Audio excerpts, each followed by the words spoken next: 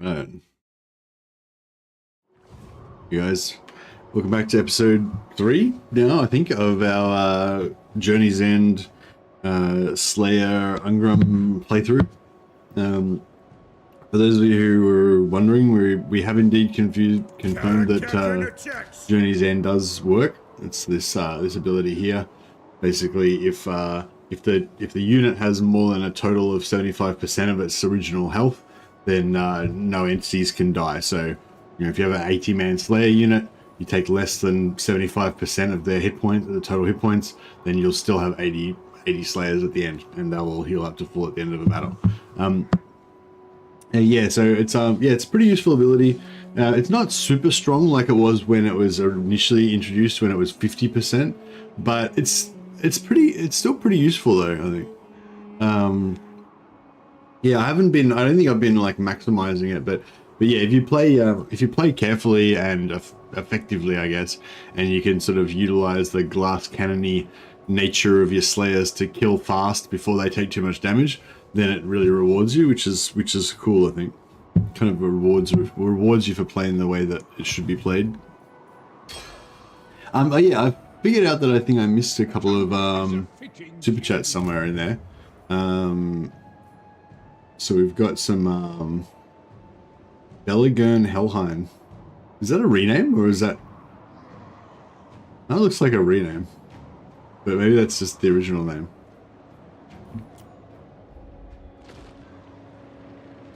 Skaldor the Archivist. What else we got here? Armed and ready. Casting the runes.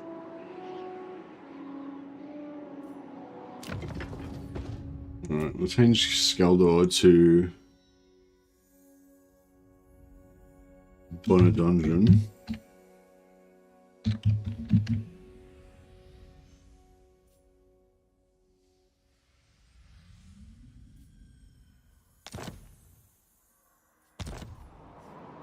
And we need a Musa Zogus in there somewhere as well.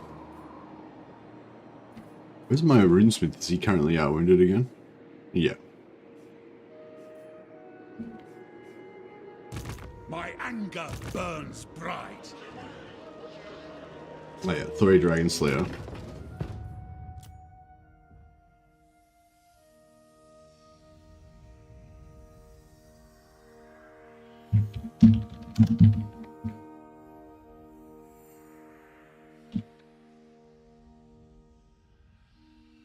Boom, Rune Lord Musa.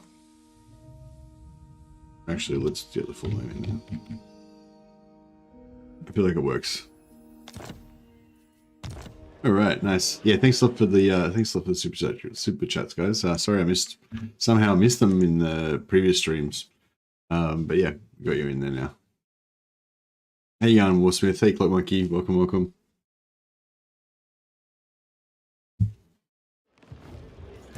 Lord of Clan Morgrim.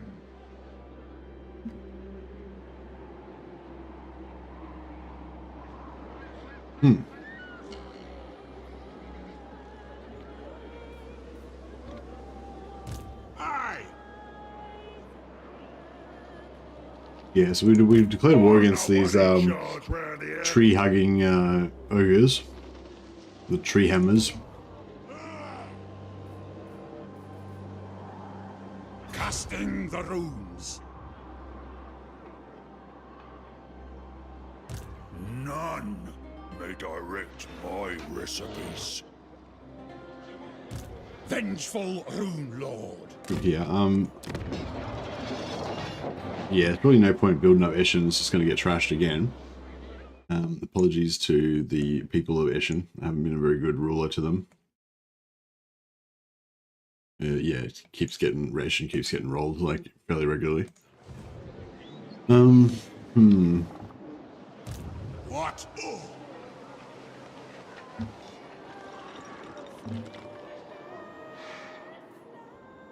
Move these guys in, but yeah, I might just pull back, get that extra bit of replenishment, and come back in. Hey, Janice. They fixed the ratings Nagrand as Chaos Dwarves. They said they did. I haven't tested it. Can I help you? But yeah, yeah, I have no reason to think it didn't get fixed. I assume it is fixed. Hey, Noodles. Yeah, so but previously you could raid Zarnagran, and also there's also that Skaven faction down in Nagashazar, and because of the personality type of the AI, it's sort of like a defensive passive AI. They'll basically just never declare war on you, even if you raided them continuously for the whole game. So yeah, so they said in the patch notes that they changed that so that you can't do that to Zarnagran anymore. How goes the building at Karakadrin? Oh yeah, so if you're just joining the campaign here, if you didn't see the previous episodes, the mission for this campaign, the primary mission, is to get this this building here built to tier 5, which is very hard for the dwarfs because we've got quite slow growth. It's only a 2-province settlement, so the most I can build is two growth buildings. Plus we've got our Empower the Guilds growth over here. But yeah, so we're actually finally homing in on tier 4. So 2 turns we'll be able to get this to tier 4. Then we can build this. Then we have to start building again to get growth to tier 5. And then we can finally build this. So I don't know, I think it's going to take a long time to get short campaign victory in this campaign. Yeah, it's very, yeah, I don't know, I feel like short campaign victory is a bit of a misnomer case of these guys. I don't know, I'm still not really sure which one of these is actually the better buff.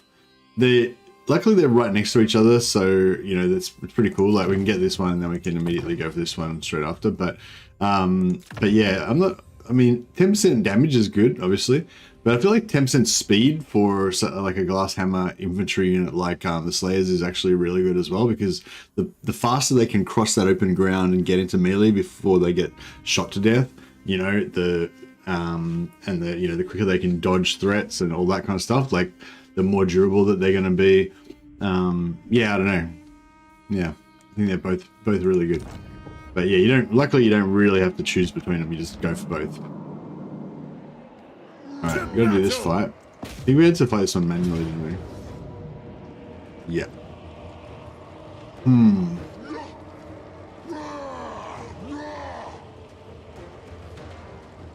Yeah, I don't know how easy this is going to be, actually.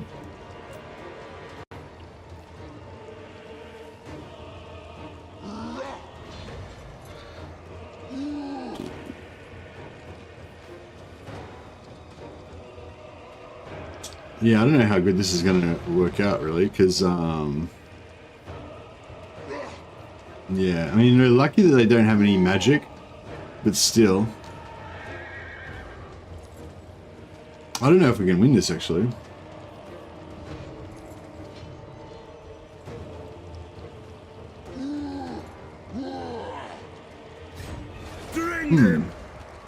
There is a building speed or growth technology. Yeah, there's definitely a growth technology.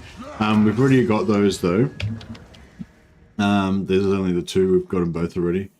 No, if how would you look up construction?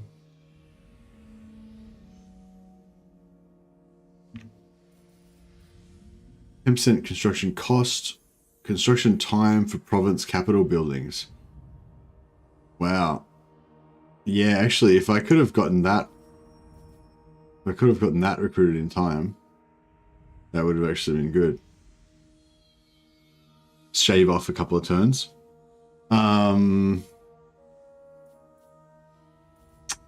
Yeah, that would have been good, actually, to shave off like a couple of turns. Yeah, it's a bit late now, though, I guess.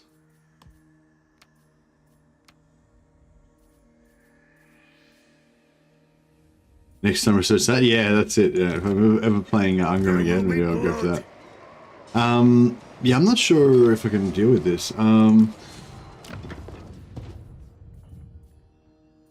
Who's got the Helmet Discord? Yeah, we've got the Helmet Discord in here. Nothing else that really is going to help us. I mean, I guess we've got the Rune of Spite. Put the Rune of Spite on Ungrim.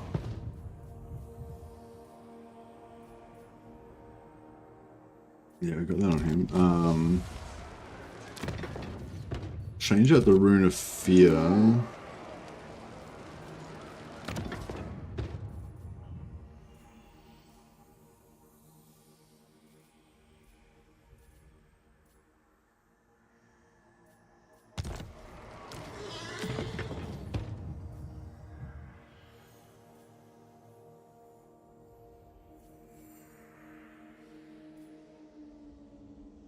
We get Rune of Luck or Rune of Parrying?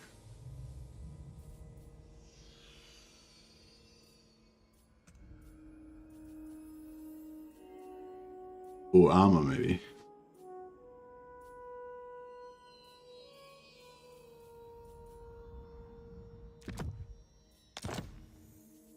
Yeah. Right. So yeah, we get the Rune of Fear back in there.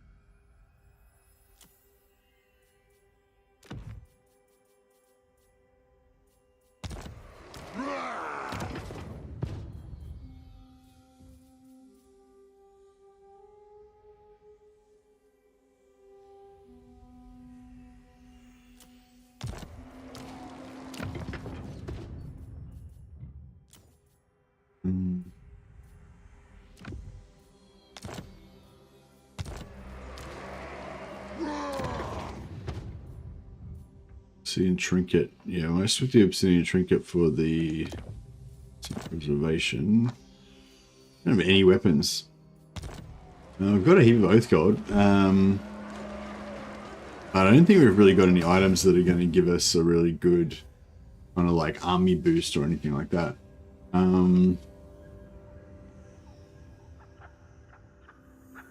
Gatekeeper's Hammer plus 12. Oh, plus 12 melee defense. What contact effect has he got on right now? He's got no contact effect, right? So it could go a weapon with contact effect. I'm not sure if there's anything. I mean, poison would be the best thing, probably. Oh, discouraged would be good too. That melee defense actually is not bad.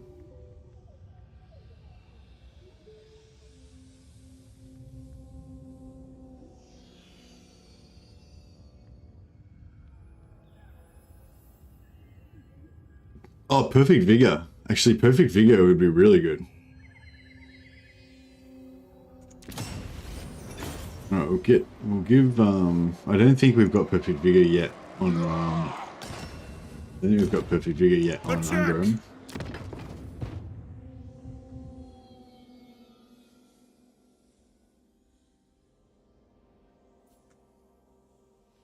Like, he probably will get it eventually, but, it'd be actually good to have Perfect Vigor right now. As cold as the northern wastes.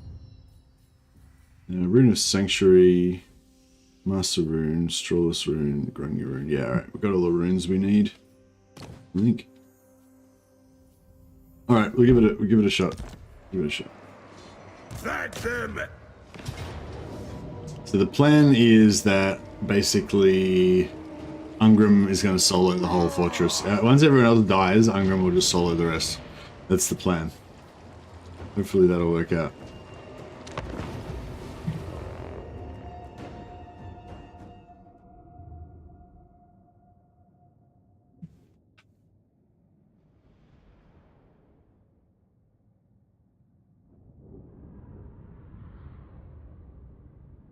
Yeah, I don't know if they fixed the rating in Zarnogran. I assume that has been fixed, but they definitely fixed the reinforcement position that was used to be behind their town square. So yeah, that doesn't work anymore. I reckon you could still, if you were really lucky, you could still sneak attack. Like you could still do the thing with the horse lords and go around the back and capture and backcap Zarnagrand, but I tried it and I sort of almost did it, but I was using Chaos Dwarf, so if I had more fast, powerful units, maybe I could have done it. You can't just sort of sneak attack. You need to kind of hold it, and you need to distract them, and yeah. All right. Yeah, I don't think they've got much in the way of missile troops, so my plan is to kind of just like bomb rush in there, take out this gate, just put a big blob, and then just slowly melt them down with Ungrim's AoE damage. I don't know if that's a bad, I don't know if that's a good plan, but it's a plan.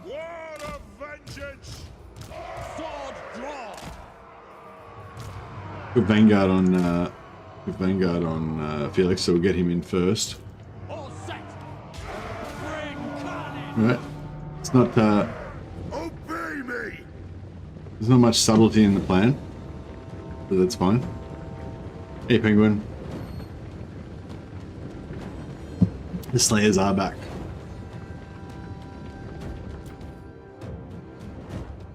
Yeah, we'll try and keep it moving a bit.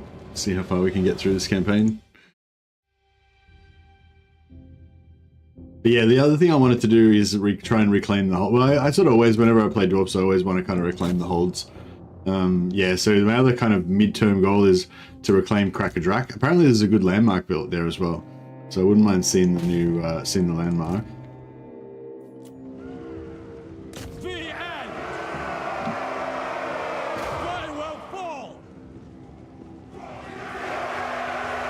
Actually, yeah, you'll be able to see Journey's End in effect here, right? So if you look at the health bars of these guys, so they're all pretty much full health right now. Oh, fuck. Yeah, so there you go. You see these guys started to take some damage, but they haven't lost any. They've still got 80 members. These three guys are already damaged, obviously, but these other ones are all still in 80 units. And they will stay on 80 units until they take a certain amount of damage.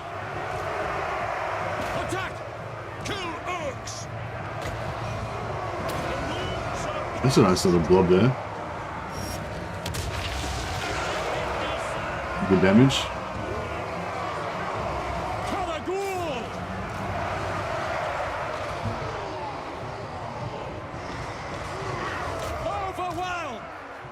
Ungrim Iron Fist.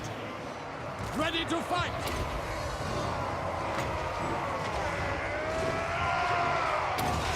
Yes, laddie. So far, so good.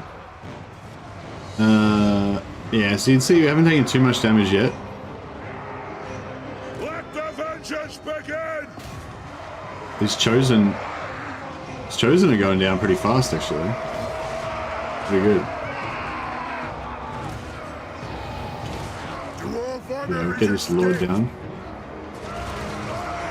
Vengeance.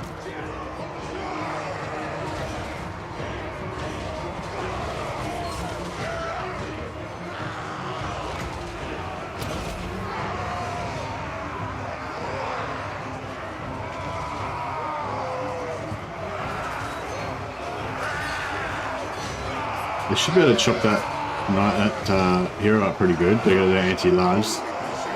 They only have normal piercing breakdown, like 30% of their damage is AP. But their damage is getting up pretty high now. 79 damage from the Slayers. We'll pop the Rune of Speed, just buff everybody's melee attack. Get all these Slayers going into overdrive.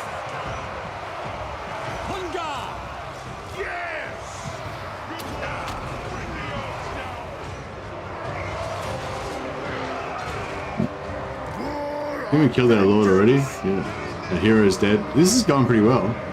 But yeah, now you can really see that's Journey's End in effect right there. See that unit? They've lost like 15% of their health, and they still haven't lost a single entity. But yeah, so at the moment it's going amazingly. Like if I had been able to finish the battle now, or we would have got away scot-free with like no casualties practically. But as soon as that health goes down below. As soon as that health goes down below 75%, then they're going to start dropping like flies. So, yeah. That's what it is.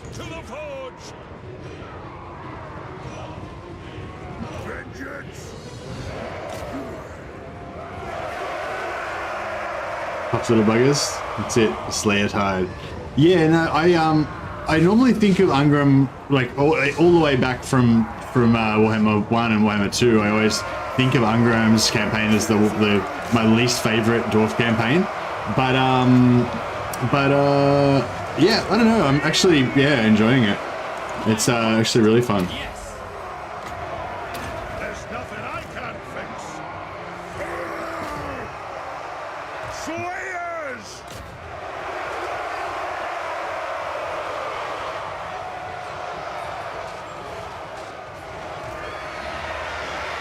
Slay the Oathbreakers! Obey me. Yeah, unfortunately, we're definitely gonna see some more casualties now. Yeah, you can see the root spike there. We've sort of got to keep it in a bit of a tight ball. It is a reckoning! I got to keep it in a bit of a tight ball, otherwise we'll we'll get too far outside the rune of spite radius and won't be as effective. If we can keep that damage, the Slayer damage going and the rune of spite damage going, keep it all stacked up. I'm starting to get pretty confident that we're going to win. I mean, we've still got a lot of stuff to grind through, but yeah, so now it's just a matter of trying to get through without every single Slayer dying. Like, I mean, I think at the, if worst comes to worst, then Ungrim can probably just kill the whole army by himself. But, yeah, but after everyone else is dead, but we don't really want that.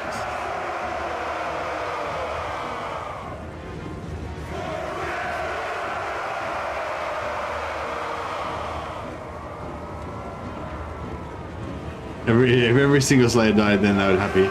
It's pretty fun, yeah, that's one thing about it though, it's sort of weird because you're not used to, with Dwarfs, you're used to kind of wanting every, unit to survive and become, ultra veteran, hard, whereas in this, it doesn't really matter how high level your Slayers get. I got Slayers that have got 3 gold, Slayers with, 3 silver chevrons, 1 gold chevron.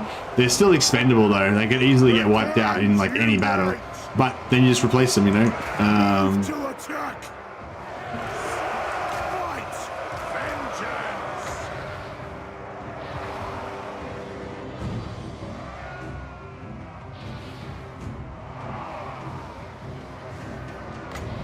Valea's blessing on us.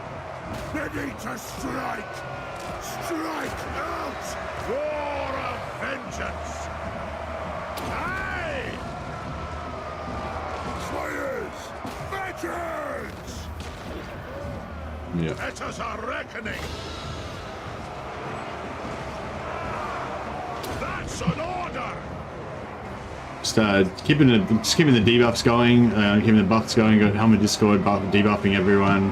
With the flash bomb, minus 24 melee defense. Pop that down as often as I can. On my oath! I'm not using Ungrim's extra damage. Although I guess we could actually use it now. I'm trying to keep him as safe as possible. Because our insurance policy basically is Ungrim just kills everybody by himself at the end. So I'm trying to conserve Ungrim's health. Not let him duke it out with anyone too much or anything. But yeah, we nailed him pretty fast. That was right. Slayers!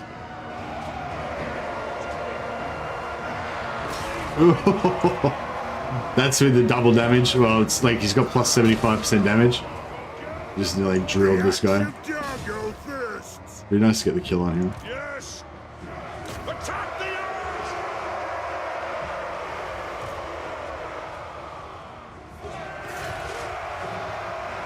Hit him. Sigma! You get him? Yeah, he deleted him. Alright.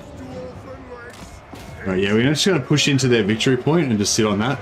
Because I think if we can push into here, they won't be able to stop us, and they definitely won't be able to kill us before we get the victory. So that's actually quite cool how the sieges have changed now. So if you can push your way onto the victory position and hold it, then you win. It's just it's so much better. It's kind of like how it was back in the medieval 2 days and stuff. You just get to the town plaza and it's not. I mean, it's different, but yeah. It kind of reminds me of medieval 2 thing in a way. Obey me! I am the Slayer King!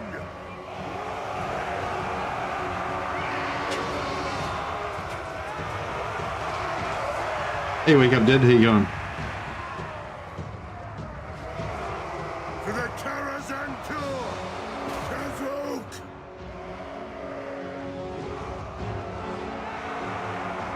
Ungrim Iron Fist! Attack the earth! Yeah, this is pretty fun. But yeah, you can see all of them, pretty much all of them are below 75% health now.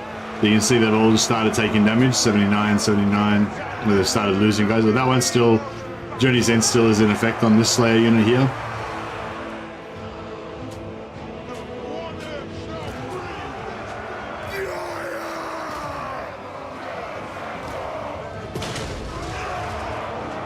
Dwarf honor is at stake!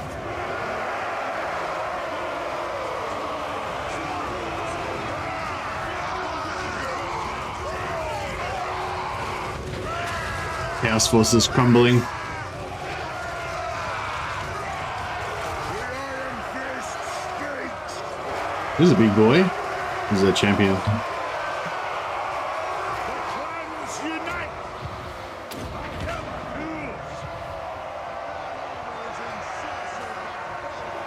We get this debuff. Get that debuff on him. The clans unite!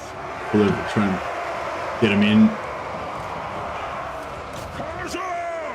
No, yeah. See, the AI is a little bit better, but you do still get this like jamming effect thing going on corners sometimes, which is not awesome.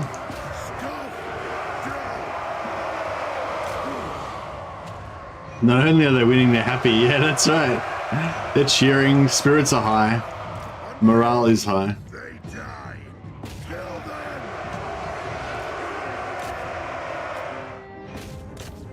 them! These ones I'm trying to get them around, like, from around the corner there.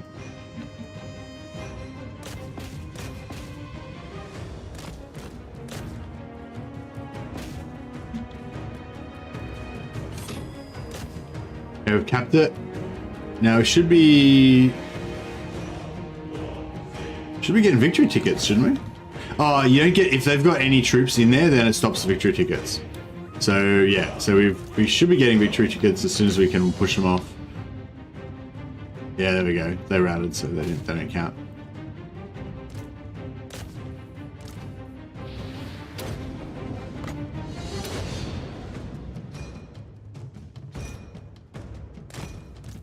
I'm trying to keep them off so we can keep getting victory tickets. That stopped it.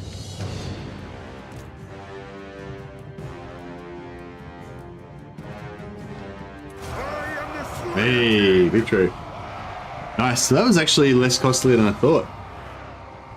Just the Doom Ball of Slayers, yeah, because they had no magic. If they had have had AoE magic, that would have been probably not a success. But yeah, no, as it was alright.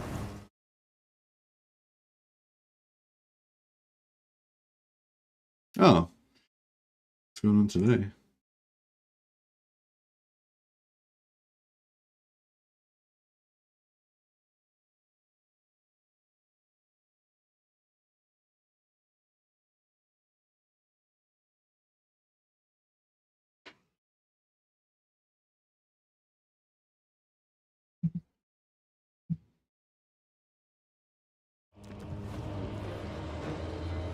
Alright. Balloon occupied for 8.6k. Don't mind if I do.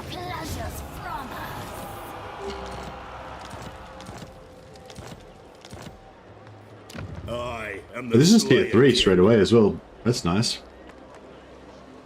Yeah, without crappy dwarven growth. I don't want to start stacking up my runesmith heroes, so I think I'm going to go for growth, money, and runesmith.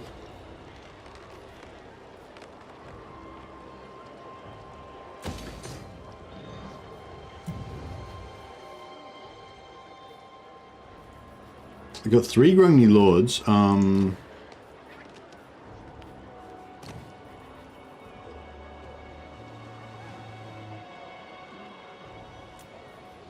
Yeah, I'll pop one here. Summon me if you dare. Save a bit of money on those builds. Yeah, unfortunately, unlike Noble that the Empire gets, the Grungni Lords don't. They do reduce the cost, but they don't reduce the build time. For the wisdom of the layer. What?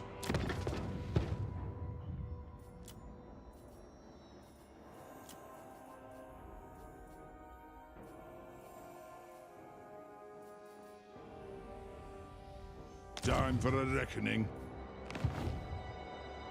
I must fulfill. I might keep it. I might get an assistant lord in there. Oh, we could have had. Oh, we could have had these guys in there as well. For war. God damn it! Time for a reckoning. I totally forgot these guys were there. Hey, Raw, how you going, buddy? Always a bad idea to stream at the same time as Legend. Yeah, I know. Yeah, I know. Well, it wasn't really like I chose to stream at the same time as Legend. It was just this is my normal streaming time now. But yeah, thanks so much, buddy. I appreciate the support. You're a legend. You're too generous to me. But I'll rename one of my mighty warriors in your honor. Summon me if you is that the guy's like regular name, or is this a rename? I can't remember. Gallagher Hellheim. It sounds like a regular name, but it could have been. Maybe I just made a particularly good name. We'll call him Roran. We'll be more generous when you have more cash. Oh no, bro! You don't need to be any more generous as you are. You're already too generous.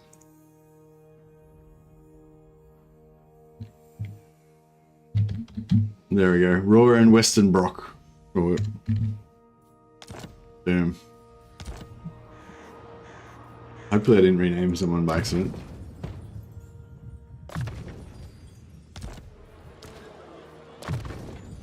Any other...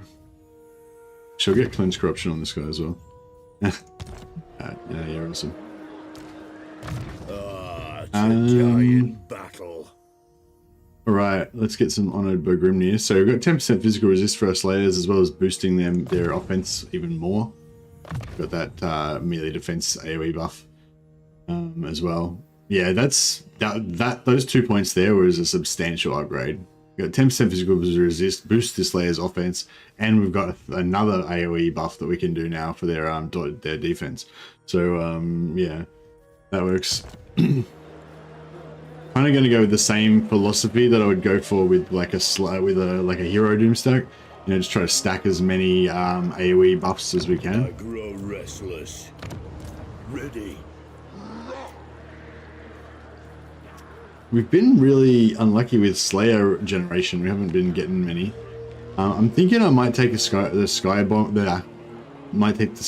Gyro Bomber. I feel like that would be kind of a good.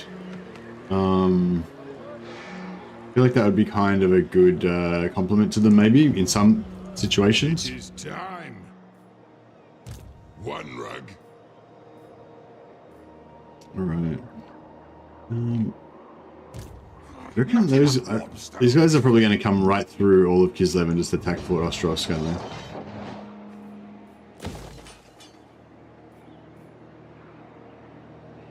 Kind of want to try to build Fort Ostrovsk up, but Oak Slayer! Where's the nearest tavern then?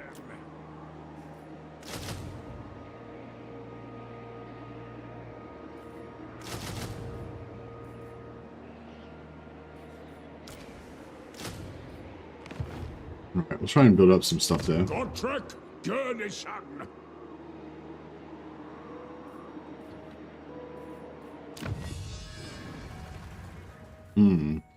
Yeah, if we could get the To war! Aye, grudges will be settled. Alright, yeah, so we'll go in here, we'll try and take out these two. Or actually, if we pieced out with them right now. Your distraction will prove my faith in Orson. Yeah, if we pieced out with them right now, then we don't have to waste any more time.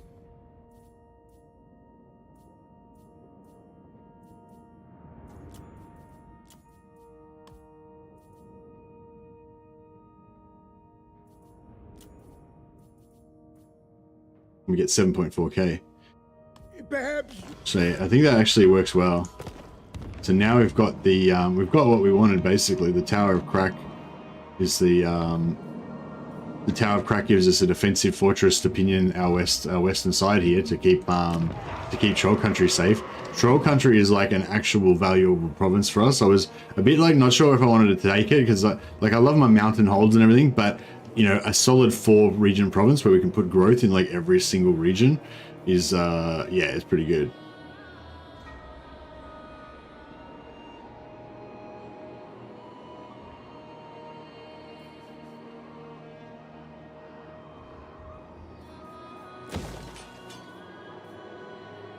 How much gold are we getting here? 300 once it's repaired. Should we go with that? Yeah, we'll build growth there as well, and maybe we'll put public order in the main settlement built up. So yeah, I'm thinking I'm going to invest in this region and try to actually defend it.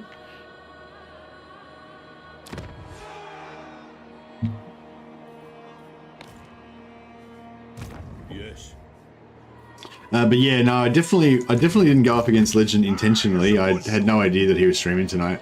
I don't know if there's a way to know. I suppose he probably does advertise somewhere. But yeah, I don't know. I don't know where he doesn't like notify me when he's about to stream or anything. So yeah. Master of But I mean, even if I had known he was streaming, I wouldn't have taken the day off probably anyway, because this campaign's kind of in full swing now, and it's you know, I don't want to disrupt it.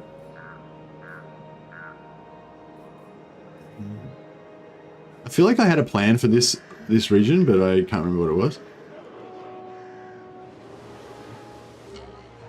It's a little bit vulnerable, this spot. What the hell's going on here?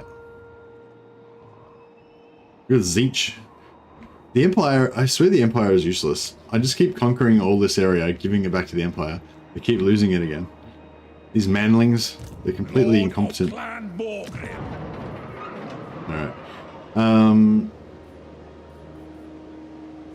Yeah, we'll,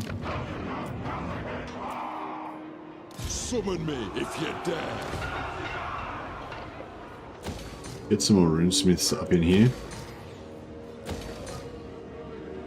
For the wisdom of Valea.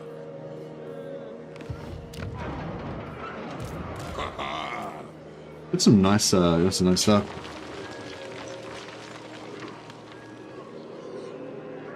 Not every night he streams, and his chat is always baits in to talk about CA anyway. Yeah. Yeah, no, it's alright. No, like, yeah, I don't really mind, like, if, you know, yeah, I don't really mind. Like, I kind of like streaming to just, like, you know, a smaller amount of people sometimes as well. It's kind of more chilled out, you know. But yeah, I mean, obviously you want to try to attract as many people as possible, but yeah, I don't know.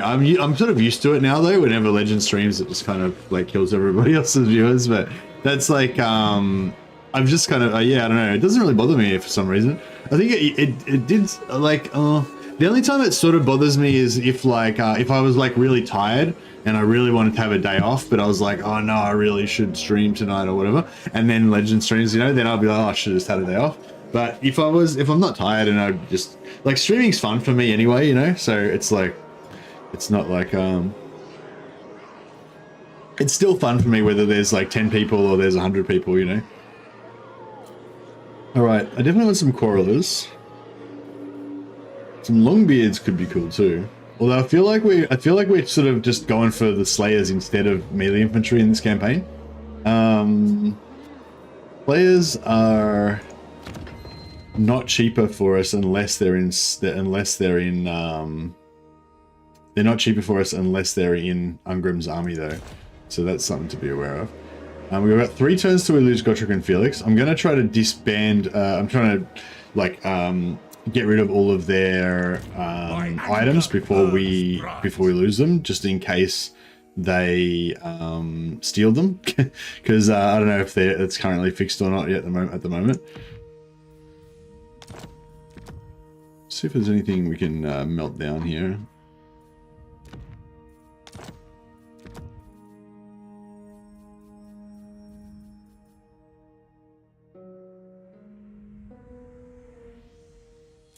That's an endurance. Should we melt that down or keep it? I feel like it's pretty, not too bad. Maybe we'll keep it. Hey, Roa. We got 200 and okay more than he did from me. No. Yeah, no, thanks, Roa. No, like, yeah, no, like I said, no need to give me extra awards. I enjoy it anyway, man.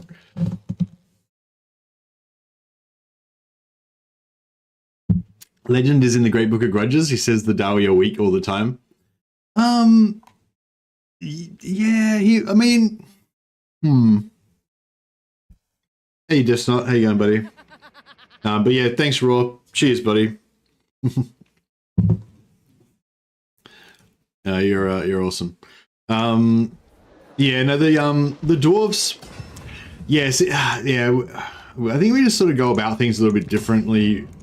But yeah, I think the way that Legend kind of expresses it is the way that the majority of the community think about and express it as well, which is like, oh, this faction's stronger, this faction's weaker, whatever. To me, like, I don't really give a shit if a faction's strong or weak, you know? It doesn't really make any difference to me. The thing that really interests me is how fun a faction is to play, how engaging they are to play, you know? And yeah, I think the thing with dwarves, but there is some crossover. Quite often a faction that's like weak is also shit to play, you know what I mean? Like, but yeah, I think with dwarves, there's a bit of slowness there. Building up their growth is a bit methodical. You know, you can't be as aggressive and expansionistic as you can when you're playing as Dark Elves or another like dynamic, aggressive sort of race, or Chaos Warriors or something like that, you know?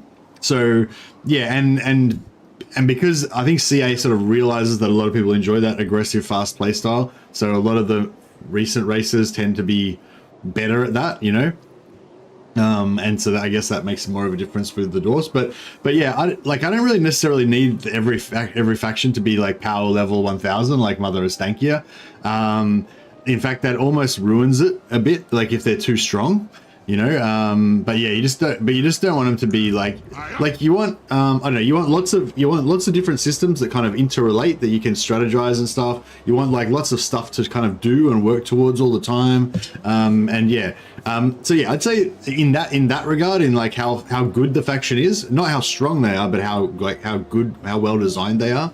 I think that the dwarves are, yeah, they're not one of the top ones. They do feel a bit slow, but they're definitely way improved. Like now that you've got the crafting and you're kind of working towards crafting stuff and everything, that does kind of give you something more to do than the original dwarfs. So they're better than they used to be, but they're still a bit, I think they're still a little bit behind, like in terms of, yeah. I mean, they're like, look, dwarves are in the next DLC, Thrones of Decay. Hopefully they're going to get some new stuff that's going to make them a lot more fun. But I'm not holding up my hopes. Like I'm sort of expecting the bare minimum. Like we'll get a new dwarf legendary lord, maybe get a unit, maybe get a hero. The rest of the dwarves will get nothing. But I'm expecting basically what happened to Mother of Stankia. So we'll get a new Mother of Stankia dwarf. That dwarf lord will be like super powerful with all the bells and whistles, so that everyone's to buy the DLC. The rest of the dwarves will get fuck all, and yeah, that's probably what we're gonna get. But and that would be a bit of a bummer, but that's still cool. At least we still get something, you know. But yeah, but if the dwarves get a bit of a rework at the same time, then I think they definitely could use it. But yeah, not really to make them stronger, just to make them more fun. If they get stronger at the same time, that's all right with me, though. Armed and ready. All right, so have we finished this turn finally? Lord of Clan Ungrim. My anger burns. We could be going to lose. I don't really want to take him out, but None may direct no, if I force march, I obey only the great.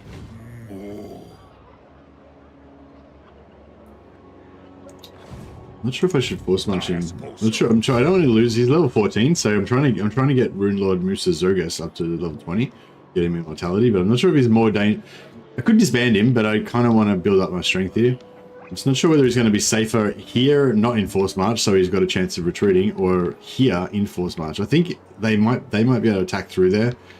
I'm not really worried about them, but maybe they could, I don't know, maybe they could get some like regiments from now or something. I don't know. You always got. They could have another army lying in wait or something. Oh, he should be fine. Troll Slayer!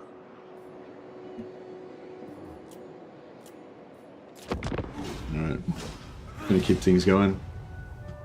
Agree with everything you just said. Keeping hopes high will just get us disappointed again. Yeah, exactly. Yeah, I think it's best just to keep your hopes extremely low, and then just get excited about whatever is good when it comes out, you know. But I think the good thing as well is that the Empire and the Dwarfs, although both of them, in my opinion, both of them definitely need a rework. Not like a huge rework, just a bit of a rework, you know. Like the Imperial Authority system needs to be changed. The fixed and adjusted for Warhammer 3. The Empire needs to be able to get allied recruitment from other Empire factions. Like the fact that you can't get allied troops from other elect accounts as Empire, which, like, out of all of the factions in the Warhammer world, the factions that are the most likely to have troops from another faction in their army are elect accounts of the Empire. You know what I mean? Like having a Reichland army with a contingent of Nuln cannons and Nuln gunners is like, you know, is just normal for Empire, you know? So the fact that you actually can't use allied units in Empire allied units in Empire factions is really fucking bad. But it's understandable from a design perspective why it worked out that way, but yeah, definitely they need to fix that. But what I'm saying is, like, the Dwarves and the Empire are both pretty good, pretty established factions already, so I don't think they can really stuff them up too much. I think it'll be good. The Slayer in me seeks death. All right, so now that we've pieced out with Kostalthan and he's not at war with anybody, that's kind of given us, we've got a fortress here pinioning our left side, and we've got a buffer of his shitty territories outside of there. So if any of these Norskins get rambunctious, they shouldn't really come through here, hopefully. If we do lose this, even, it's not a big deal. Really, this is just here to defend this. That's my plan. I want this 4-region settlement in Kislev to level up. That's kind of what I'm going for. But I think we're going to have to kill Throg. The Slayer throng moves. My vows will be satisfied with this. Seek our doom. We're going to take... Yeah, we'll take attrition as soon as we go into those lands. Yes. For clan honor, unto glory, for the ancestors. Warrag, by the grudge bearer's will. What happened to these Skaven? There's a Skaven army around here. Oh, there they are. Okay, cool. Looks like they're maybe not coming for us anymore. Maybe they're going to get caught up in. They're going to get caught up in Kislev. Is it time? Troll Slayer! Alright, just before the start of next turn, I've got to remember to buy those gyros if we want them.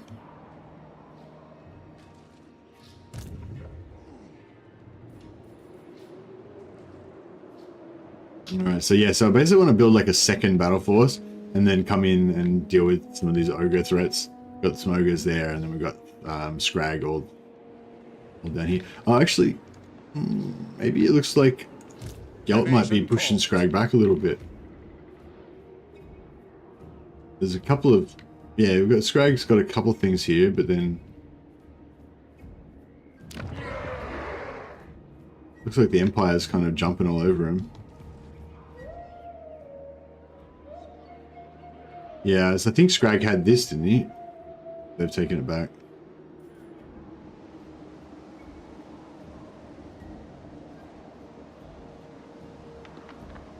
Yeah, I mean, I honestly don't know, but I I actually don't know, but my guess or my assumption is that the Shadows of Change, like the Shadows of Change and the Thrones of Decay were planned to be like the same template, you know, the same type of value offering initially, which like a lot of people probably would be unhappy with. But I reckon that they will have adjusted their plans now because of all the backlash and stuff. So I would expect the Thrones of Decay to be better than Shadows of Change, basically, is what I'm saying.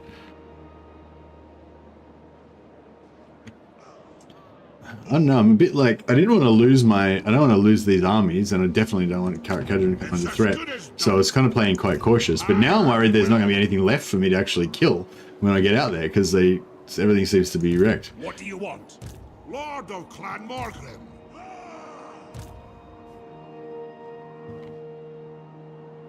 Vengeful Rune Lord. On my way. Iron-willed. It's as good as done. Armed and ready. Master of runecraft. I think we're going to make Musa our big boss. Aye. If you say so, Beardling. I'm off.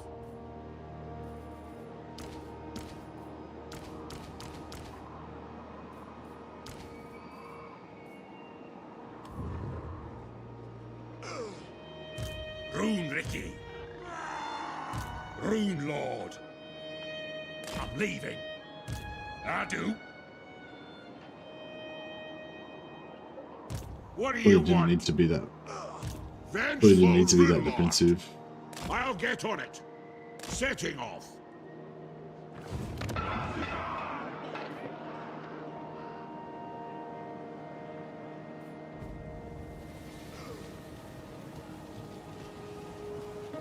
Yeah, the Nemesis crowd thing would be cool. I don't know. I'm a bit worried though, because sometimes when they get a bit too ambitious with like story-based stuff, that can like impinge on the sandbox aspect, you know?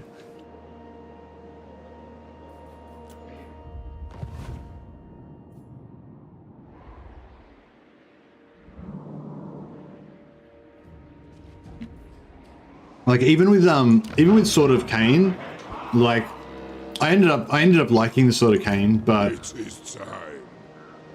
Let us be about this. when the Sword of Cain first came in, there was a bit of me that was a bit like, I don't know, like felt a bit like, oh, now every faction's gonna have to get their Sword of Cain, basically, you know.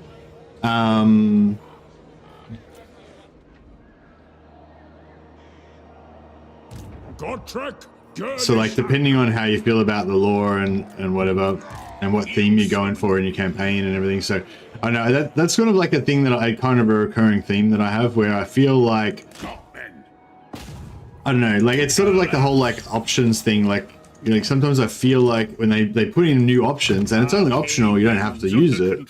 But then if it's really powerful, then obviously everyone will use it. And then it's sort of, it's still optional, but it sort of becomes the standard, you know? So it's like, I don't know, I don't know. Like, I guess what I'm saying is, like, just say the Shadow Crown, I don't know the lore, and everything, but just say the Shadow Crown starts off next to Thorgrim, right? For some reason. And basically the new strategy when you play Thorgrim becomes, Shadow Crown starts off next to Karl Franz, right? And the new starting strategy for Karl Franz, the optimal strategy, it becomes to do this sort of cheese, get the Shadow Crown immediately, like within 3 turns, and then play the rest of the game with Karl Franz having the Shadow Crown and all of its powers or whatever. And that becomes like Warhammer Total War. Standard playthrough with most popular faction Karl Franz is Karl Franz Shadow Crown version. Like, do you know what I mean? Like, that's just, it's a bit weird, right? like is that do you know, like that's sort of how I felt, like a bit like with the Sword of Cain as well. Like maybe it would just become like, yeah, I don't know, like it's like it is a thing in the lore and it could happen and stuff, but you can optionally, you can not do it, but if it becomes like the standard thing that everyone does, it kind of makes the game seem a bit wonky. All right. Yeah, whatever.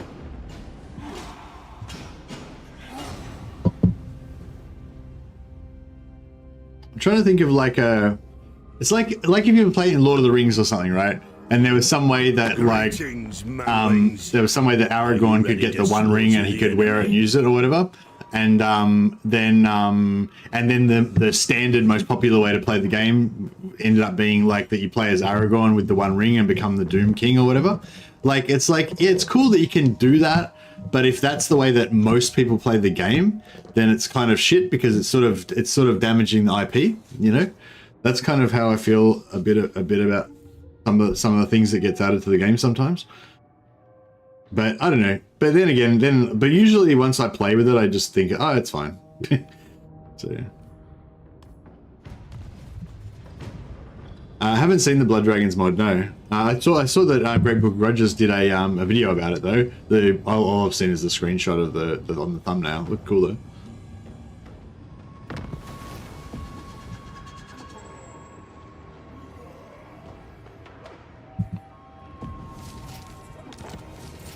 What I still miss in the Empire roster is a late game frontline unit. Yeah, I really love the Imperial Foot, like the dismounted Reichsguard that they had in the Total War mod, the Warhammer mod for Medieval 2.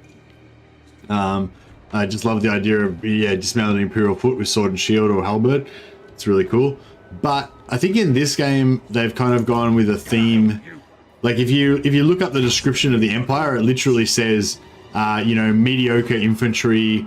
It features mediocre infantry, but makes up for it with a powerful combined arms approach or whatever, you know. So that's like literally that's just what the Empire is, you know.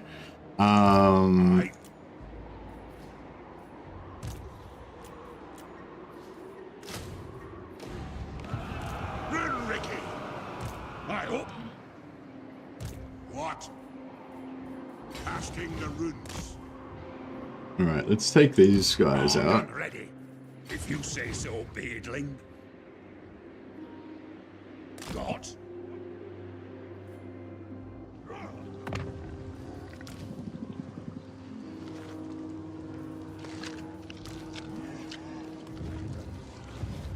Rocket minus 4K right now. It's probably a little bit excessive. Summon me if you dare.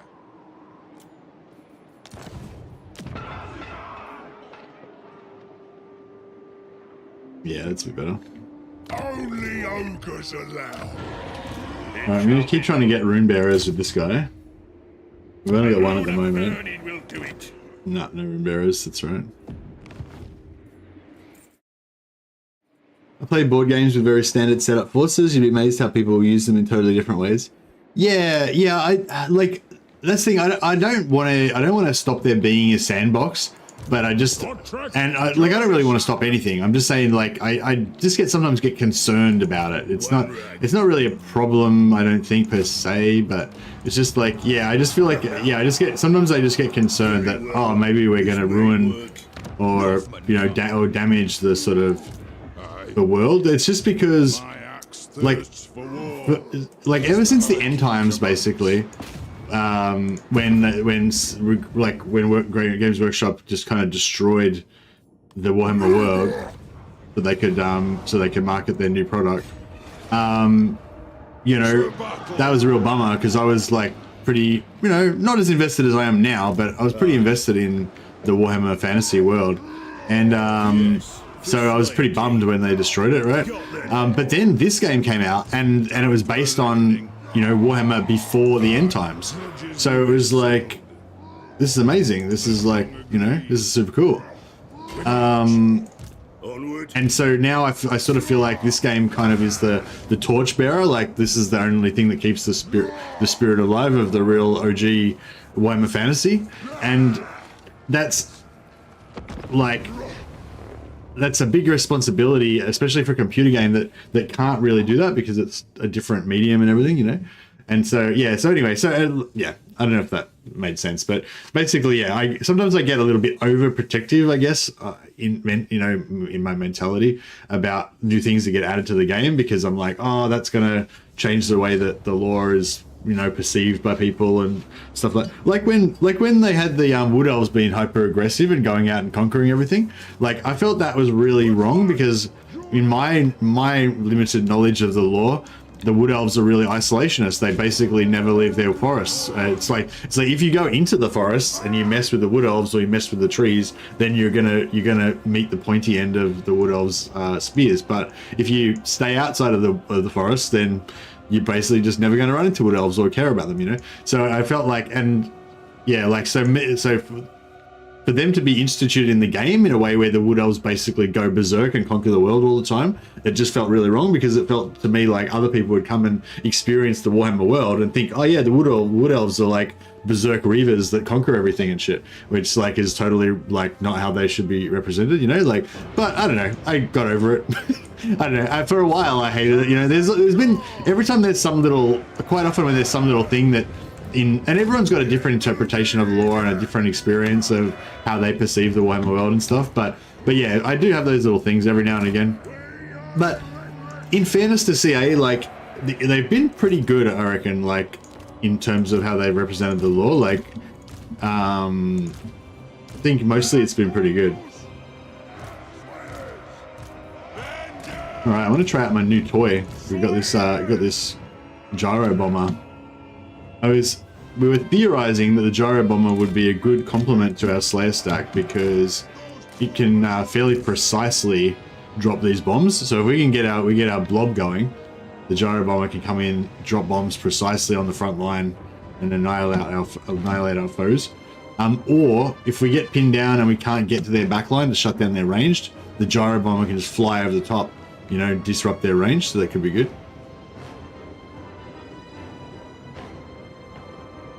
I understand the Empire could have a bit more viable infantry, but just like what I'd love is like if they actually added did add the Imperial Foot, or they added like Tunajin Guard, which is like the elite dismounted Knights of the White Wolf with the big hammers and no helmets, beards and stuff, all Rickons. I'd love it if they did add some sort of elite infantry, but they still made it like in the case of the Tunajin Guard, if they made him like limited recruitment or really rare or really hard to get, or make him a Regiment of Renown. Actually, Regiment of Renown would be perfect. They should do Knights of the White Wolf as mounted troops, and then do Tunajin Guard as a Regiment of Renown on foot. But you can only get one of them. That'd be sweet. But yeah, or Elector Count unit. Yeah, Tunajin Guard as a Elector Count unit would be cool as well. But yeah, and then sort of what I was saying before, that way it would like let you have Tunajin Guard in the game, but it wouldn't ruin my like lore imaginings of how they should be, by having everyone having full armies of like 10,000 Tunajin Guard. Like, because I love my heavy infantry, especially heavy infantry with great weapons. So there's a part of me that definitely wants to have full stacks of Tunajin Guard cruising around, but it doesn't. It's sort of wrong, I try not to learn the lore. Nice one. I appreciate you, Clock Monkey. No, I don't know. I think I don't think you need to be like a high priest of the lore or anything. But it definitely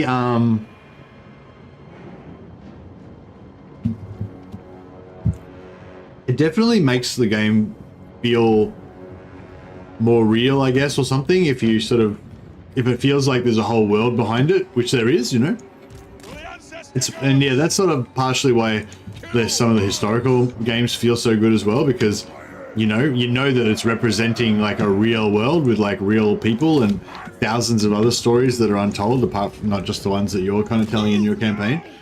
And it's just, I don't know, it's cool. All right, let's rock. Oh, I didn't let my heroes catch up. Actually, can we stop? All right, we stopped the Slayers in time. All right, I'll let my heroes get in front. The heroes need to lead the charge. Oh, we got some big boys, skin wolves over here. I've got a question I want to ask them. A lot of these guys want to ask them questions.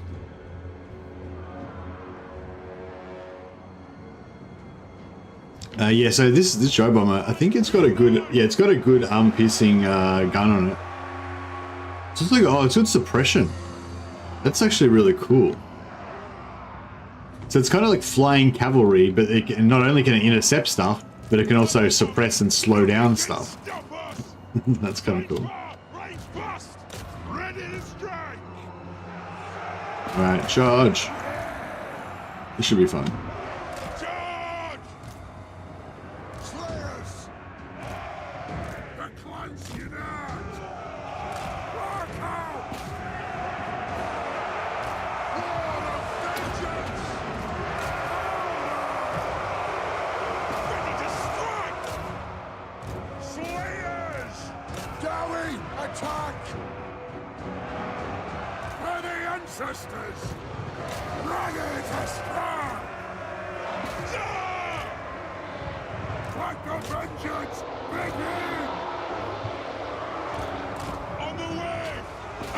This is what I'm talking about, the gyro bombers. You need to shut down some of these archers and stuff.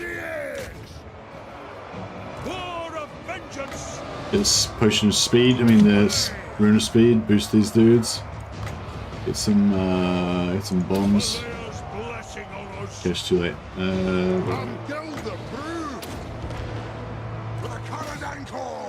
will have vengeance! All set!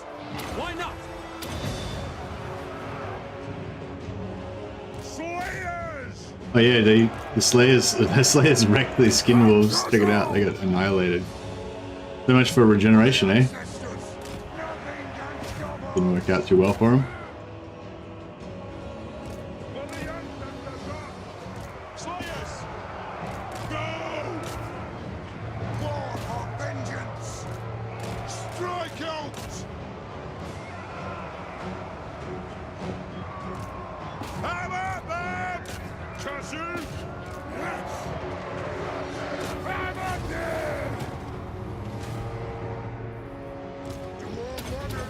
Oh, I could have popped these new melee defense buff, I totally forgot about it.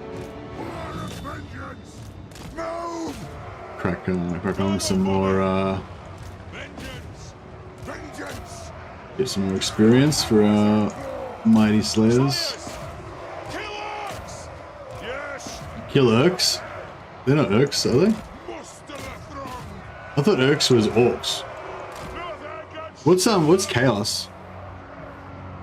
Slayers rip through stuff on Legendary that my vampire accounts struggle with on Easy. Nice. I swear it's like, I know I was playing some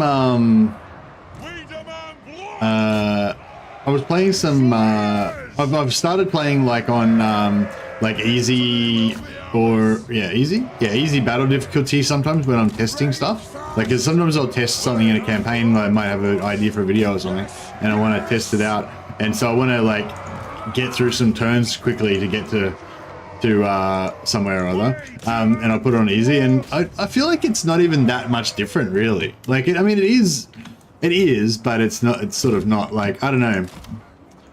What am I trying to say? So a lot of the times, I think if you play on, actually no, maybe it is different. If you play on, I think if you play on easy and then you go up to legendary, then maybe a lot of the stuff that you use won't work. But if you play on legendary and then you go back to easy, you can still play the same way and it'll work pretty much the same. Like, because like a lot, like this is a bit of a exception, this battle, but like a lot of time on legendary you won't really just trade, you won't really just be like, oh, my infantry is a bit better than their infantry, so I'll just charge them into them and we'll just let them fight it out and see who wins, and my guys are a bit better so they'll win. Like on easy you might do that. On legendary you're not likely to do that. You'll be like, oh, these infantry should hold for a while, I'll charge them in, but I don't want to leave them in there too long, they'll take too much damage, but I'll bring in 3 other units to smash that unit really fast and kill it, or I'll shoot it with arrows, or I'll magic it, or I'll bomb it, or whatever. Like, do you know what I mean? Like, you don't really tend to try to let your units just fight it out and take a lot of damage. You try to do more, you try to focus fire and do force multipliers and stuff like that more. I mean, it doesn't really matter at the difficulty level. That's just the way that it's just the style of play, I guess they use.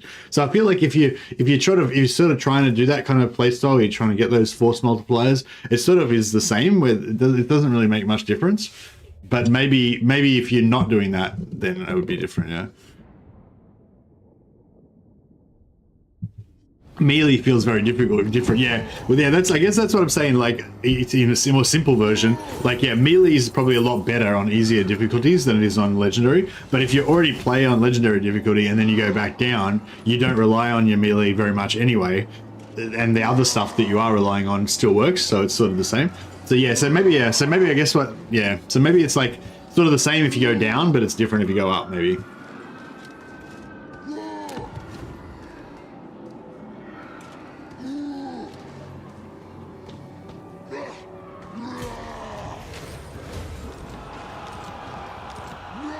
I must fulfill my Slayer oath. Let us begin for the wisdom of Valea. Aye. Yeah, so I want Cracker Drak, because it's got this.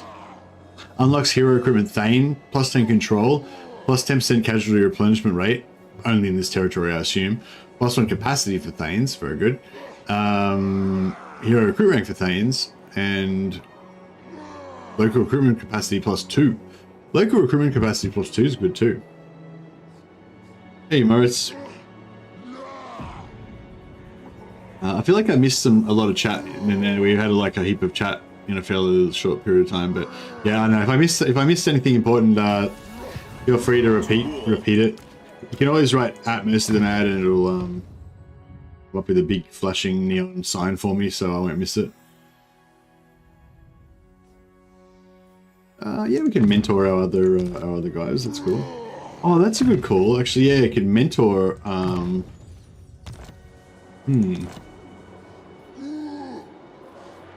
Time for a reckoning. My axe thirsts for war.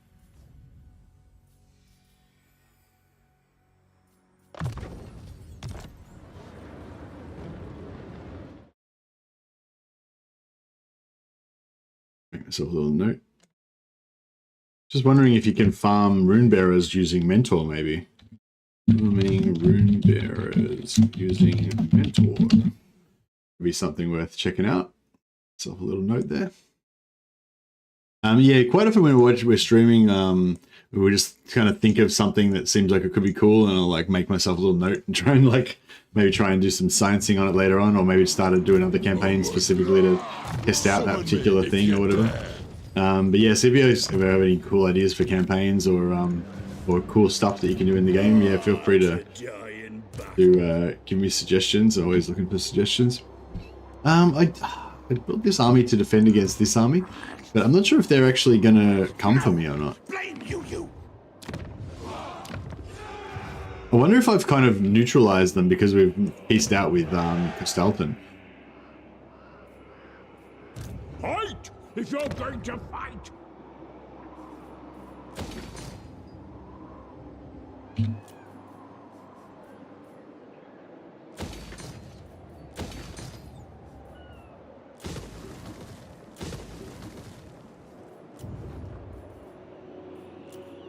Time for a reckoning.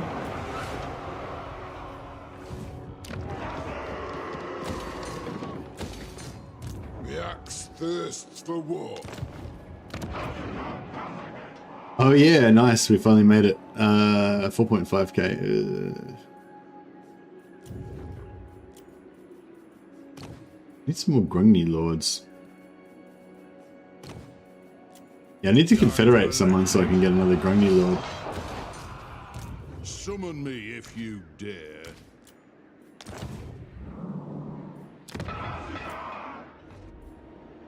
Oh shit. Where the fuck did they come from? Council orders! Damn it. I was worried about the Chaos Dwarfs attacking me from the back. I never expected these guys to come over. They've come down from here, I think. They've come down from here and then jumped over there. Shit.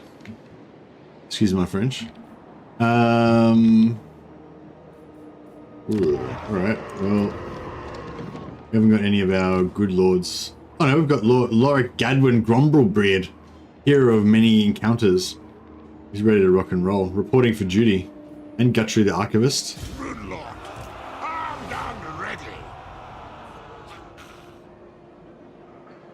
Getting out of here.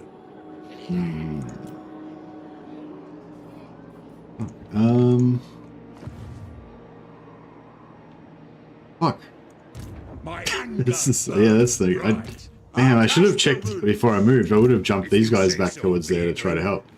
Oh man.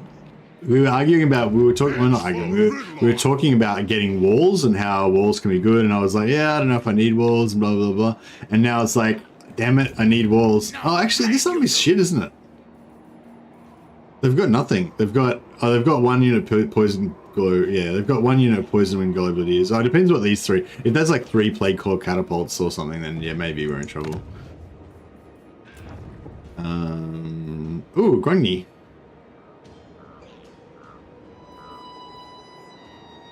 Yeah, I might take the Grungy. Thane.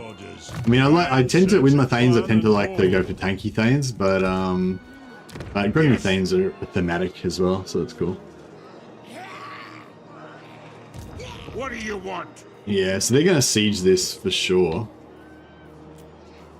Probably not even any point starting trying to recruit, but...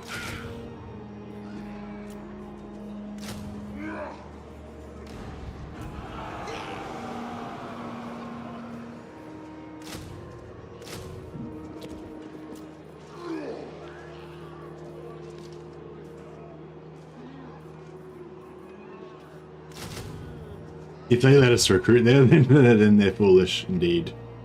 Foolish indeed.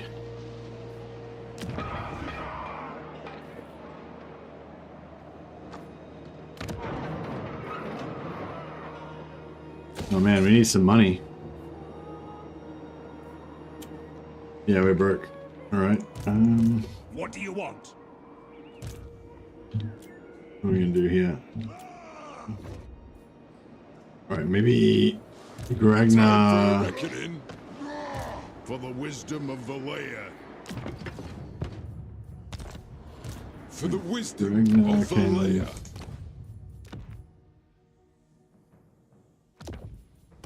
Grab an archivist and go to bed.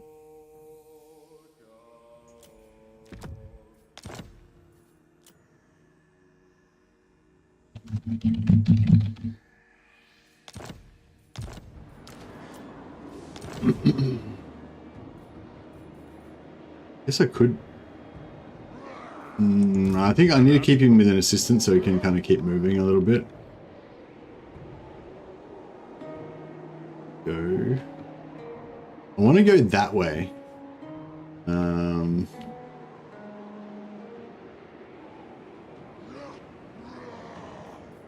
Godric Gurnison.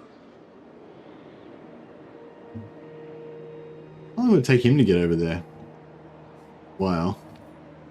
Keep up. 1, 2, 3, 4, 5. Yeah, it's not really gonna happen, is it?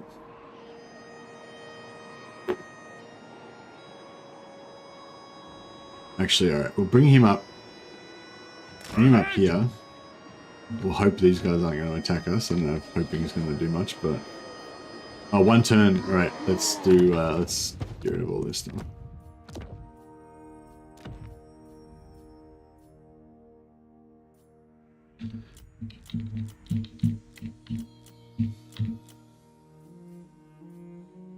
It's bloody freezing. Alright, cool. Yeah, so we've got rid of all their stuff, and we'll, excuse me, and we'll melt down Gottrik's axe again, and, Karagul. Just a bit more, 163. Yeah, we'll grab 2 more Iron Wardens tankards while we're here. I think we've already got excess of what we need for our current requirements, but we will definitely use them.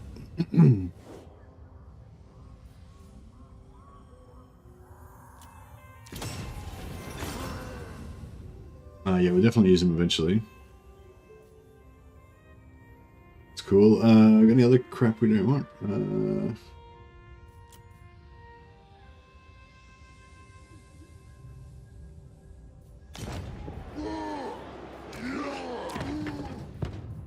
Discord gamblers, talismans.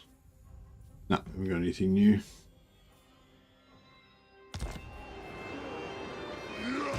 Let us begin. Sundrum.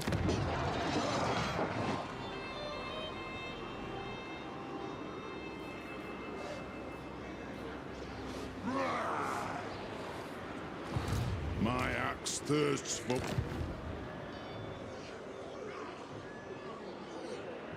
The tundra is a fitting killing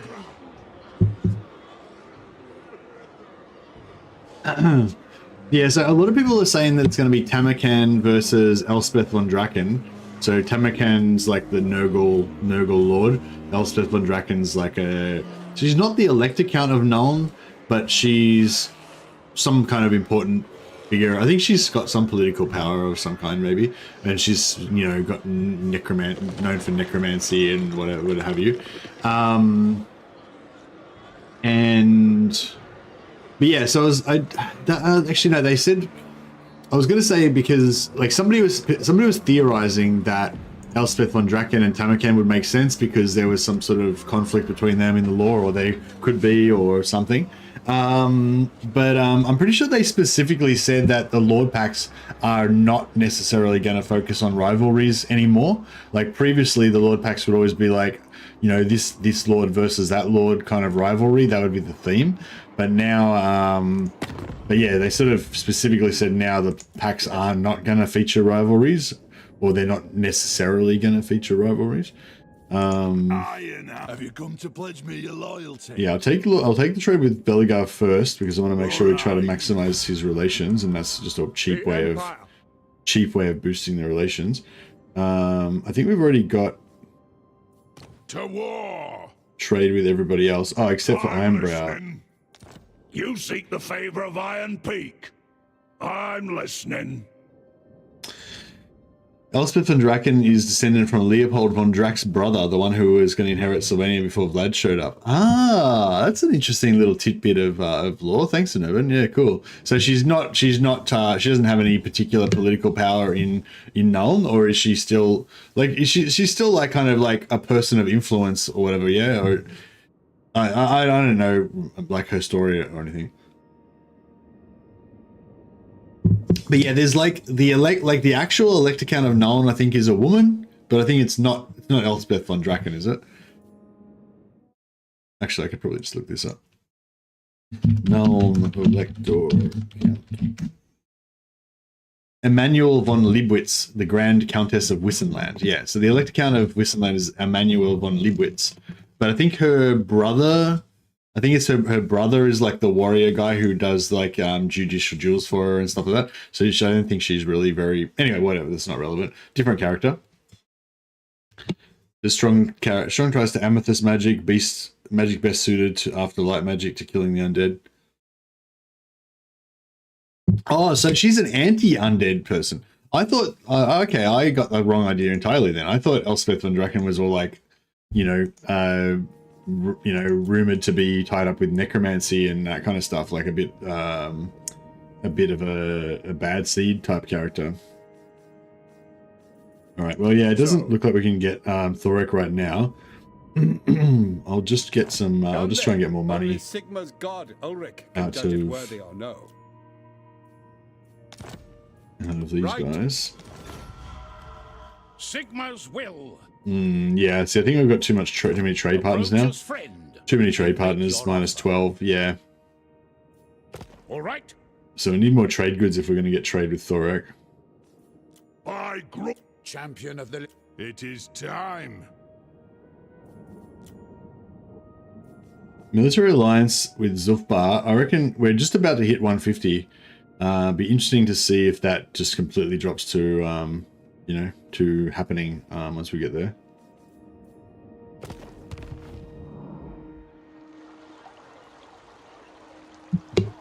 Elspeth is the court wizard. Ah, okay, yeah, cool. Yeah, I kind of felt like she was somehow important in the, but I knew she was like not the boss because that's Emanuela.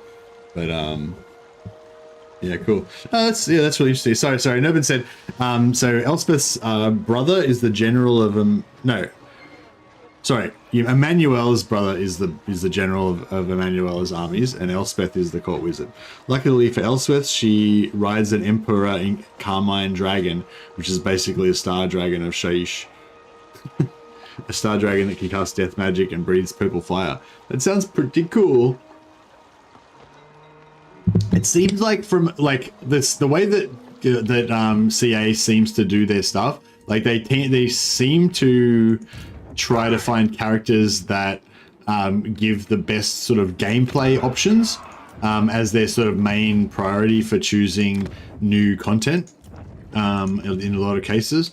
So even though Elspeth Van Draken is probably not anywhere near one of the most one of the favorite or most asked for lords for Empire, she possibly is one of the best options for, you know, different gameplay.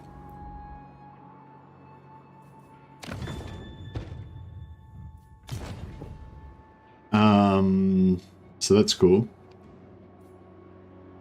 Right, I hope we're not going to take attrition this turn. I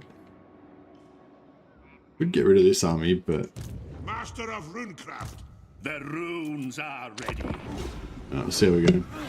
Elspeth is the natural counter to Tamakan, being dedicated to living at all costs. Elspeth can just cast Spirit Leech to kill him off once and for all.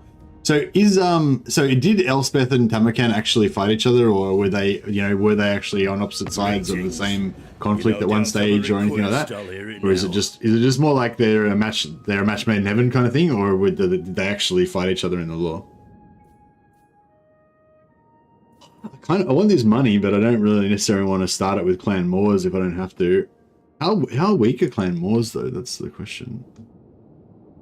I mean, they're pretty south. They're pretty far south. Fuck it. Maybe I'll take this. Because it'll solve our money problems and, you know, hopefully Clan Moors will just sort of die off and we won't have to worry about it. But I mean, if we have to fight Clan Moors, then that's not too bad. Like, because we hate Skaven, so it's alright.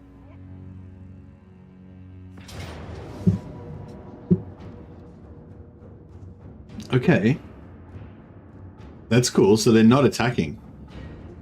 Yeah, so yeah, I always get suckered into this. I'm like, underway interception. Like, I don't see that it's underway interception. I'm just like, oh my god, all right, I guess we'll have to fight it or whatever, you know, and I just fight these like suicide battles when it's totally under. All you have to do is like press decline attack, and it's like, boom, we survived. Glory. When Tamakan rode against Nuln, bleeding forces all the while, he finally lost his body and wanted to body hop, and Elspeth killed him. Oh, cool. So Tamakan is literally the enemy of Elspeth. Yeah, interesting. Well, like I said, they said that they're not necessarily going to make the Lords rivals anymore, but that doesn't mean that they can't make them rivals. So, you know, it might be cool if they do that.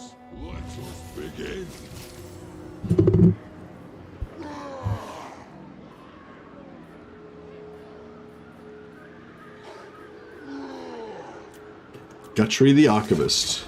I'm ready. All right. Well, we managed to stave off being broke for a while, but yeah, we're trying to do a bit too much at the moment. I'm trying to build like 4 different armies in different areas, and we can only really support like 2 or 1.5. Oh man, this sucks.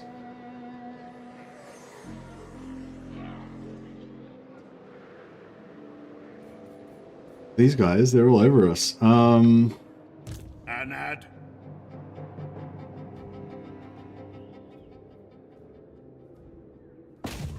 A rune of burning will do it.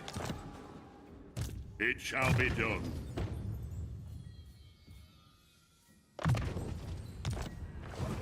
Still trying to get more rune bearers. My anger burns bright.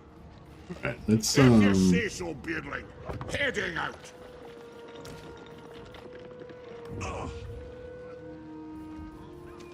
For the ancestor god. Cool. Yeah, I was hoping they'd be able to do it by themselves. You ain't boss. Okay, so that's done. We've got that. It is orange. We've already got wood, I assume. We got wood, yeah. Right, so we don't need this. So we'll just yeah, we'll trash that and we'll build a barracks there, and then we should be able to sell that for a hefty sum to either Reichland or Solent, the Golden Order. Meanwhile, Yes. this campaign's looking awesome. Hey Andy Warren, how you going, buddy? It's pretty fun. If you wanted to do another hot seat, Legend offered his Nurgle campaign. Just letting you know now, saying you should or shouldn't. Yeah. Hey Andy. Yeah, thanks for the heads up, man. Yeah, nah. I mean, I'd love to, but I think it'd be better. It'd be cooler if he gave it to somebody else, because I got the big host last time. So, yeah, no. Thanks for the offer, but yeah, no, I'll let him give it to somebody else. But yeah, if we'd organised it in advance, I definitely would be into it.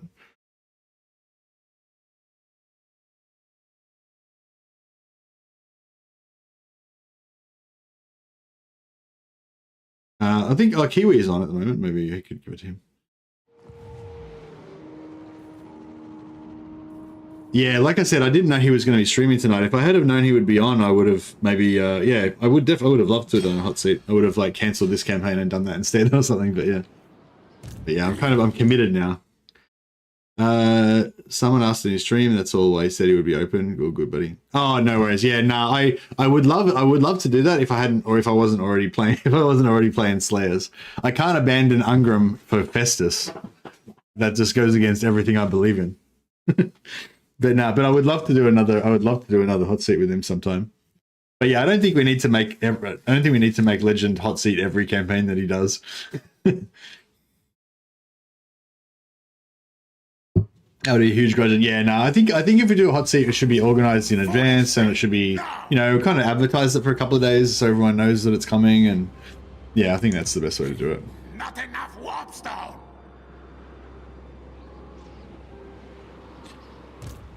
I don't want him to.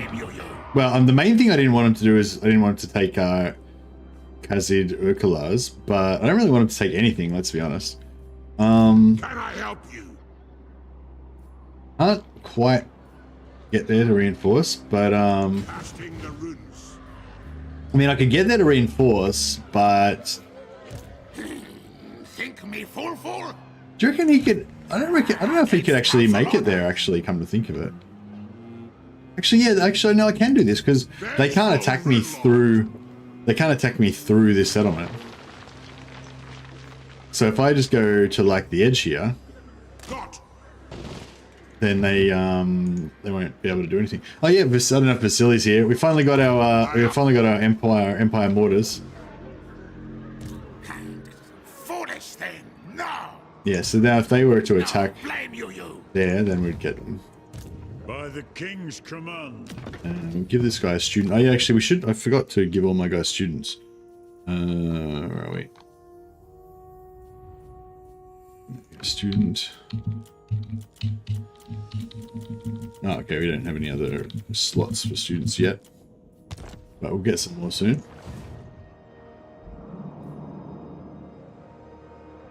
Yeah, okay, that's cool. So yeah, so if he goes for I am the Slayer King. if he goes for the settlement, then we'll be able to reinforce. If he jumps back to here, we'll be able to go back and help. If he could take this potentially, but I wouldn't be surprised if our garrison would kick his ass because they're dwarfs and they're just Skaven. This is just a crap Skaven army anyway. I think we don't even need to bring this army back really. Probably fine. This army, we can probably just ban this army, honestly, can't we?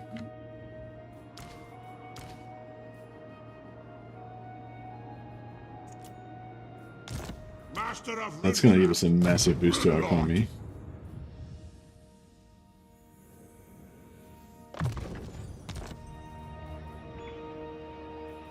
Bonadondra the Archivist. Good on you. Good on you, Scott. Arcane winds under control.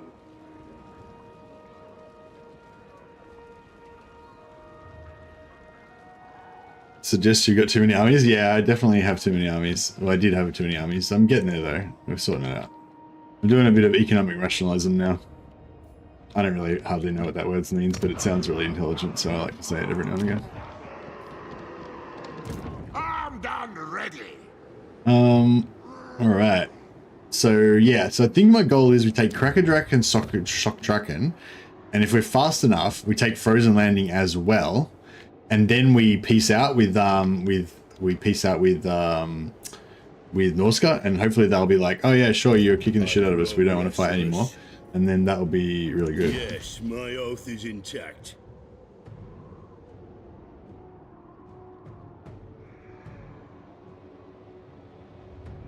So yeah, so this is a cool little trick you can do with Underway. So normally there's a zone of control around this where we wouldn't be able to go in there, but because we don't have line of sight, we don't have there's no zone of control. So do you know what I mean? So this is all red, right? We can't actually jump there, but because we can't see it, we don't know. So see, now we're inside their zone of control. Normally you would be able to jump in there. So unfortunately, this second army now can't get in there because the zone of control is there. But that's okay. Jump them this way. We'll try and meet up over here. And we've got yeah. Yeah, I think everything's looking pretty good.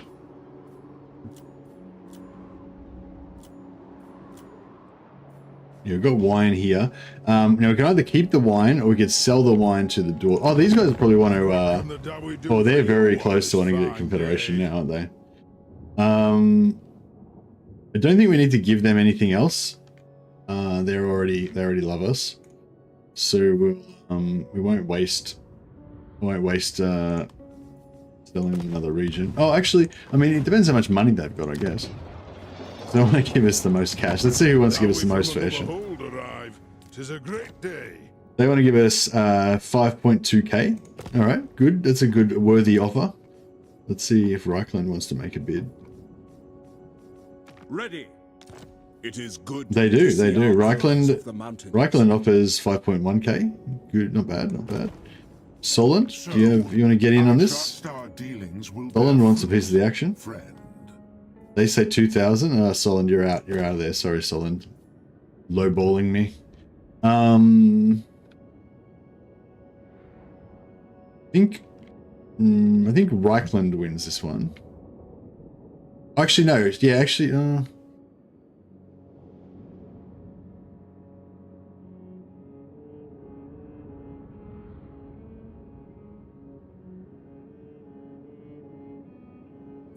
Actually, no. We'll go with the highest bidder. Keep it fair. Aye. Let's hear what you have to say. We'll hear it before Oath Gold. I suppose. We've got trade with them, so the wine now, instead of exporting the wine, we're now importing the wine, but we've still got it as far as we, still got wine as far as we need for our, crafting. What do you do? What's the question? Sorry, Decimus? I don't know what you're talking about. Does what work like it used to? I'm happy to answer. It seems like it's urgent. I just don't know what the question is. My axe thirsts for war. All right, so we got our plus 10% damage. Now we get our marching songs. Now our slayers are nearly in their final form. But if we can get onto Slayer's Oath and Slayer's Onslaught, then they'll be even stronger.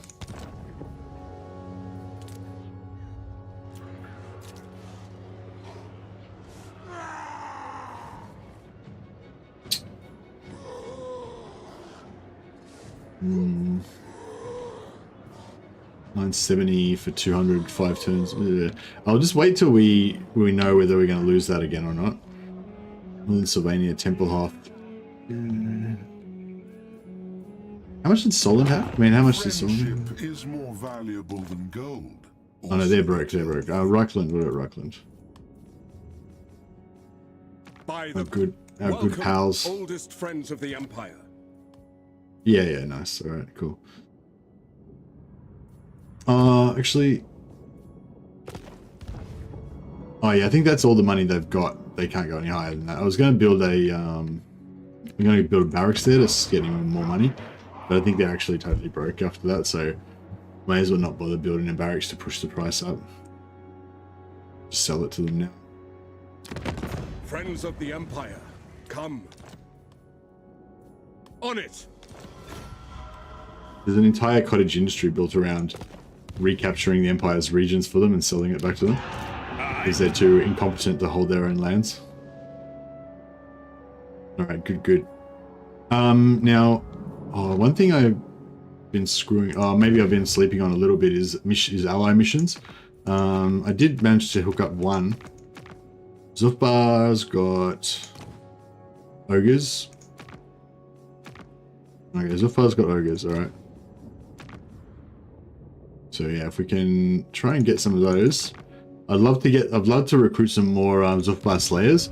I was really happy that they got that, because it's a sort of a problem that you've got, right? That you can't really recruit Slayers easily on the move, because you need to build that special building. Vengeful. You never really come across like a level 1 Slayer building where you can get Slayers. So we're limited to global recruitment and relying on. If we could sneakily get a money building in here, yeah, I'm gonna risk it.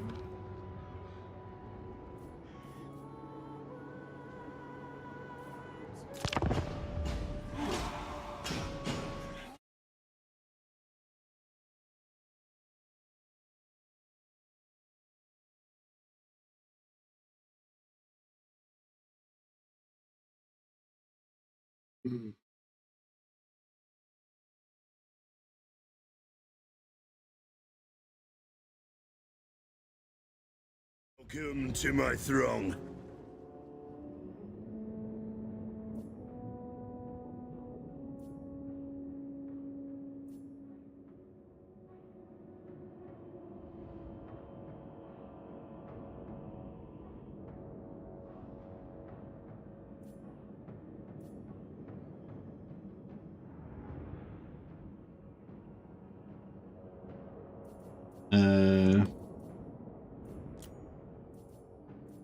Yeah, so I think we lost some. I think we lost some points here because I gave him that settlement. Maybe could be something else, but I don't know. Like, so there was basically like a debuff that you would get to Confederation if the faction that you're trying to confederate gained a settlement recently. So basically, if you trade a settlement to them, then it would basically stop you from being able to confederate them or make it harder. But I've noticed recently that it didn't seem to really matter, because like a lot of the times when I would go to confederate, I would have just smashed the confederation so far that even if there was a malice on there, it didn't matter, like they'd still confederate. But yeah, I don't know. Basically what I'm saying is I don't even know if that malice is still there or not. I feel like that, yeah, I think they nerfed the time limit that it lasts, but I think it still is there, I guess. These guys, I think they were -7 before and now they're -12. So maybe we've got like a -5 malice from them gaining a settlement, maybe, or I don't know. But yeah, I just thought I'd mention that because I've noticed that I feel like that gifting regions malice for confederations doesn't seem as big of a deal now as it was before. Because I quite often I'm almost always gaining relations via settlement trading now. That's like my main way of doing it. So if I happen to confederate somebody, I will usually have, already traded them a bunch of regions, and they tend to still get the confederations no problem. So yeah, close to low. I mean,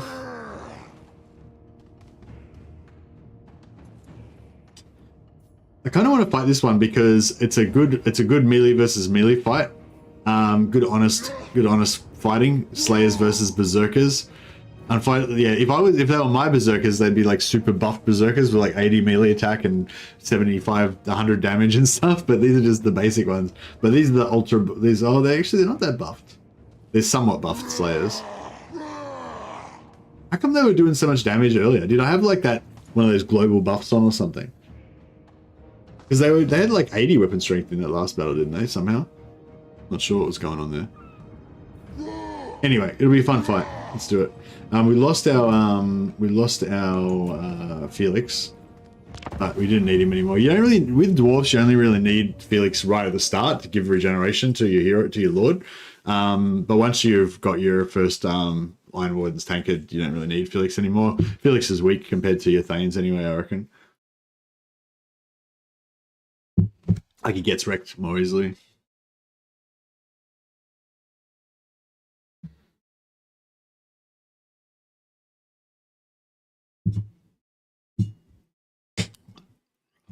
Slayers slaughter the weak marauders. That's damn right they do.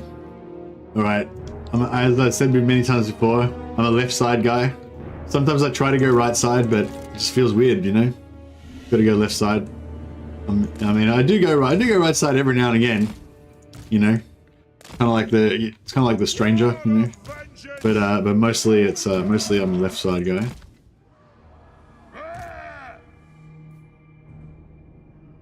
Every now and again, you gotta go righty for a bit of variety.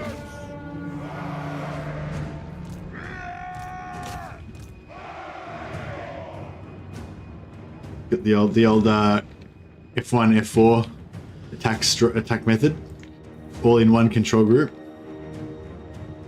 Why complicate things? We're not elves. We're melee with the gyro more. Yeah, the gyro bomber's not very good in melee. There's Journey's End, protecting our slayers from their pathetic missile fire.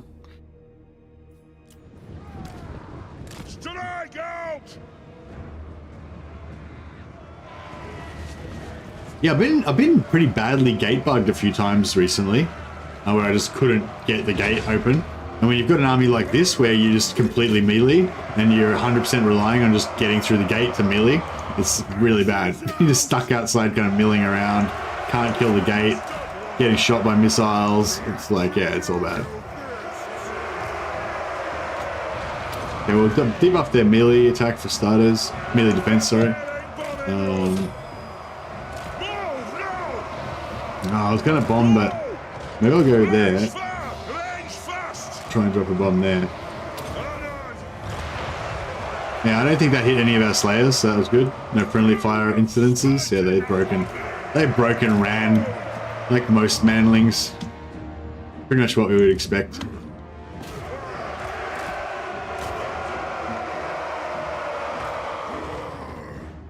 Every time I see you play dwarves, it makes me want to start a new dwarf campaign. I do fucking love dwarves. I gotta say. Like we were talking a bit about their, their weaknesses earlier. They're definitely not one of the best. They're not one of the best campaigns in terms of gameplay. But they're pretty fun though. They're pretty fun because they've got some fun units and stuff.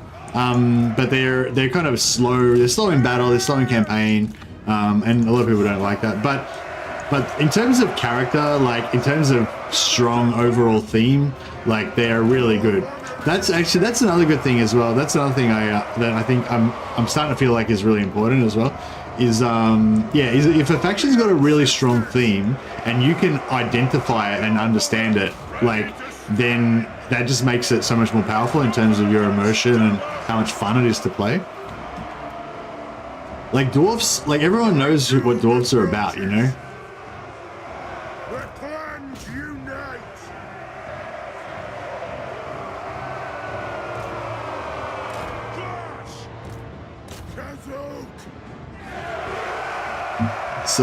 It's gold and beer, essentially, you know?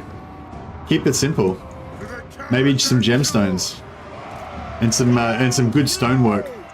Yeah, gold, beer, and good stonework. That's what it's all about. And there's no need to overcomplicate things like an elf.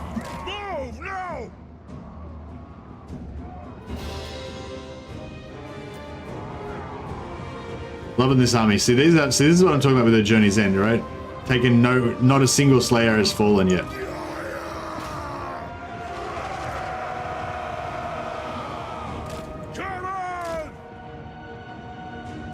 Just shoot them all up so far. Yeah, we're going a little bit rude on this corner.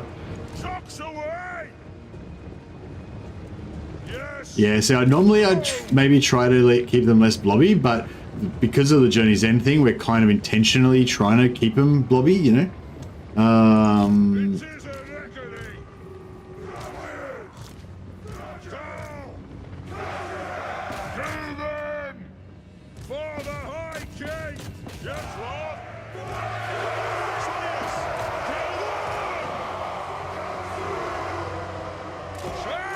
Put it to...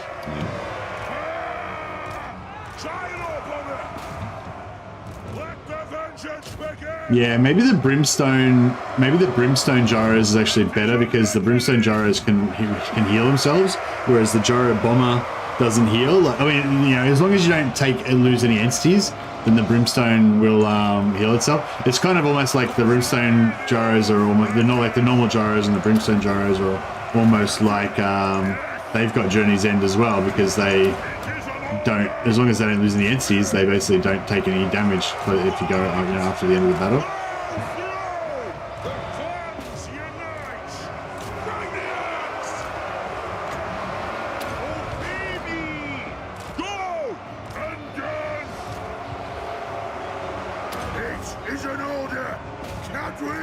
I don't get this. Yeah, the Joe Bomber's getting wrecked.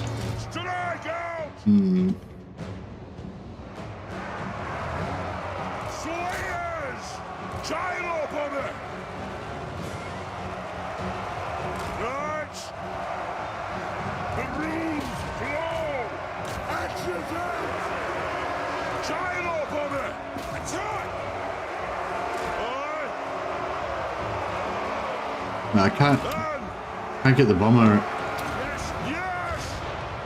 I don't know if that really did much, but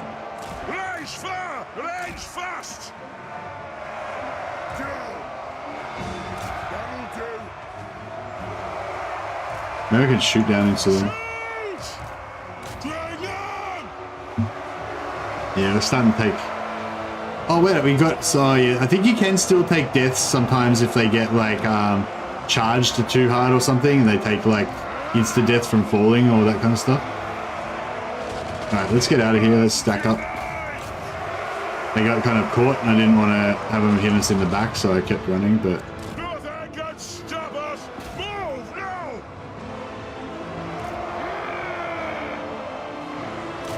Beautiful.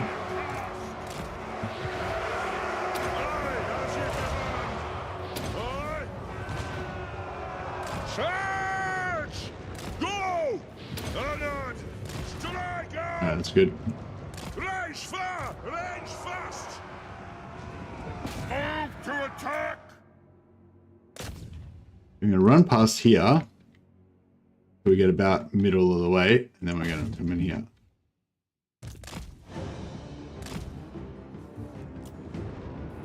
Well, actually, melee offense doesn't really work. Does melee attack matter against buildings, like barriers and doors and stuff?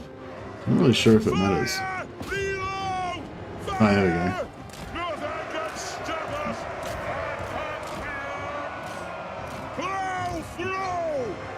It seemed to... I wonder if that actually did help, because that barricade seemed to go down really fast. Understood, Lord. These guys got drilled.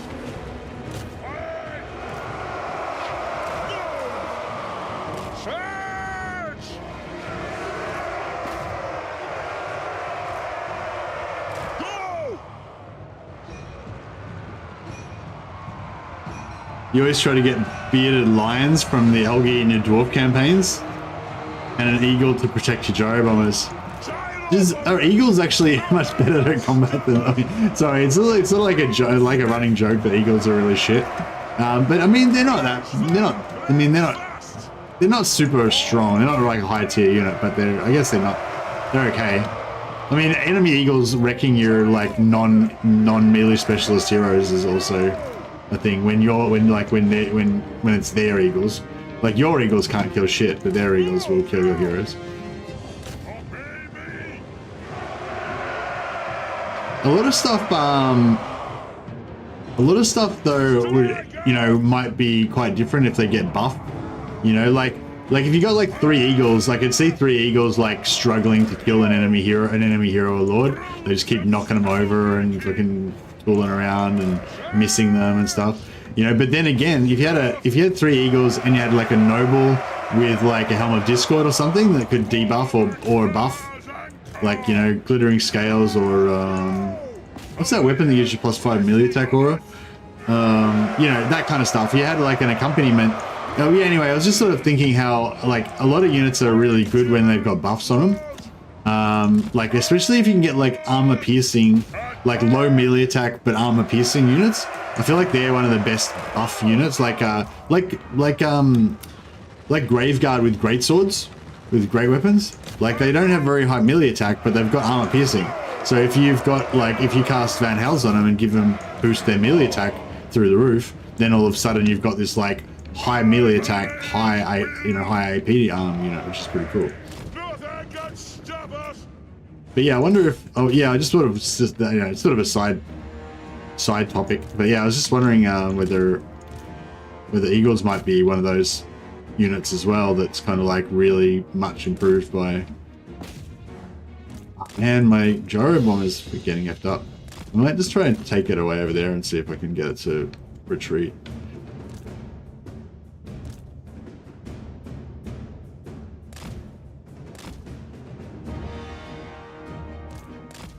Oh man, it's gonna die.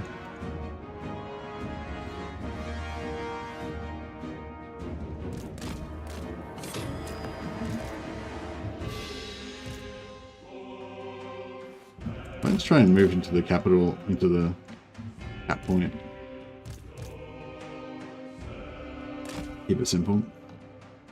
The AI really goes after gyros. Yeah, well, the AI seems to really go after flying units just in general, doesn't it? That was pretty good though. Look at this. This is like the perfect usage of Journey's End. See, all these units didn't take like a single entity of damage. These guys, I think they got like a guy knocked off a cliff or something. These guys took a bit of damage, but yeah. Gold chevrons now as well, so they got their physical resistance now. Oh yeah, it's all coming together. Our army of completely incompetent slayers that can't get themselves killed is getting stronger and stronger.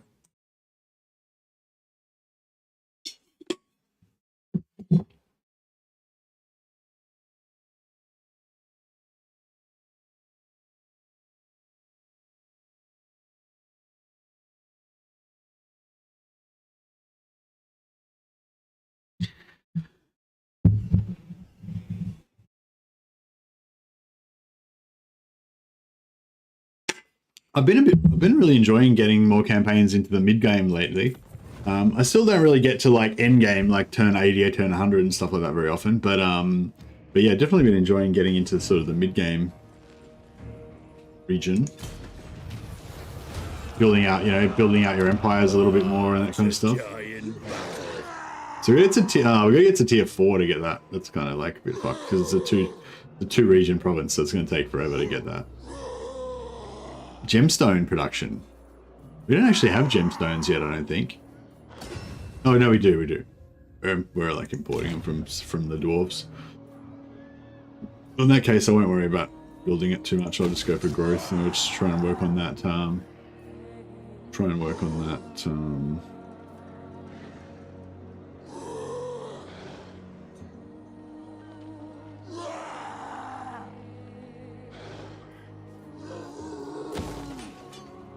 Yeah, we'll try and work on that. Lord of Clan Morgan, I'll cast the rune. Oh, look at that! Can almost make it.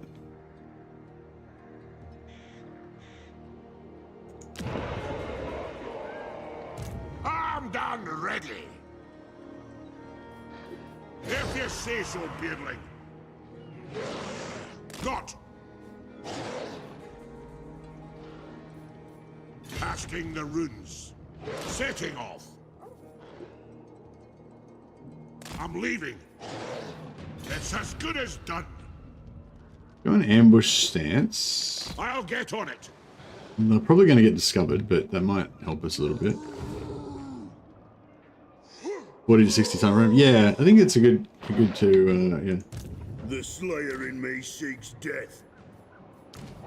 Right, what are we doing with this skill tree? So I think now we finally, now I've been a good boy. I went blue line, I got my replenishment, got my lightning strike, even went here for some extra upkeep reduction, got my red line for my slayers, got all my unique skills for my slayers, got our extra vigor loss for the slayers, done everything for the slayers.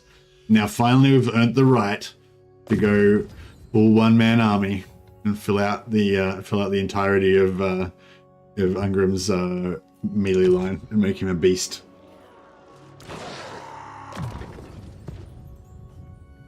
We ain't gonna have any missile units. It'd be cool if this worked on infantry units. I could use it to buff my slayer speed, but yeah, that's not how it goes.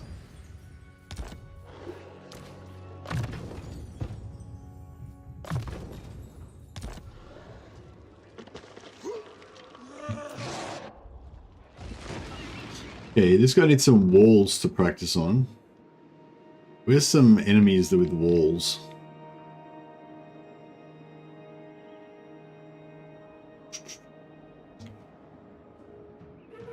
There's some there. Pretty far away though.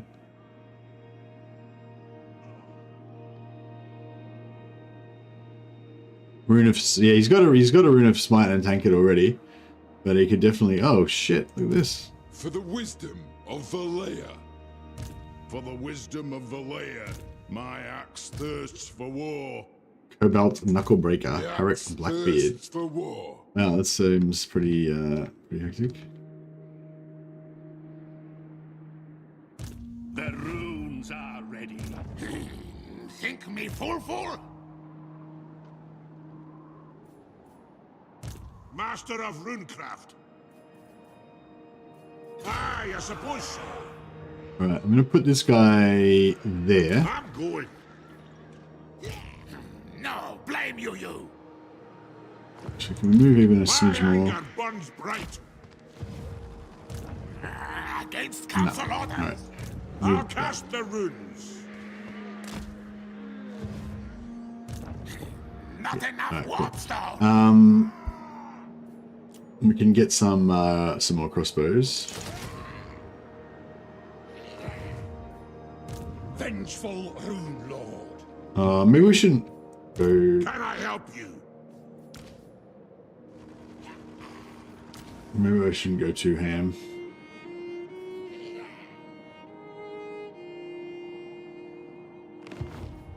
What are we gonna do with this army? Oh yeah, so we'll bring once we sort this out, we can bring this guy back through here and start getting into the Chaos Dwarfs.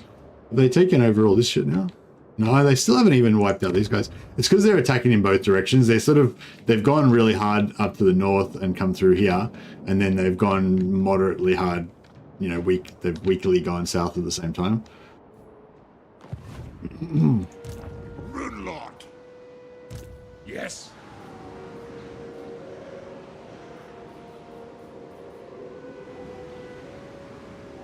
So that gets to there, where we jump to there.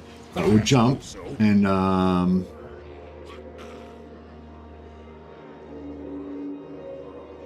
Setting off. there we go. Oh, actually, we can also do Slayer. We can also do Ungrim's quest battle. Potentially. I am the Slayer King.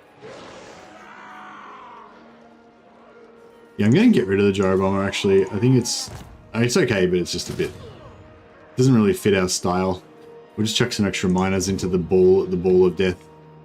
And they can hold the line for a while. At least the Slayers getting there.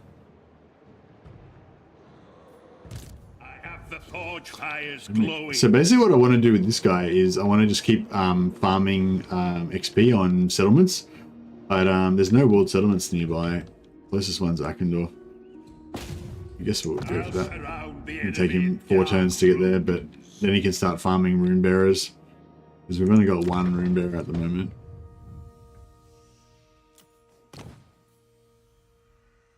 Yeah, this follower rune bearer plus 10 campaign movement range is pretty much the best follower you can get for the dwarfs.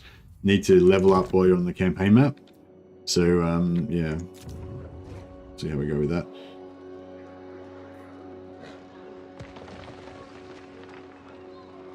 So we can go tier 3. I'll save the tier 3 for Fort Ostros. Just for security.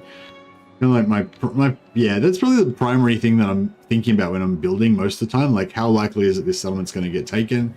How far away is it from the front lines? Should I bother investing? Like, is this... So this is like, you know, 2,000 gold to get a 100 gold increase. It's going to be 20 turns before it pays off. How what's the odds that this settlement is going to survive for 20 turns? You know, that's basically my thought process when I'm building stuff.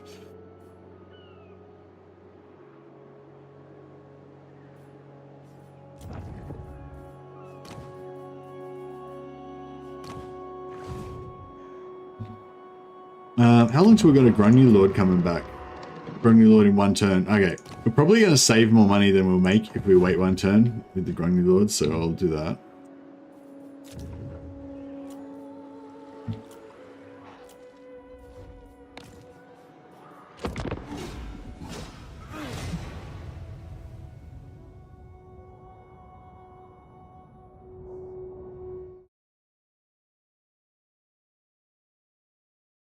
I hope Legend doesn't think I'm being like ungrateful or anything.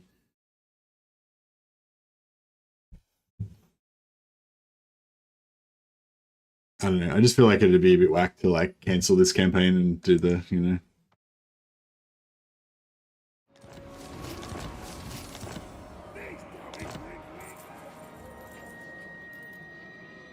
Gromwell Seam. That's a nice event, isn't it? Just have 2,000 gold. No dilemma or anything. Just 2,000 gold. Go with God. Alright. This is, if we can get this, if this plan can come off, I'll be very happy. Yes, for Slayer Cape. Right. Actually, so if we jump right over there, we could almost probably get there in the next 1 turn. I wonder if this guy can solo. Come on, Guthrie. You got this, buddy. I believe in you. You useless prick.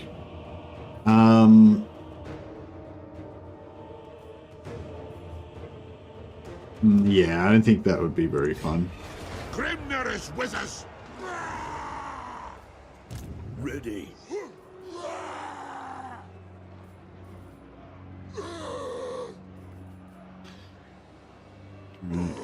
Oh shit, I don't know exactly where the edge is. I guess I'll have to be a bit cautious.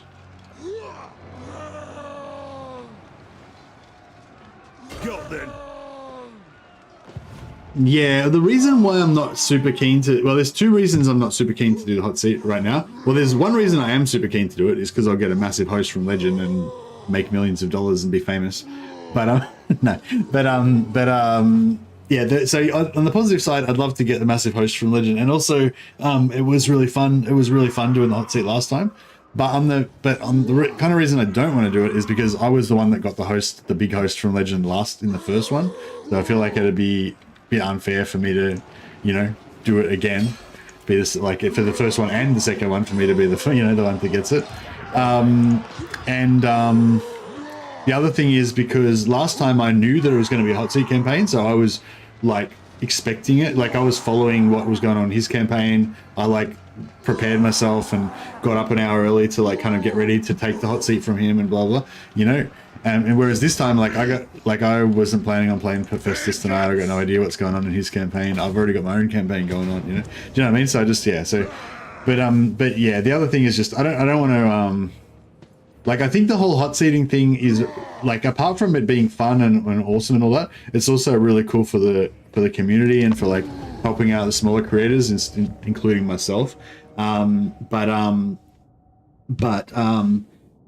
I feel like there could be a bit of a negative thing that if I was to suck up all of the hosts from Legend, then that might make other people a bit jealous, rightly so, you know. And I don't, yeah. So I just want it to be like a totally positive thing. I don't want people to be, I don't want there to be any like negativity about it. You know what I mean? But the real reason is because it's Festus and like they're chaos scum. And we've got to play the purity of the dwarven race. You said before that it was hard to get a hot seat working when he attempted in medieval. Yeah, because in medieval you had to like, oh actually no, I was gonna. Yeah, you still had to email the save. I think that the reason why the hot seat was hard in medieval was because people wouldn't people had because the other people were shit basically. I think that was the reason why his hot seats didn't work, because like, you know, he'd do the first hot seat, he'd give it to somebody else, then the third person would like never give it back, and they were hot seating with Let's Plays, I think, not with live stream, so it was a bit different. Community was different too, yeah, but I think they were hot seating with Let's Plays, not live stream, so it was different. Like, so he'd do his bit and then he'd record it all and he'd upload it as a Let's Play, then he'd send it to the next guy who'd like fuck around and keep it for like 2 weeks and not get it done, and then he'd do his thing and then he'd send it to the next guy and the next guy'd quit or whatever, and you know what I mean, like it just turned into a whole mess. I think I don't really remember those hot seats, but maybe it was before my time, but yeah, I believe that was the gist of it, that kind of stuff, something like that went on. I'm not sure exactly. But yeah, I think the hot seat works amazingly with live streaming, because you can just literally host the next person. The whole audio, like literally everybody that was interested in the hot seat just automatically goes to the next video. So you don't have to worry about discovery or anything. Like it's perfect. It's really good idea. Now I think it was just a stroke of genius. All right, let's do the whole giant death ball action. Actually, oh no, we can get some hero hammer as well.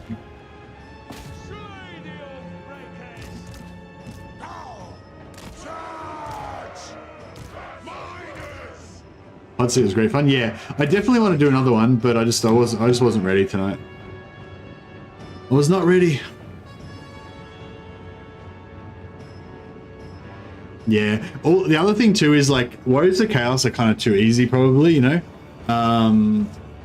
probably need to pick, like, for a good hot seat. You probably need to pick a bit of a harder faction and make it, and like set up an end game scenario. Like, because that's the other thing too. He probably didn't set up the end game because he wasn't intending to hot seat it. He probably didn't set up the end game, like, you know, with thinking ahead to how it's going to play out with the hot seat and stuff like that. You know.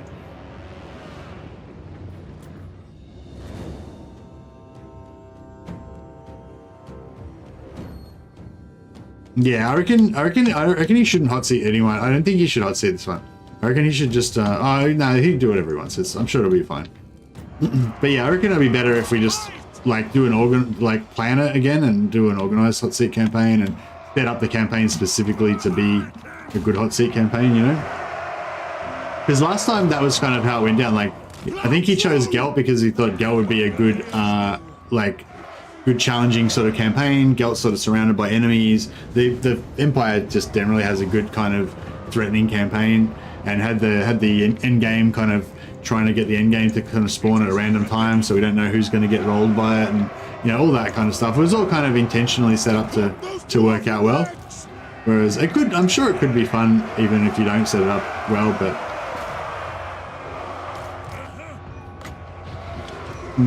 anyway.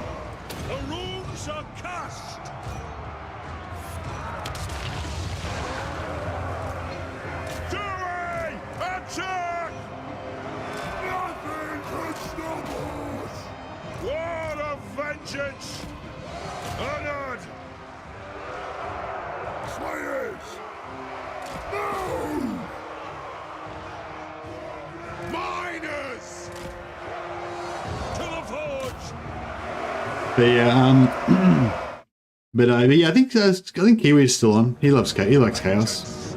Actually, I think everyone loves Chaos. Does anyone not like Chaos or Warriors of Chaos?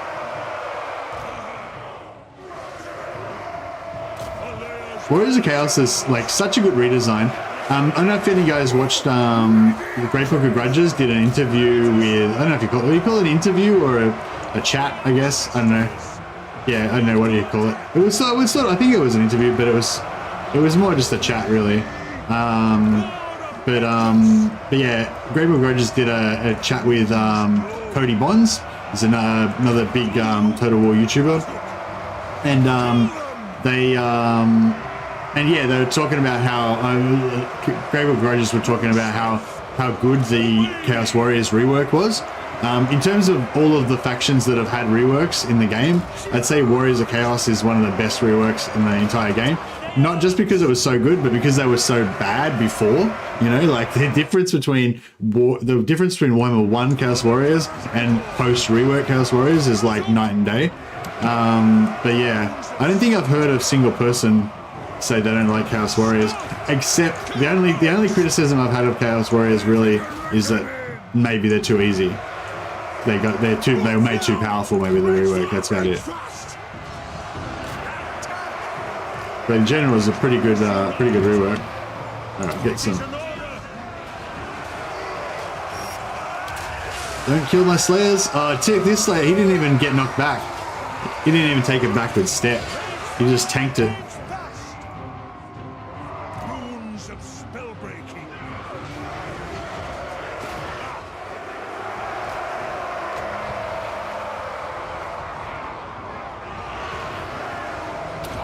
Yeah, melee defense debuff on these Marauders so we can chew them up faster. Yeah, they're chewed. Get these Marauders with spears. Waiting for my Discord to come back online. Rune of Speed would be good too, 16 seconds. To the forge! Move to attack!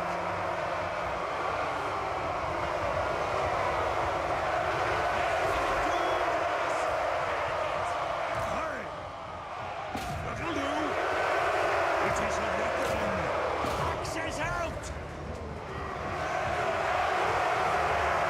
Here's good.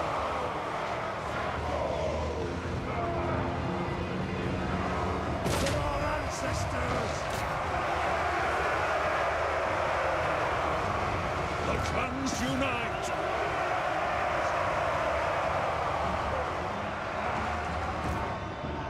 Nothing can stop us!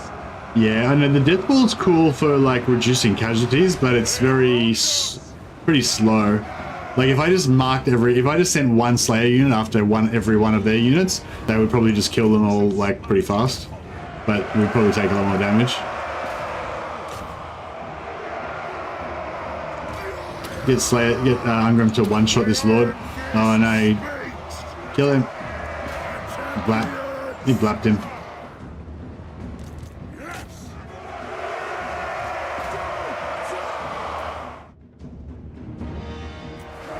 Runes glow. Alea's blessing on us.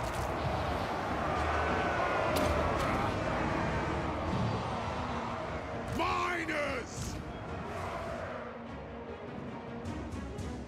I think we're nearly done here. Don't know what else we can.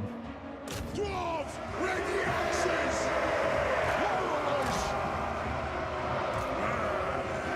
We're done. Alright, come up here.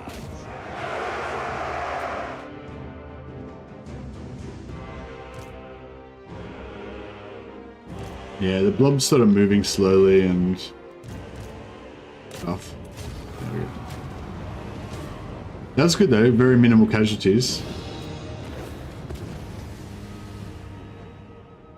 Hopefully they do good with the next Dwarf DLC. Yeah, for sure. Oh yeah, that was what I was trying to say before. So thanks a lot, Nervin, for all those really cool insights into the lore around Elspeth von Draken and Tamarkan.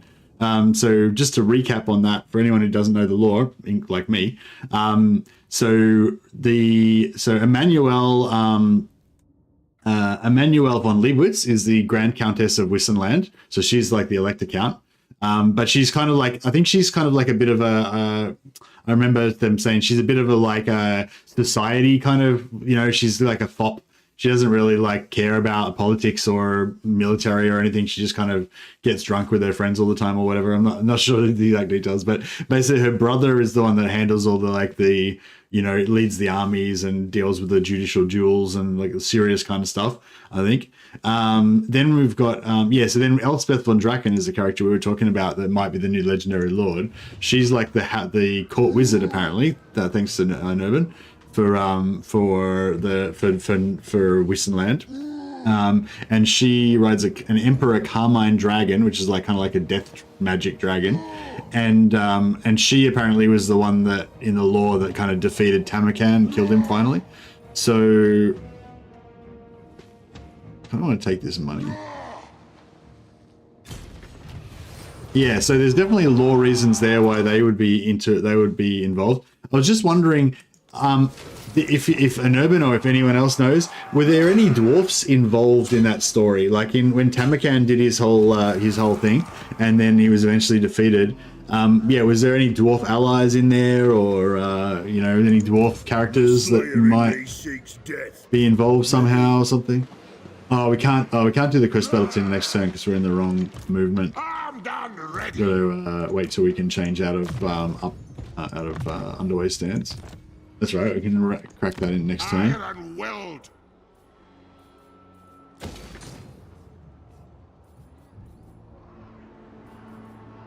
So hopefully, oh no, he doesn't want a piece of it. Yeah, we need to kill his armies. Yeah, fuck, I forgot about that. His armies are probably on the other side.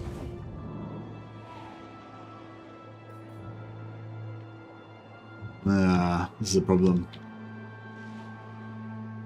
This is a problem. We could send... My anger burns bright. We could send Guthrie back the other way.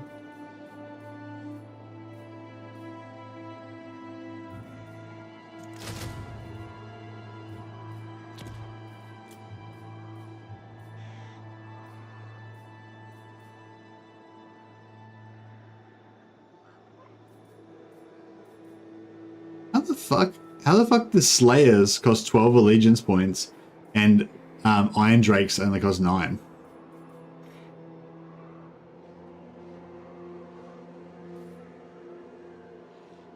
Oh well, I'll take the Iron Drakes, thanks. Yeah, cool. Lord of Clan Ungrim. Alright, let's yeah, we'll get the cooldown, then we'll get some red line going.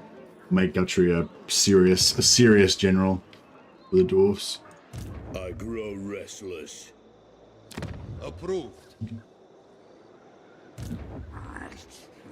This guy's still hanging around. Blame you. Don't know what this don't know what the, oh.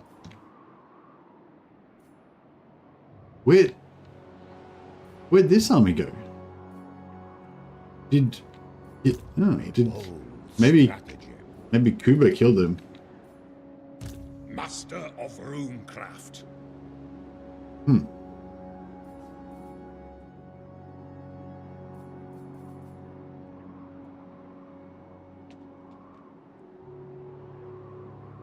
Alright, well, we'll move to here, and we should be able to jump across from there, I'd say.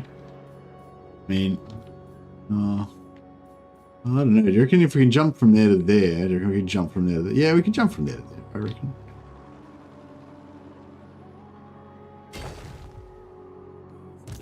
Lord of I wish it would give you an idea of how far you'd be able to jump next turn with underway, sort of like it does with the other stuff.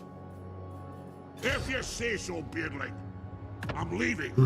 All right, we'll give him a mortar, so they both got that. Gives them both siege attacker.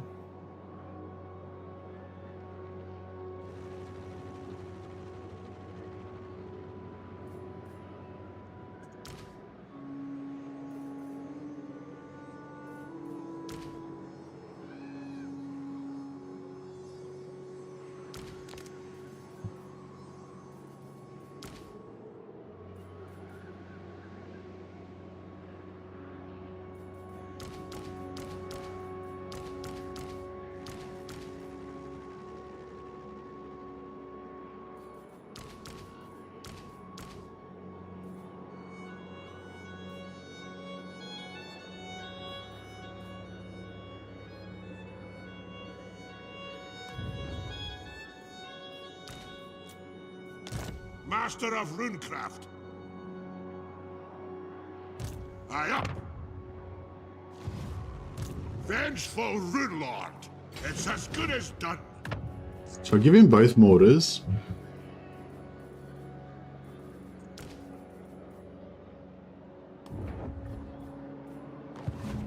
Aye, I suppose so. Yeah, give him both mortars just in case we disband one of the lords. We've still got him. Oh, actually no, I should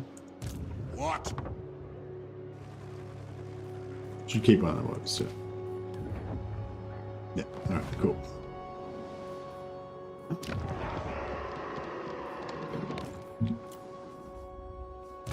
Genetic True Eye is going to keep heading down towards... What's that? 1, 2, 3. 1, 2, 3. Ah, it's the same either way, kind of.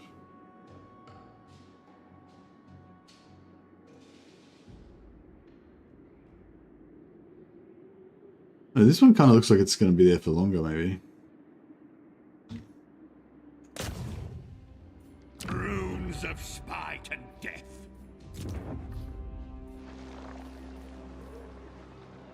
Alright, Fort Ostros looks like it's still pretty safe for the moment. So... Time for a reckoning.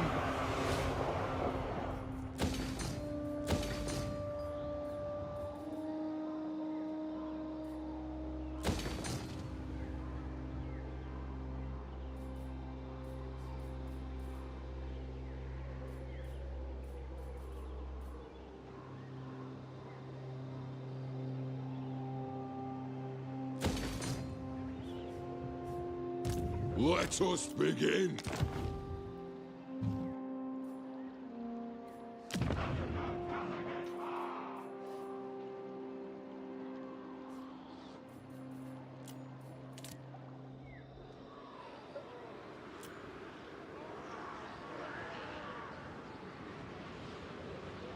We're gonna have to jump back.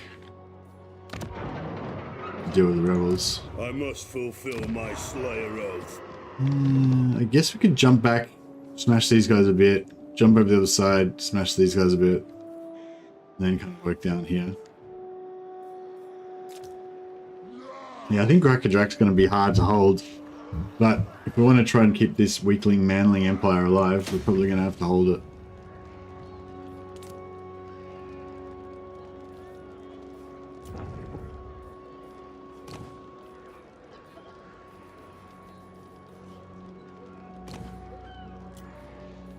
Largs Zokbaren. Let us begin. What a stud. Classic name. Thirsts for war. Lord of Clan Morgrim.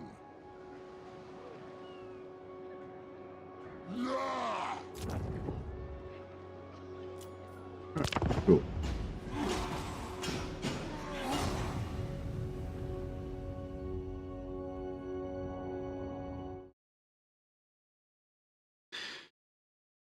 Need notice and need to agree with shares. Yeah, I mean, you definitely could just jump and do it, but I feel like it's a bit, I don't know. I feel like it's a bit weird to like just cancel my campaign and do it, you know? Like if I wasn't, or if I hadn't already started this campaign, I would probably be more open to it, but yeah, I don't know. I feel bad though. I hope he doesn't think I'm being ungrateful.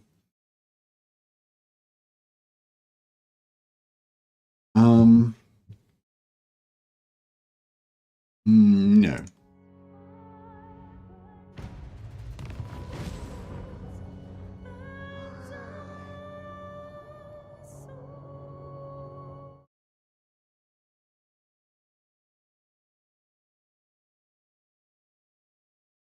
Oh, no worries, Andy. Yeah, cool.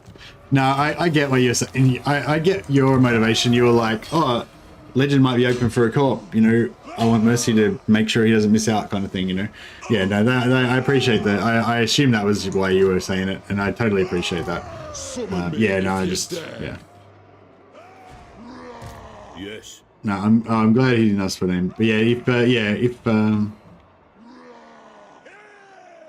if he does ask or whatever, then yeah, I can let him know. I'll give it to someone else today.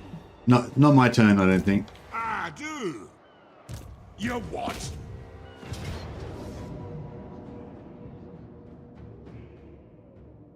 Shit, I think he's out-dwarfing me. This guy's out-dwarfing me with his dwarfs.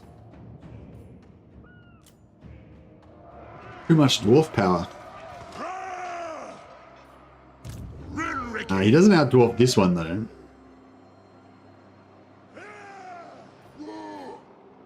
Casting the runes. I'll get on it. Yes. Yeah, that'll do it. All right, that's kind of cool actually. And then this leaves a little force that we can go back and harass Throg on this side. So we'll go both directions. And then this army can carry on. Oh, I suppose I better fight. Should we do the quest battle first or do this first? I'll do. I'll knock out this one. I'm going to probably auto resolve it. Wisdom of the layer.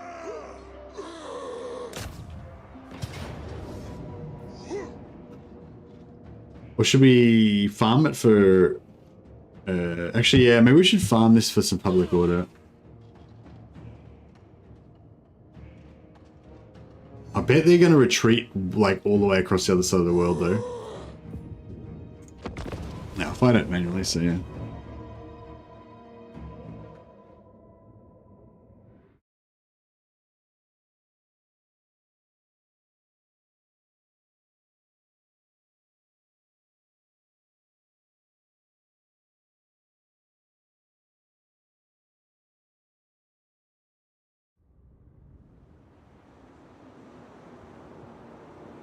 We have scores to settle!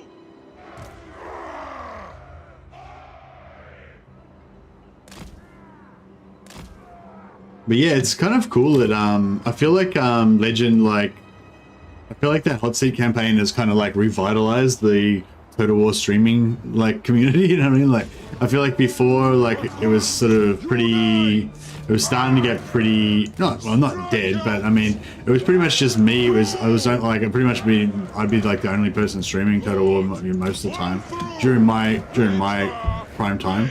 You know, when I normally stream. Maybe Radiant Ash, although a lot of times Radiant Ash will be playing a different game. Yeah, basically, I feel like a lot of the Total War community, since Shadows of Change, has either moved on to another game instead of Total War. Even channels that are primarily Total War focused, like Radiant Ash and stuff, are just like playing other games. Or they've just stopped creating content altogether, which is pretty much what I did. I mean, I was still making streams, but I kind of just, I don't know, kind of just lost motivation to make any videos for a couple of weeks there. And yeah, it's kind of like just the whole sort of scene kind of went, this is depressing, you know, kind of that vibe. And yeah, I feel like that hot seat sort of like perked everyone up again in terms of the creators and stuff. Because, you know, now we've got, like right now I've got 4, well at least, I don't know, there might be more. There's at least 4 people streaming Total War right now. On the way! Reach far! Reach fast! So yeah, so I feel like that's, I don't know, that's probably a pretty cool, pretty good thing.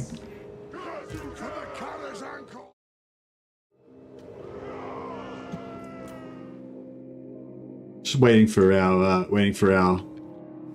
here we go. I want to try some flames out. I mean, I guess I feel a bit bad about hacking my dwarven brothers.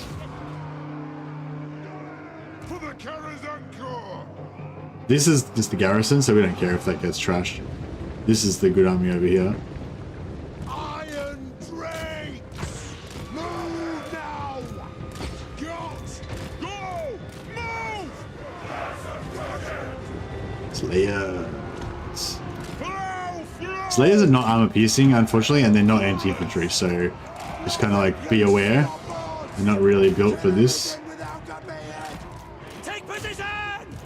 Range far! Range fast! Dwarf warriors! For vengeance! Let the vengeance begin! Iron will! I will do it! Push to the throne! Let the vengeance begin!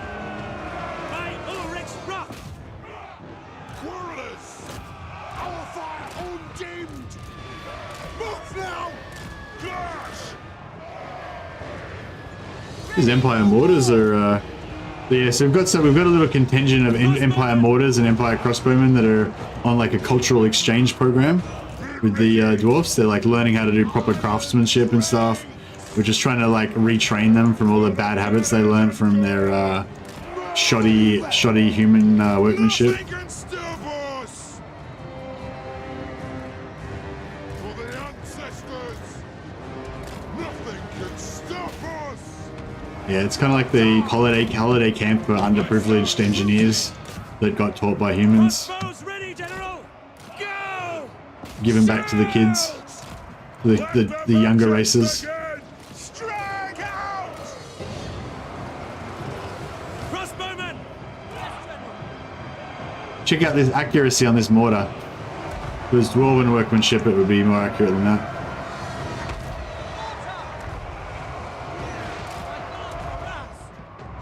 Chicken aim! Victory will be ours! Quickly! Move now! Chicken aim! Hello! Through! Got! Nothing can stop us! Plow through! Charge! Withdraw! Oh shit! Oh, they got us with their grenades. Ordnance They're too ready! close.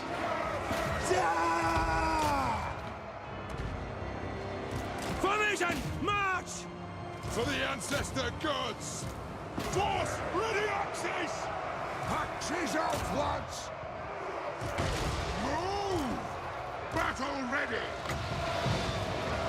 Go bapping about! Iron drakes! Ready to fire! Ready! Strike out! But focus fire this guy down. There's our mortars going. Oh, look at this mortar accuracy. It's ridiculous. Terrible. Take them down! Strike out! We will have vengeance! Nothing can stop us! Quarrelers! Ready for war! Shoot the Wazzicks! Scarf! Strike out! It is a reckoning! Kazoo! We demand blood! Right here!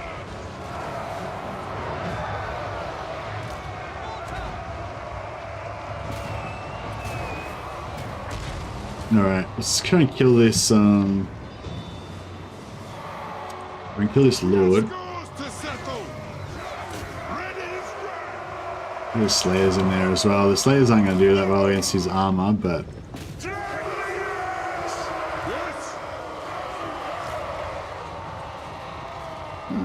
Board! there's some armor, bit of an armor piercing in there. If we just put a rune of speed down. Fine! Dwarf warriors! Board of vengeance! Kill this guy. There we go. Alright, cool.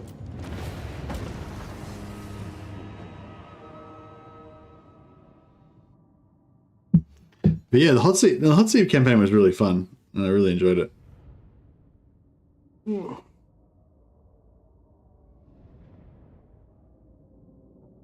What are you?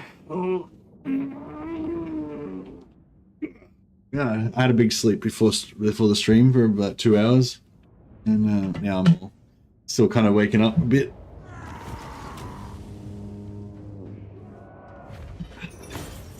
Yeah, what factions do you reckon would be good for hot seat? I reckon Empire. I think Karl Franz or Balthazar Geld are both like two of the best ones that would have been good for the hot seat.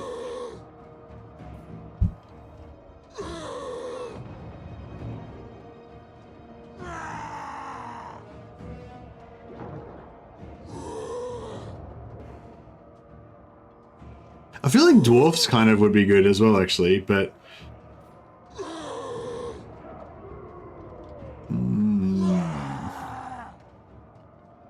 we could get some growth. Nah, we'll probably just take the money. Wolfric, Norska, Norska hot seat. That could be cool. I mean, if you wanted to pick like the shittest faction in the game to play, like Norska is probably one like up there. I'd probably rather play Norska than Tomb Kings, but yeah, Wolfric could be cool. I don't know, not the shittest faction, but just like I know what I was trying to say about theme and stuff. Like I feel like the dwarfs have like an A+ in theme, you know, like that's The voice lines are amazing. All their mechanics work together to give you the feeling of their theme, you know? Like, they're just, yeah, the dwarves are basically perfect in terms of theme. Whereas I feel like the Norskins, like, I don't know, like, they don't even have, like, the... Oh, yeah, so we can do this quest battle. I think we're already set up because we had that tough fight before.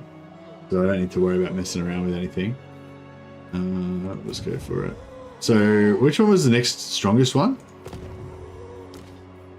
Axe of Dago. So, Slayer Crown, then Dragon Cloak, then Axe of Dago. So, theoretically, the Dragon Cloak one should be the easiest, right?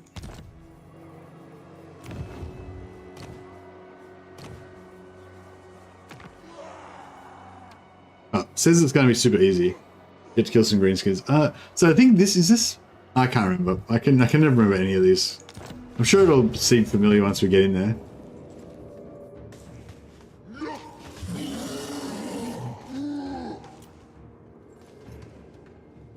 How come I can't put that? Oh, because it's already got. Oh, that's weird. So this gives them speed and gives you Vanguard, and like you can't put it on these units because they've got Vanguard already. But it's like it's still got speed on it. So why can't I put the speed on? It's weird how, like, you know, you can't give Vanguard to a unit that's already got Vanguard. Interesting. I don't know what that's about. What was it about? Oh, yeah. So I was saying how the dwarves have got an A+ for theme. I feel like Norska has got a messed up theme.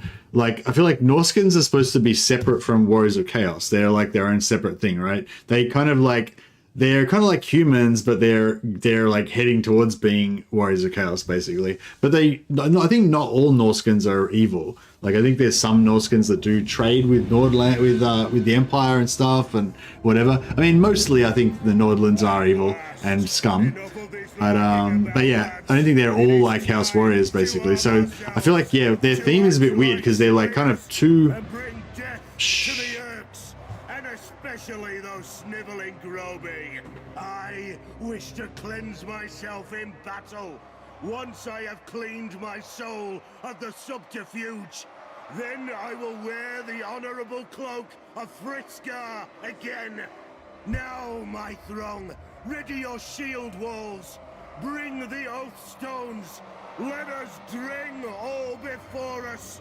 When the job is done, I will crack open a barrel of Bugmans, and we will drink until none can stand. Are you with me, lads? I will drink until none can stand. Are you with me? For glory, for righteousness, for beer. And then the throng is all like, for beer. And all the Slayers are like, for beer! Charge into battle. Alright, yeah, now this is not the one I thought it was going to be. The one I thought it was going to be is the one where you're sort of like the same sort of deal, but you set up here, and then they set up there, but then they have reinforcements kind of coming in from everywhere around here. I think that's a different lord, though.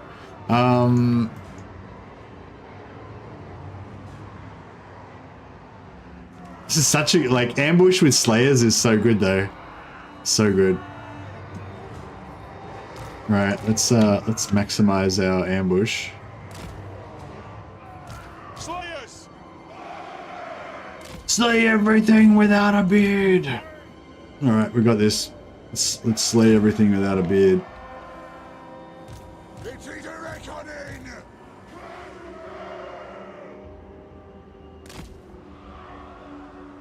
For the ancestors! We demand blood!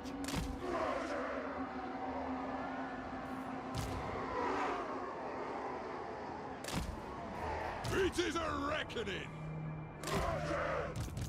I kind of want to have these guys up here to deal with the lords, but I kind of want to have them down here to deal with the. Oh, actually, the Slayers will annihilate. Slayers will annihilate the ball boys and the trolls. We don't need it. We don't need anything down there. Yeah, I'll put the lords up here. On my oath, they die. How are we supposed to, like? I guess we could do Yes! They have wronged us. 3, Pursuit! 5. Actually, this is 4. Actually, no, we'll do them. Yeah.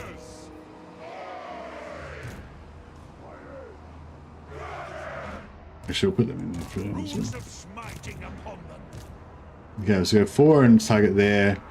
5 on target there. I wonder if I did, I feel like if I did a control group on both sides at once, it would fuck it up.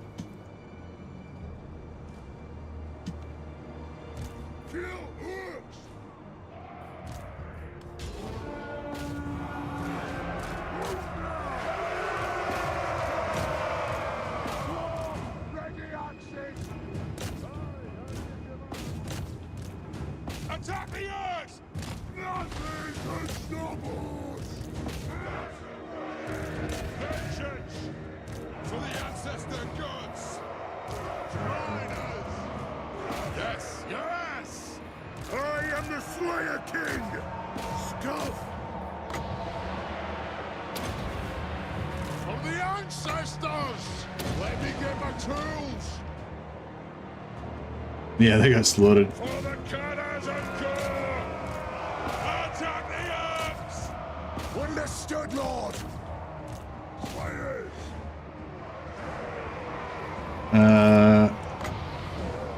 That'll do! Yeah, some Slayers are getting wrecked. Wronged us! Definitely. For the ancestors! Fight the vengeance! Begin! I don't know if we should keep trying to kill these rolls or we should just let them go. The runes! Oh, fuck. Where's their caster? What's that guy? Is it this guy? It's this guy. He's a wizard. Miners! Fuck, we need some Slayers on there. Slayers! Go! Move to attack! Oh man, that AoE on the Slayers was tough.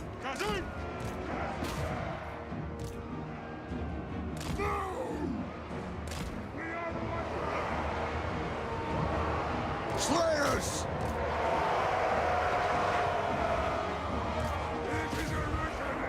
Oh, he's got him again. By the layers We need to get after this wizard. Access out!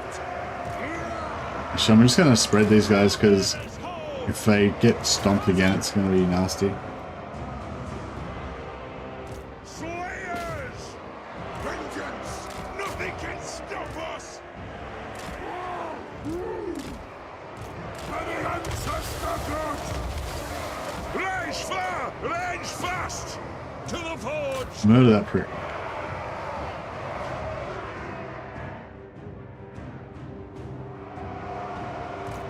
Bring them! That'll do! Yes! Oh, I wanted to slaughter him and get revenge. Freaking escaped.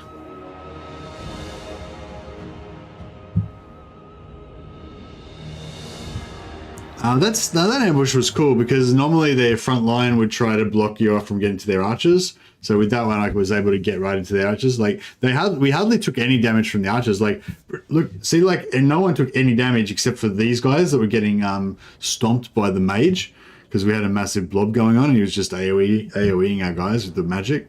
But basically, yeah, none of their archers fired a shot. Like, look at the kills on their archers: 0, 0, 1, 6.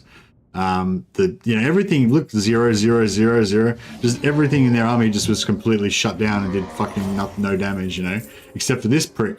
Got 51 kills. Yeah, so the orc boss was in there killing him in melee, and the orc shaman was AoEing onto the blob that the orc boss was meleeing on. So we lost 70 guys out of just this little group here. But yeah, it was still it was fine though. It was good. Good job. Well done, lads. We got our 20% wood save. What do you reckon? Can we go again on the other one, or should we replenish? Grow restless. We're a little bit weakened, but we could probably go again. If I do hardened armor as well, will I end up with all 3? I think I will, won't I? No. That's weird, so it didn't switch. Just kept the other one. Ah, to die in battle.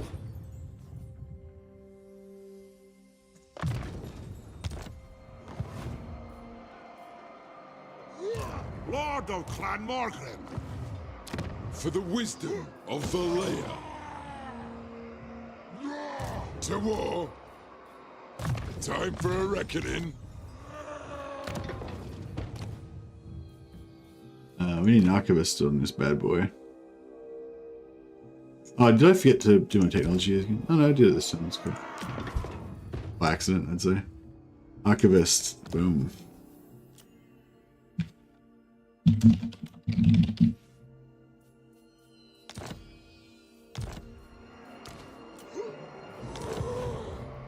Vengeful Runelord. The Slayer in me seeks death.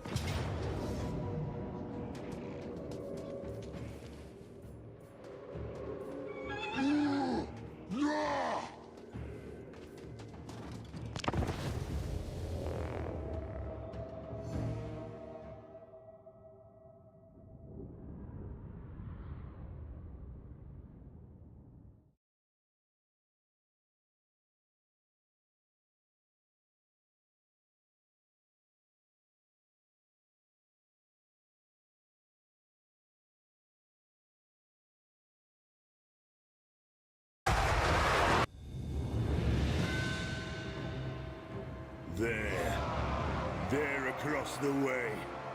The discordance. For the axe of Dargo to sing again. For the runes to glow bright with power once more. We must destroy the foe before us. The chaos filth that dare cross our mountains. We do this in the name of Grimnir. For it will be a joy to spill the blood of Northmen. The enemy lord is a taint upon the world. Yet in fighting him, I shall make a thing of wondrous beauty. A perfect song of weaponcraft, in whose rhythm the axe of my ancestor shall find harmony anew. Slayers, I hear your howls of longing, desperate to be about this, to plunge your axes into the chaos scum before us. So, go, bring me victory! Bring me death!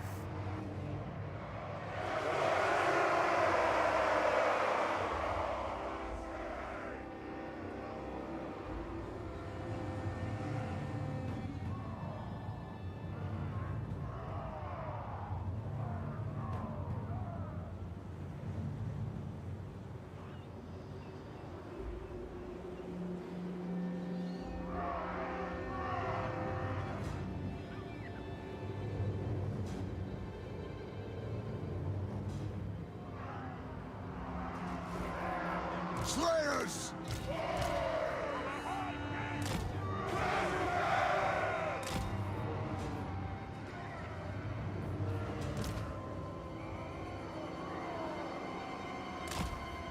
To the Kala's Anglo! Oh, shit. How did I get muted? Thanks, guys. Thanks, Wayne. Yeah, yeah, you're right, Chief. More piercing axe troll giant slayers would have been good for this. But Miners! we don't have it. Yeah, thanks, Scott Monkey. I don't know how long I had that on for. Sorry, I'm such a noob. I'm still a noob. Been doing it for this for nearly 3 years now. But I'm still a noob.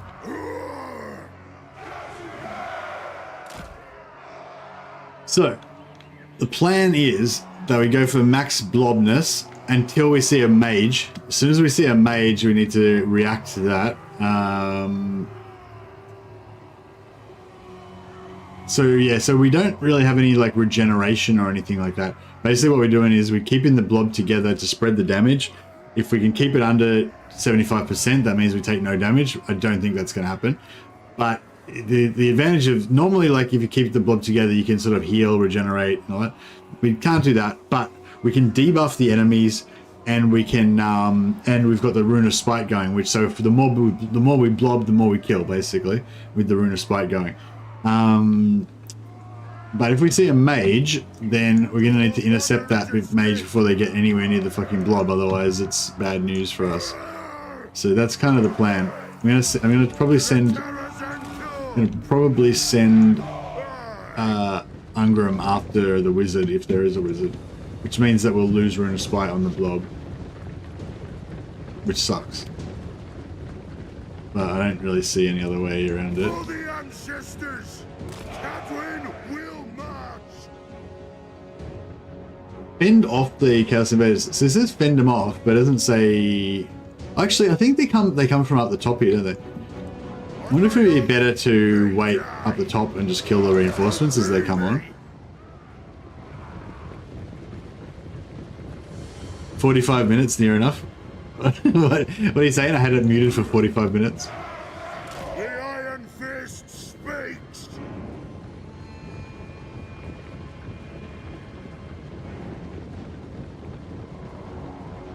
I hope I didn't. It is a reckoning.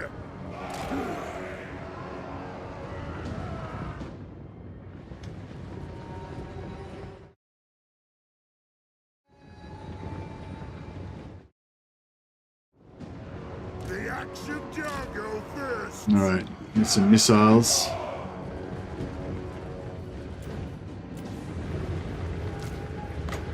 Oh baby! Okay, we've got the speed debuff on them. Layers incoming. I don't think they're going to catch them though. War of vengeance.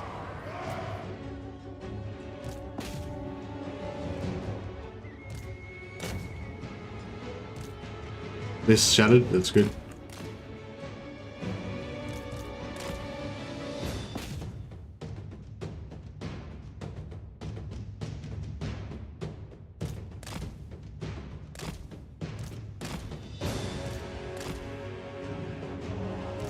Was that a wizard? Oh shit.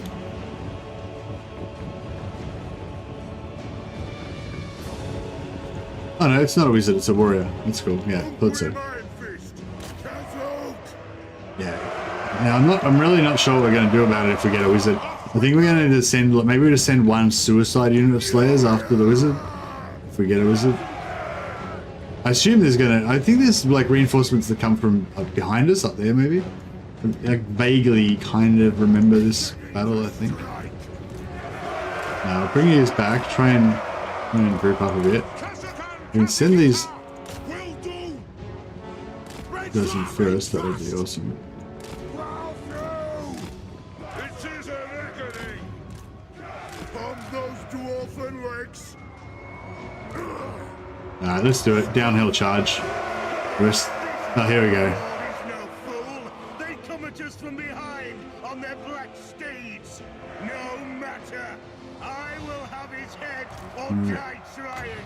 Right, let's get the melee debuff. There, yeah, so these guys are armored, unfortunately, which is hurting us, but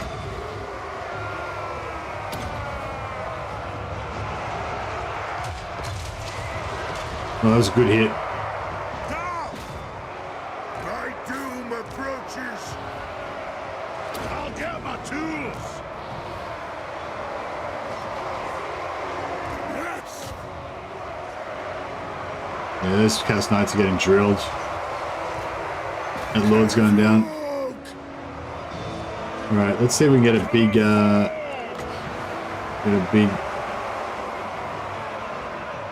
explosion there. Yeah, that's right. Didn't take too much damage.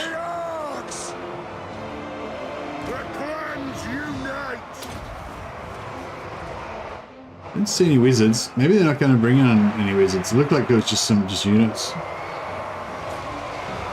Yeah, if we don't see any wizards, we might get out of this without relatively unscathed. Lord's routed.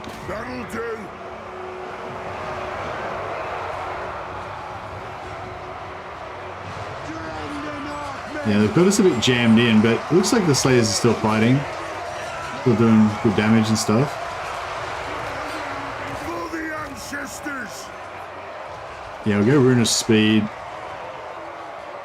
Supercharges our melee attack. Alright, now we should all go a bit more... choppy. Yeah, these horse units and stuff, cavalries and everything, they should be all getting wrecked. Yeah, look at they're all dead. Just these super tough armored melee units that they've got a lot of. We don't really have anything, like we're not really countering them.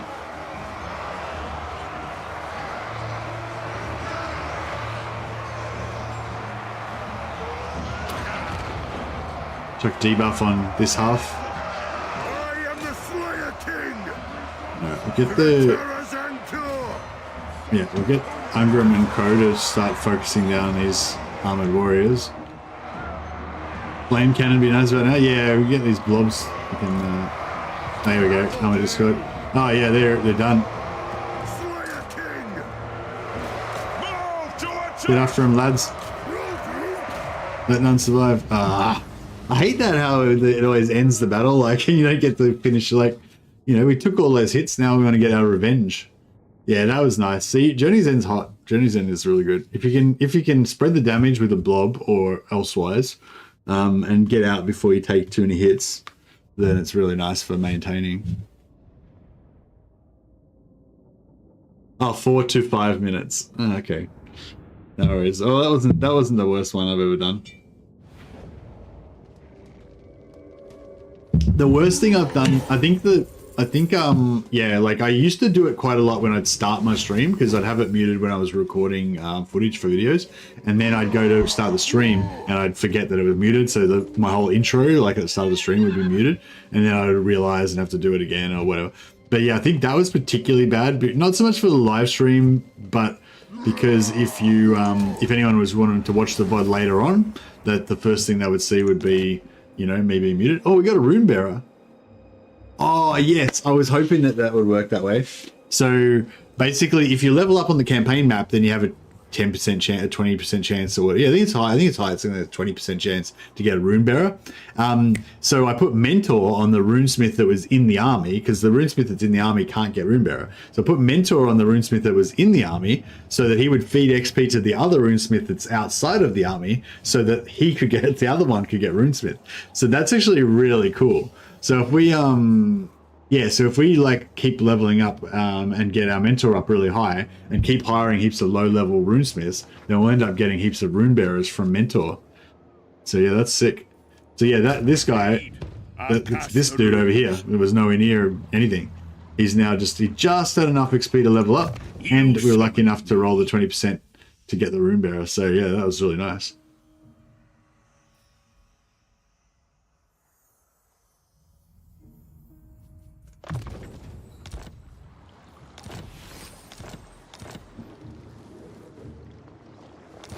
Axe of Dargo. Alright, we've got the axe now. I'm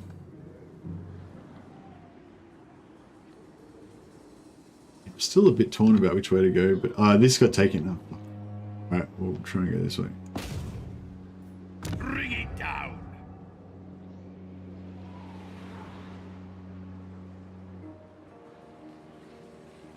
What's the traits on the Lone Wolf and the traits and the stats? Has he got 7 or 8 melee defense? Like base? And has he got any... Yeah, has he got... Basically, I'm looking for 7 or 8 base melee defense. Sure footing for extra melee defense, paranoid for extra melee defense, strong for extra fatigue, tough, I think it's called, for extra hit points, and iron lungs. Basically, those are the traits I'm looking for. Pretty much any, as long as he's got like any two of those plus like good stats, like good general stats. I mean, you want good everything. You want good melee attack, melee defense, you know, resolve, fatigue, hit points, everything. But yeah, melee defense is probably the most important one. If you're assuming you're going for melee defense, which is probably the strongest thing, but yeah, I don't know.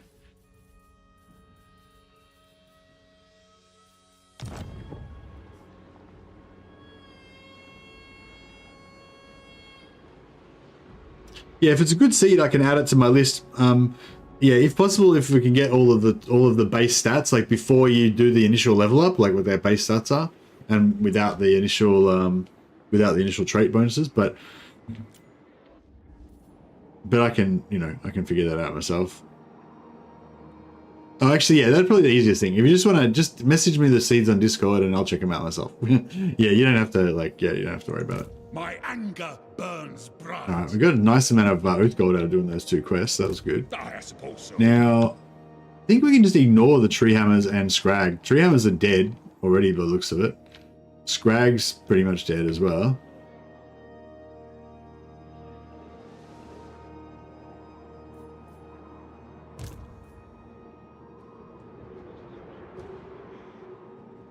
Now I'm now I'm a bit caught.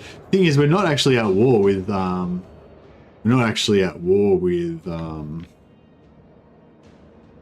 if I go there, will I be able to move there in one turn, you reckon?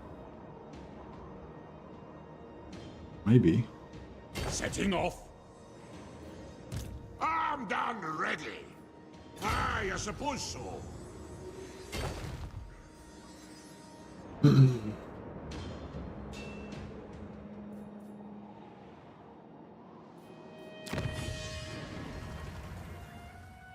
Nah, he can't have 11 melee defense base. 8's the maximum.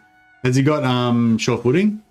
He's probably got like 6 melee defense and sure footing for +5 or something. Yeah, sure footing. Yeah. Yeah, cool. Yeah, so he's got like 6. He's got like 6 base +5 from sure footing and iron lungs. 63 melee attack. I think 63 melee attack's pretty good. I can't remember what the caps are. You can check on them. You can check on the wiki, but yeah. Sounds pretty good. You got like 40, you'd have 40 plus resolve. What else is important? I don't care about initiative. I usually go for low initiative. 69 HP. That's pretty good, isn't it? I think around 70 is good. I think you can get higher than 70 maybe. Yeah, I think 69 is good. If it was like 65, it'd be like, maybe not so good. I think 69 is good. Yeah, I think 69 is a high roll, yeah. Yeah, I like high health, yeah. No, it sounds like a good one. Yeah, it sounds like a really good one. 54 resolve. Fuck, that's actually really nice. Oh, sorry, 50. Yeah, sorry, yeah. So if I was saying 44 like base resolve, which is 54. I think you get +10 for being lone wolf. So 44 base resolve is 54 resolve. Yeah. So yeah, I reckon 44 is good.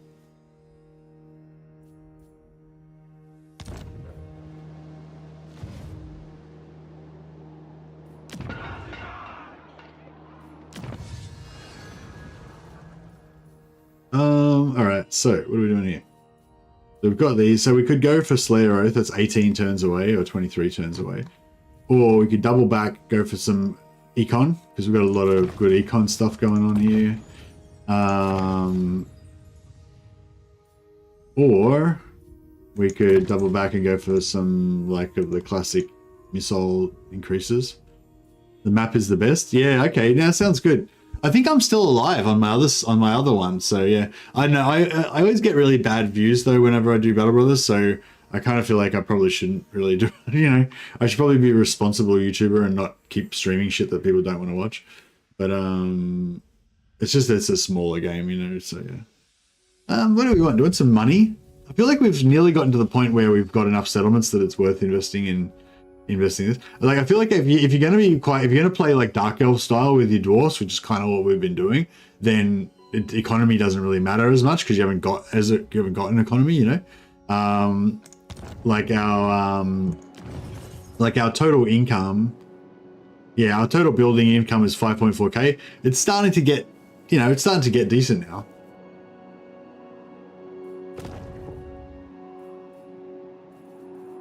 But yeah, if I just conquered everything and expanded, I could probably have had a lot more, or a bit more. Yeah, I might just take some of these things. We've still got 295 research rate. We could probably get more. How's that public order? 100 public order. That's the first time. I don't remember last time I had 100 public order on anything. I usually just let it sit at like -20. If it's stable at -20, that's fine.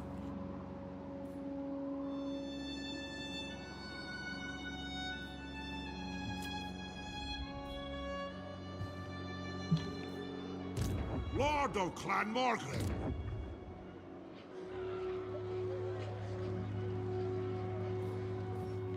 Alright, I'm gonna say Fort Ostrunk is safe. Zoshink. I don't know if they're safe. I'm just gonna hope they're safe. That's fine.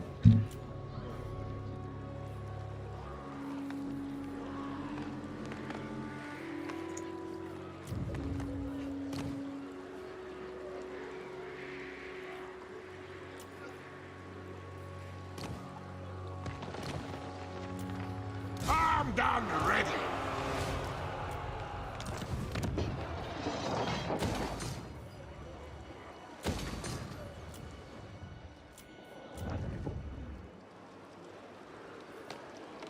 Alright. We've got another Grungy Lord here.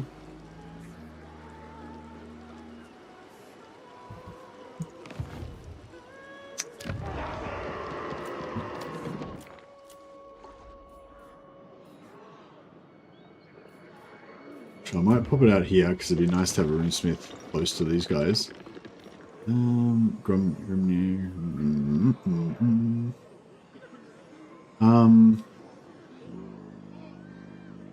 Yeah, I'll go Grungy as well with this guy. The rune's duty is never done. Because we've got Grungy on him and Grungy on him, so if we're building new stuff, that'll be fun. You summon me?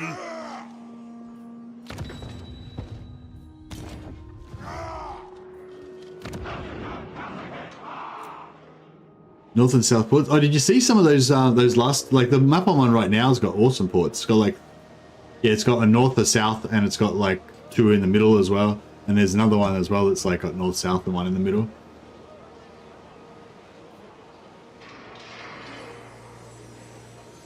Good view of the Northern Sea. Oh, mine doesn't have a Northern Sea. Mine's just got sea on north, on west and south, but it's got a one like right in the northwest and one in the southeast, and it's got 2 like, I think it's got 2 like in the middle as well.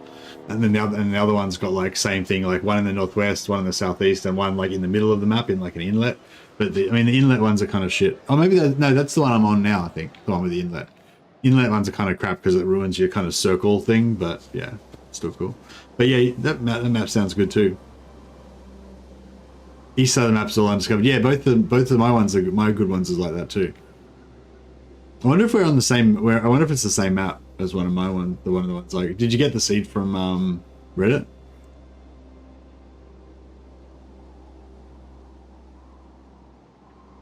Oh, that's the Raider seed. Oh, okay. Oh, well, the maps are still the same, aren't they? Just that the traits are different. They're the Troll King. Oh. I'm still a bit cautious about whether we're going to get attacked over here. I won't waste any money there. Just in case it is a waste and we lose it. Oh, Ungrim.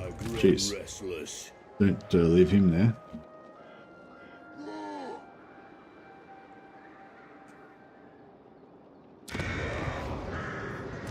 The Slayer in me seeks death. The Slayer throng moves. I must fulfill my Slayer oath. Actually, a bit of fear in there would be good. Hope things break. Ready.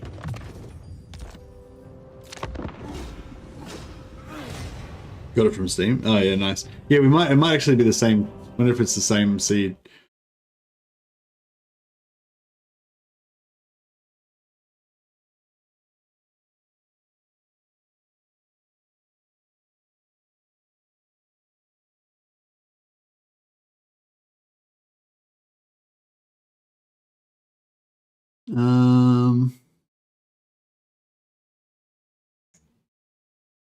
Oh no.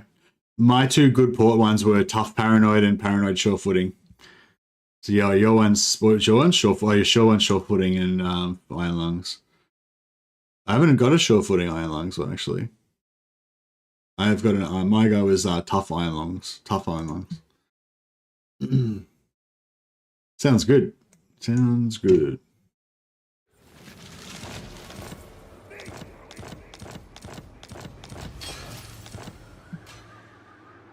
One rug.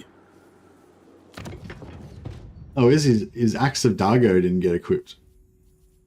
The Axe of Dargo.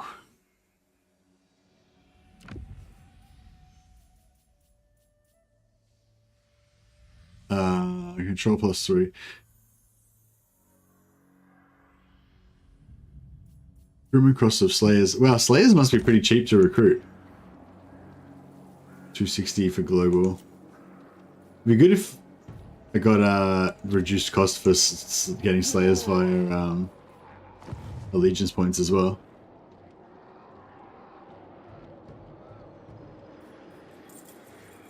Got Iron Lungs on 2 Raiders. Yeah, nice.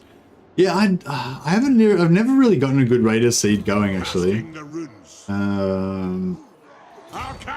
Maybe just bad luck or just I don't know. How do you start your Raider campaigns? Maybe this isn't the right place for this conversation.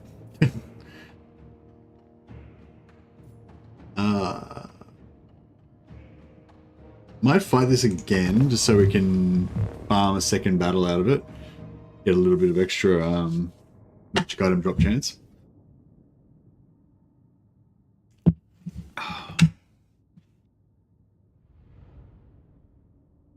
And then I should probably rush. I start with them double grip swords. What do you mean, long swords? Oh, you mean like those bleed ones, the big, the two-handed versions of the cleavers. Oh, anyway, that's not what I was talking about. I was meaning like, you know how like with the Raider start, how you can raid caravans, but then you can also like you could raid caravans with the northern faction that hates you, but then you could also at the same time try to wait until like the southern factions start to like you more. Or you could like just wait it out so all the factions like you more, or you know what I mean? That's what I mean. No, I don't mean like combat. I don't mean in terms of the combat stuff. I mean in terms of the map, like in terms of what you actually do. Like, do you actually raid caravans like of the northern faction? Do you raid everyone's caravans? Do you like try to peace out with everybody, or do you keep raiding the northern guys but make friends with the southern guys? Okay, yeah. Do you make friends with the southern guys or in the middle guys? Like. So normally the northern ones hate you, the middle ones sort of hate you, and the southern ones are fine with you, right? So I think that's how it works. So I assume you don't raid caravans on the southern guys, so you've actually got some towns to go to. And then, but you raid the northern guys. Do you raid the middle guys as well? Yeah. Do you raid the middle guys as well, or do you try and wait for them to get friendly?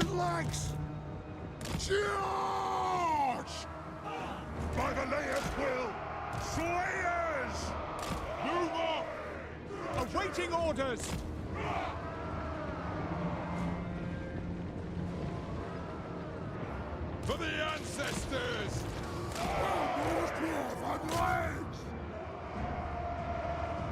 Lord of Clan Ungrim! You're fluffing about! Mortar! Through to cannons! Dregs! Move to attack! The clans unite! Master of Runecraft! Have at them! Mortar! Iron Oh, that was a bit of a rough one. Ordered, sir. For the ancestor gods! Yes, Lord! Nothing can stop us! Go! Will do! Fire! Reload! Fire! Reload! Oh yeah, devastating flame attacks. Very nice. Crossbows ready, General. Mortar! Oh, mortar's a bit more accurate at short range. You can see. Charge! Ready to fire! Yes! Now! Vengeance! Iron dregs! Give me vengeance! Fine! Iron dregs! Reach far! Reach fast! Take your targets well! Yeah, my lord's getting a bit wrecked. Let the vengeance begin! Work out! Crossbowman! Fire on the foe! I'm not fighting Crackerjack, I'm fighting Crackerjack rebels. I've come to rescue Crackerjack. I'm a freedom fighter. These Crackerjack rebels don't understand. I'm doing what's best for them. Have at them! Yes, my lord! Warriors! Pursuit! Iron dregs! Keep clear! Plow through! Unbending! Killers! Take aim! Anew! Iron dregs! Track that machine! Slayers! Attack! Yeah, try and kill this guy. Oh shit. Shit. Iron dregs! Defiant and unbowed! This should get him. Sisters!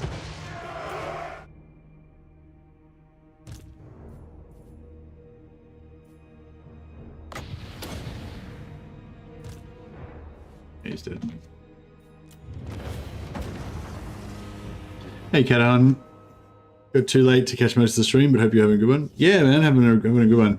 Yeah, this is episode 3 of our Carrot Cadron campaign. The Slayer host. We basically, yeah, we took out Vlad twice. He's gone. We definitely killed him this time though. We didn't quite finish him the first time. Killed Vlad twice. Gave all his stuff to the Empire. Killed Drika. Gave all her stuff back to the Empire. But then the Empire was also getting wrecked by Festus, so we had to go and take over Festus' stuff and give all that land back to the Empire.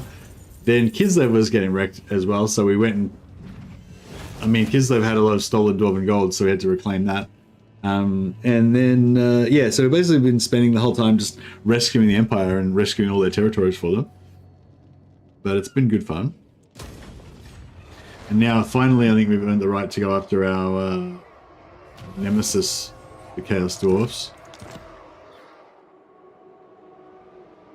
I feel like I should be rushing Winter Twilight right now. Where's the edge of our territory?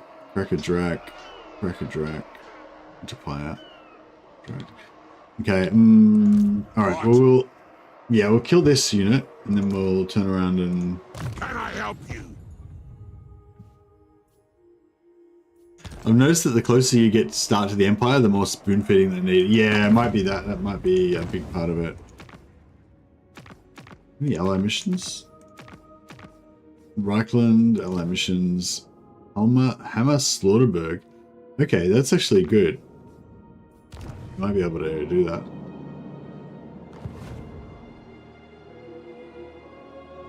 Casting the runes.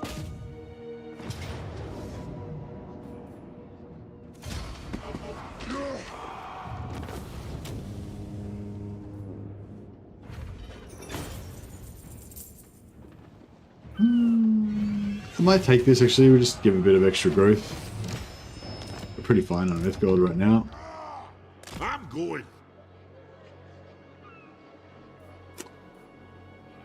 Really like to get closer to that I'm just going to take us at normal movement. Returns. I feel like if we've got... No, we can't even make it to there. Master of runecraft. We've got a level 15 guy, but he doesn't have any spells because he's not a runesmith, rune priest, rune lord.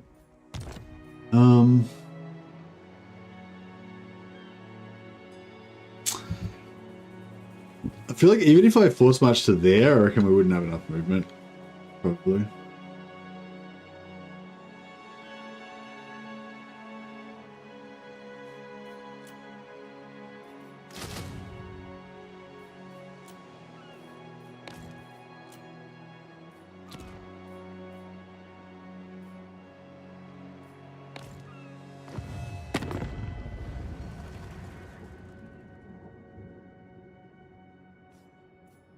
Iron will. What brings you to my mighty forge?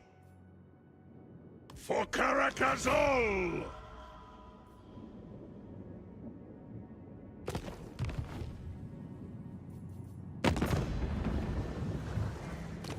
The Celestial. I am. Yes. Oh, Zipfar's minus 20 now.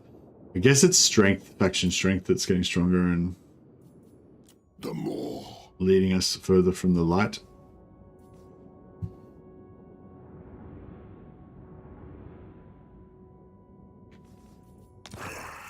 It doesn't must butcher.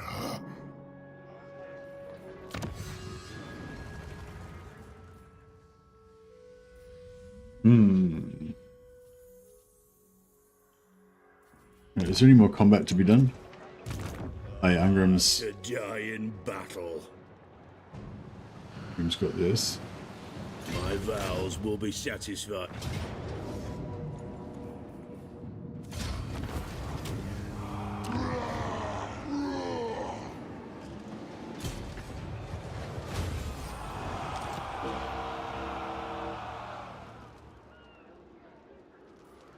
I must fulfill my Slayer oath.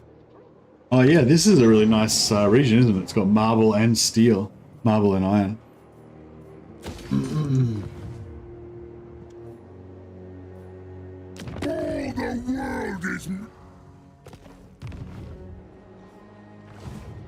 vengeful Rinlord.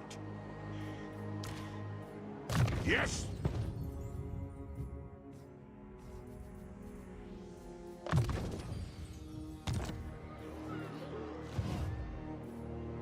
Yeah, so I don't really care whether we wipe out Winter Tooth or not. I just want to kind of push them back, make sure they're not threatening my little newfound territories in Kislev.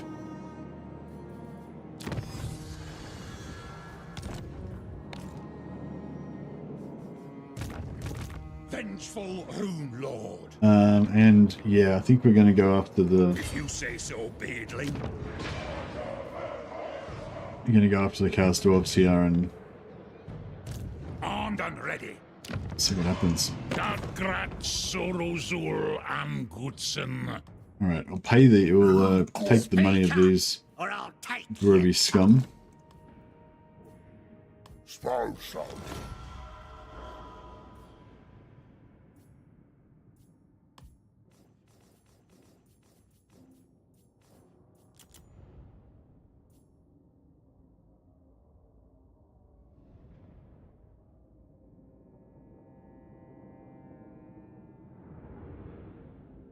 I thought you said you had two guys with iron lungs.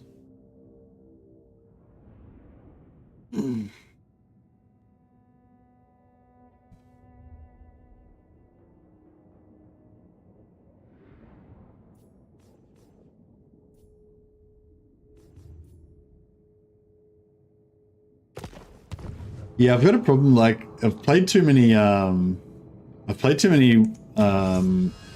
lone wolf leads, and so now it's like if everything feels like barb 3 adventure. It doesn't really matter if the starting barbs have like. I'd rather have I'd rather have one barb that was like ridiculously good and the other two have shitty traits, rather than have like two barbs with average traits and one with nothing or whatever, you know, like, because you, like, all the ones that are mediocre basically are going to get replaced anyway. So the only ones that really matter in terms of the long-term game are the ones that are exceptionally amazing. Because you know, like, I mean, having slightly better brothers makes you start easier. But yeah, do you know what I mean? That's kind of how I feel like it. So if you just have one dude that's like insanely good, that's better than having a cross-section of average. Ungrim. And some people would say that the traits don't even matter at all because, you know, you're going to have, because it's really just about the map. So, yeah, I don't know. But I think those people are probably more advanced than me. Vengeance! The runes are ready.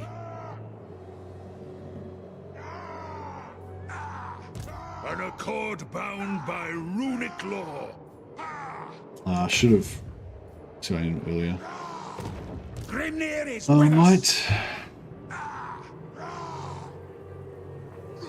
I might disband this one Slayer just to make her spot, make her whole. Aye, it is time. By the ancestor gods.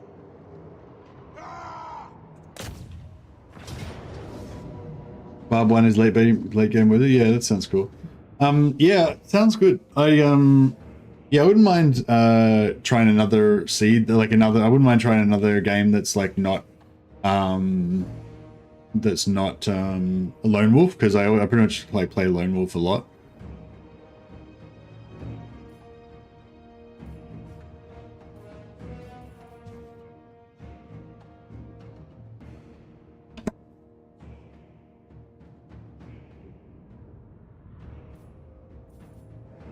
You probably just auto-resolve this, yeah.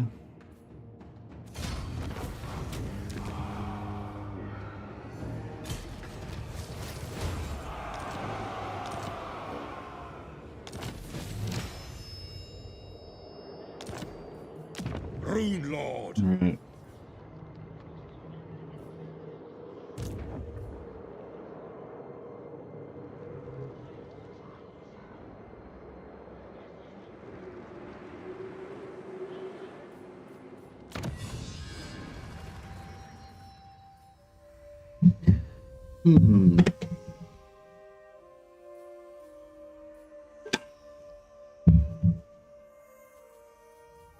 Right, so we're finished on all of our combat. Jamek True Eye is going to continue his trek to the. Bert, stop taking out my enemies before I can get to them.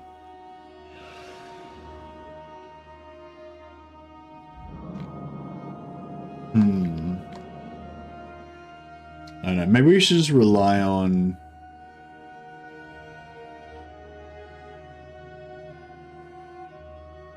I'm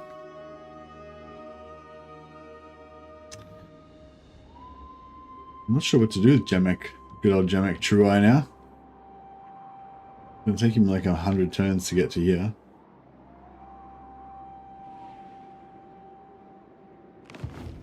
What's his trait? We could always just re-recruit him again.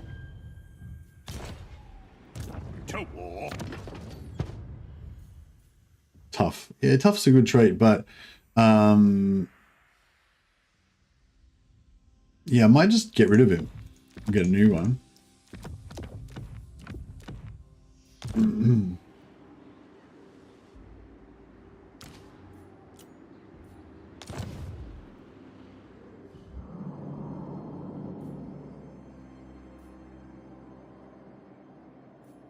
Is you don't really need stamina for polearm, do you?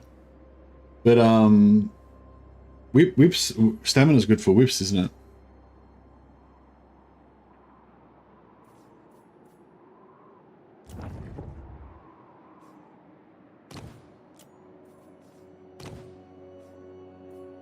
Valea. Valea is good for map heroes, and it's also good for army heroes too, which is good.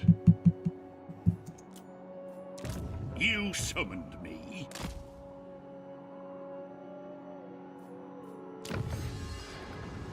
Right. Yeah, I think we're going to continue with our getting more money thing. If we can actually get our economy back into positive and start just raking in cash, that would be pretty cool.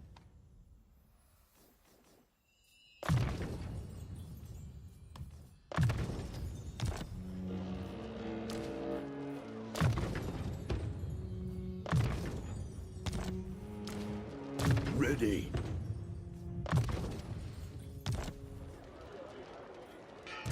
I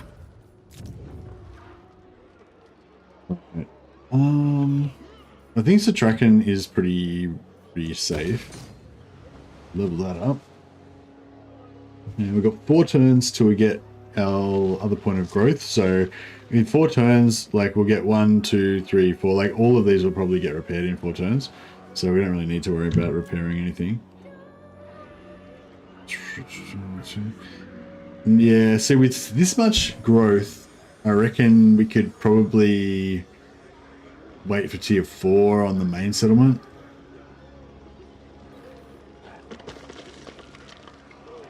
So crazy, this is like gonna almost catch up to our first settlement.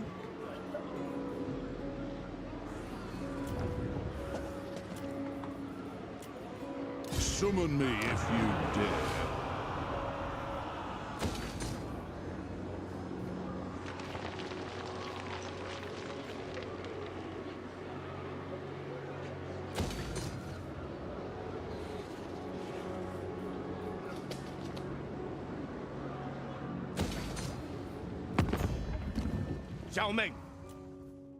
What?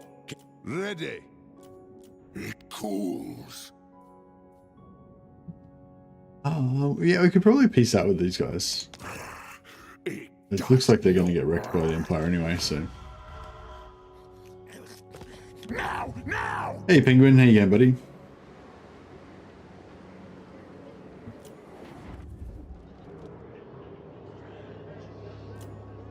All right.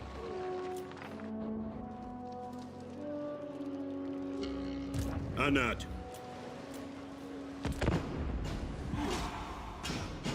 I might have to quickly try to go to the toilet. Wait a sec.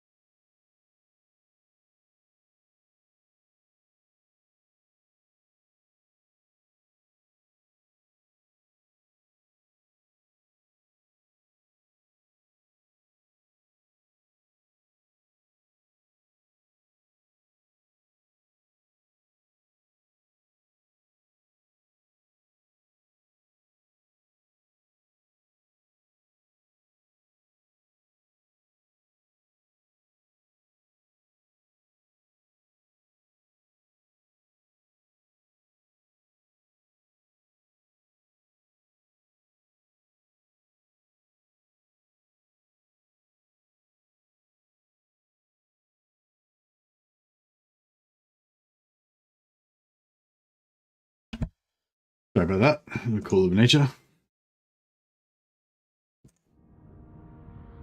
Join war against these guys. Are those guys even... Thanks for all the streams, Mercy. I enjoy them. Oh, thanks, Penguin. I appreciate it, buddy. I'll name... Oh, what's the dwarven lore appropriate version of Penguin? You make it hard for me with the renames.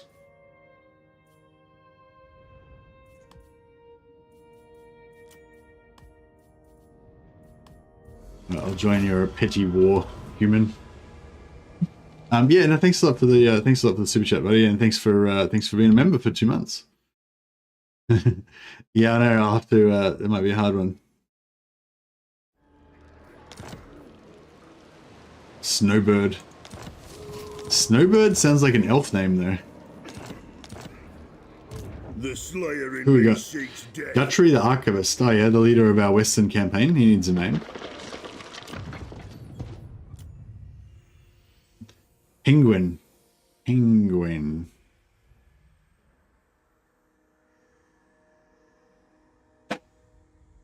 Penguin. Instead of peng, it's just peng. Penguin. Penguin. There we go. Snowbeard. Boom. Nailed it. Penguin Snowbeard. His beard is in fact white as well. Penguin Snowbeard. That would work. That would also work. Alright, we got Penguin Snowbeard. Mighty. The mighty. He's got his Anvil of Doom now as well. Pretty sexy. Alright, so we can cruise. We can't make it in one turn, but we can... Actually, let's just try ambushing. Getting out of here. We've still got that quest with Empire to kill Lorixen Black Raider. Lost Erickson Black Raider. Weird. So he's there, obviously, in that settlement. If we look at the settlement, public order, military presence 1. It's hard when it says 1 because it's like it could be that he's just got a lord in there with like 2 units in his army, or it could be that there's a full stack outside of the settlement and just a 1 lord in the settlement or something like that. Either way, I reckon that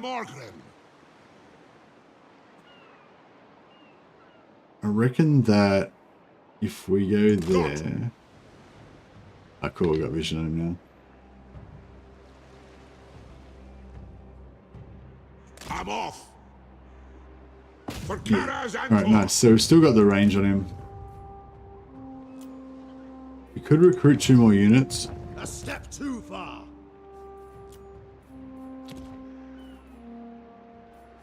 So why is like...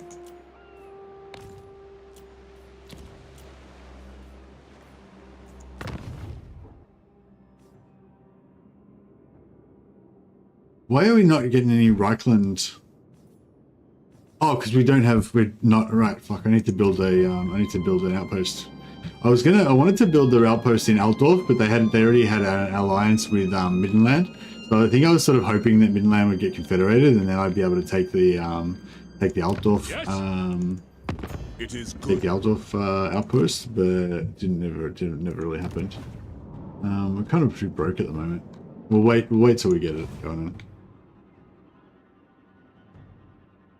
How's Slayer strat working out? I normally want to go try it, but to go for artillery melee plus thunderers. Yeah, no, the Slayers are working really well. So far. We need to upgrade them to Giant Slayers if we want to get serious about this though. But yeah, for the moment they're okay. What's the HP difference actually between Giant Slayers got more HP? Or are they kind of the same? It is time. Oh yeah, they're significantly tougher. Pretty cool. They don't have that missile resistance, but they've got the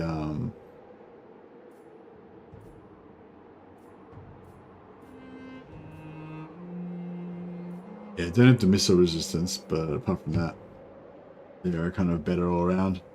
Yeah, that armor piercing.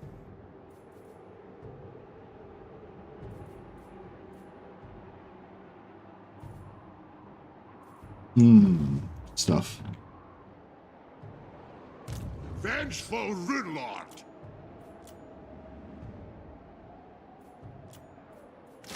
All right, he can do that, and then and if we need to, we can smash out a few more units as well. Actually, we can't really afford it, can we? We'll take 1 unit. Oh, actually, if we do this fight, can we reach this? Aye. No.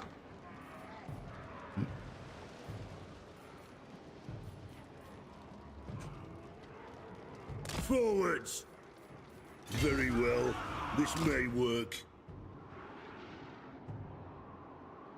Oh yeah, this Yetrich. How many settlements have they got? 4. I think you should go a mix of them, so you have anti-large and more melee focused slayers too. Yeah, maybe, yeah. Yeah, I think just as you get into the later game, you want more higher proportion of the giant slayers. But I think you could probably do without the normal slayers, but you can't really do without the giant slayers. Love those flamethrower stunties. Yeah, I must fulfill my I don't know. I think I would probably only really have the Slayer army on Ungrim. I don't think we really need Slayers in any of the other armies, particularly.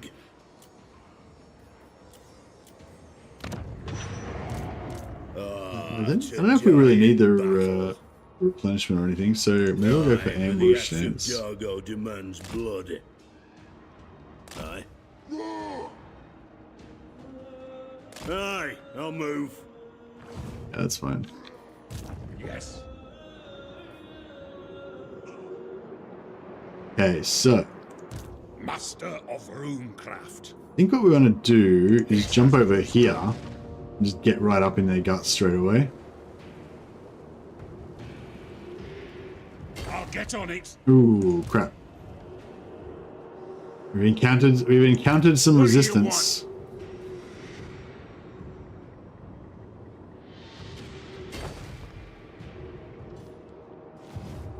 Yes, move.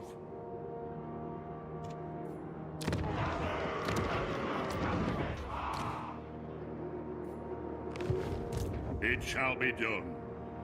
Lord of Clan Morgrim. Yeah, so this guy is going to be leveling up from the passive XP that he's going to be getting from the other lord. So we need to keep moving him outside of the army every time that happens. So we've got a chance of getting more rune bearers. And who needs the movement the most? I'm going to say this army is our secondary army. So we'll give them number 2 rune bearer.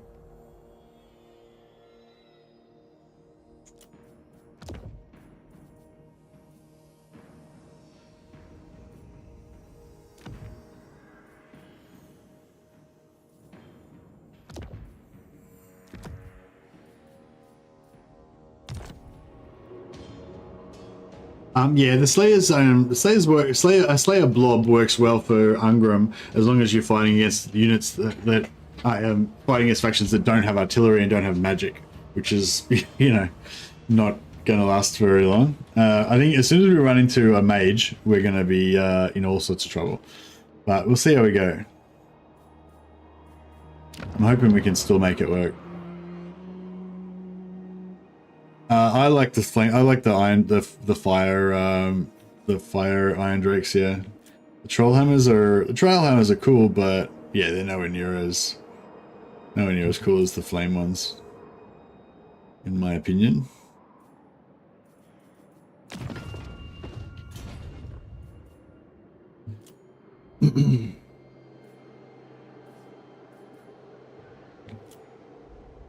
Oh shit, we're up here now. We haven't got any money, but yeah, next turn we'll sort that out. Alright, cool. For the wisdom of the layer.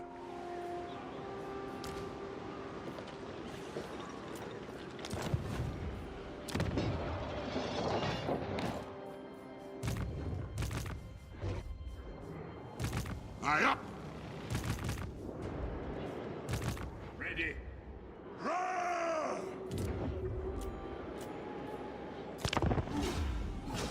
Greetings. Yeah, the troll hammers are cool, but the iron drakes can like win whole battles for you, you know. For Thorgrim, I picked some torpedoes is better. What do you like the torpedoes for? Taking out monsters and stuff, or just for generally shooting their infantry and stuff? The torpedoes are mainly like anti-large. They're too short range though. Yeah, no, I don't. Yeah, I don't really like the troll hammers at all, really, because they're too short range. Like the flame iron drakes are good because even though they're short range, they work really good in infantry versus infantry fights because you have a big blob of infantry, they have a big blob of infantry. The two blobs attract each other, so you end up with the blobs tied up with each other, static, not moving, and then you can move your flamethrowers in a position and flame them. Whereas I feel like with big with large entities and heroes and stuff like that, they tend to be more mobile, and like, so the troll hammers are like, I mean, they're still good at killing them, but they're short range, so that makes them vulnerable, and maybe it's harder to get them in range to be able to shoot them, and you know. So I feel like I feel like thunderers are pretty good for killing stuff. Like if you want to kill large entities or armored single entity targets and stuff, like I feel like I don't know. I guess I don't know. Yeah, it's hardcore. It's hardcore because trollhammers do have a bit of an arc, so they're maybe easier to aim in certain situations, whereas the thunderers might be, you know, harder to shoot. I won sieges in which the Iron Drakes got thousands of kills. They do relatively well against big monsters too. The normal Iron Drakes, yeah. Whereas the trollhammers are okay, but I don't feel they're not. Then like the flamethrower Iron Drakes are just superstars. You know, they literally win whole battles by themselves. Ursus, yep, non-aggression done. I join with you, our Kislevite brothers.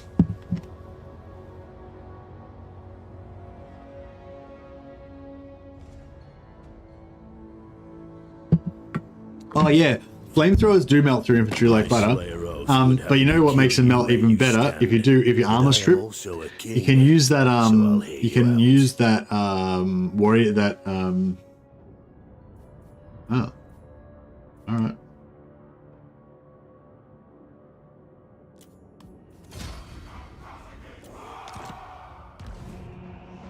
Wolfric wants a piece of the action. Yeah, you can if you oh shit.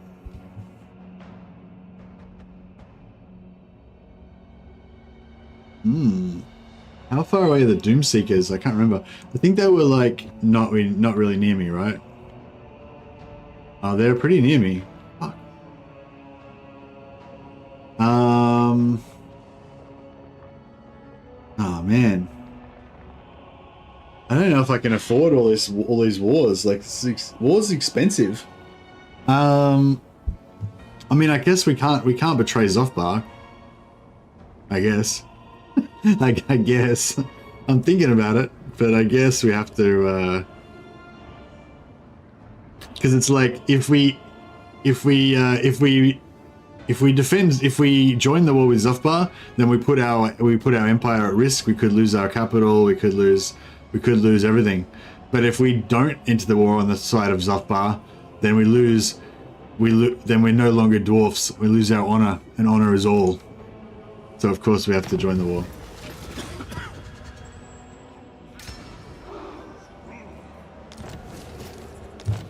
All right.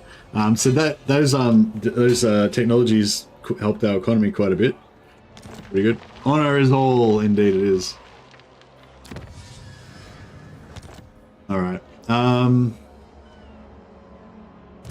If you say so, beardling. For the king! He ran away. Oh damn it! I had a mission to kill this guy, but he ran away.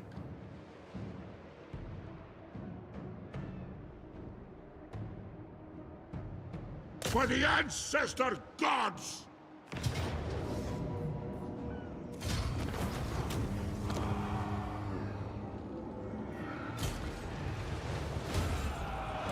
My anger burns bright. No! Okay, there's the guy that we want to kill. Lord. Oh, we can get there in one turn. That's good.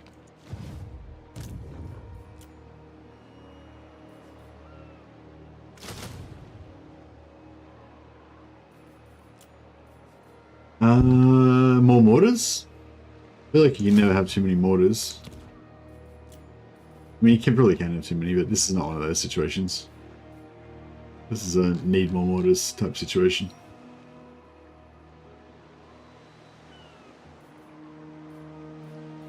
Yeah, I don't really need.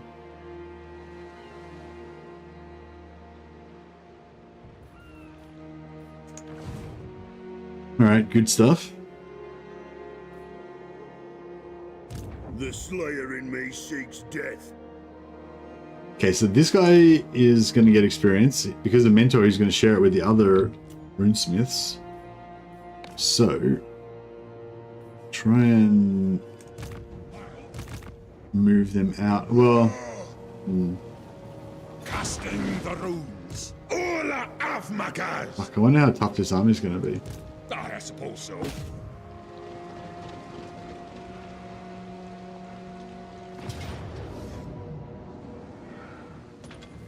Okay. To battle!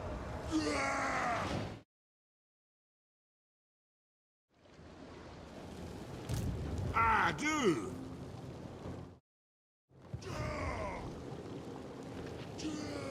I'm done ready.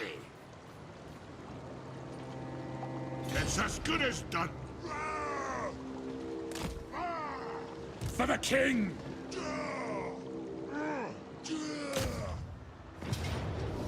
Right. Casualties medium. So what have they got? They got a Skullcracker, which is good in melee. I feel like we could win this pretty handily, maybe. I'd like to give it a crack anyway.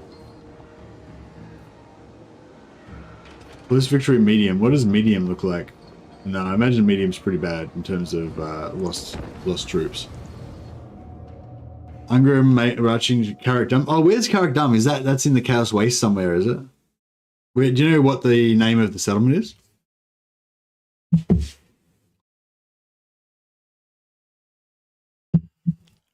Ungrim's marching to take out Astrogoth. But we just reclaimed Crackadrak. And we also reclaimed the Brass Keep. I can't remember the name of the dwarf name was, but yeah. So they have no artillery, have no long range units. We do have artillery. And we've got a sweet mountain to sit it on. Ranging target!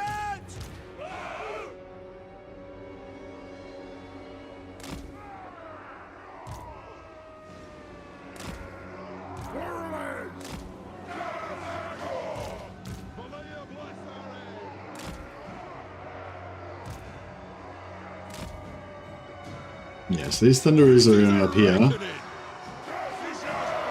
Kind of having a 360 view out, well, 270 sort of view. Gonna shoot anywhere in front with no problems, I would say. The clans unite! For the ancestors!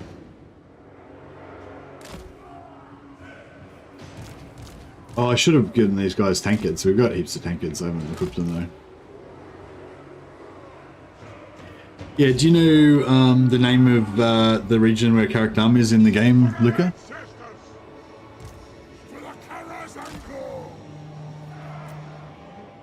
Okay, they're not coming yet, so we can wait for our reinforcements. Very nice. Yeah, I guess we'll cruise up with this guy. We'll drop a Wrath and Ruin. And then we'll get the hell out of there.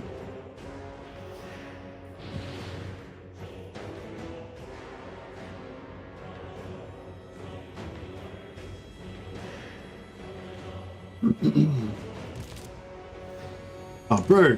Oh, that's an army ability. That's right. That's right. There's nothing we can really do about it. We just gotta take it, I guess.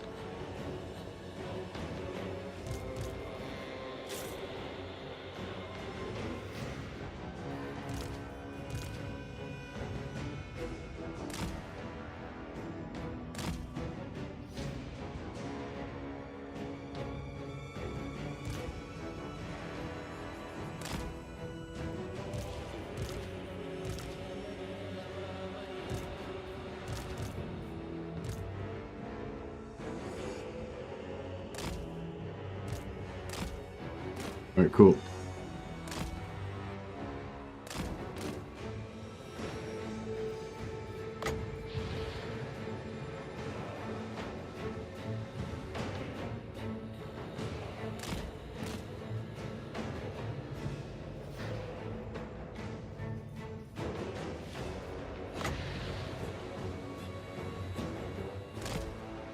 And Spirit leashed me. A bitch.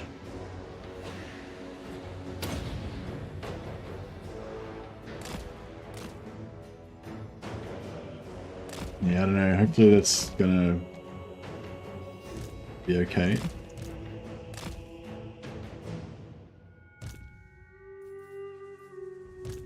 Oh shit. Alright, that's not working. It's not okay. Slayers! It's That's right. It'll work out. It will work out. Shifty! With haste! At once! Quickly now! No faffing about! Master of Runecraft, like a shot! Oh, just inside there. Leaving! Kill Urks! In short order! Now this is good actually because we lured out his Lamasu. We can just murder it. Vengeance! Advance! Slayers! God! Seeking revenge! Faster! Oh, what magic has he got? Oh, death. Yeah, he's screwed. Battle Can't ready! do shit. Going full tilt! Advance! With haste! God! Shifty! Going full tilt! Drag the axe!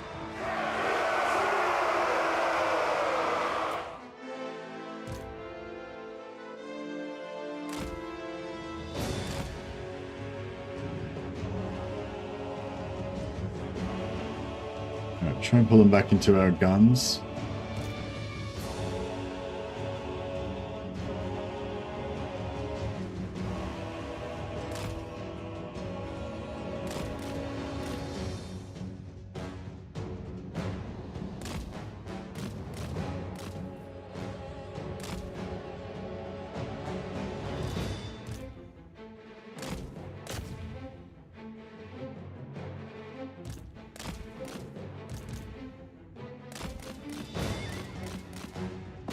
So that's cool. Yep, do that.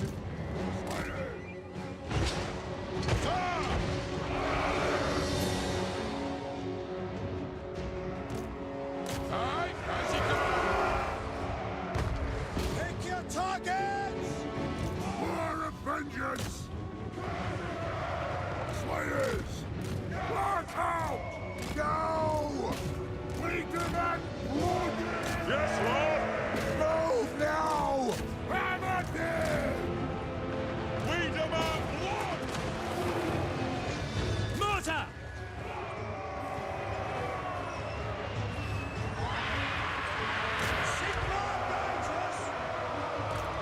Nothing can stop us! Shield bearers, all! No! Nothing can stop us! Cool. Oh, sorry, yeah, you didn't get to see that, but yeah, we murked that lord, which is really nice. Blow through! For the High King! War of vengeance! Rage fast! Karduk! Kill Urks! For the ancestor gods! These guys are just tanking like bosses in there. That's good. Warriors! Take them down! Go! Pick your targets well! Cannons fire! Aye! Shoot the Wazzicks! Nothing can stop us! Scoff! Move now! For the Kadazan Corps! Get moving! Slayers! Charge! Iron Drakes! Elevate cannon! Plow through! Aye! Pump those dwarven legs! Nice. Obey me! Alright, let's off for melee. Let's blow those guys up. Done!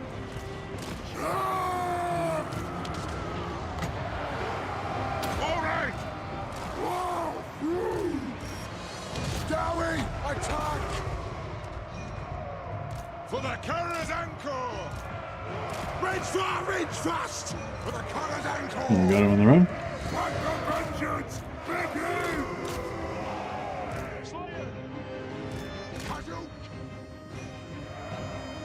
Fight! Any mercy, just gotta run the dog and I'll be back. Bugman's waiting for all slayers who find their doom. Cheers, Phil. You'll keep the stream open while you run the dog? Oh, awesome. Give me some extra view hours. Should be somewhere in the northern end of the World's Edge Mountains, connecting with the Chaos Wastes. Oh, is it that that one that the Chaos Dwarfs always take? It's like a Chaos Warrior fortress just south of those Skaven. I'll check out the map after this. So is it already called Carrick Dum? Oh shit, we need some Slayers over here. Oh, I got it. That's done. Alright, cool. No, I didn't. No, I didn't. No. I forgot about it. Sorry, Vekoma. Was it a lore video? I thought it was a. I thought it was. Oh, yeah. He's probably got an older one. No, I think he was gonna do a Lorebeards. You know, he does those like Lorebeards discussion streams. I think he's gonna do a Lorebeards about Slayers as well. But yeah, I assume he's got an older Slayer video as well.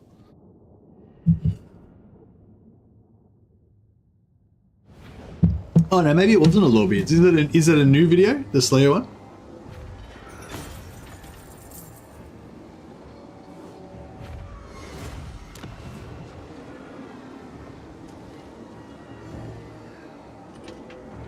Oh, okay, but it's not a Lorebeards though. It's just a video. I put it on random, so it's going to be either Vermintide or Greenskins. So yeah, I just put it on 200%, but it's only going to be one end game. I feel like, I don't know, it's like you kind of want more end games, so it's more challenging, but then it's just the same every time, you know? Whereas I feel like if you just have one end game, then you don't know which one it's going to be. It's a little bit exciting, but yeah, I don't know. I just thought I wanted to have more of a kind of roleplay campaign this time anyway. But anyway, so yes, there's a chance we're going to get Vermintide, but we don't know.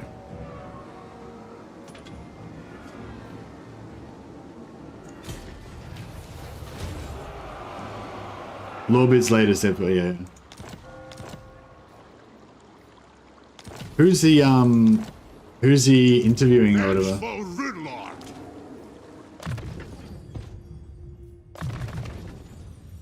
Does he have a guest on, or is it just does he always have a guest? I thought Lorebeards was always like a multiple person thing, but I don't know. Well, when it started it was like him and Nathan, but then I think it was just him, but I wasn't sure. I haven't seen any of them since then, so I don't know.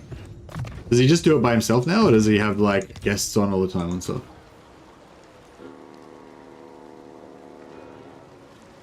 Oh, so Andy Law sort of took over from Nathan, is it? So it's always those two.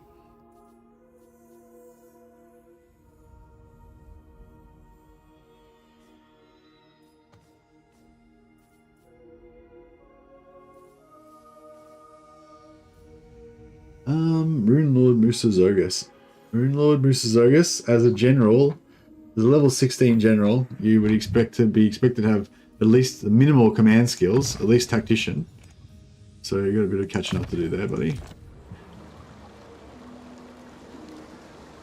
If you're gonna lead quarrelers into battle, you've got to have some of that. Got to have some of that delicious red line. All right, if we put this guy there, I'm gonna start downgrading these Slayer forces because they're expensive and they're not really very good. Like they're good, they're okay in Ungrim's army, but they're not really very good. I don't know why I can't seem to click the right button there, but that's right. They're not really that good in the wild. My anger burns bright. What? Oh, I mean, like, having said that, they worked really well in that battle just then. They just got into a big melee blob and chopped up the enemy, which is exactly what I wanted them to do. They tanked their missiles, didn't give a shit about their crappy fire arrows. Yeah, again, they didn't have any AoE magic. As soon as we run into effective AoE magic, the Slayer Dream's going to be over, I think. But we shall see. Maybe not. Oh yeah, so it's here. You're talking about Carrick Vlag? Oh no, Carrick Vlag. Oh, so Carrick Vlag is a Carrick, obviously. So that we need to reclaim that for sure. So is Carrick Dum called Carrick Dum in?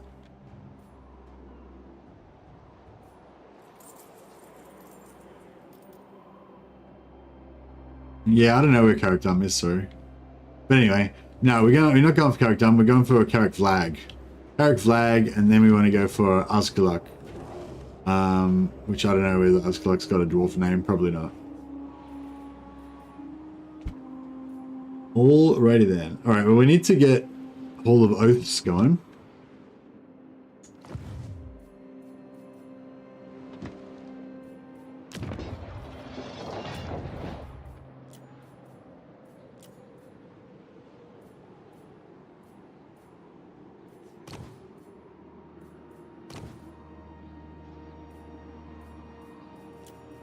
Time for a reckoning.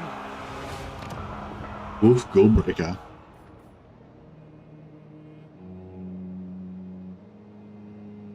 So yeah, we need the Great Slayer Shrine, so the normal Grimnir's Monument doesn't actually do anything for us. Short campaign victory requires Great Slayer Shrine. Yeah, so that sucks. Like, see, we'd have short campaign victory. If they made it, they should make it the tier 2 building, I reckon. I think it's unreasonable for the Great Slayer Shrine to be required, but I don't know. I feel like that should be like long campaign victory. Because what's long campaign victory? Just say, yeah, long campaign is just sack 70 settlements. They should make it like, they should make short campaign victory get the tier 4 Slayer Shrine and 30, and the long should be tier 5 and 30. But that's fine, whatever. So yeah, so we just need to keep building, just keep getting growth. It's going to be ages though, so we're going to get tier 3, then we go to tier 4, then 5. It's probably going to be another like 20 turns, yeah.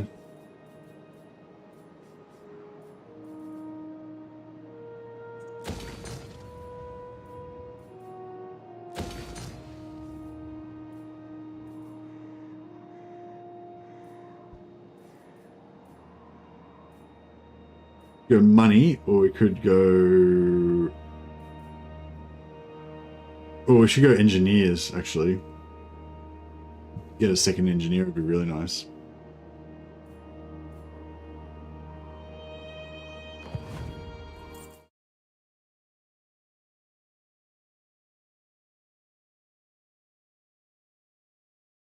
Carrickdom is part of the Skull Road east of Prague.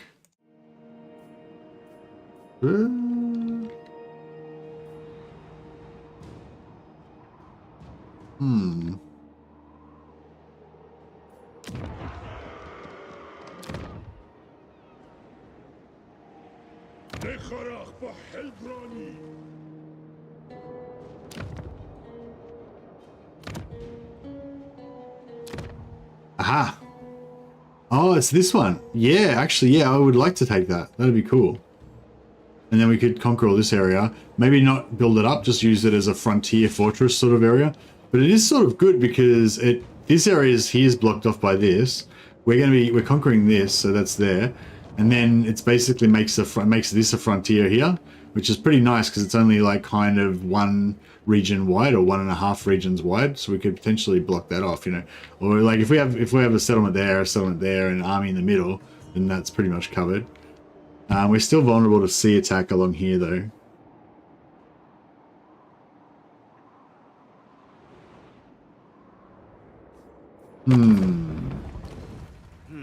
Aye. Okay, Zofbar's seen the light.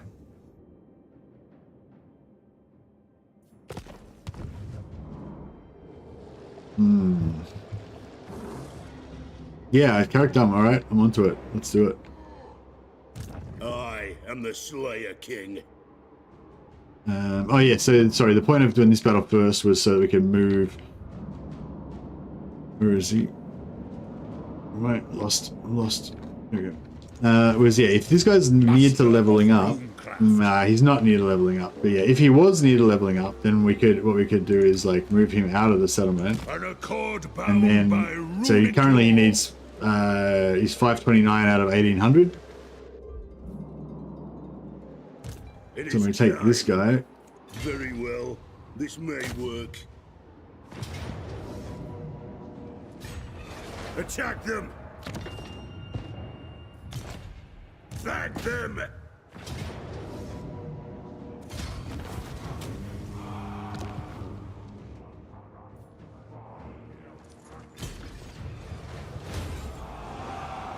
The Slayer in me. And yeah, that didn't do anything obviously, but yeah.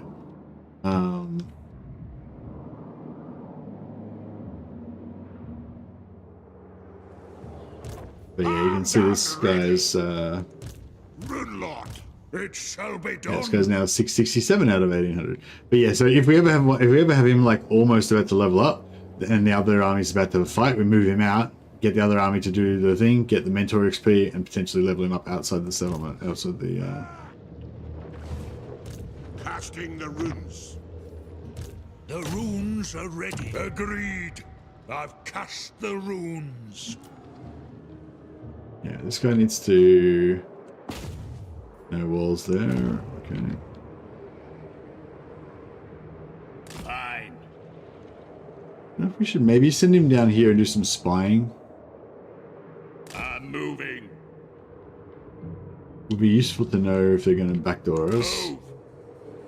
Maybe he could find a walled settlement. Yep, here, maybe.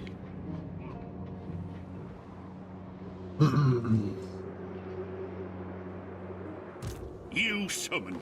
Yeah, character. That's Skaven. It's this spot here. No, not that spot. Where is it? Oh shit.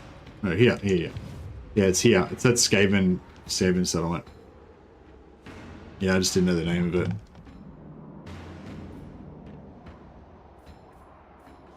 Yeah. Any good tidbits of lore that you can relay to us to inspire our stream, Vakuma?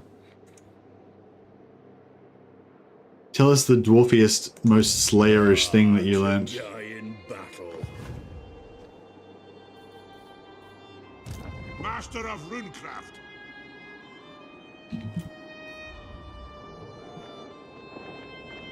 Lord of Clan Morgrim.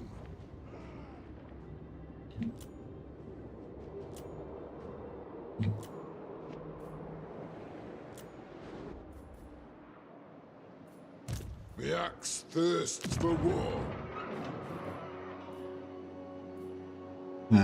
Yeah. So we'll get Master Engineer.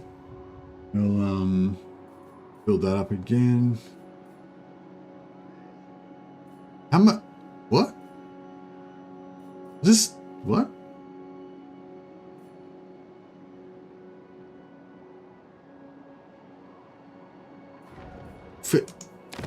How much? What? Oh wow.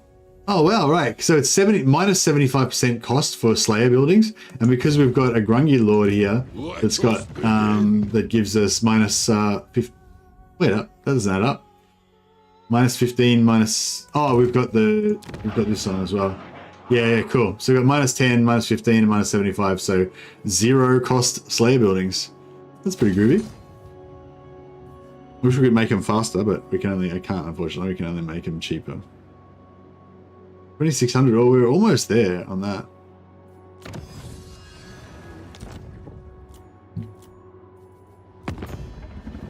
Ready. Dowie from another hold arrive. 'Tis a great day. They want to confederate us for plus 20.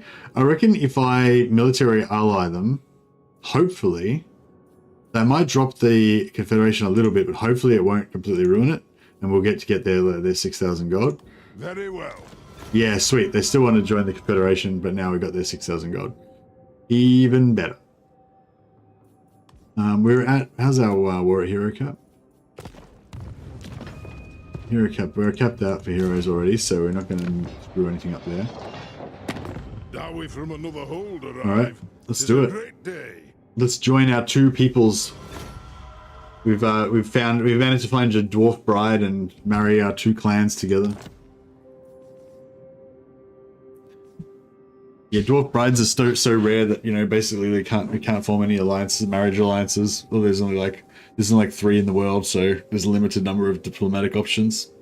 Well, for example, the god of slayers is holding constantly working stable chaos gate, killing any demonic creatures going through it. Cool. When you say the god of slayers, do you mean Grimnir, or is there some other god of slayers?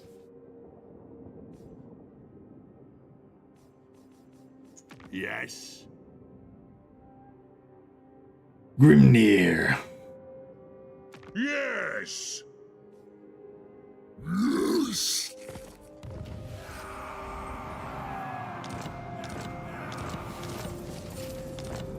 I don't really care. I don't really get into that, that bombastic stuff too much. as well. I mean, yeah, it's cool and everything, but like I feel like, you know, compared to the like really big giant bombastic sort of stuff, I get more into the kind of like domestic shit, you know. Yeah, like being a slayer, being a shameful thing. That's kind of the stuff I'm more interested in. Like what's the life for an average dwarf and that kind of stuff. Like, you know, how does one become a slayer? And, you know, I mean, I kind of have a general idea of that stuff already, but yeah, you know, that's kind of stuff that I really like. I love those like little tidbits about, you know, what their societies must be like and their daily life and that kind of stuff.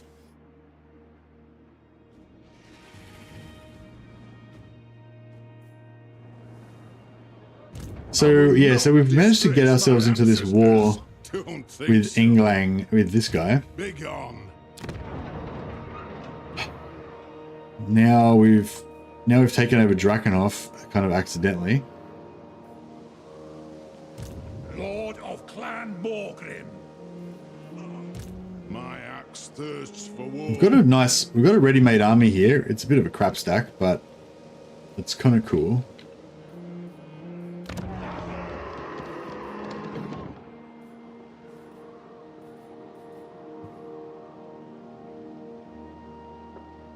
Karakadrin is almost the only Dao we hold that welcomes slayers without negative relations.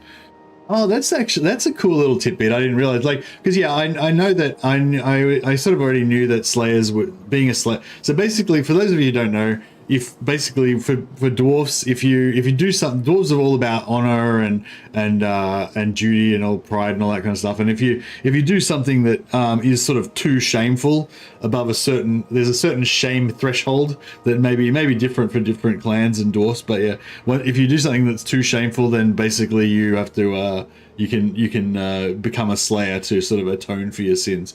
And it's a kind of like moral, it's like a moral version of suicide that's acceptable to the dwarfs, that will you know, perhaps reclaim some of your honor or whatever. And yeah, and it's not although it looks cool to us, if somebody's a slayer, it basically means that they're a piece of shit and they're trying to get atonement for, you know, being a piece of shit, you know. So dwarves don't necessarily think slayers are super awesome or whatever or anything. But yeah, I hadn't actually thought about that, you know, like if a slayer goes to a town, a dwarven town or whatever, then he wouldn't be accepted, he wouldn't be liked, people would kind of despise him perhaps or whatever. That's interesting. I never really thought about that before. So yeah, like just say you had a slayer contingent that had attached itself to a dwarven throng that was going to war, like how would the other people in the army treat the slayers? Like just say there was like a little band of like 20 slayers that was hanging out with an army going to war to help them fight. Would the rest of the army would kind of hate them? Would they like get shitty rations and stuff, or, you know, they wouldn't be allowed to hang out in the same tents as everybody else?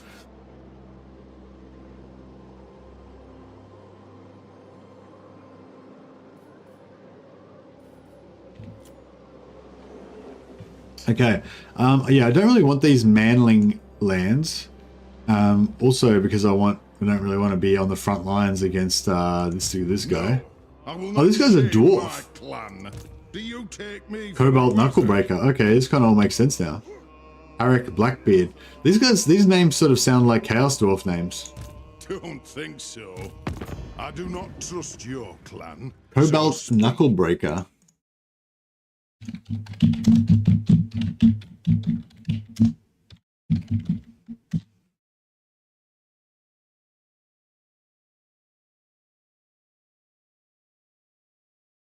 Okay, they're Doom Seekers, so I guess they're meant to be like Slayers or something.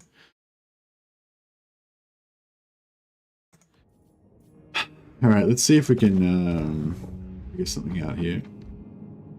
See how much cash we can steal out of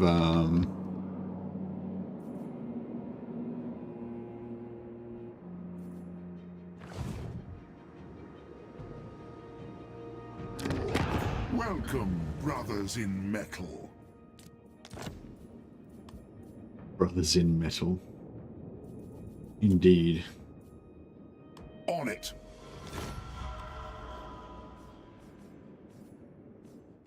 Welcome, oldest friends of the Empire.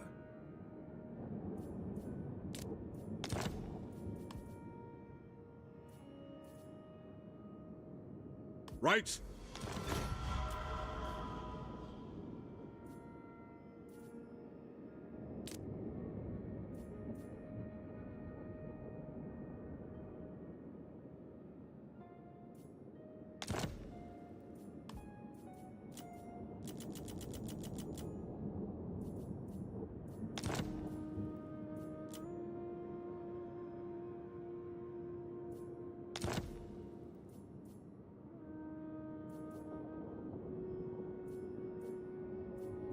Fine.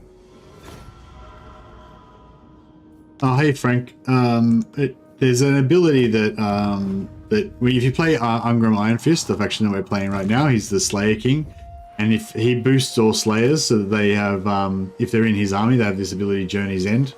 Just means that basically until the whole unit has lost over 25% of their hit points, no entities can die. So there's 80 men in a full stack of Slayers. Until their health gets down below 75%, they'll still have 80 guys. Like, no dudes will die.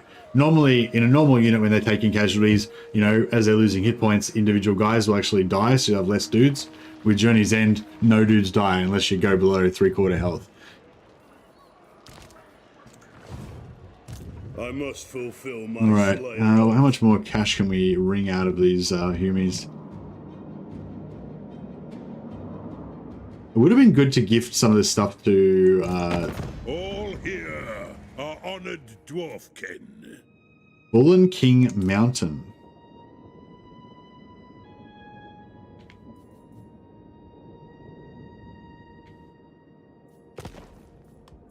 Wait, is Fallen King Mountain part of Mount Gumbad, or is it part of...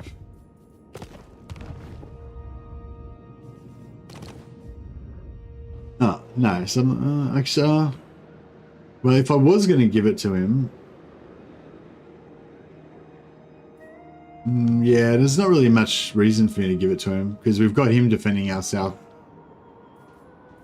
Oh, I guess it would kind of give us a bit more protection against the east, but we're hopefully going to conquer this east stuff.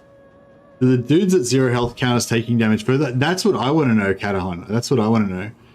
We need to test that properly. So the test that I was devising is basically we organize the whole army into super narrow files. So they're only like 2 or 3 guys wide, and they're all really long. So basically less than 25% of the unit is at the front and can actually get hit. I think it might spread it, but I don't know. But yeah, I want to try that out myself. Yeah, I want to figure that out too. Deep rank shenanigans. Yeah, the deep rank shenanigans seemed to work when it was at 50%, but I don't know. I tested it out and it didn't really work, but I think that was because Journey's End just wasn't working at all when I tested it. So now that Journey's End is working, yeah, hopefully it'll be good. All right. So we didn't inherit anything tier 4, unfortunately. I was hoping with those sweet AI growth bonuses, we would have inherited a tier 4 settlement, but no, it was not to be.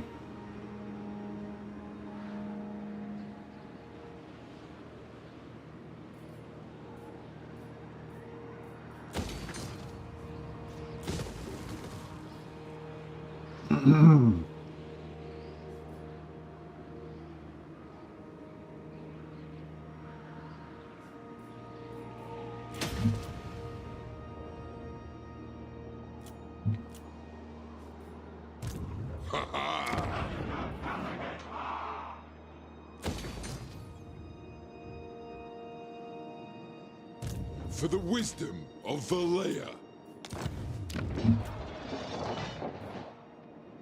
Okay, I don't know if we need these Slayers here, really. Really get rid of that. Oh, there's not really nothing else to build there. I guess we could put runesmiths there. And the main settlement building... it's up, I kind of feel like I want just a crap ton of Thunderers here. I feel like that would be the go. Oh, I guess we want some crossbows as well. Time for a reckoning.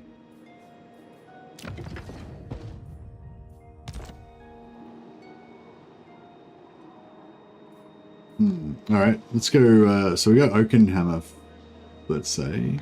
I'm off. And we get some flamethrowers as well. Wait, where are those flamethrowers coming from? Oh, tier 3 gunsmith forge. Oh, nice. Okay, cool. Vengeful Rune Lord. And some thunderers. And we'll change this to extra recruitment capacity. For the wisdom of Valea, Bring these bad boys down. High King Yeah, commands. we'll try and like expand this army basically. On to glory for the ancestors. I think it worked that way in my Ungrim playthrough. It was heavily modded, blah blah. Column, yeah, to make columns, yeah. Okay, so you think it does work, Frank? So you can basically become invincible if you can restrict the damage to only be on the same 0 health guys. There is also this other weird thing that happens where with the 0 health guys, when they can't die, that you end up with these like dudes just stuck on the battlefield, like around the place. I think it happens when guys who can't die get like knocked back or something. I'm not really sure what the go is with it, but yeah, you get this weird effect sometimes with units that can't die where they have like, yes, frozen guys kind of stuck around the map. Big on. And these guys underway? None of them are in underway right now, but The Empire. actually while we're here, while I've got some money, I might just quickly build an outpost for Reichland.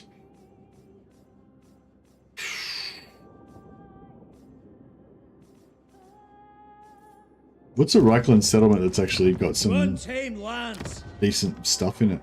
We need artillery By the mainly. comet. We don't really need, I mean, we don't really need artillery, but... what about, actually, yeah, what about Grunberg? Is Grunberg pretty safe-ish? Kind of looks safe-ish. You might go for Grunberg because that way we get access to the artillery building in Altdorf without having to upgrade to the...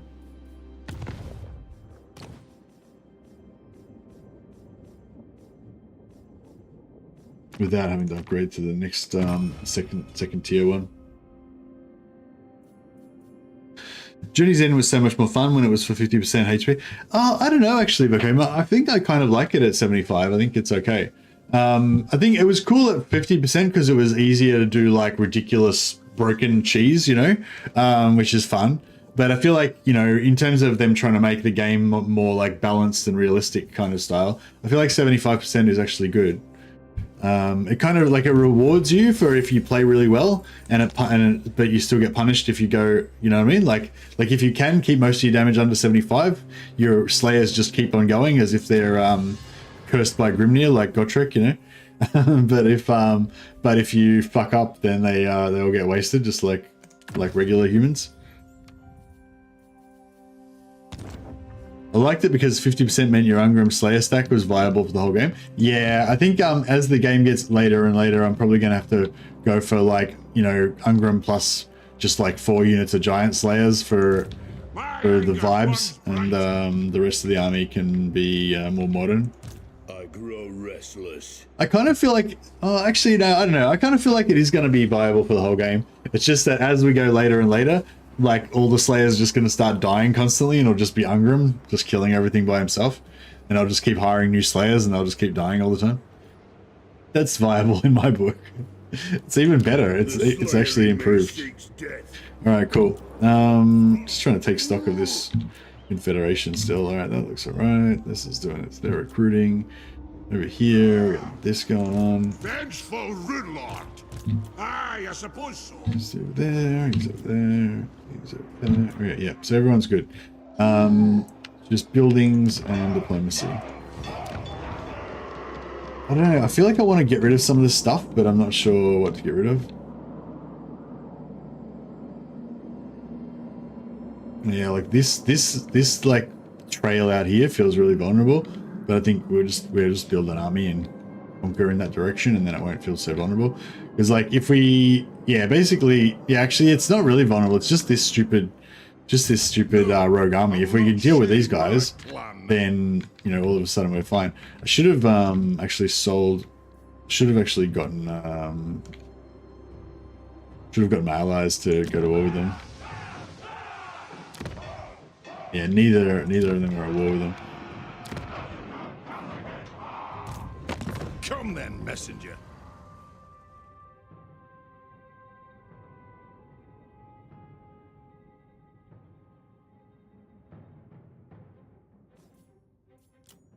I doubt we'll be able to convince anybody to do it out of the goodness of their hearts. No. I think not. Says Calfrans. It is time. Welcome Guild's to my probably even private less study. likely to be interested. Wine of palest gold will wet our palates whilst we speak. Yeah, no. Lore accurate slayers, yes. No, it's totally viable. It's just that it's just the Ungrim that kills everything, and the rest, the other slayers are just there for a show. It's just like a one-man doom stack, but it costs 10 times as much. It's just as effective as a one-man doom stack, but like 1,000 extra dudes that are just there to die. All right, cool. Yeah, let's get our two-handed axes.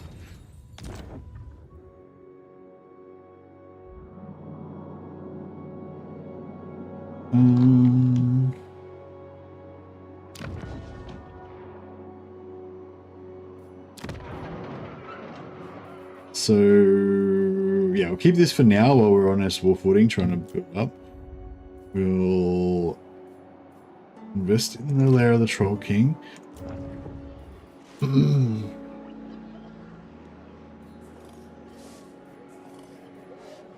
Let us begin.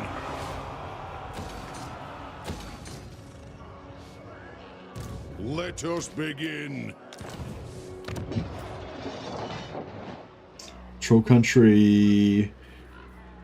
No, we're going to power through for tier 4. For tier 4 then. Winter Pyre.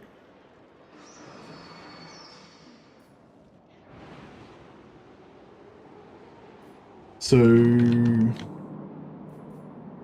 oh, I wonder if we could sell. Stunty runt!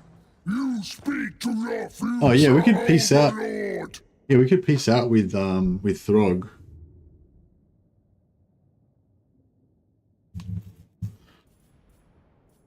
And take all his money. No treaty, no peace, no non-aggression pact though, because he's a troll.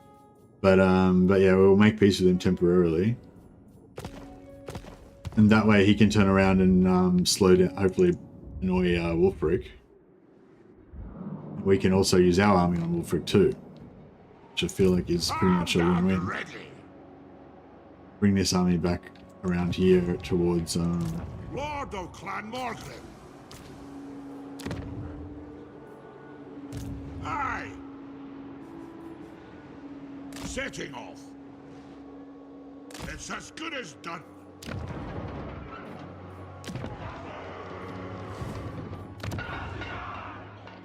Don't care who you are! I smash your face in!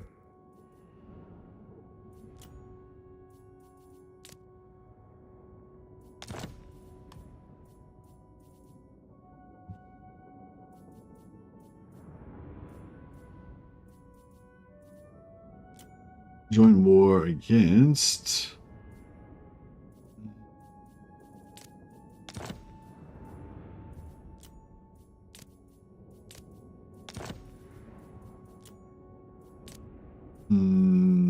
Yeah, they're not really gonna declare war on anyone, are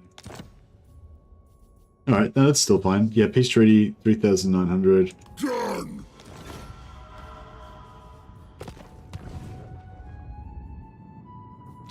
Should we... I'm not sure if I should move this army or I should rebuild it or what.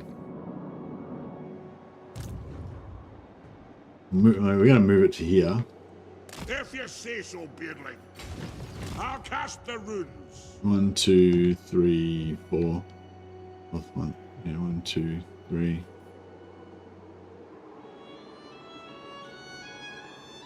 think we can probably downgrade it for now. Master of runecraft. Vengeful rune lord. Armed and ready. Aye up. Rune Ricky.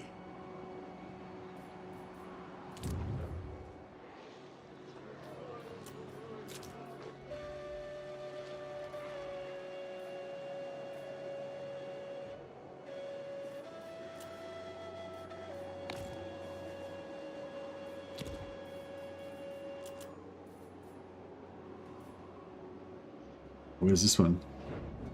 So Pinnacle's about to rebel.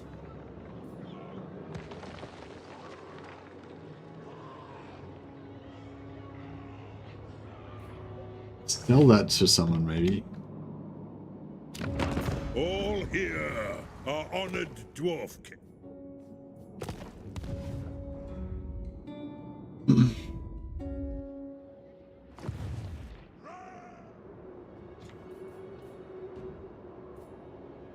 Yeah, I guess we want to keep it and we want to conquer all this stuff eventually.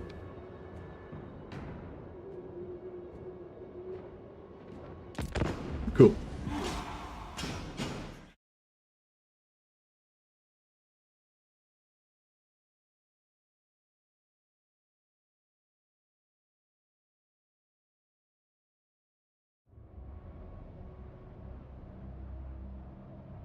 Which dwarf faction is your favorite? Hey, Anton. I don't know. I'm really enjoying this. This playthrough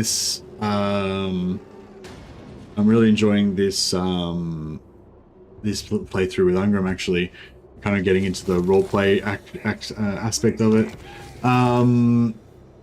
Yeah, I don't know. I think I'm gonna add Ungrim to my list of favorite dwarf factions now. Yeah, I kind of like them all. Probably in order of most liked, it would probably be, I don't know. Yeah, I don't know. They're all different. Like Belegar's probably my favorite-ish, but I feel like Belegar's not really very dwarfish. Like he's probably the least dwarfish out of all the factions because of the way he plays. Like he plays much more like Hero Hammer. Yeah, he's like kind of very undwarfish in terms of campaigns. But yeah, so Belegar's probably my favorite-ish. But then I like Grombrindal's really my favorite, except for Grombrindal, they moved him to a shit start position in the far edge of the world, which it's a good start position. It's fun fighting there and everything, but it feels just irrelevant because all the dwarf holds are back in the eastern side of the map, you know? So like, you know, if like all of the World's Edge Mountains and all the dwarven Carracks and everything are here. So with Grombrindal being over here, literally millions of miles away from anything that any of the dwarves give a shit about, it just feels like really irrelevant over there. But I like trying to migrate Grombrindal back to the dwarves. But yeah, so I kind of, yeah, Grombrindal's probably my favorite, but I hate his start position. Belegar's probably my favorite, but I feel like he's undwarfish, kind of like, you know. Thorgrim's the most dwarfish. Like if you want to play classic proper dwarf, then Thorgrim's the man, you know. But he's probably like the least fun in a way because he's got that classic dwarf difficulty level kind of going on, I guess, and it's sort of slow and a bit of a grind. Yeah, Thorak is like the new weird one. I feel like his campaign's a bit weird and undwarfish as well, and also he starts a bit too far away. But I feel like Thorak, if you migrate north, kind of. Is pretty cool. I don't know. I like them all. I guess basically, it's the short version. Yes. I am the Slayer King. Yeah, we went Carrick Vag and Carrick Brag.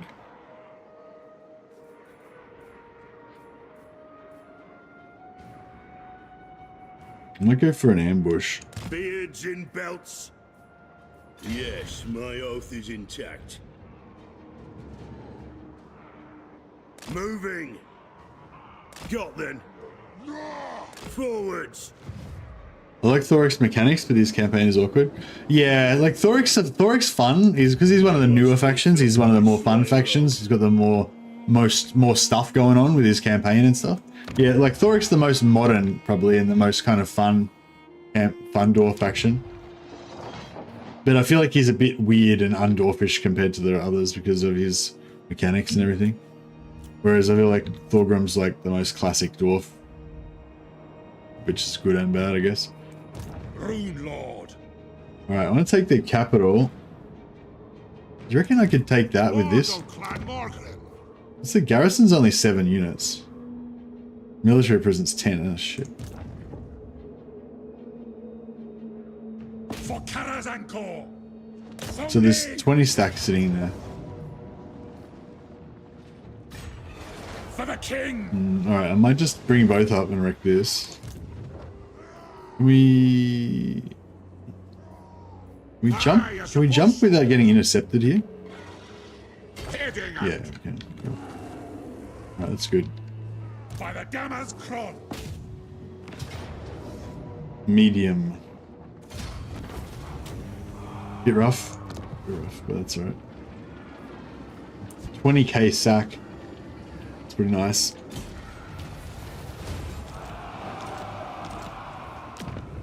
Tier 4. Ooh, yeah.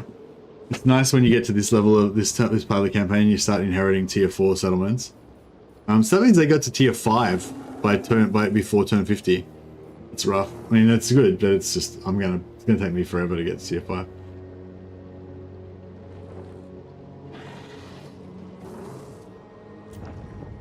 All right, we've already got so we got him. He's Grungni. He's Grungni. He's Grungni. He's got 3 Grungni lords. Lord Gadwin is Grimnir. We could temporarily switch him out for a Grungni lord. We had one. No. That's alright. Dwarf growth is so horrible. Yeah, dwarf growth and replenishment are the 2 things that are bad for them. But I feel like that's kind of cool though. I feel like dwarves need I feel like the terrible growth and terrible replenishment for dwarfs is kind of cool. Like it's kind of thematic for them and kind of in line with their lore. I think slow and steady, and if you lose anything, then it should be a real tragedy. You know, I think that's kind of like how it works. Yeah, but I think that what you could do to improve them would be to give them more mechanics like Journey's End, because Journey's End is like kind of a cool way of representing that, you know, the dwarves are like elite and they, you know, they're tough as shit and like, you know, they just never die and stuff, you know. But if they do die, then it's really bad kind of thing, you know, because then you can't replace them because they have a really low birth rate and stuff. So stuff. I'm not saying you should give Journey's End to other stuff. I think Journey's End's only appropriate for Ungrim Slayers, but I'm saying like a mechanic like that, where you don't give them extra growth, you don't give them extra replenishment, but you give them extra just they're really hard to kill-ness or something, you know, but in a way that's not too unbalanced. I think the 75 Journey's End is pretty good in that way. I think it's a really nice one. I like how Chaos Dwarf growth works based on using resources. Yeah, if they were going to do a full rework of the dwarfs, I'd really love it if they gave the dwarfs a cut down version of the Chaos Dwarf industry mechanic, and let the dwarfs do like artisanry or something. But I just feel like the dwarven, like in this game, the only real aspect of dwarven culture that's represented is grudgeon, you know? That's a grudgeon. Like that's the only aspect of it, you know? Whereas I feel like in the real dwarf culture, like solid dwarven craftsmanship and like quality craftsmanship and engineering is like a massive part of their theme and their like, you know, who they are and everything. So I feel like you could definitely, like with Chaos Dwarfs, that sort of aspect of them, their like cultural side is like heavily represented because of their faction mechanic. Whereas I think with the normal dwarfs, it's not really at all.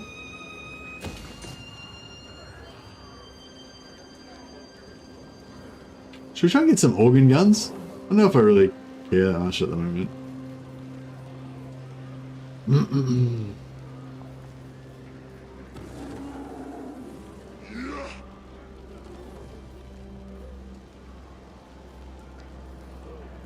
Should probably build growth. Yeah, I should probably build growth, I guess. I feel like we need money. To war.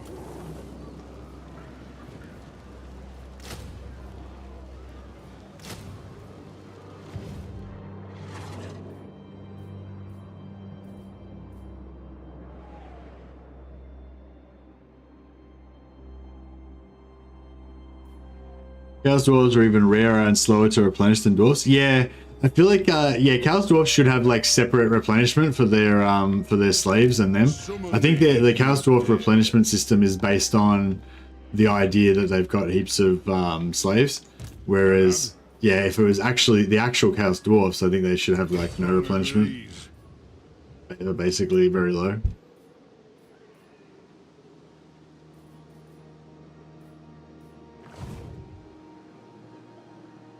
Ready. Do you take me for a wazzock? I need a runesmith over here. I sent him the other way. Now I kind of need him back now. We'll get another one. I'll wait till we get another one.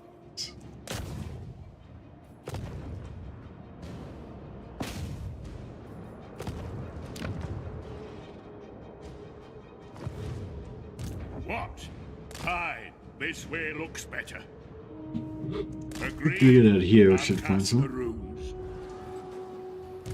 It's as good as done. I'm going. Alright, I'm gonna come over here. Oh, where was that rebellion happening?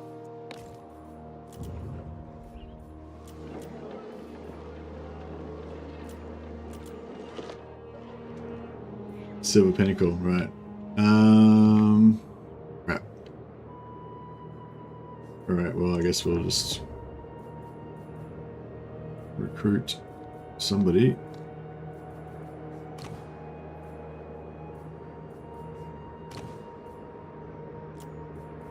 Summon me if you dare, for the wisdom of Valea.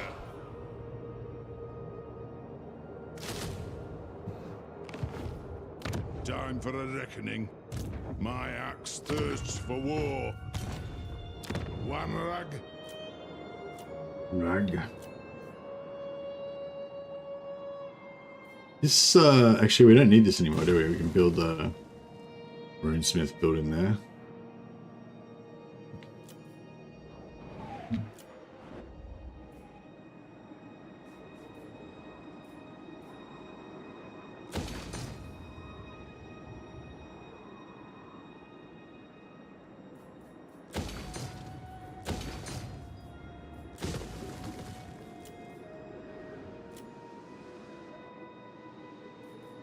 Okay, we're probably going to lose Oakenhammer, so I won't build that up. Backtrack. Yep.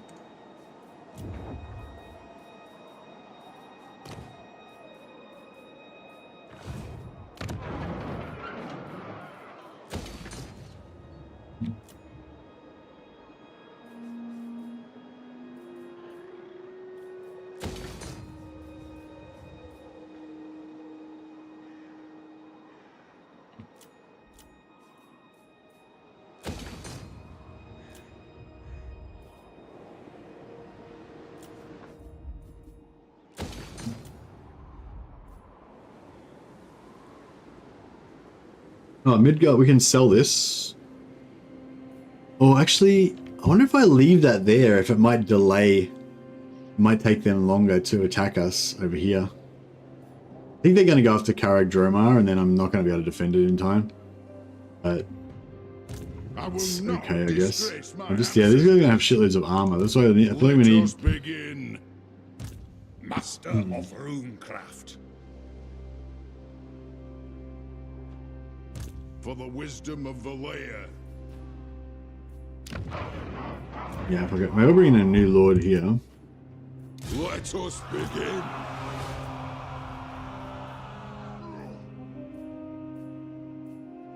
I feel like cannons would be good. Begone. No, I will not shame my clan. Don't think And this is like, yeah, these guys are going to just be some super Summon elite me armies. if you dare. Gonna be horror. Let's get some thunderers going in Onward. there. Alright, My axe thirsts for war. All right. Vengeful Rune Lord. If you say so, Beardling. Heading out.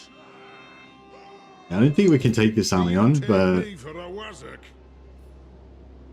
Do our best.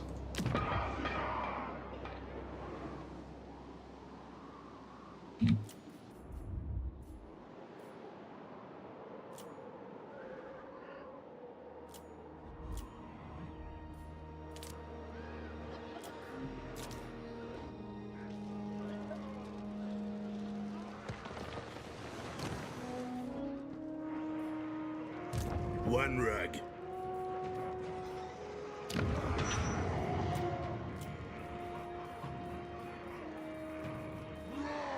All right. Very good, very good.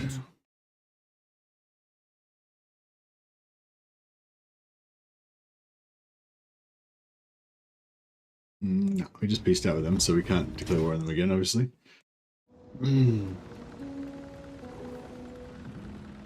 Okay. That's cool. So this is his main army.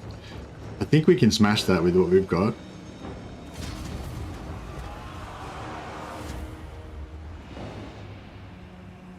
I was hoping he was going to be stay inside the settlement maybe so we could wipe him out, but hopefully we can still get him. If we kill Astrogoth and his main army, which didn't look that impressive.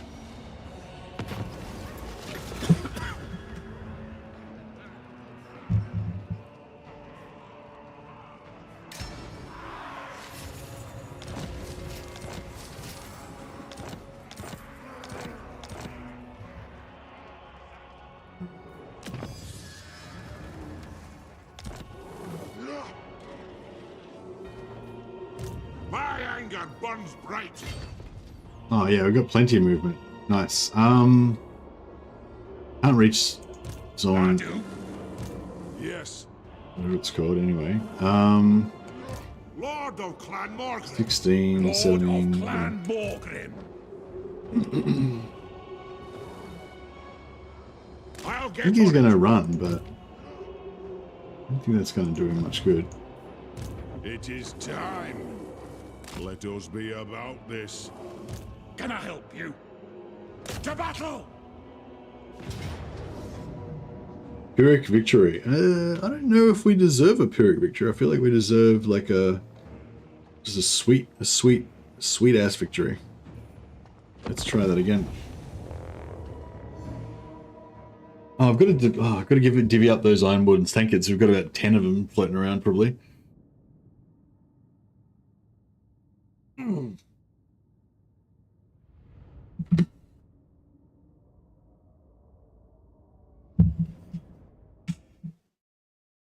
Yeah, it'd be cool if they could give like Chaos Dwarfs like -5% replenishment or something, so they replenish less than the rest of the goblins.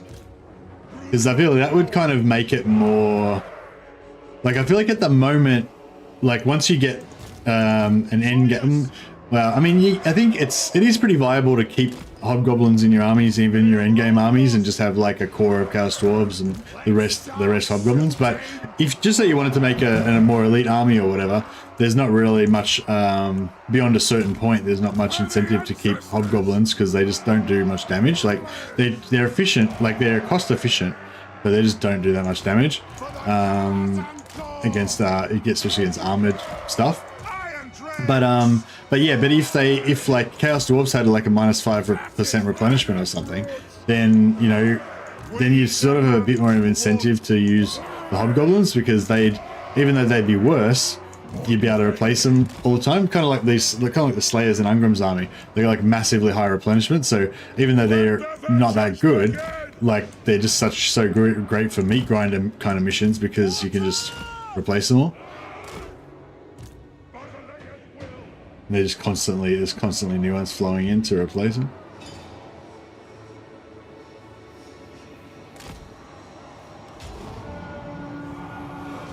Alright, so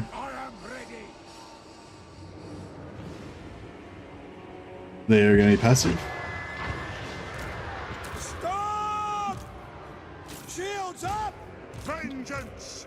We stay put! To the forge! Armed and ready! Quickly now! Heading out!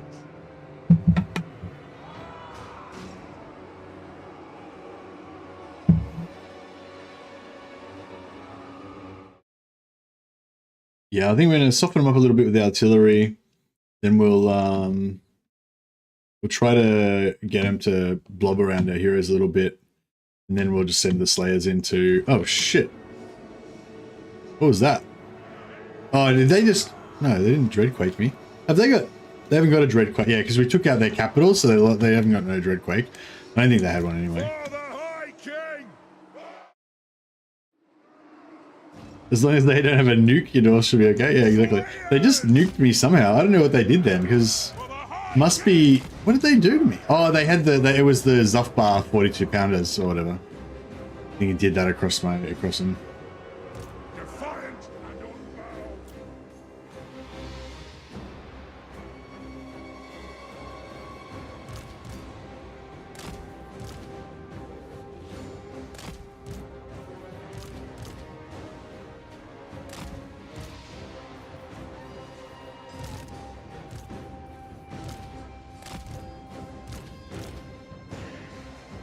Keep these special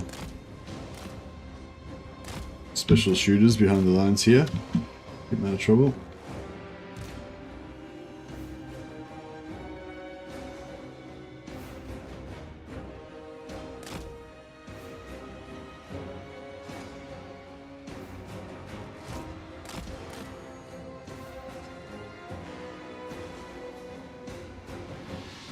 Artillery should be a little closer.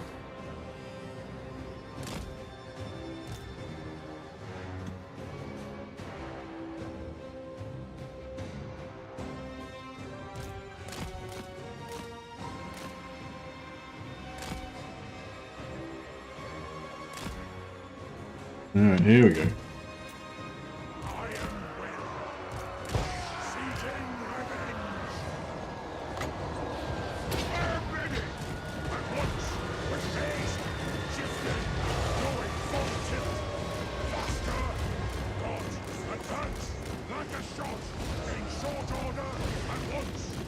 We're going to slow him down to make him faster, easier to shoot, but oh yeah, it's working now.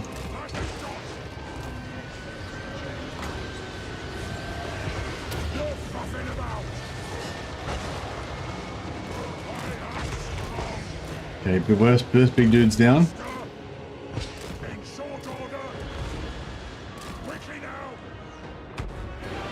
Check the AI just matching every move I make. Like, I can't evade him. There we go. He copped a few shots to the face then.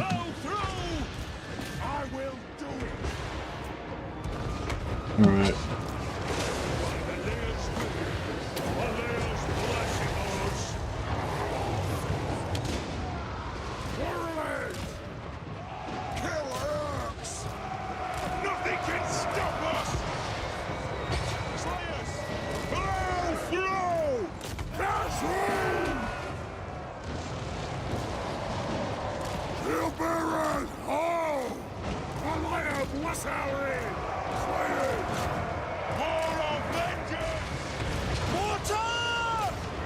Oh shit.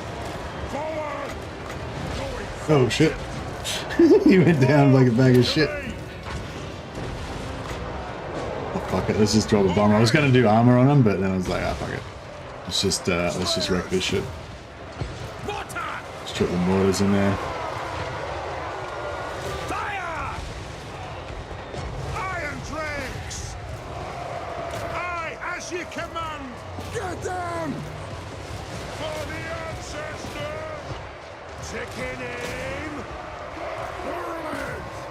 Yeah, heroes all get wrecked by Astrogoth.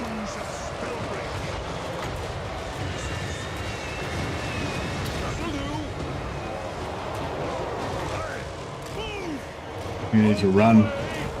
Just run. We demand blood! Ready for war! Crew to cannons! Ranged firepower ready! Lord of Clan Ungrim! Hell! Earth!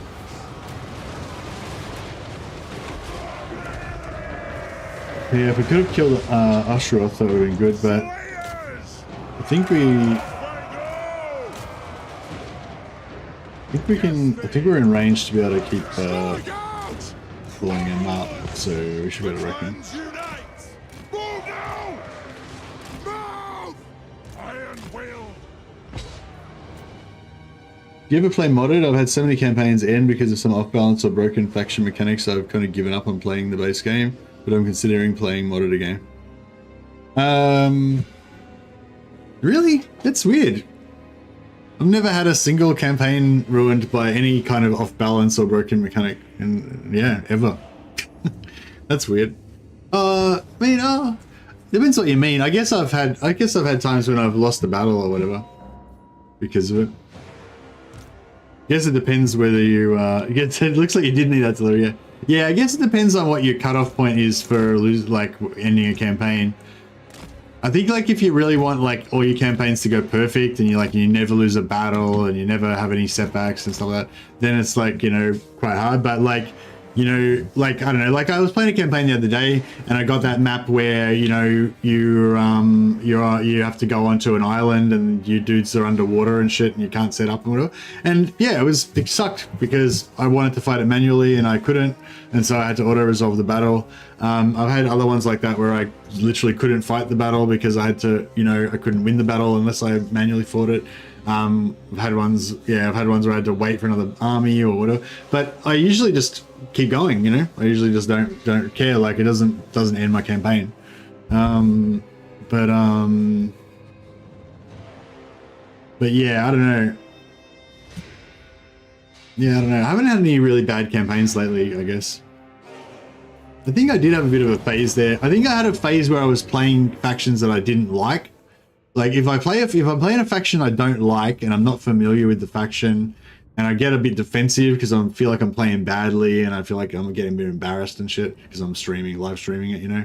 And then if I have like a catastrophe as well, like then it can be a little bit of a demoralizing thing. But usually when I'm playing factions that I really like and I'm probably really good at, I'm probably doing really well. And then even if I have a catastrophe, it's more like funny and then it's more enjoyable to now try to, like I was playing Astrogoth the other day and I lost the big battle against Grimgor on like turn 7 when you're supposed to like blitz Grimgor and wipe him out like as soon as possible. And then I fucked that up. So I got my main army wiped out. So I had to come back from that. Ended up taking out Grimgor again on turn 15 or something. So we're still on track. We're just like 8 turns behind or whatever.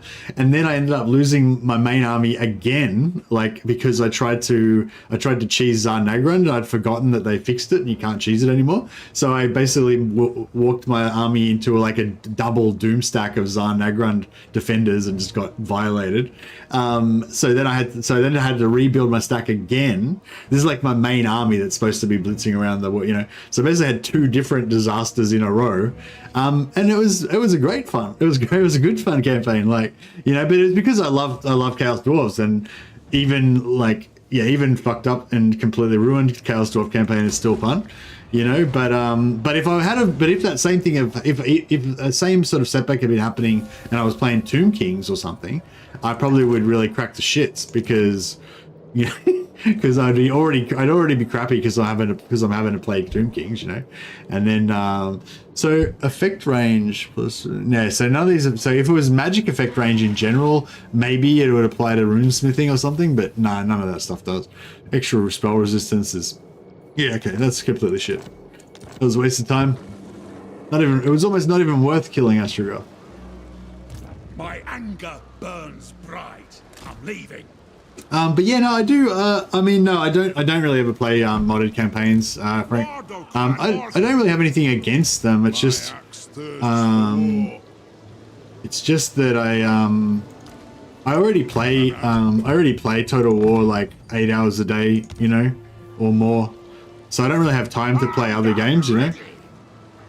I try to play other games every now and again, but if I'm going to play something other than vanilla Total War, I'd probably play something completely different to really freshen it up, you know, like some Baldur's Gate or some Battle Brothers or Chaos Gate, Bannerlord.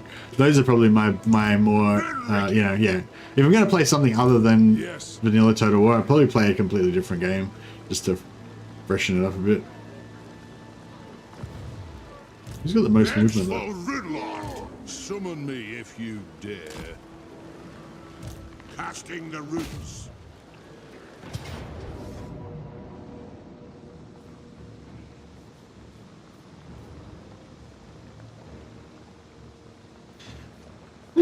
Looks like we had to fight it manually again. Oh, I could have used this as an opportunity to regenerate my guys.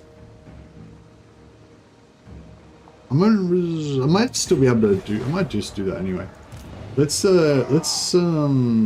equip some people. Give this guy his rightful tankard, and give you your rightful tankard. Yeah, Rune Lord Musazogus definitely needs a tankard. Obsidian Trinket, don't need that. Alright, what do we got here? Armor of Silvered Steel, we can melt that down. Iron Warden's Hammer. I know, I needed it at the time. I don't really need it anymore though. Obsidian Trinket, Talisman of Protection. Yeah, I guess. Oh, I don't really need that. We'll melt it down and get something better. Alright, very nice, very nice.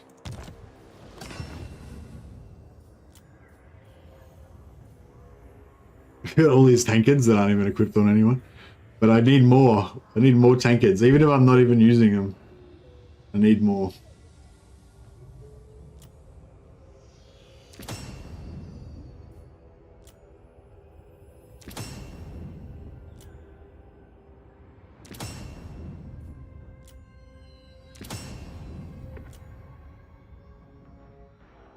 I might melt that down later, but if we don't really have any weapons at the moment, so it's good having weapon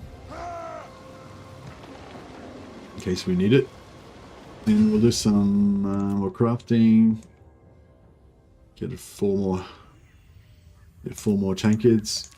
We're like, yeah. If we ever finish this short campaign victory, then we're going to need all these tankards for our millions of heroes.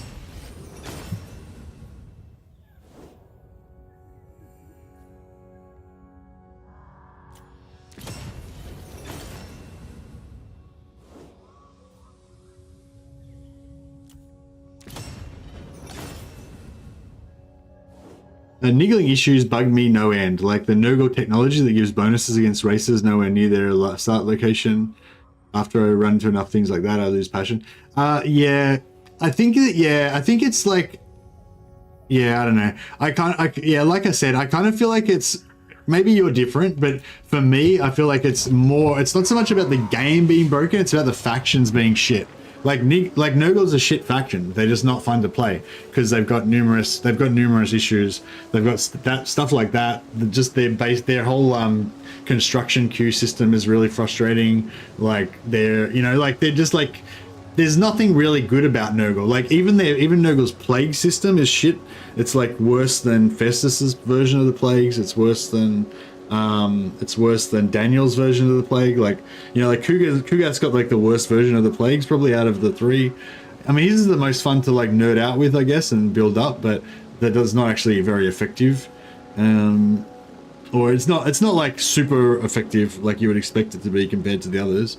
Anyway, my point is like, yeah, that's what my point is basically. Yeah, if you play like a fun faction that you really enjoy playing, then I think like you won't like, if you run into one or two little things that won't really harm your enjoyment too much. Whereas if you play a faction that's essentially just really shit and frustrating to play anyway, then you're going to be more susceptible to those things. There was a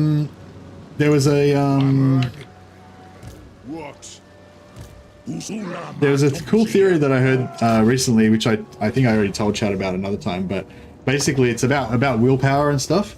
And it's like, basically, with willpower, it's not really like people have stronger willpower and weaker willpower. It's that you have a finite amount of willpower, and things will deplete your willpower. So if you're trying to diet or whatever, then you've got a certain amount of willpower points or whatever, So if you get up in the morning and your wife has made pancakes and she's like, "Oh, do you want some pancakes?" Then you'll be like, "No, I'm going to diet." You've just used one willpower point. Then on the way to work, you walk past the donut shop and you're like, "No, not going to have any donuts. You've used another willpower point. You're 2 down now.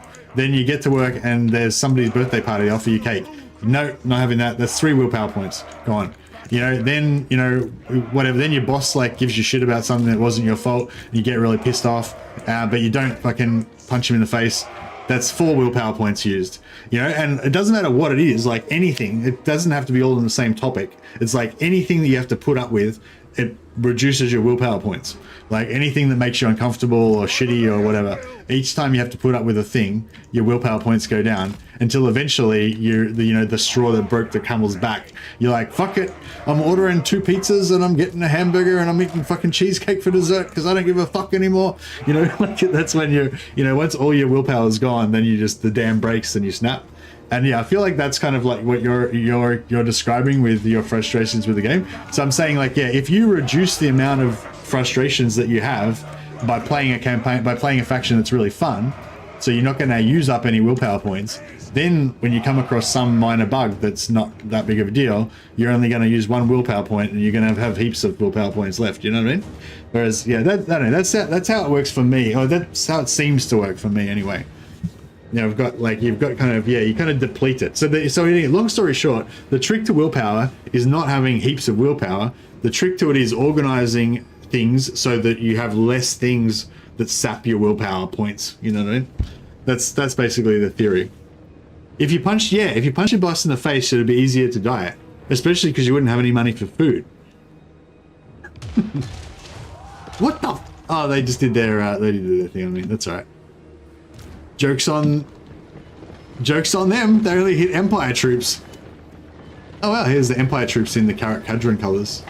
I still hate how the how allied units come in your colors. Like if I recruited some Reichland Reichland mortar crew, like why are they suddenly dressing up in Karak Kadron clan colors? That looks weird. It's kind of insulting and embarrassing for everybody. Just wear your own clothes, Empire men. It's like they're like just mad fucking dwarf fanboys. They've been hanging out with the dwarfs for so long. They want to like wear our clothes. They've got like fake beards and shit. They're like trying to drink the dwarf ale and they keep like nearly poisoning themselves. And they're like every night there's like a couple of dudes out of the human regiments die because they drank too much dwarf ale. Like stop being such tryhards. You're from Reichland. You're not from Karak Kadron. You can't drink like dwarves.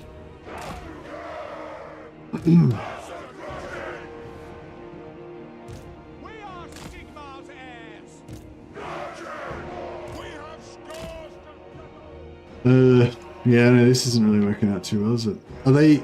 Oh no, are they still passive or are they? I'm not sure if they're still passive or if they're. I'm not sure if they're still passive and they're just readjusting or if they're actually. I think they're coming. I think they're actually coming. Yeah. Fuck. Anyway, the reason why we're doing this is because we're waiting for the regen on these heroes, but I didn't really want to lose like all my troops to get that regen. I might try and kite them with these slayers. I don't really care if they die. He can tank a little bit. Actually, if we kill Astrogoth, then that will then we don't really have to worry about anything else then after that. These Thunderers should be able to smash him pretty handily.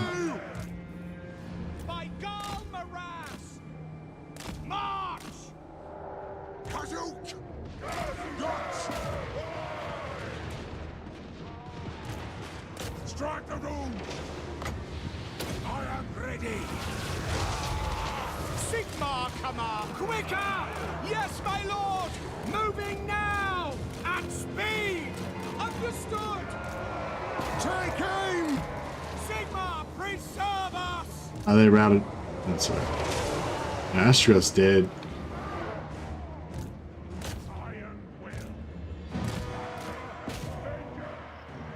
Oh, Astrogoth's not dead. Fuck. Oh, there he is. He's dead. No, he's not dead. No, he's dead. Never mind. Alright, we don't need anything fast, do we? No, not really. What? Yes!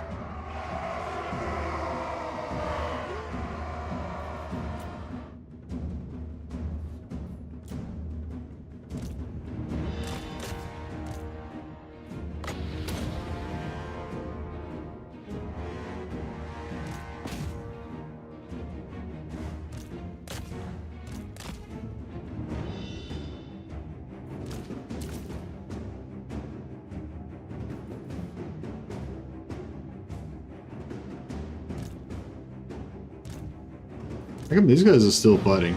Unbreakable? Why are they unbreakable?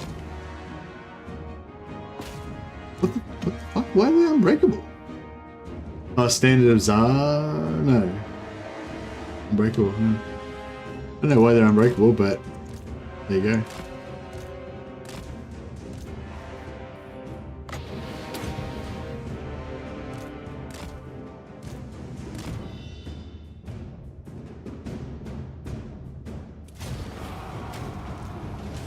See if we get a little bit more. These Ungrim have shameful beards, exactly.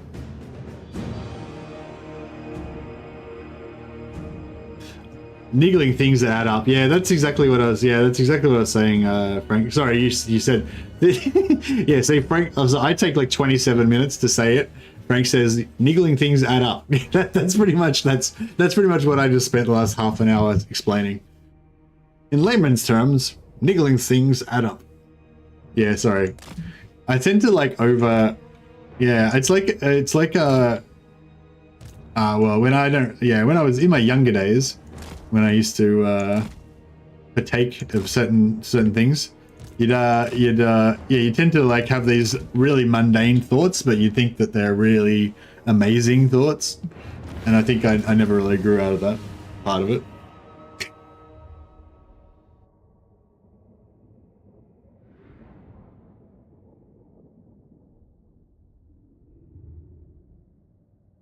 But yeah, I think I still have that thing of being amazed by really mundane things.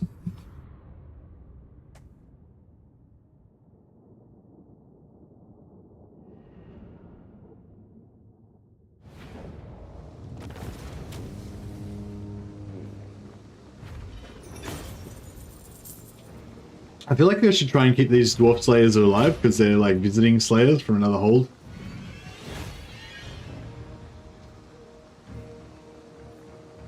Although, after what Vekoma was saying, they're basically just scum criminals from another hold that don't deserve any of our respect. Vengeful Rune Lord! I'll cast the runes. Yeah, so I kind of want to reform these armies into not crap anymore. Oh, they're I forgot they're one of a kind Zufbar dudes because we can't get any more Zufbar because we one Slayer left. They had 5, I think.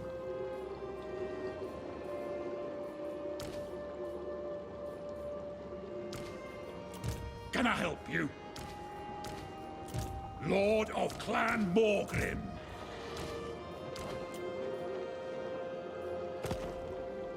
Lord of Clan Morgrim! What? Like, oh, that's cool. That's cool.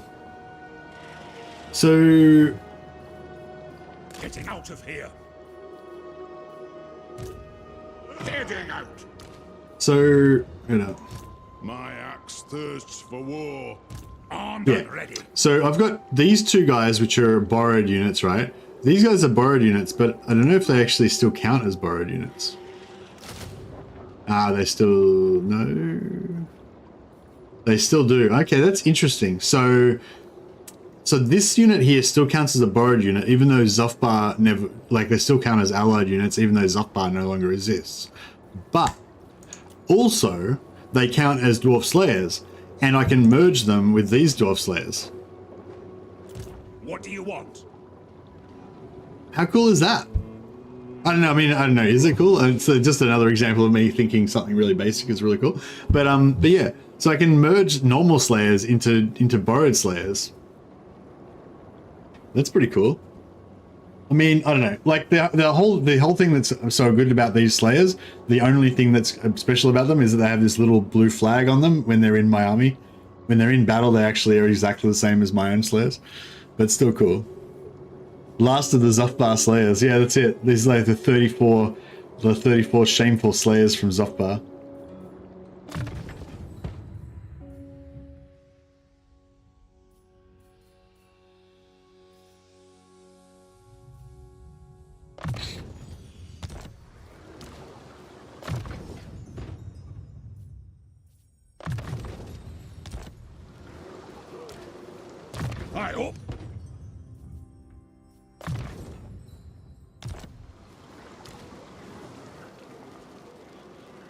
Alright, this guy's... Fine. This way looks better. This guy's got... Yeah, he's not going to level up, actually.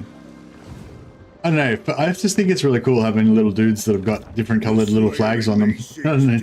Doesn't really make any difference. But anyway, being able to recruit Slayers is really cool. Being able to recruit allied Slayers is really cool for Ungrim. We've lost that ability now, unfortunately, but... I must fulfill my Slayer oath. Arcane winds under control.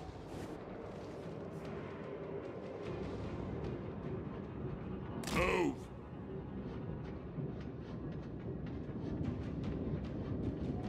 That's a good idea.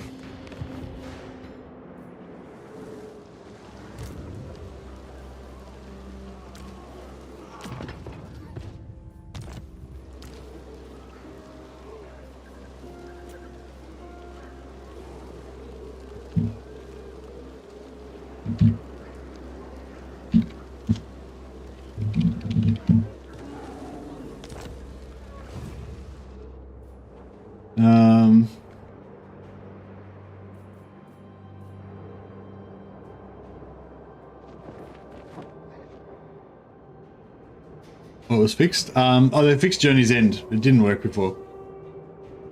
It wasn't fixed in 4.03. It was fixed in 4.0, I think. But I just haven't played it since then, so... Never. I feel like we can almost win against them. What?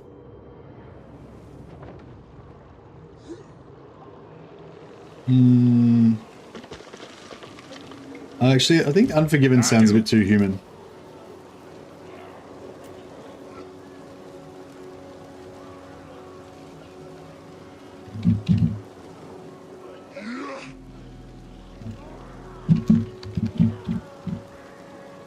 Shamed band? Shamed band. Looks shamed. There we go. Just call them they just called the shamed. Yes. For the wisdom of the layer. But we can all be reassured by the fact that they'll almost certainly die in the very next battle. I grow restless. Pray I meet with Grim. Should call them the Immortals. That'd be like the most shameful thing for a dwarf, for a slayer. To battle! Ah, I was heading towards tier 5. Bummer. Oh well. Attack We'll get them. it. Still get it at tier 3 though. That'll be nice. Can I just order this? Where are we at? Will be satisfied with this. I don't reckon they've got much more. I reckon we can just order this. Drain them!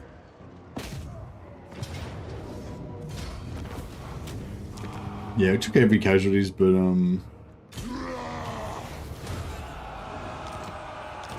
actually we probably get the yeah, we'll get the rebellion here, but that's good actually. I am the Slayer King. Doomed. The doomed. My anger burns bright.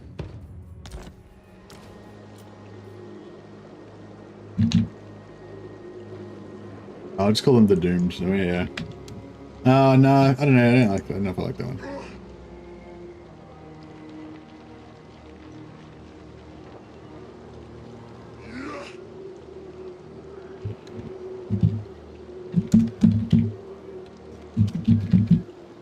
Looks doomed company. How about that? Or doomed band. Actually, no, just doom.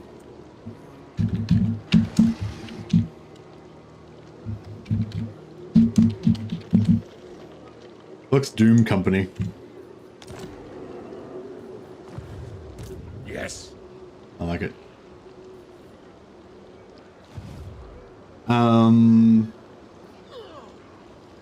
Wondering.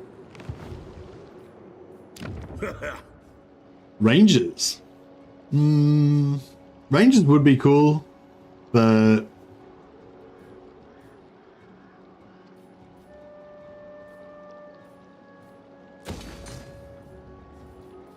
Indeed. Some marble in there. I don't think we have marble yet, do we? We do have marble. We've got everything pretty much. We just need obsidian. Oh, we got no iron at the moment. Blame. We can build iron, but I just don't have it currently built, I think.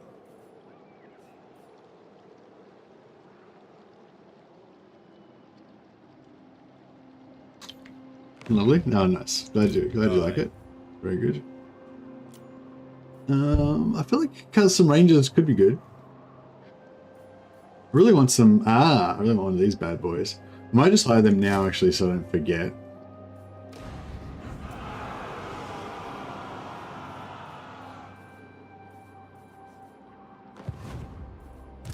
The slayer in me seeks death. Yeah, I'll retire these miners. And yeah, we'll get some, these guys have got stalk, right? Yeah. Yeah, we'll just have one unit of crossbows that are stealthy.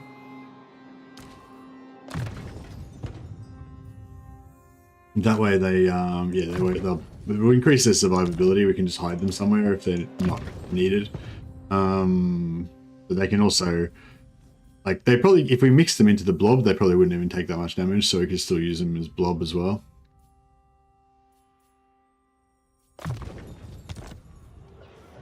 Right, very good. Ungrim's continuing his working towards glorious indestructibility. Snowbeard is just moving back to defend Tower of Crack from Wolfric. I don't know if Wolfric's actually going to turn up. He might have just declared war and not going to do anything.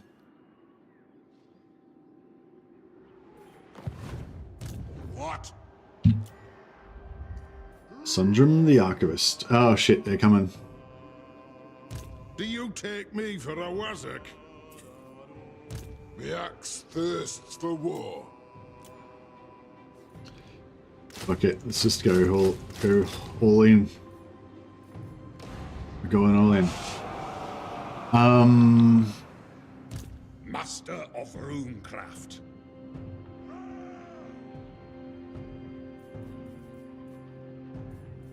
If you say so, beardling. Summon me if you dare. Forwards? Don't think so. I feel like this is going to be rough. Vengeful rune lord.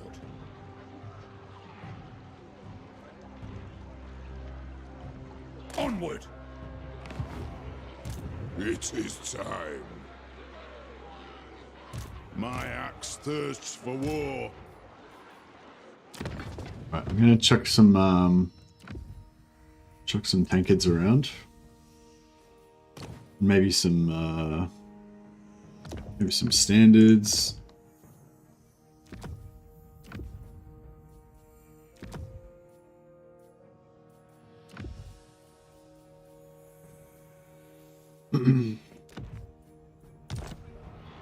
Let us begin.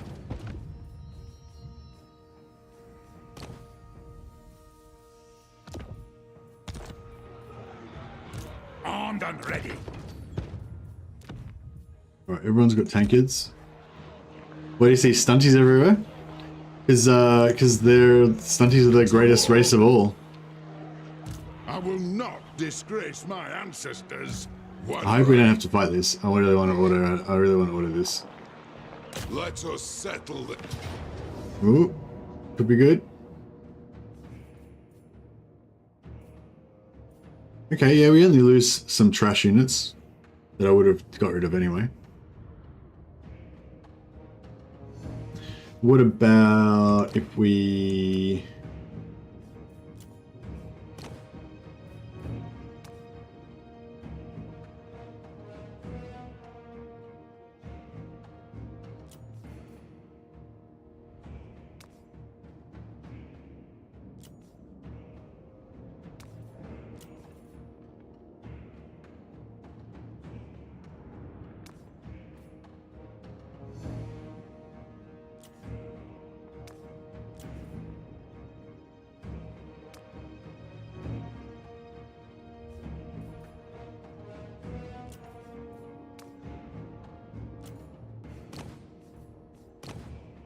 All right. What now? It did absolutely nothing. And no effect at all. Alright, fine.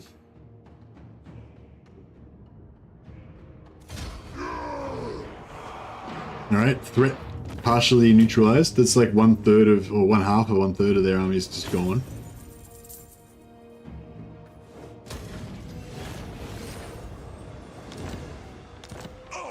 Have they still got no settlements? What is your message? Yeah, they still got no settlements. They're still strength rank 11 though, even after I just destroyed half their forces. I think they only had 2 armies, didn't they? 2.5 armies. Oh, that's a single lord. Oh shit. Oh shit. No, They've outmaneuvered me. They're coming around the back. What the fuck? These guys just keep randomly getting gifted settlements all the time.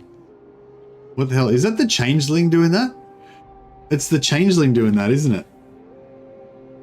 He's just randomly gifting all these regions to the to this random other faction. They can't do it to my capital though, so it's alright. Hey Christopher Barber, how you going, buddy? Oh, thanks, man. I'll try to keep up the good content.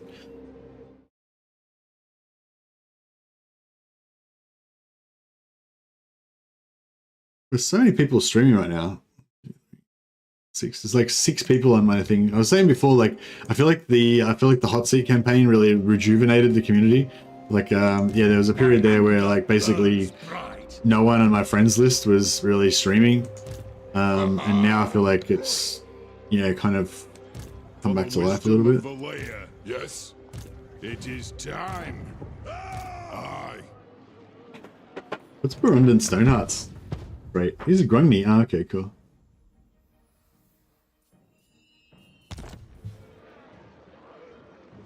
Iron-willed. Onward. It's as good as done. Alright, consolidate these guys. Oh, is there anything? Let us begin. Nah. Time for a reckoning. Excuse me.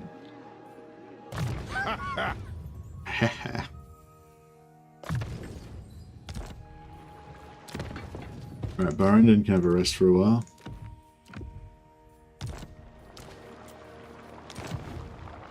I've had that from a Zeech faction in the South Pole in my campaign. Much love from Oz. Australia or Austria? By your name, I'm guessing you mean Australia? Rune Lord. Anad. Rune Ricky. I suppose so. By the grudge bearer's will. Alright, well, Vengeful Rune we got Lord. 15, he's got 10. Alright, so I want to keep all the guns. And probably want to keep all of that stuff actually. So we need 9, so I need to get rid of some stuff here. Merge them. Iron-willed. Master of runecraft. Actually, maybe we can. My anger burns bright. Can I help you? Actually, nah, fuck it. We'll just keep everything else. I think we just want to keep them all and just replenish them up. I'll just start a new army over here and start recruiting new stuff. These guys. Which one's closer to Drakenhof, you reckon? Oakenhammer or Zufbar? They're both connected by roads.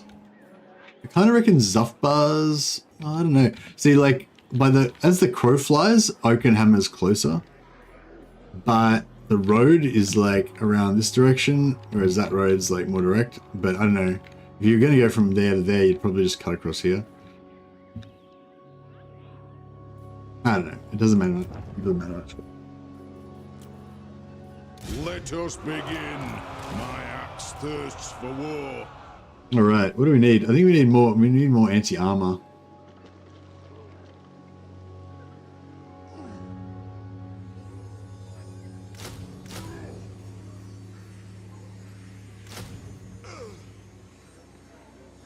Keep missing the hot seat stream. Figure got to watch them all soon. Probably go back to back. Oh, nice. Yeah, the hot seat streams are were cool. Is Legend going to do another hot seat tonight? Did he decide yet, or it hasn't decided?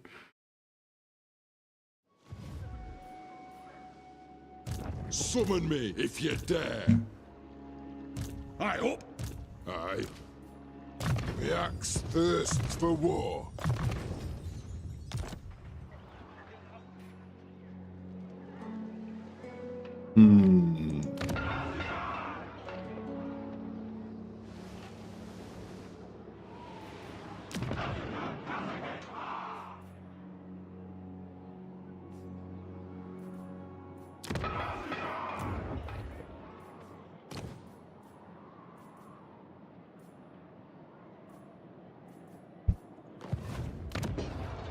I don't want to build that.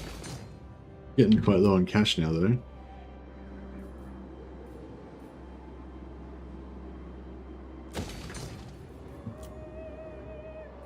Any war left to be done? Not really. Oh yeah, this one.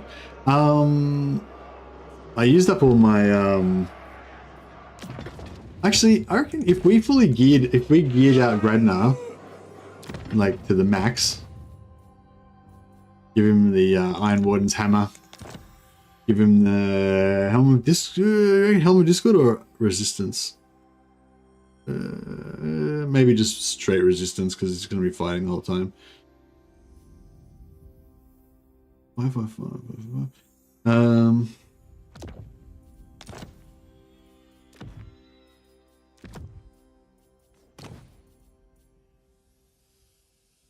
Physical resistance. I reckon. Yeah, I reckon they won't have wood, so they won't have magical weapons.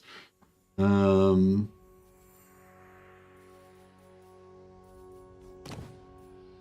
rune of parrying, rune of luck. What's this one? Melee attack plus 25. That's pretty good. Let's give it to him. Oh, actually, no. Should give him.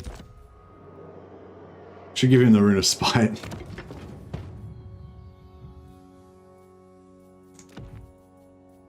All right.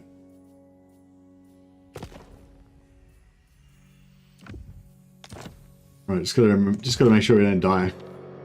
Summon me if you dare, for the wisdom of the lair.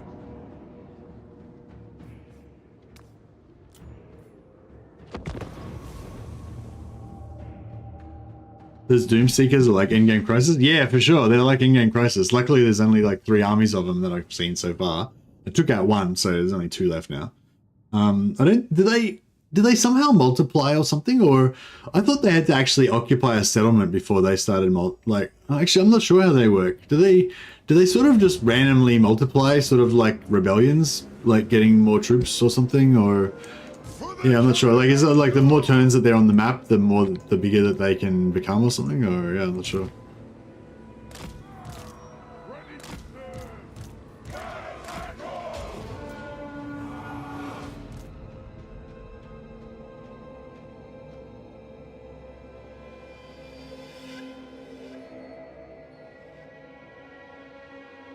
Bring it, son!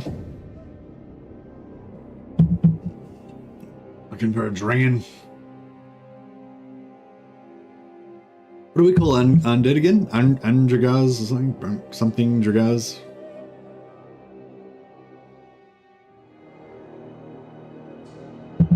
Look at that arm. This fucking hairy arm of power. Just one-handing this axe that would probably take us like 2 guys to carry. Come on, haven't got all day. Hey, okay, mate. No, I was just wondering if he was doing the hot seat or not. We have scores to settle.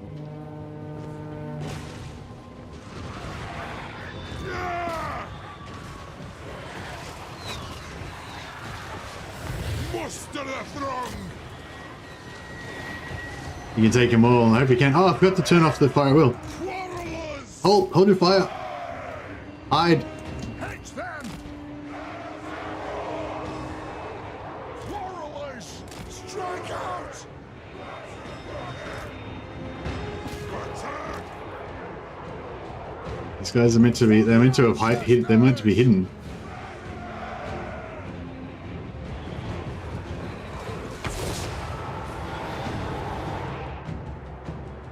Quarrelers! Holding ammunition! Move! Yes! Move now! Quarrelers! Pump those Dwarf and Well, they seem to have forgotten about me. Ah, they spotted us. Shit.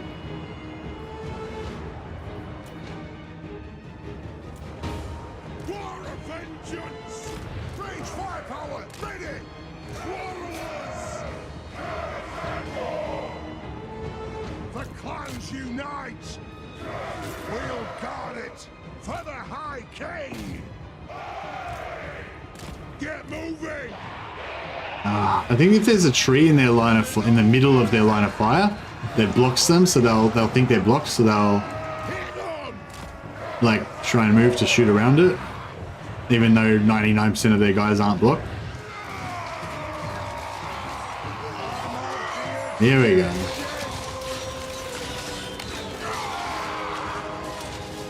The layer's curse on all wizards! Oh, that guy fell. Hold the line, dwarfs. Yeah, we're on their shield side. We need to move around a little bit more.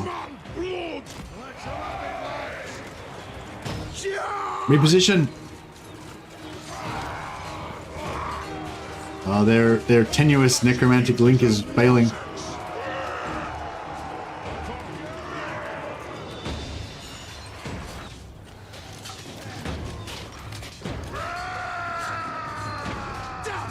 Get many fire. So they got a tree in the middle of them again. Strike out! You gonna reload? You gonna fire? Nah. Fucking wait. Alright, just melee then. Yeah, there we go. Axes, you guys can handle that. Axe him in the back. He's busily, slowly grinding his way through the whole army.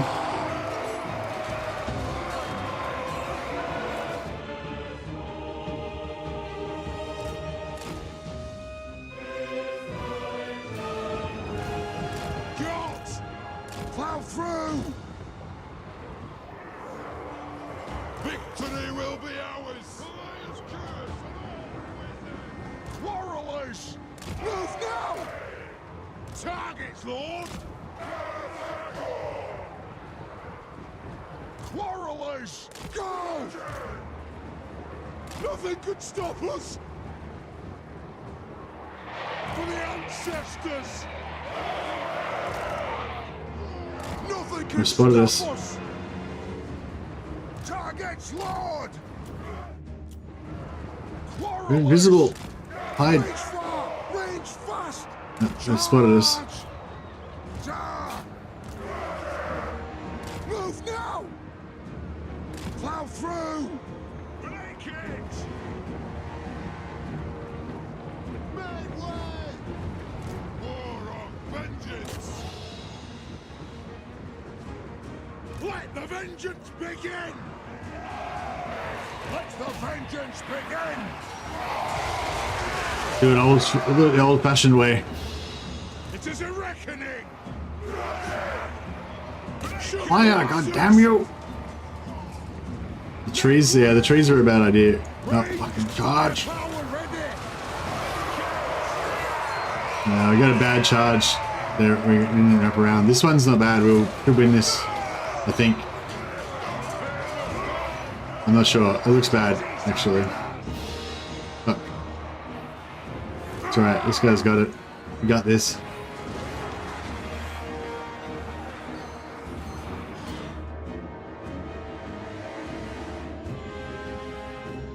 I don't know if we're gonna win or not.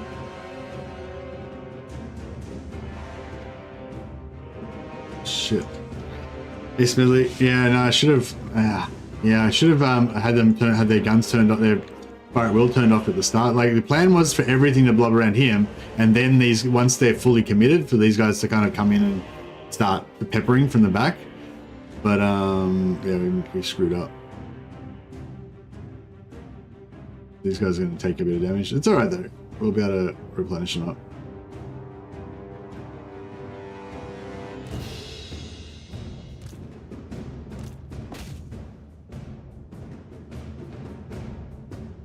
Point blank shot in the back. No.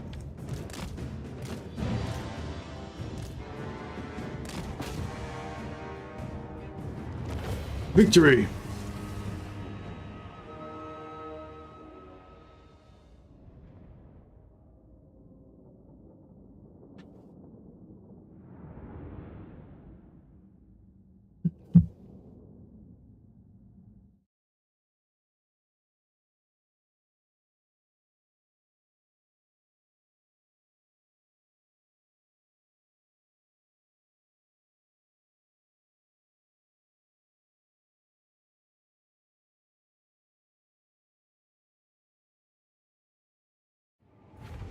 All right. Another glorious victory. My axe thirsts. I wonder if we should. I'm pretty low on the old cash. Ordo Clan Morgan. Let us begin. Aye. We could get some more money. I wouldn't mind starting another army to invade down this direction. Aye, it is time. We pretty much have to sell some more shit. Well, let's have a look at diplomacy. Leader of men. Xiao Meng. Trade. Oh, trade with Thoric. I've been trying to get that. Can you see I'm busy? The runes wait for no one. Aye! Okay, that's good. I crave. I think we've got trade with all of the dwarfs now. Yeah, we've got all the trade we want, except for Grombrindle, but we don't know where he is. So that's fine.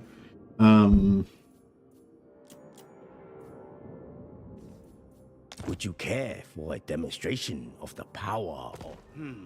Natural, it is my sacred duty. The celestial instrument. I greet you with the dragon. Not really getting very much trade. General. I, the Lord of the Jade Swan, gladly 2,000. receives you. Wow. Okay, that's good. Child of the Nine, I appreciate your continued unity. Oh yeah, because we confederated Zufbar, so we probably just grabbed a bunch more. Celestial General. Oh, Clanferic. Are we gonna? Oh, is it Clanferic that owns Carrickdom? It's Clanferic here, isn't it? So I don't want to peace out with them because we probably want to go to war with them immediately after this situation's resolved. Yes. By the comet. Mistress of Ice. Yes. The Empire. I am the blood of Gilles.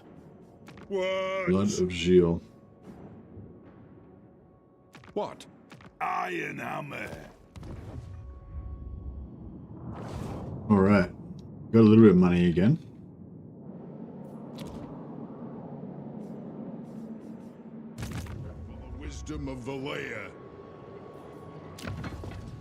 So we'll get rid of Respite of him.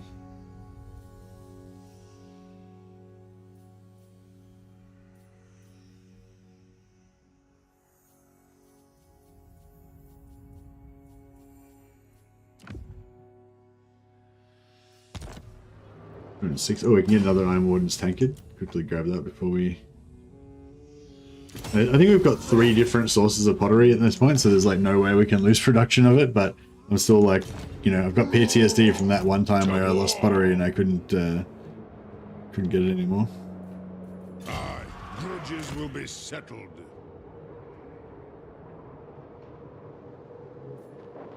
Nine armies, 8, so it's 500 a pop plus... So 800. Plus another 900.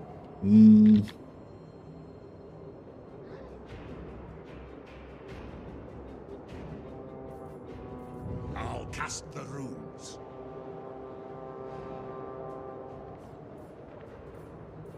Do you know, can you get repairs if you're at zero? Like if the settlement's at completely zero like this, can it still get random repairs?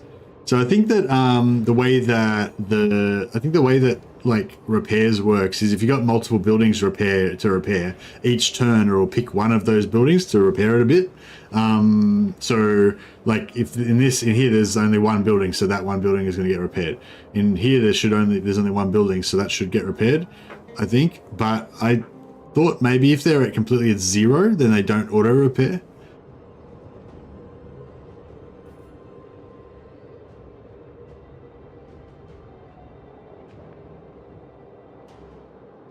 Doesn't really say anything about the auto repair.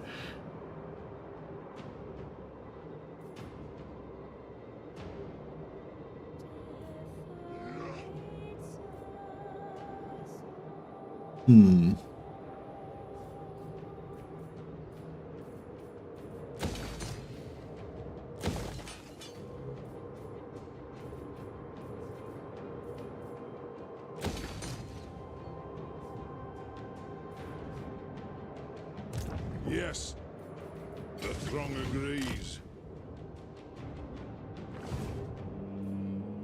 Aye, I suppose so.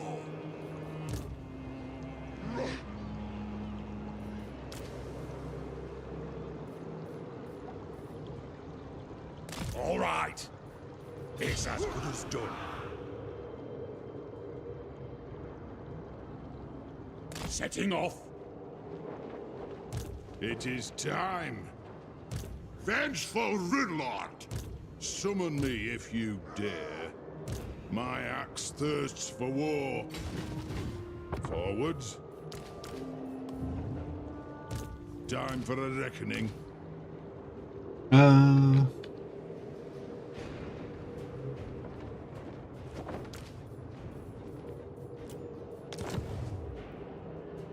Dum is the Khazalid word for chaos. Karak means mountain.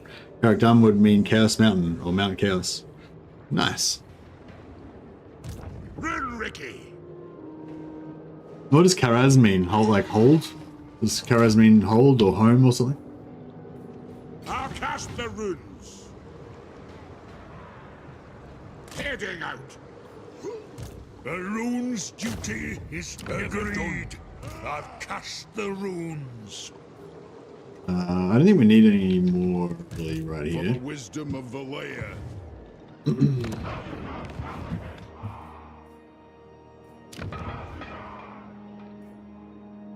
Karaz means king or queen. Oh, really? So Karak means like King's Mountain. That's pretty cool. Does anyone know if you keep the stolen heroes when the allied faction gets wiped out? Yeah, you do, Chop Chop, yeah. If you steal a hero, that's your hero. It's nothing, it's no longer has any connection to the original faction anymore. It's not like allied units or anything. But yeah, in allied units, you also keep them if the faction gets wiped out too. Summon me if you dare. Let us begin.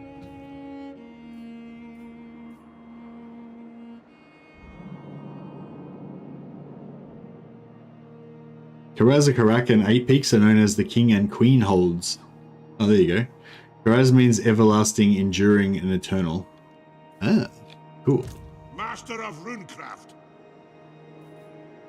Yeah, I don't... oh. Oh, shit. Okay. I was expecting him to come in this way, but he's coming that way. Just taking Winterfire. Oh, fuck, I just moved the wrong direction. Alright, well, I just have to remember to correct that.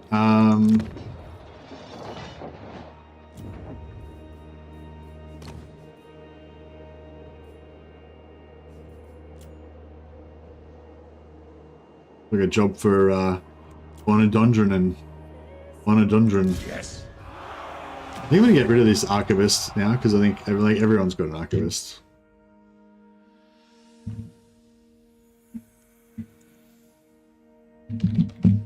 Scroton Bonadondran. Hero of the Holds.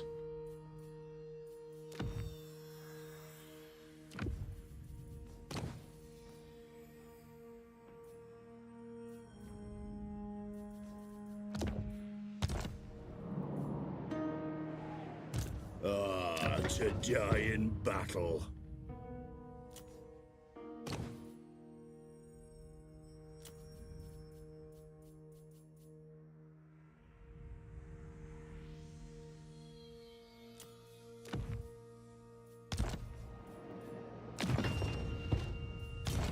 Alright, we can get another runesmith up in here too.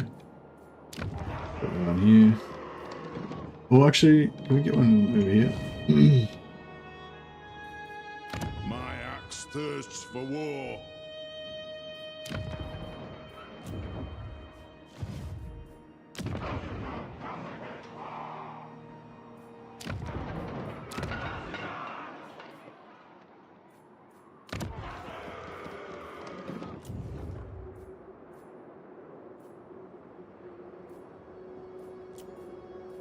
The runes are ready.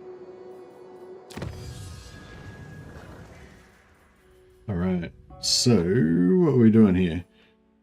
Oh yeah, plus 10 weapon strength.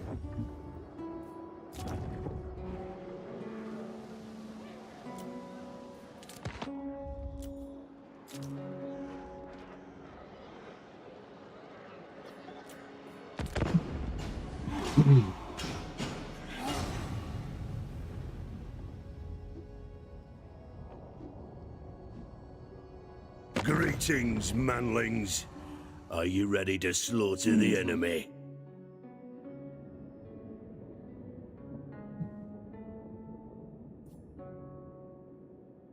Alright. Going with that.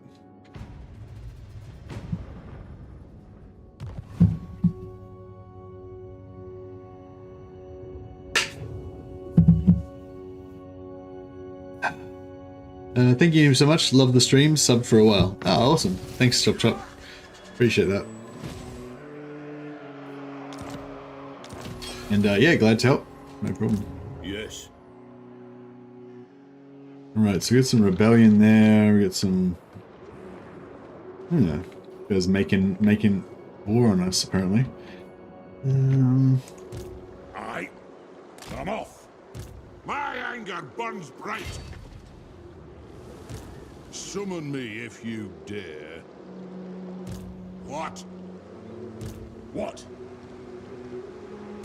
Lord of Clan Morgan. For the king!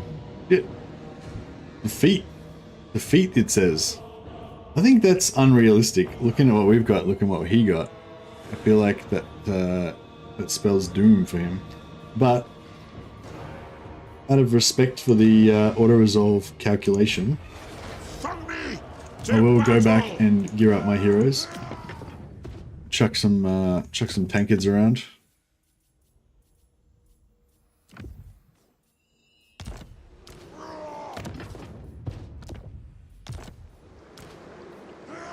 By the Damas Kron! For Kara's Anchor! It's got Wrath of Tsar, but nothing really that badass, I don't think. Yeah, I don't know. I feel like I think the auto resolve is wrong. We'll fight this one.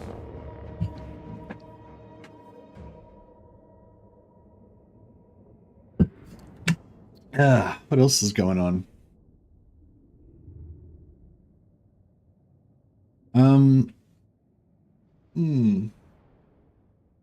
I feel like there was some sort of, not news, but like, I don't know, rumors, tips, things kind of going around, but I can't really remember.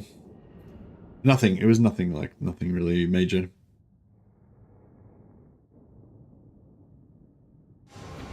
But like stuff to talk about.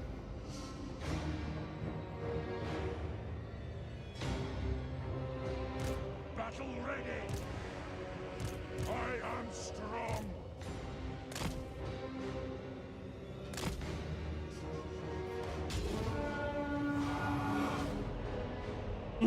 I will do it!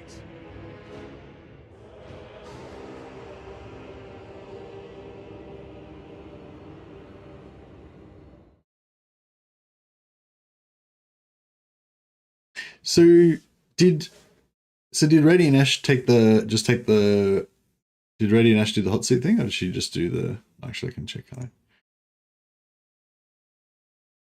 Oh no, it's just got a host.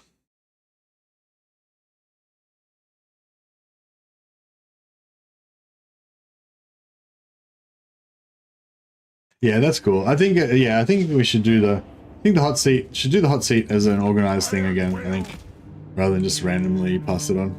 I think everyone's just excited about hot seat at the moment because it's like the latest thing. But I don't think we need like every campaign to be a hot seat.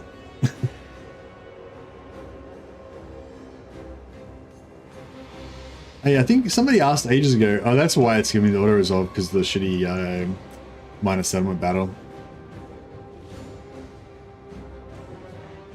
Yeah, I think I saw a question way early, like ages ago, about something about multiplayer hot seat or something, but then I think I forgot about it and didn't answer it, and the conversation moved on.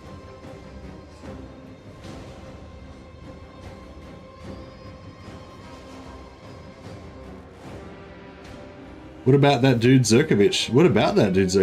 He's a bit of a legend.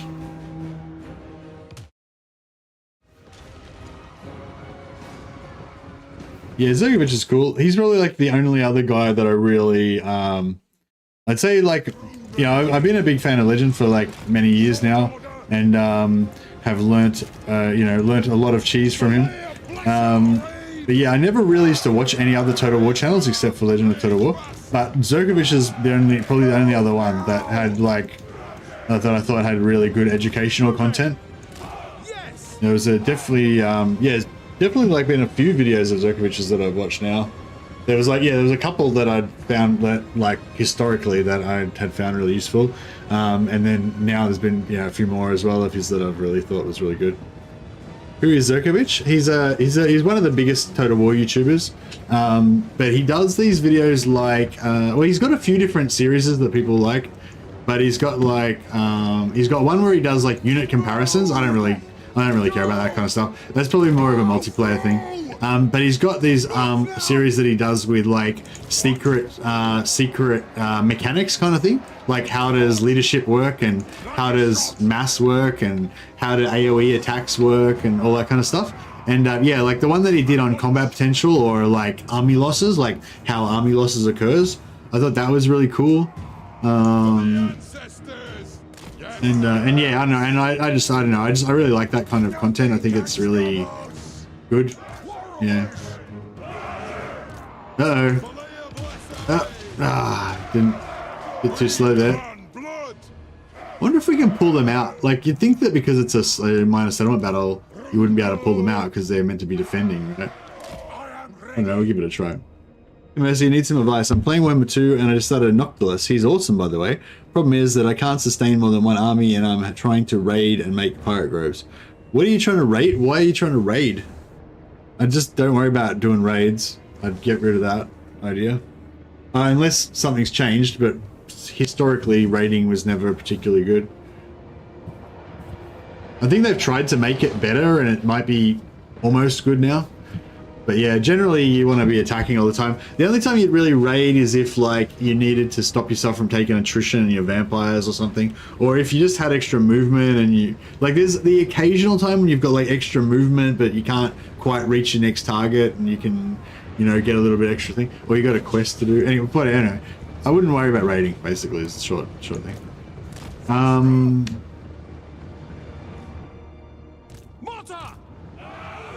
But yeah, if you need money, probably the easiest way to get heaps of cash is to sell settlements. So just occupy a settlement and then sell it to somebody else.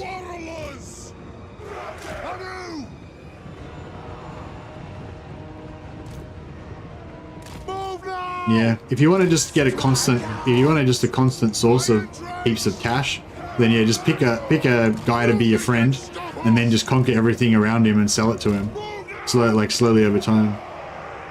Oh, you played in Warhammer 2. Oh shit, yeah. Sorry, Warhammer 2. What do you do for money in Warhammer 2? You can still declare war on everybody and then make them pay you for peace. Yeah, that's something you can probably do. Just declare war on like everyone that you can see, and then make them all pay you to get peace out. But you know, depending on what your military situation is, that might be biting off more than you want to chew at that time. Battle loot and sacking settlements. Yeah, sacking is pretty good money.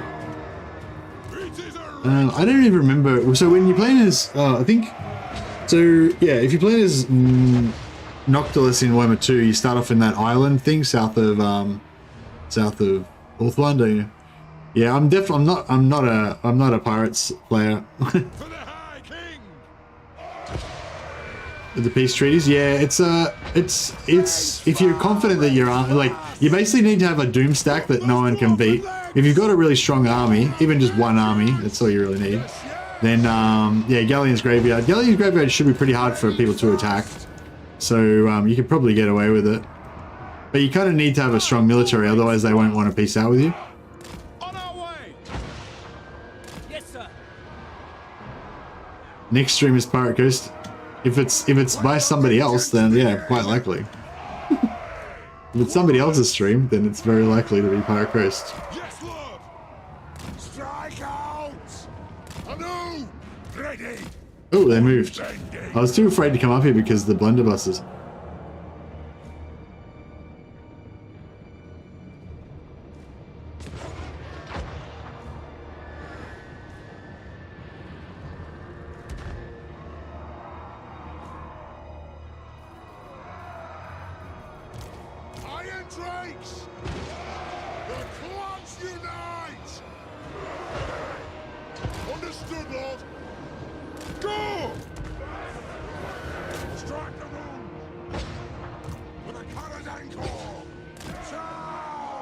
I'll pull these guys up further, and we'll go for accuracy.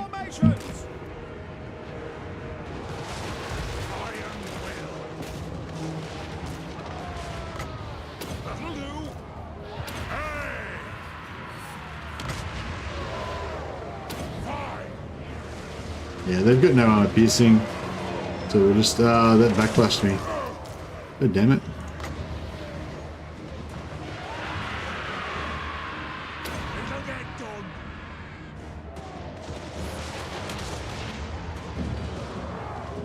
Full mortars is definitely fun.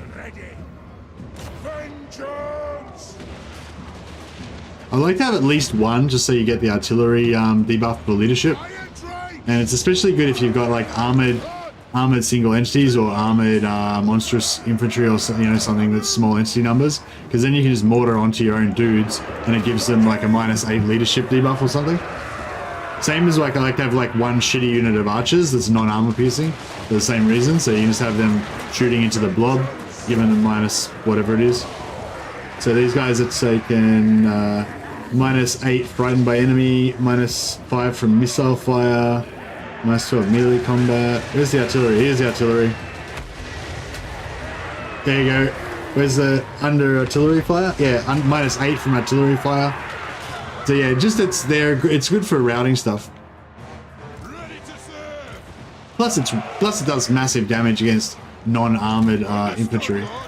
But yeah, when your Chaos Dwarf infantry aren't going to take much damage from it.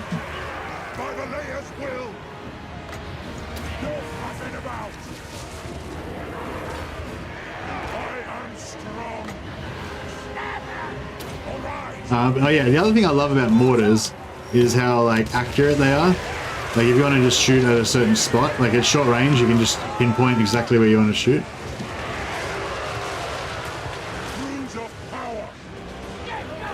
The longer the range, the less accurate they become, but yeah, at short range they're really good.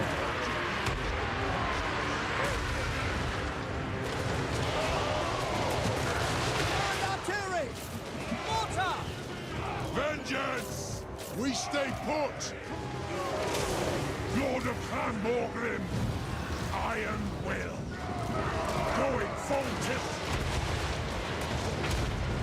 Battle ready. Yeah, mortars get more accurate with ranks too. Yeah, it'd be cool. On the way. Just... Well, everything gets more accurate with ranks, but yeah, mortars particularly seem to get a lot more accurate with ranks. Actually, speaking of Zerkovich, he did a whole thing about accuracy and stuff as well. About, so Like that, yeah, basically up until, it varies from unit to unit, but basically up until about like 3/4 of max range, you're much more accurate. And then in that last quarter, between 3/4 and full max range, you're like way less accurate with your ranged troops. Which was interesting.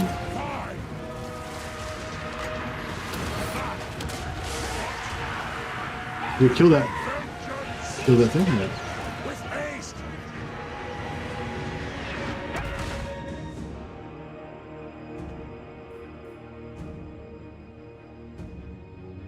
Pretty sweet. You can sit in here and they can't shoot you with any of their towers. You can just regenerate our heroes.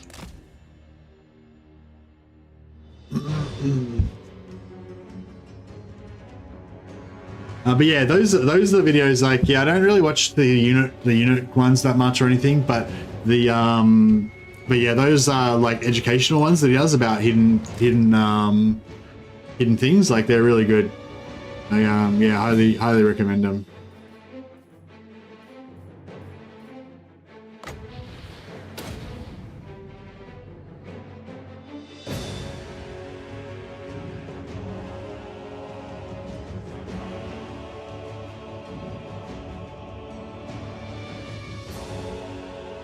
I meant participation of other content creators in those hot seats. Zurkovic has cool content. Yeah, no, Zurkovic definitely has cool content. Yeah, I think it's anyone who's in the creator support network is welcome to be part of it. Flush. I don't know if Zurkovic is part of the creator support network though.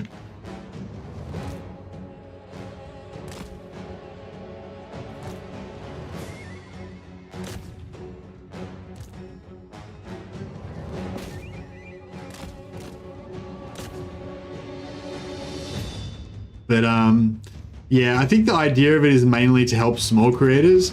So yeah, I don't think Zurkovic would really need any help, but he might be interested in like joining to help the smaller creators, you know what I mean? You know, like he might want to start one and then hand it off to some other creators to do a hot seat with or whatever. Instead of, like, basically Zerk could replace Legend as the big creator, like, empowering the whole thing. But yeah, but as I said, I'm not sure if he's actually in the creator network or not.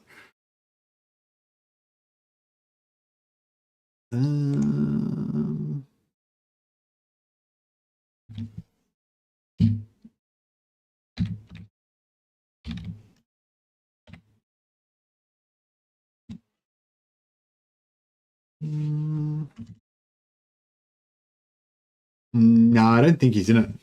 So yeah, no, probably won't see Zurkovic being involved then.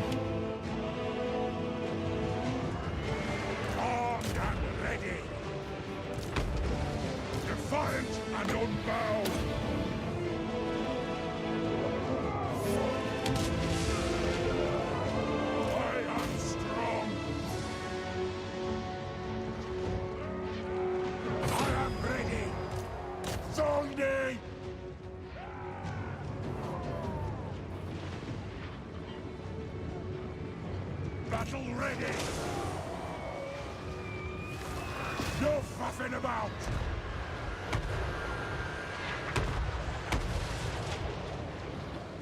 Runes of power! Seems like the battlefield's calmed down quite a bit. Sorry, I was just taking some time to like read chat and chill out while I was slowly, methodically taking care of this battle. We're all kind of heal capped now though, so there's not really much point in... there we go. So there's not really much point in waiting anymore. Done deal.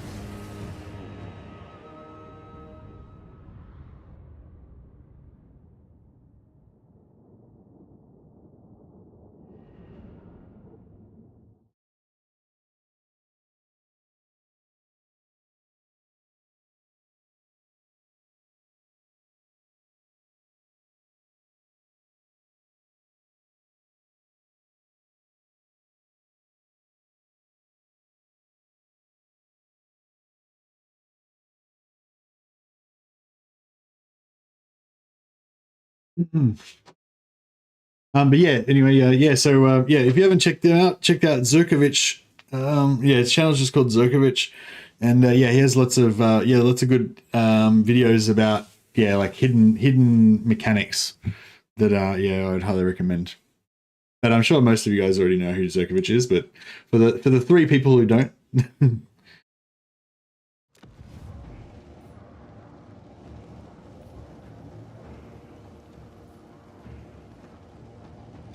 Excuse me. All right. Well, it looks like we've ruined Astrogoth fairly easily. We've still got a fair bit of his stuff to deal with, but Fine. This way looks better. Bring it down. Hey, we got another rune bearer. Awesome. That's what it is all about. Gotta farm those rune bearers up.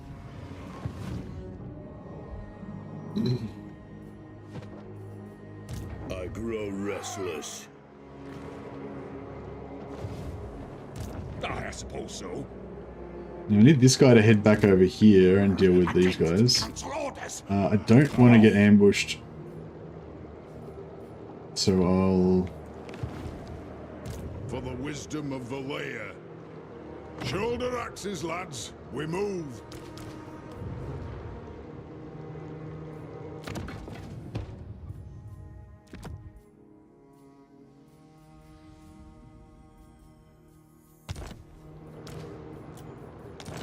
Don't want to get ambushed, so we'll just do that.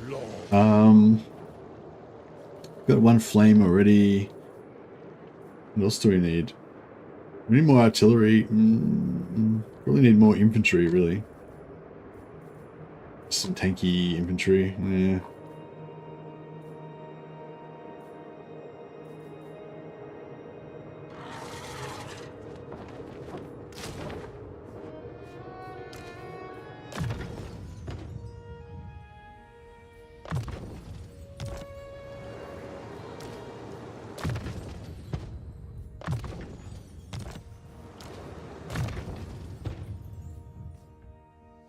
Lord Moose's Zogus. Alright, we're gonna go, yeah, Tactician and Thunderer. Yeah, artillery and ranged. Can't go wrong. Alright, we've got our axes. Get up. I don't know, even though the Slayers are probably going to be less effective the more we go into the game, I'm still just going to use them anyway. Just in Ungrim's army. I'm going to phase out the Slayers in everybody else's army, but I'm just going to keep the ones in Ungrim's army. I just took that guy out of the army so that he would get a chance to level up from this, but I don't think he'll get enough.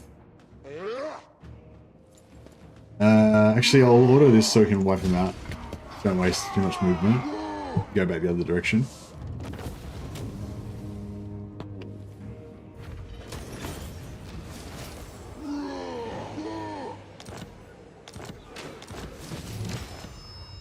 One rag. Alright, now we're going to head in. We're going to go and get Carrick Dunn back.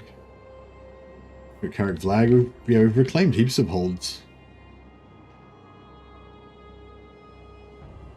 Aye, I'll move. We're like the best thing that's ever happened to hold reclamation.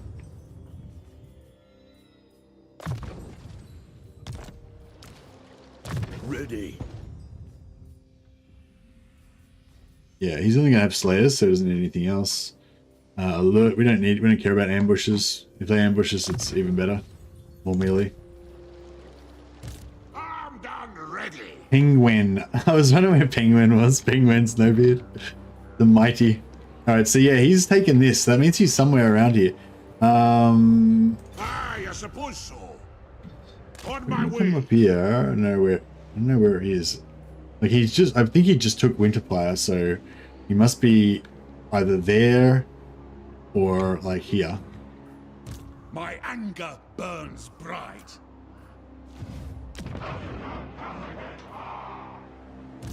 Can I help you? Rune Lord. I'll get some more miners just in case. They might help us. Slayers are kick-ass armies against Chaos even later in the game. 2 Runesmith, 1 Thane, and the rest Slayers with any Lord. Pretty good once you level up the heroes. Yeah, I reckon as well, Peter. I think versus Chaos, unless they've got magic. Maybe if they've got a lot of AoE magic, it may not be that great. I probably wouldn't rely on having multiple ones, but I think as long as if we have just Ungrim's one, I think we can do all right just with his one because they're extra good. And if worst comes to worst, we can always hide the Slayers and Ungrim can just kill everything by himself. Lord of Clan Morgrim. I do. Which I am a fan of.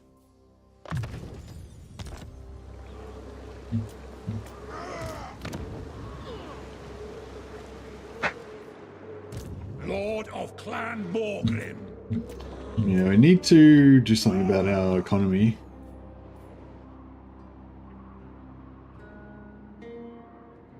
Moving.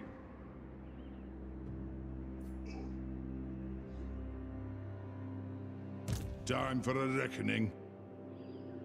No, I will not shame my clan. So we need this guy to go to war with the Reichland somehow. Friends of the Empire, come. Yeah, these are all proper dwarven places. I'm not selling any of the ancestral homelands. And yeah, there's no way to. I hate how when you press the arrow keys, it fucks up your diplomacy. Oldest friends of the Empire. These Doomseekers are like almost, you know, if I had a settlement to trade, we could totally get them to go to war with them. Welcome, brothers in metal. There's nothing we can.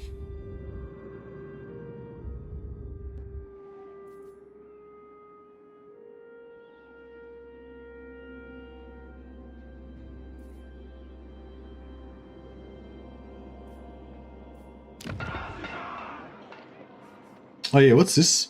Bugman's Brewery, plus 10 control, plus 4 recruit rank.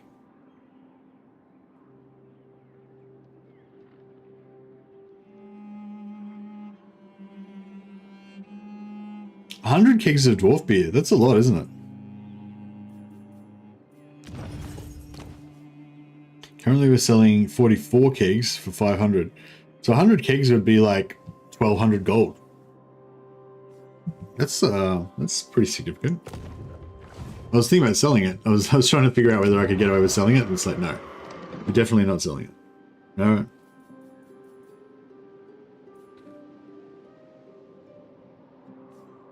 For the wisdom of Valea.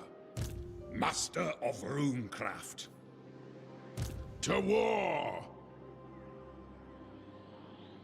Move!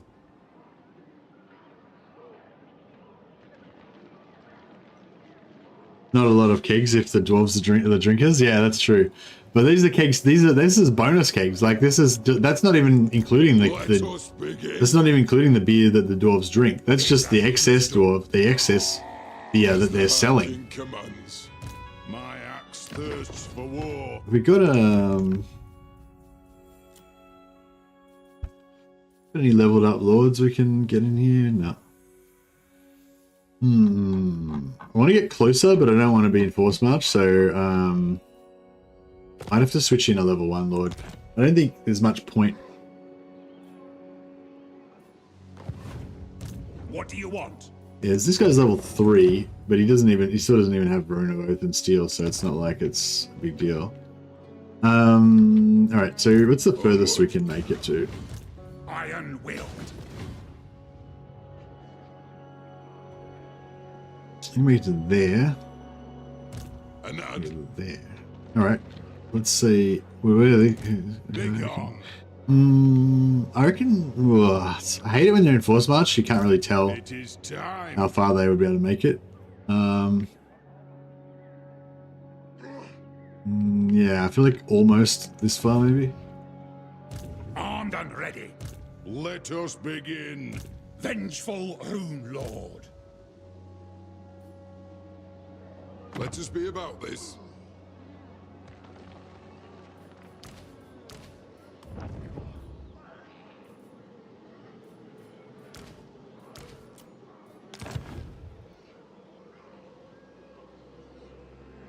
Yeah, getting more Bugman's Rangers would be good. I don't know if I'm going to worry about him too much, though.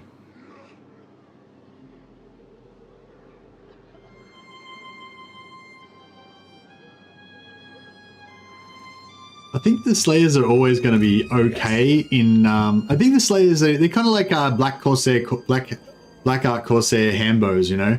Like, they're always kind of okay when you've got them in Lockyer's army with all the bonuses and stuff. They're not necessarily as good as a proper, like, endgame Doomstack, but they're still, like, okay. Like, that's kind of what I'm expecting from the Slayers.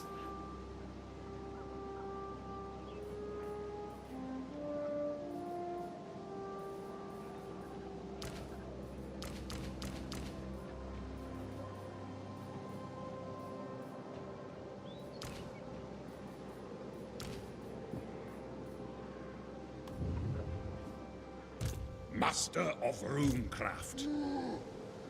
Do you take me for a wazzock? I'm going. Yeah, so we can't jump over there. That's the only problem. But he can't get there in one turn either. Probably the first he's going to get to is about here or something. I'm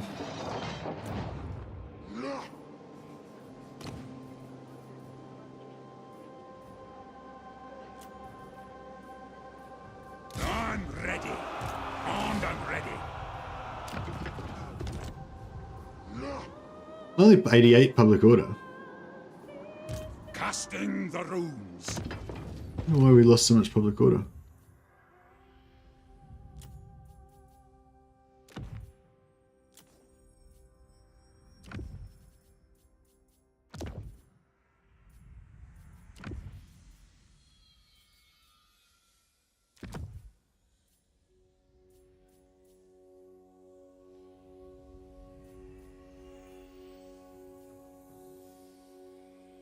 Hey, Steven. Yeah, no worries, but Journey's End is an ability that Slayers get when you play as Ungrim. So it's just specific to this campaign that we're playing right now. But yeah, if you want to play an alternate sort of campaign that's a bit different from the other dwarfs, then Ungrim, this guy, he's the Slayer King.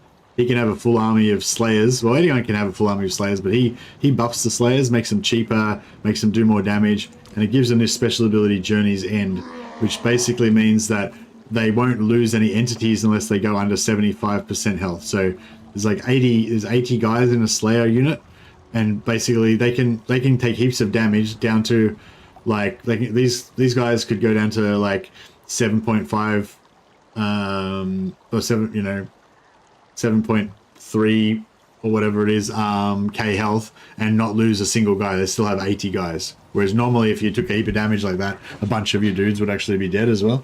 So yeah, so basically until they get down to 75%, no dudes will die. As soon as the total health of the whole unit goes under 75, then they'll start dropping.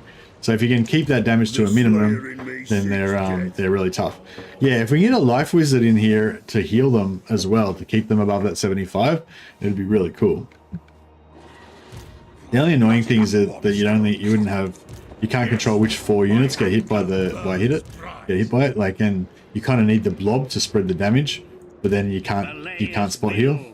But I suppose you could use regrowth on. Can I help you?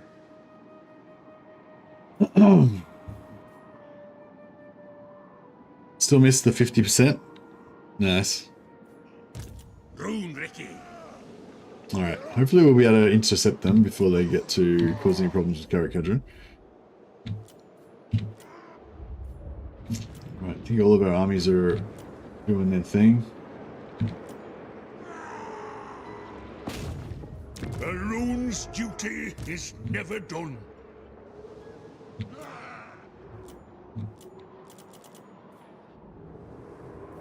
What do you want?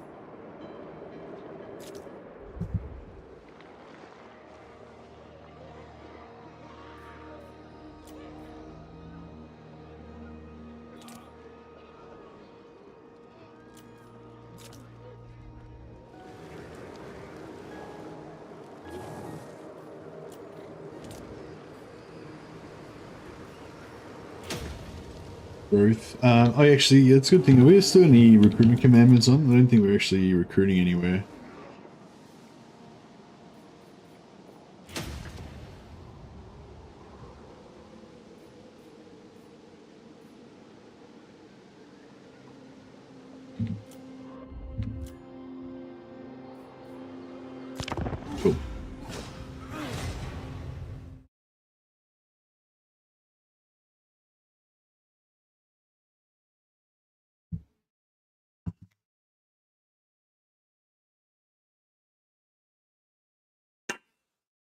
Oh yeah, I want to do a that reminds me, I want to do a depth guard, like a kind of, I want to do kind of like a vampire counts depth guard, like depth guard and blood dragons, kind of vampire thing, vampire, like elite vampire infantry armies kind of deal.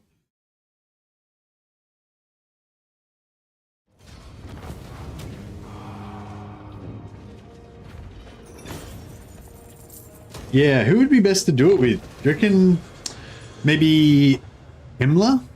Would Himmler? I don't know. Who would be best to do it with? I don't know. Like who would give a boost like indirectly to depth guard? I think anything that's got like, there's nothing that would directly boost them, but like anything that gives like bonus versus infantry or something like that, or just AoEs, like, you know, like how do like Helm of Discords and stuff like that give you like AoE blob stuff. You just want boosts like Van Hal's, so everyone's got plus 24 melee attack, so you're fucking depth guard, just choppy and everything. Probably go, yeah, just go all halberds. Vlad or Manfred, yeah, maybe Manfred. Oh yeah, Manfred. Does if Manfred gets the right books, does he get like bonuses to infantry and stuff? Yeah, what are the Manfred? Are there any Manfred books that give you like bonuses to infantry?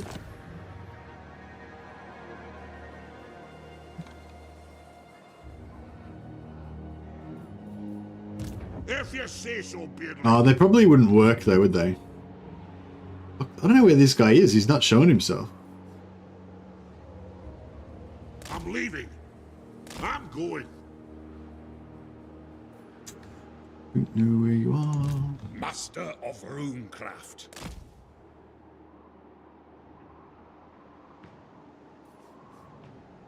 On my way. I'll get on it. Not a chance. There he is.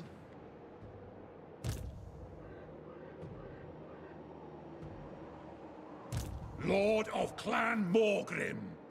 Iron Weld.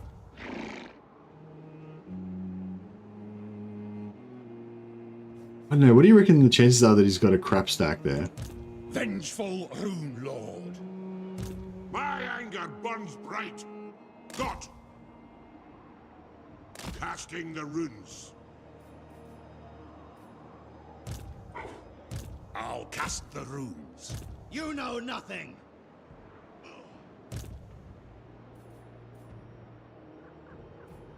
It's as good as done. I'll get on it. Alright. Penguin's on the Penguin's on the job. Heading out.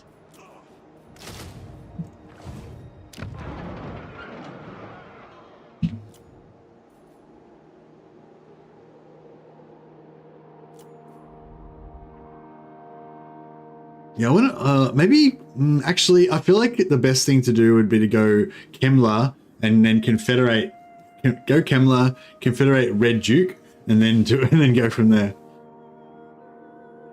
Because Red Duke, yeah, that'd be nice. Hey, Slightly Obnoxious Kiwi, how you going, buddy?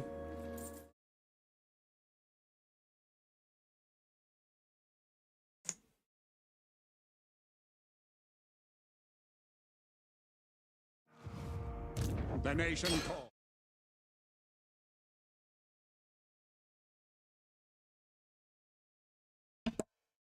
Yeah, definitely. Yeah, Red Duke's cool because he buffs the blood dragons as well. So you could have like infantry, you could have like 6 halberd infantry for depth guard, and then have 4 of them.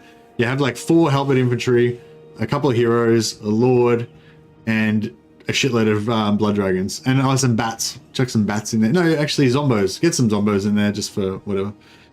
Yeah, congratulations, Kiwi. You've been promoted. The nation calls. Now you've achieved 1,000 subscribers. You're a legitimate force now. My anger burns bright. For the wisdom of Valea. Excited for your first paycheck? Yeah, nice. If you say so, Beardling. Legend only requires 300 subs. For what? Who? What? What does Legend need 300 subs for? To untamed lands.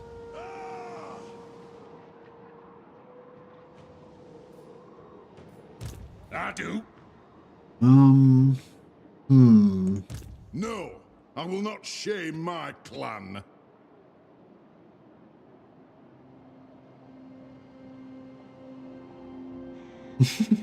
Yeah, no worries, Kiri. I was just, yeah, it was just confusing me. It's all good. I want to fight these pricks, but I don't really have the tools. Don't have the tools right now. Get some Thane action up in here. Clan and hold.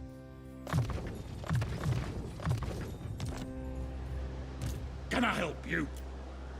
Oh, I forgot about the gyros. Yeah, I wouldn't mind some brimstone guns actually. Not really for this particular fight, but just in general. Okay, may as well grab a couple. Oh, we're getting kind of broke as well. Have we got anyone we can kill for money? I mean, for righteous reasons. Onward. Alright, we're gonna kill these guys. Not for money, just totally for righteous heroism.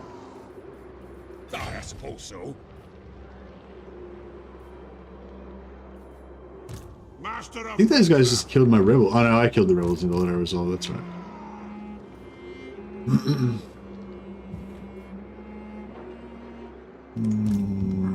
Alright, maybe we'll put... Blame you! vengeful Runelord. Put him there, just so he can, Setting get them if he needs to. Yes, lad. Go up here. I do. Let's just go. Oh, he's about to hit up again. So yeah, so we'll try and use the mentor to see if we can get a rune bearer again.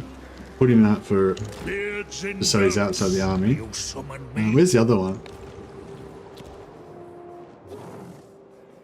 Yeah, they're all outside of armies at the moment, so that's good. So we'll just quickly auto resolve this. Yeah. It's not enough XP to probably do anything.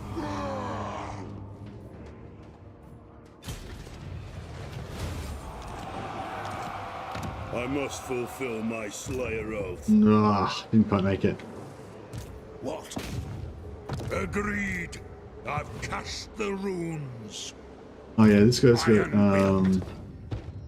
you go the other way too. Vampire Coast lacks cavalry. You can boost the death guards decently. Actually, yeah, that would probably be better, actually, wouldn't it, really, to have the Vampire Coast just have full stacks of depth guard with just like 4 allied blood dragons. That would probably be a lot easier and make a lot more sense and actually be better.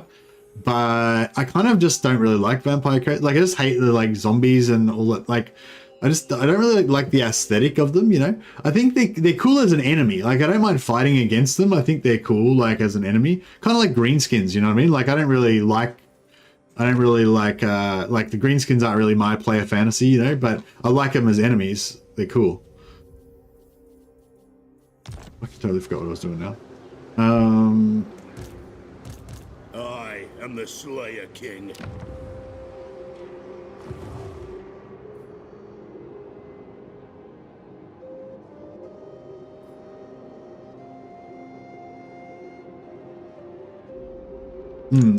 Yeah.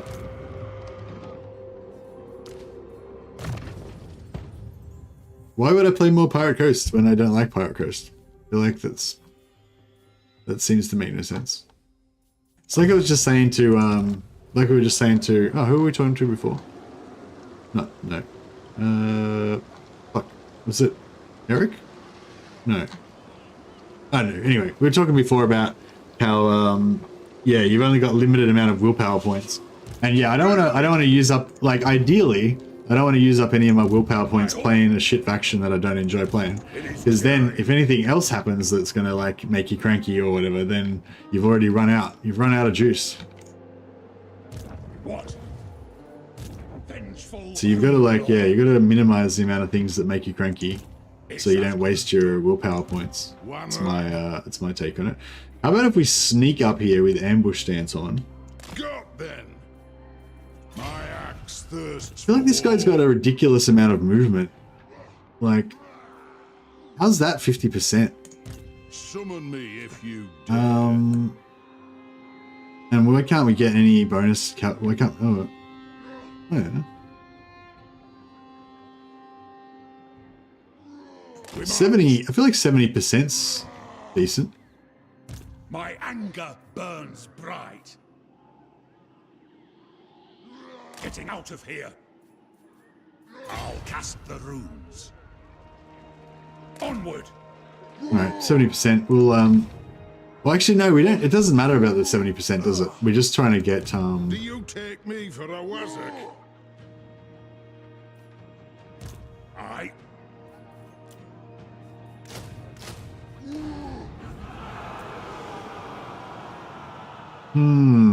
It's actually a pretty bad situation, isn't it? This actually kind of sucks. Ready? What do you want?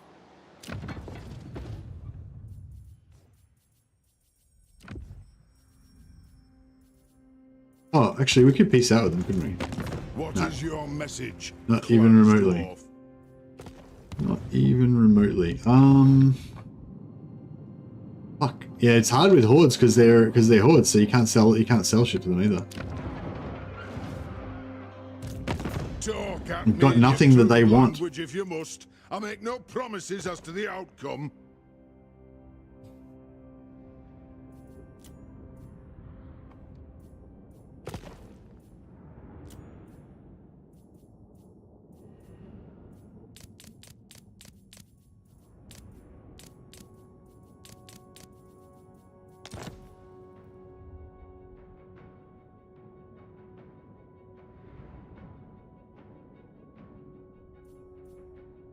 I'll see you, Kiwi. Thanks for dropping by.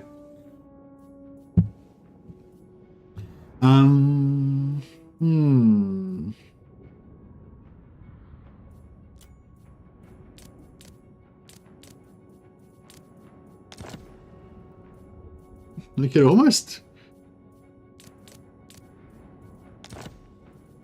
almost do it. We just broke like every agreement that we've got with every faction in the game.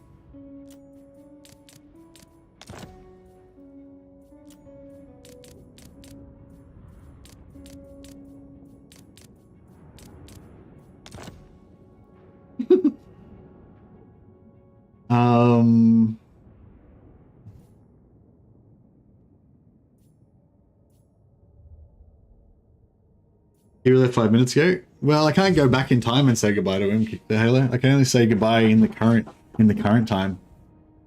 So I'm not sure what you want me to do. I decided to start a Reichland Legendary campaign. 5 electors wiped out by turn 12. Brutal. Oh, that's alright. No, you're doing well, Ben. You've only got like 4 left. You're nearly finished.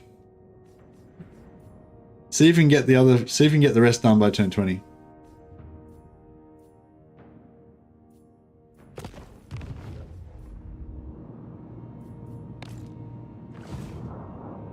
Alright, Bound by runic law.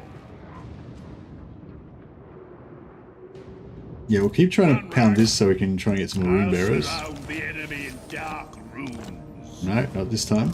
You summoned me. Yeah, we need probably about like 3 more rune bearers, I'd say. So we can have enough for all of our main armies. Yeah, this one, he needs one as well. Has he got one?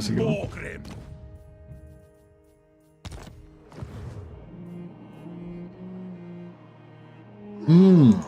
Armed and ready. Okay, I'm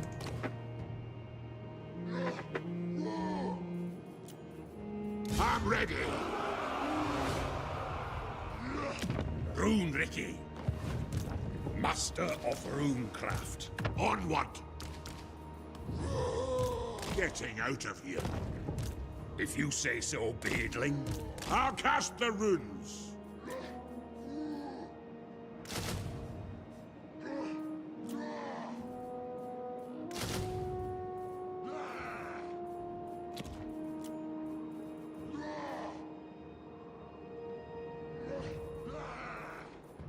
cavalry could be fun. Clan Morgrim. Armed and ready. My anger burns. So yeah, I think if I think he might have enough movement to get there, but I think if I put this guy like here, then basically he's blocking the path, so they can't get past for the shortest distance there. So they have to attack this guy in order to attack that guy, which means they have to waste movement chasing this guy off.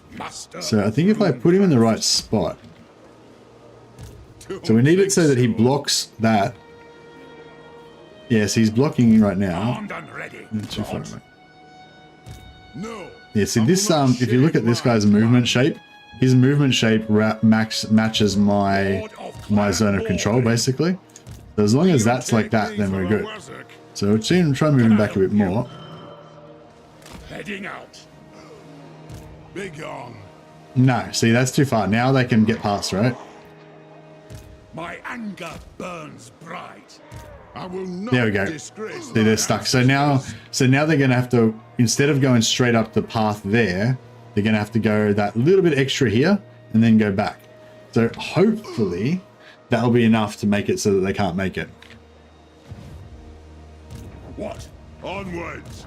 And then we can get all these extra units and we can jump over with these guys and etc. etc. Hopefully it'll be good. So weird how they spread out everywhere. They're going after all different areas of my empire at the same time.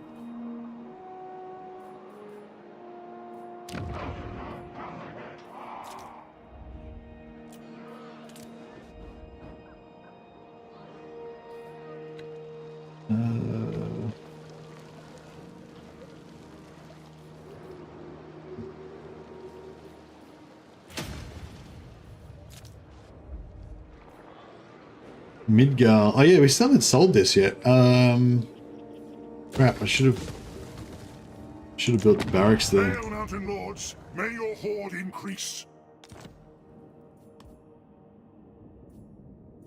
I kind of feel like I should keep this, but actually, can we sell it to Beligar? Attention. I, leader of men. He Who called? Now! Now! Instrument of the divine. On behalf of Cathay. Well, we should Heed me! What? Yes? Iron Hammer. Step forth, true friend of the Ungrim. Yeah! All here are honored dwarf kin. I don't think Reichland's got anything close enough to be able to get it. Who called? Friends of the Empire, come. It is... Welcome to my private study. Wine of palest gold will wet our palates whilst... You know, these mountain holds, like... I kind of want Carrick Hearn as well, but I can't... Obviously can't get that.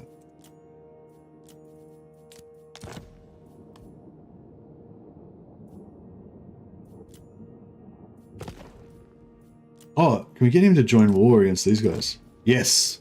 Perfect. Okay. That's good. Is that the one that's in the way of him? No. That's alright, the money's still good. Yes.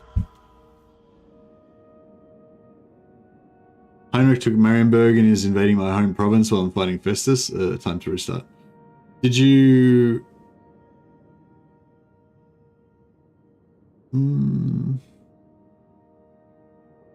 Yeah, I guess what I usually do is I consolidate. I quickly blitz Reichland, take all of Reichland and Helmgart, but I don't build up the minor settlements. Like if you're going to lose them, just don't worry about it. Just lose them, kind of thing.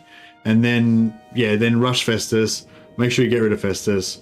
And by the time you finish Festus, hopefully you've pumped up your relations a little bit with Balthazar Gelt. You get the Confederation with Gelt, and then you should have an extra army that can help you invade Vlad and blah blah. But yeah, if Heinrich goes after you hardcore, that's rough. Actually, yeah, I probably haven't played Reichland since 4.03. Maybe it's a bit different now.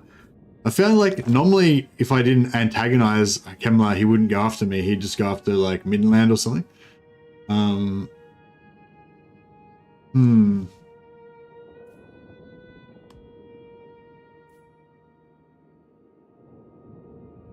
But yeah, I'm pretty sure I have had him go after me, but yeah, I just let him take some of my minor settlements and just didn't worry about it, sort of thing.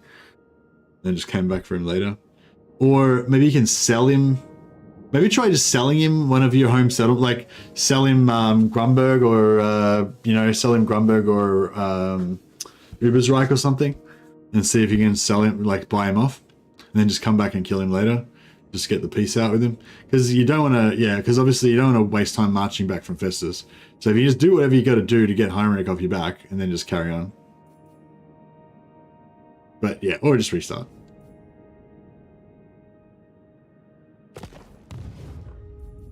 All right.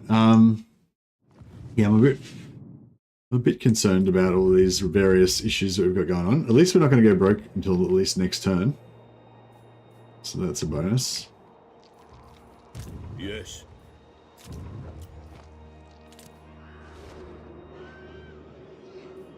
Oh, man, I should sell Silver Pinnacle to somebody, maybe. Only tier 2. Then I wouldn't have to keep dealing with these rebellions. Oh, no, they're all dead. Everybody's dead. Well, these guys can't buy it. Never seen him take it. Yeah, I've seen him take Marienburg, but then he normally just, in mine, I think most of the time he just kind of keeps going up and goes after like Midland or something. But yeah, maybe that depends. If Midland's sort of already been beaten up by like Hazarak or whatever and they're weak, then maybe he goes for them. Whereas if you're weaker than Midland, then maybe he goes for you, kind of thing. Alright, I don't know, that's it. I think that's the best we can do. Just see how it plays out.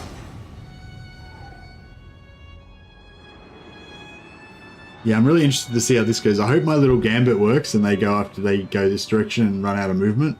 But even if that does work, I'm gonna have to still run. I'm still gonna have to jump over with these guys, I think. We don't have enough movement to get there by force marching. Midland was gone by turn 5. Oh, that's quick.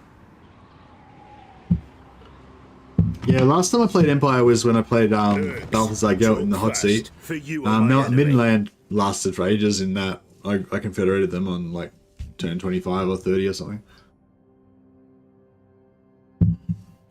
Oh yeah, try to confederate Midland, either Midland or Gelt as fast as you can, because they're both really good. But I'd probably prioritize.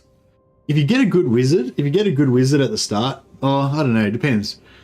If you're gonna go after Heinrich, then I'd try to confederate Boris first, so you can use his armies on the way through to go after Heinrich. If you're gonna go after Vlad first, like after Festus, then I'd probably confederate Gelt and hope that he's got some armies that you can use to invade. But either way, I'd probably go for those two first. Oh shit!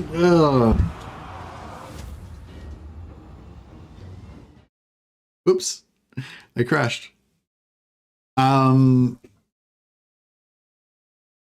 was not meant to auto-resolve that. But luckily, in another dimension, that was all a dream, and in another dimension, I didn't auto-resolve it. I fought it manually, and it was fine.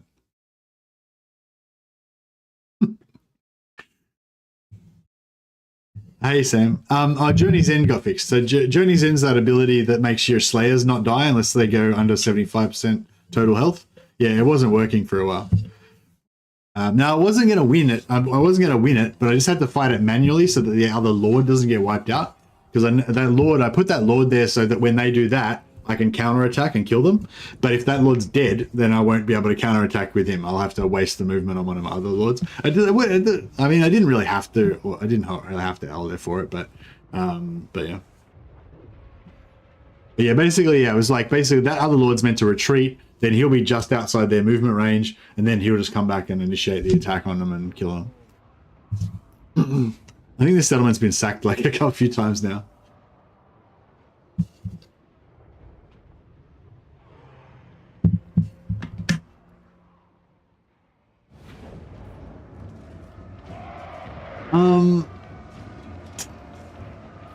So, oh man, I was just about to auto-resolve it again, but no, I'll fight it manually. Yeah, I'm kind of into this, like, idea of, like, vampire infantry.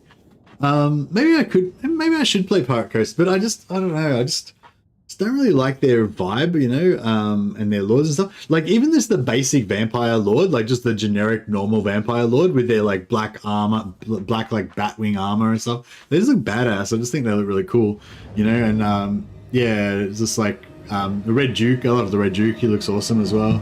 But yeah, like I don't know. I don't really like the vibe of the Vampire Coast that much. Would Graveguard with great weapons do? I mean, yeah, you could play with Graveguard and yeah, but I mean, the whole kind of theme of it is like going like all vampires, you know, just vampire only.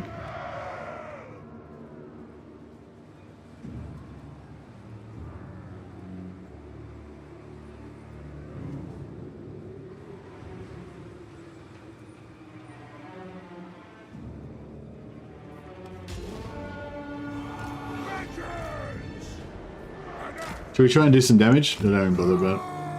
Probably don't even bother about it here. I think if I just concede now, then the other dude should be fine.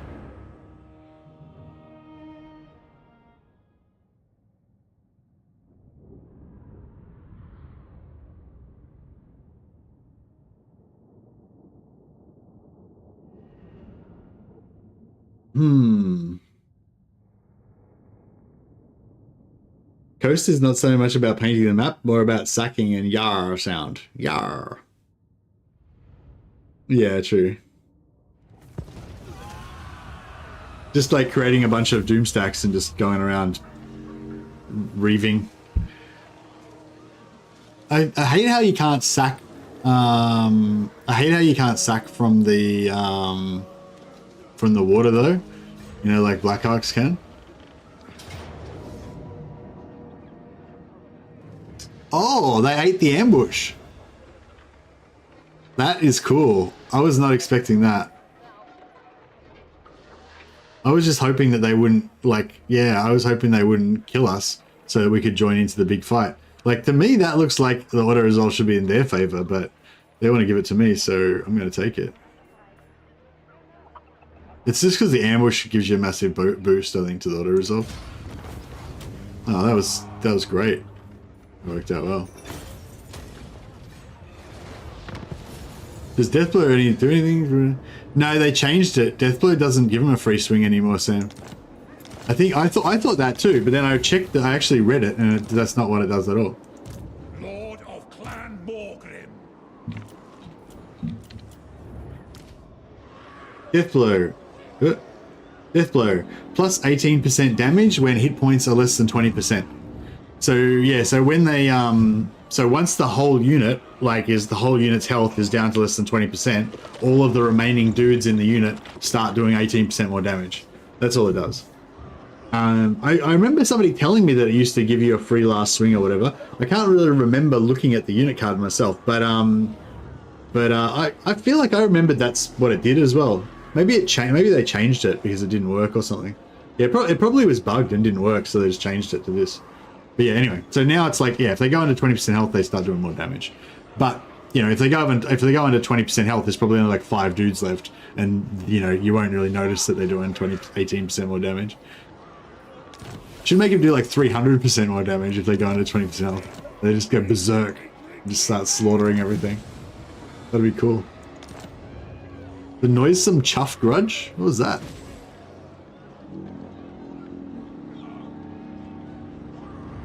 Disgusting Grumby.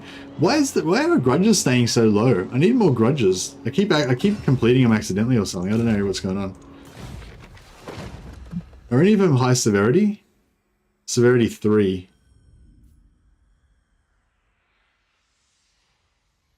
None of them are like old.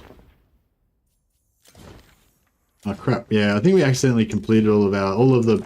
There was ones where we had to take certain holds and stuff, and I think we accidentally took them. So yeah, so because we've got no grudges, we're not getting free slayers. Especially the giant slayers. I want them. My anger burns bright. All right, you reckon we can kill this guy?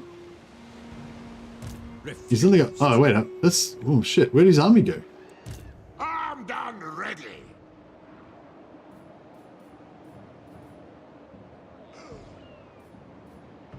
If you say so, Beardling. I feel like this could be bad. Armed and ready. Where's that other army? I do not know. Alright, we're gonna see if he intercepts. Got. No. Vengeful Runelord. What?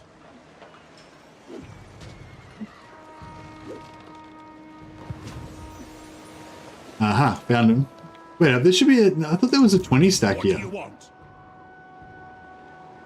Alright, well, we'll find out in a second. Yeah, that should have given me the extra bit of movement.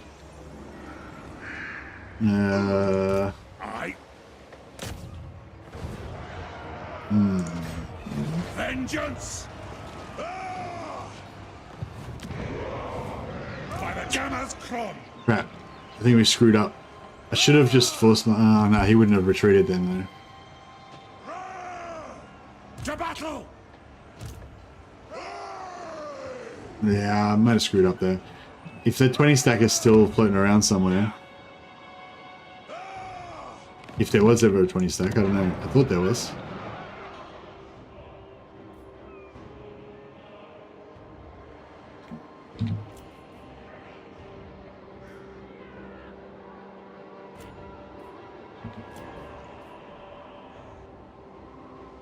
Oh, yeah. Maybe it was in Warhammer 2. Maybe Warhammer 3 they changed it.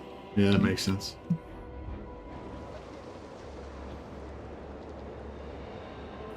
So... Ooh. Ula of Makas.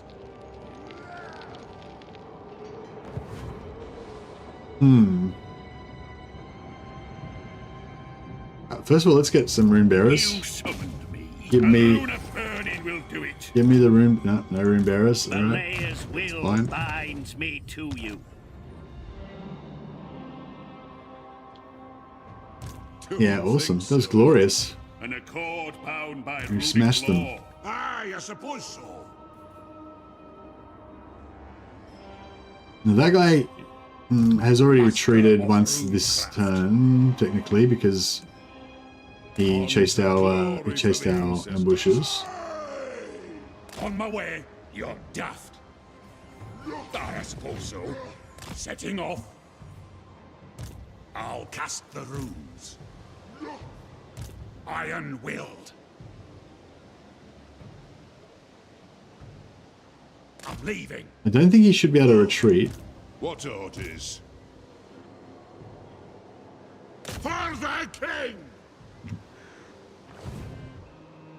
Agreed. I've cast the runes. Own your skills, Dowie. It is agreed. Strengthen the shield wall. Come, Grimmin! Fuck you. I hate that. Just retreated around the whole world. Not the biggest. It's not the biggest bullshit retreat around a river that I've seen, but it was pretty bad. It was bad enough. Rune, Ricky. All right, throw any Iron Forge. Time for you to have a nap.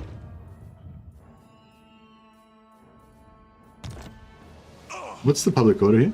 100. Okay, yeah, don't really need him anymore.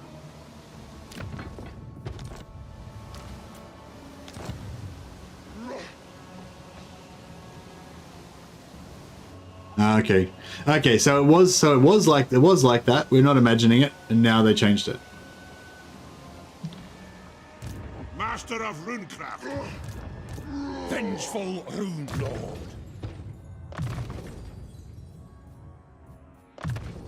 Yeah, well, it's interesting from a historical point of view, but yeah, it's pretty simple now. The Deathblow is just the damage buff, What? which is not as cool, but if it works, then I guess that's good.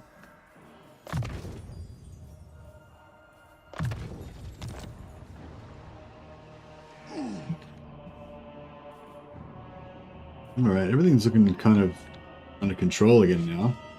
We can probably get rid of our 27 extra armies. Can I help you? Who's the senior grumbler here? What? To war? I do. Armed and ready. Aye up. I do. Aye. For the wisdom of Valea, aye, grudges will be settled. I'll cast the runes. Yes. Let us begin. My anger burns bright. Run, Ricky. I'm going. Ready.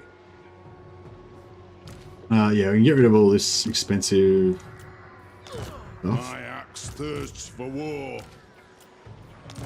Rune Lord. Master of runecraft.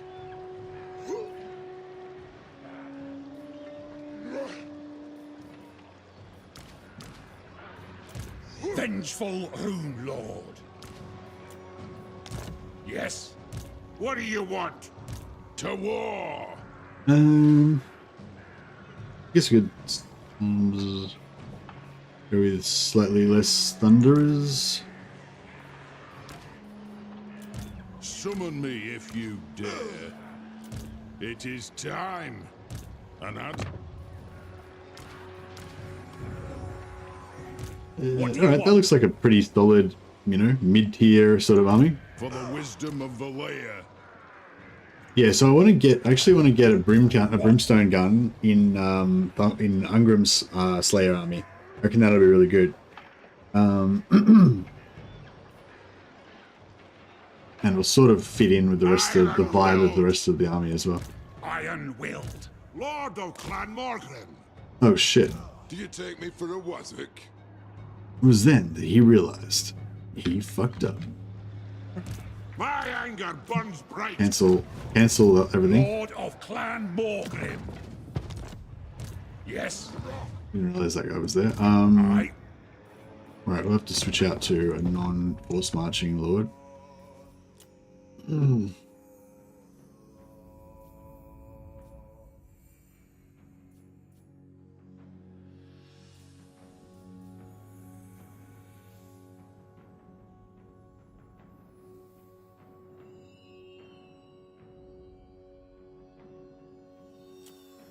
Mulgo Holdfast, the Disciplined, Armed and is the ready. hero we need right now. Casting the runes.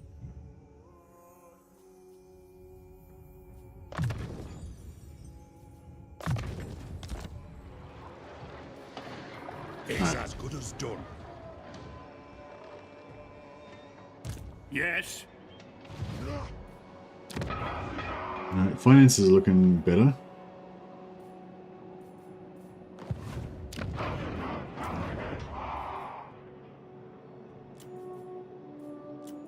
Summon me if you dare.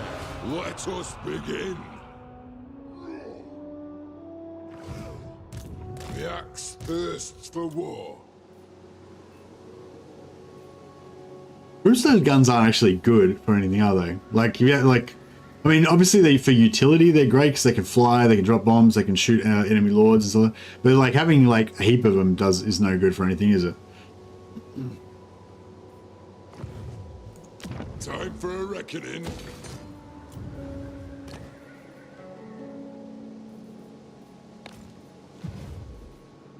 For the wisdom of Valea. I must fulfill my Slayer oath.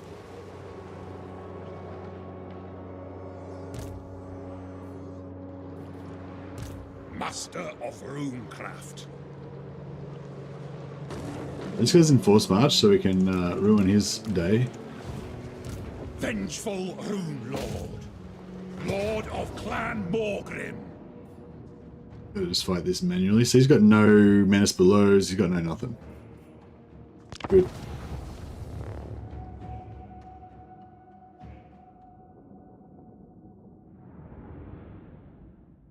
You're scared to charge them in for 2 expansions for no reason? What?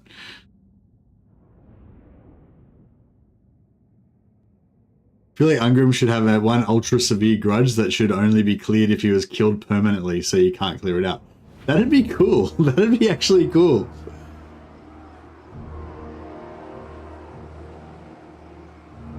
Gyrocopters are kind of shit, yeah. Yeah, they're I think they're really good. Like yeah, it's my sort of rule of thumb basically is that the first mobility unit that you have in an army is always worth it. Because if you like any army that has any mobility unit in it, it's like a force multiplier, you know. And if it's a flying mobility unit, then that's even better. But once you've got one, there's rapidly diminishing returns after the first one. You know, if they're not good in some other way.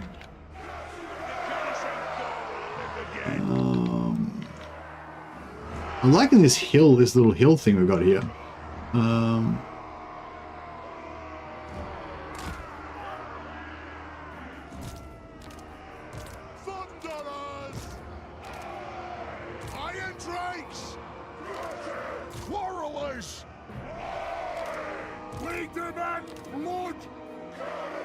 Taking aim! Let the vengeance begin! Shah! Alright, that's pretty good. Get some cannons up in here. I mean, mortars, sorry. There's Empire mortars here, learning how to gunpowder properly from us real dwarfs. OG dwarfs.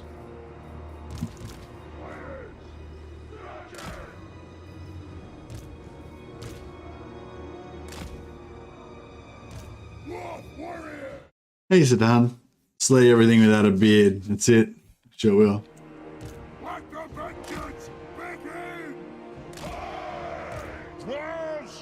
Yeah, so I don't know. I mean, I think playing Vampire Coast would actually probably be more fun because it'd be more novel, and it would kind of make more sense because then you could have armies with like 15 Depth Guard and four Blood Knights, and it would be like a sweet army. But having said that, the whole kind of thing that I like about it is the idea of having like these like elite, you know, haughty, immortal soldiers, you know, led by these, you know, grandiose gothic lords and stuff. Whereas I feel like, yeah, Pirate Coast has just got too much of that kind of like comedy horror kind of thing. It kind of like ruins the whole vibe for me. I want that sort of like over the top Count Dracula kind of vibe, not that like Davy Jones Locker kind of thing. All right, let's should be a fun little shooting gallery. I'm not a Vampire Coast. Yeah, I'm not a Vampire Coast fan either. Also, the thing is, if you're going to play Vampire Coast, you know, it's all about artillery and gun lines, really. Like, it should be anyway. The whole kind of vibe of elite vampire infantry doesn't really go with them as much. Whereas I think, I feel like Depth Guard combined with Red Duke is the way to go. Blood Dragon's mod is perfect for honorable vampire gameplay. Oh, really? Or does it have like special mechanics? What's the faction mechanic in it? We'll pull in a little bit more so we can get some guns happening. There we go. Why don't we spice things up a little bit with a bit of an explosion. And another one, just so we can see them kind of blow over that way and then kind of blow back over this way. Good stuff.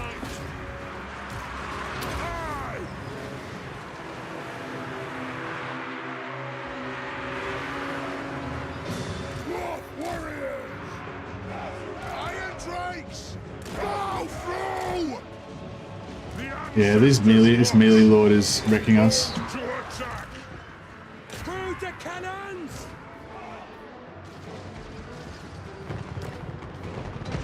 Dwarf warriors! Fire on the foe! Come together! Yeah, these guys kind of need to get out of there. Warriors! Understood! Iron tricks! Haggard! Go! Put those dwarven lads! Here we go. Some Slayer action. Slayer on.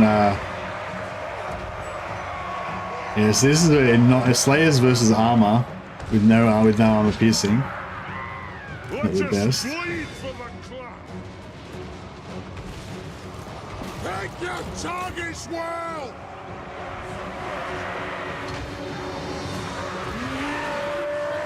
Yeah, we're still doing really badly over here.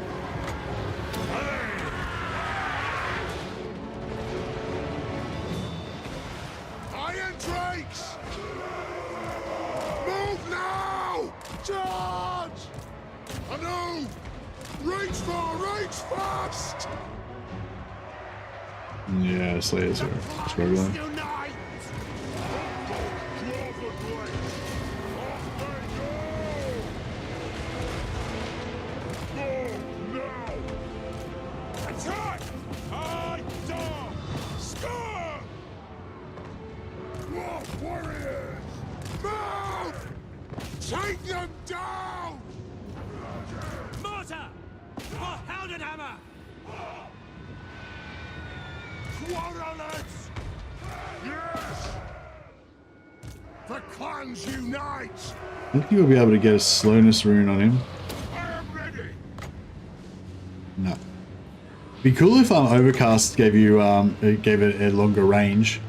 But yeah, that's just not how dwarves work, do they? You gotta just have short legs and take 2 engages to get there.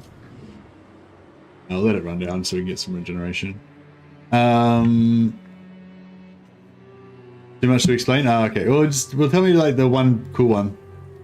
Tell me the one that makes them have leadership, have honor. I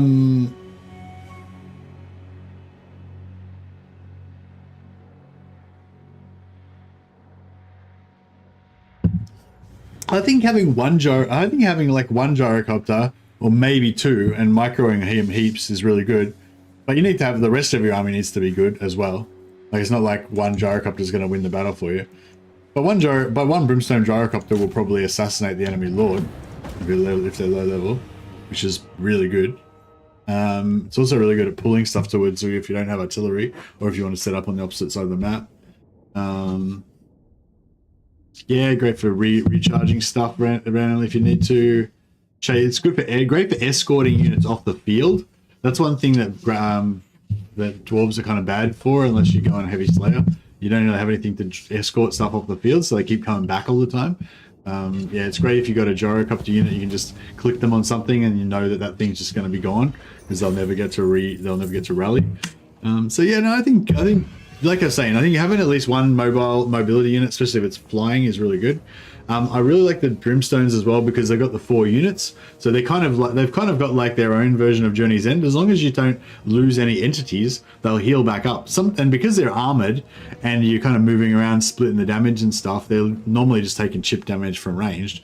They can quite often get down to like 60% health, even 40% health, and still have all 4 entities, and then just heal completely to full at the end of the battle.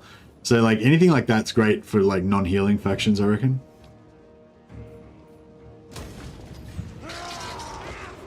Oh, he's dead. Master of Runecraft. Oh, he's in Force March. I'll cast the runes. Oh, bro. Oh, man, you fucked up. Rugni. I always feel sorry for Rugni. My anger burns bright. Rugni. You could have been, you're level 23. You're immortal. I'll cast the runes. So much glory you've already won for your filthy, misbegotten race. My anger burns bright. master of runecraft. Rune Lord.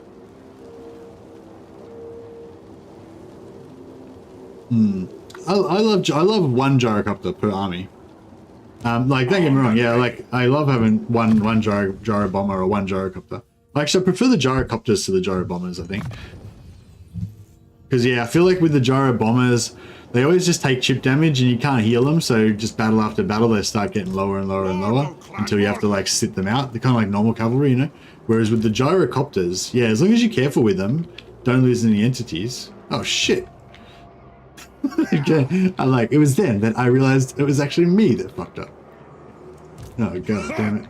Ekwazok ula of makas. Yeah, I mean, bombers are great if you got a healer. Don't get me wrong. We got a stolen life mage in there or something. Ekwazok. Can we stand against this? We can probably stand against that as well, you know. Lord of Clan Got a pretty... yeah, maybe. Ula of makas. If we put the rune of spite in there, we definitely could. Ekudi. Rune Ricky. Vengeful Runelord. Alright, let's do this. The ROR bomber can be a lifesaver in a pinch. Yeah, the bomber is fun. Who gets the bomber? I played that faction recently. I played some lord and he got a bomber. Is it Thorgrim? Did they give Thorgrim a bomber now? I think somebody starts off with the gyro bomber now. Grombrindle still has his brimstone gyros, yeah. Thorgrim, yeah. I actually quite enjoyed the gyro bomber with Thorgrim, but yeah, I you know, on balance, I prefer the brimstones that Grombrindle gets, I think. So, since we're attacking, they should not attack me, right? Yep.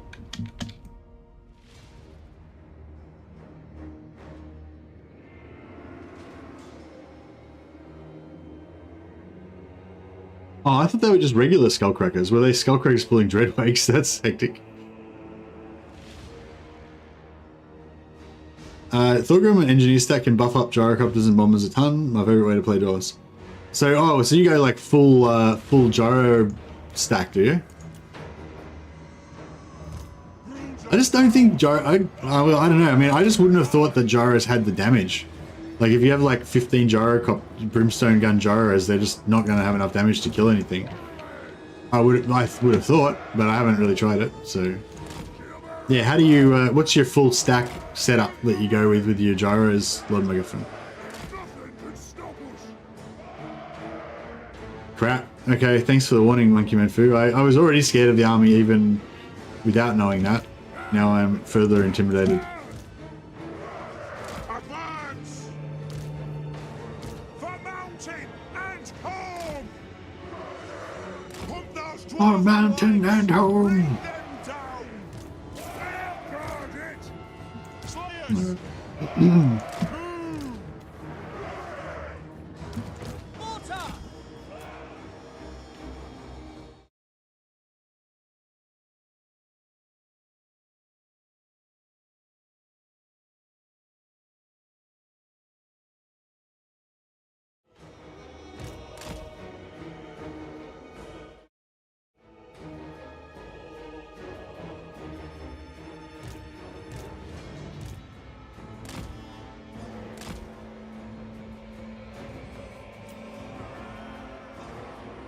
3 engineers, 4 copters, 2 of each variant, and a bunch of hammerers to hold the line. Hammers to hold the line? Hold what line though? If you got no ranged units, what do you need to hold the line for? What do you mean? When you say hold the line, you just mean they just... Oh, hold the line so the bombers can target something. Right, okay. Wouldn't it be better to use like, wouldn't it be better to use like iron breakers to hold the line? Because they're like super tough. Because you're saying you want to literally hold a line so your bombers can go along and bomb all of the units that are stationary, right? Alright. I wish I had some gyros right now so I could pull this army without having to To walk over there.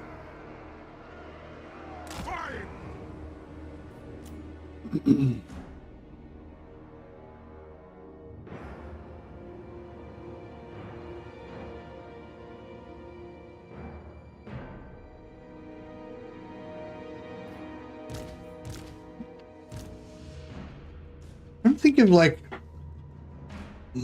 non-Slayer army going in the book. Oh, this is not Ungrim's army. This is some other Rune Lord dude. It's probably from Zufbar. He doesn't even know about Slayers. At once. Lead the men blood. And I am strong. Firefighter army. Flamethrowers, flame cannons, flame copters. Thane with the thing that weakens any unit of fire. I feel like your conception of what a firefighter does is a little bit skewed, Adam, so... You just imagine they rock up at a small town. We're a new fire department. We're here to fight fires. Just torch everything. Just burn the whole town to the ground. There you go. Completely safe from fire. There's literally nothing left in this town that is flammable. Town declared safe. And also an ash smoking ruin. Going full tilt. Alright, yeah, it's going to take a while to actually do enough damage to piss them off enough for them to actually attack us, but we'll get there eventually. Hopefully before we run out of ammo. There we go. Alright, actually, if we can get them to come here, down here, and we get them, attack them down the hill, that would be sweet. I don't think that's going to happen for us, but it would be really cool if it did. Strike out. It's short order. Yeah, what do you think about coming over here? My filthy, misbegotten kin. Clearing out. Like a shot. Armed and ready. Armed and ready. It's that debuff or final transmutation? Motherfucker. Oh my god, they've got magic. They're defending themselves somehow. This is no good. With haste.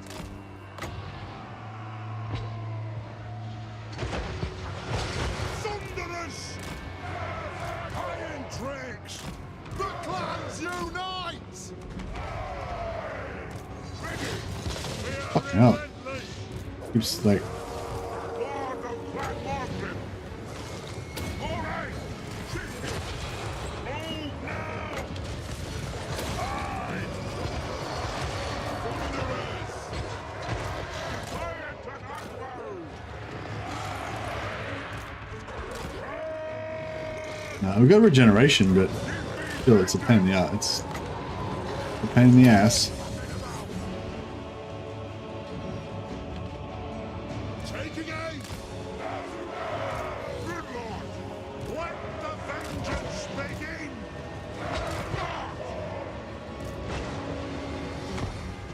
Strike out. Look now. Iron tricks. I was trying to pull their lord in so we could get some, Slayers. so we can get some action, but he's being cagey and pretty smart for me. Move. Mortar. The ancestors watch. Thunderous. Shoot. Cover. Find your targets. Take aim. By God, Maraz. Shields up. Axes out. Warhammer. Yes. Roll through. Iron tricks. Yes, yes. For Grimnir. Laurelish. Will do. Yeah, I did a fucking mess out of, made a mess of this. Oh man, he's getting wrecked. Defiant and unbound. Yes, vengeance. I This guy needs to get the hell out of there before he routes. Oh, these Trollhammers are getting destroyed. You guys need to shoot that prick. They can't shoot air targets, can they? Maybe they can.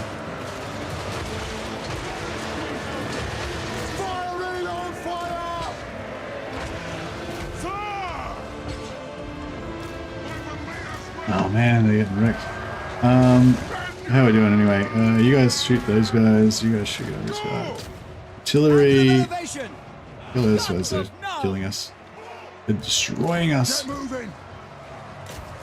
Reload! Fire! Sigma preserver! Yeah, he's getting wrecked now. Good. But yeah, we're definitely not in any shape to fight that second army at all, remotely. So yeah, I think I might have screwed up. We might have won the battle and lost the war. It is a reckoning! I am strong! Battle ready! What? Go! Iron Drakes! Let the vengeance begin! Ah, they wrecked our artillery. One of them got shattered, /annihilated. For mountain and home! Armed and ready! Yeah, I'm surprised. I'm sort of surprised about how terribly I fought this battle. Pretty bad. Go! It is an I'm not 100% sure what I did. There's Astrogoth's army. It's not Astrogoth though. He's dead at the moment. But iron willed! yeah. War of vengeance!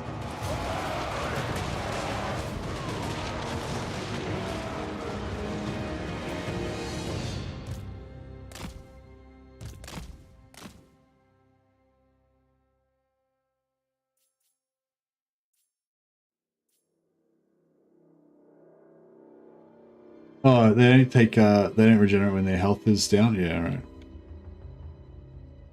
When their leadership's low.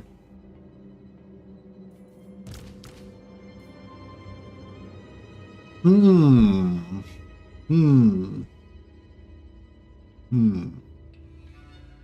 sure what we're going to do after that. If I had have fought that brilliantly and not taken any damage somehow, which it probably would have been very doable if I had have. I just was thinking wrongly about like this tree thing as well. Like I was thinking I was going to try and lure him out and shoot him, but because he's a ranged caster, his AI is sort of more like stay back. But I sort of still thought that I would get him in range in time with my guns and everything, and of course I didn't. And yeah, just like, do you know what I mean? I had a sort of vague plan. That plan didn't work, and I didn't adjust to it. So yeah, we took a lot of damage. So I could have either had a better plan to start with, or I could have adjusted quickly to the changing situation, but I failed to do both of those. The other thing is with artillery, like if you've got artillery, because they're so slow, you're like you're committed to like wherever the artillery are, like you're committed to being there. Yeah, classic dwarf mistake, never move a dwarf army after the battle starts. Exactly. So yeah, that's the sort of why I sometimes lately I've been like intentionally not taking artillery, just because even though it is useful, it reduces your flexibility once the battle starts. Potion of healing, nice. I think that's our first potion of healing. I haven't had a potion of healing or a potion of toughness, but maybe I did get one, but I melted it because we don't really need them.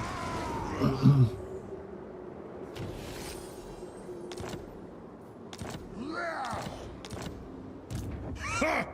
Ekwazok!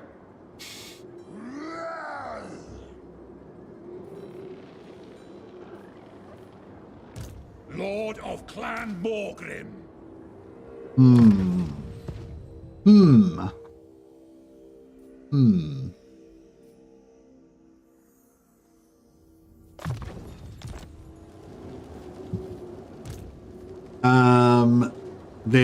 No, these are just regular skullcrackers. They've got no ranged attacks, so that's good.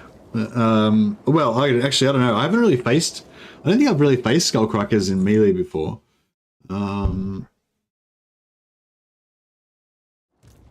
Armed and ready. We're not really equipped to do a melee blob with this army. And ranged versus ranged, we're probably not going to be very happy either. Shit. Vengeful Rune Lord.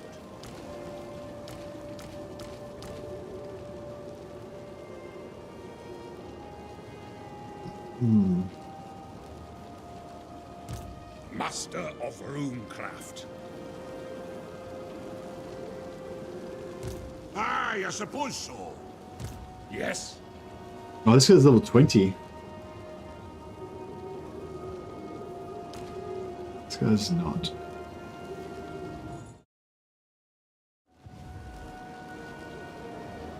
Not a Skullcracker fan? Yeah, they're kind of like really high mass chariots, aren't they? But I don't know, I imagine they're kind of slow.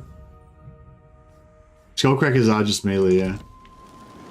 They're almost all melee, except they got 2 blunderbusses and they got 2 hobgoblin archers. Blunderbusses can be devastating if you let them shoot you, but they are pretty easy to shut down usually.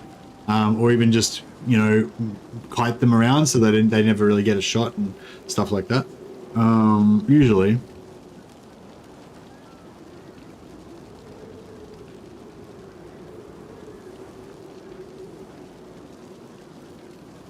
Nah, we're not trying to confederate Grombrindle and that.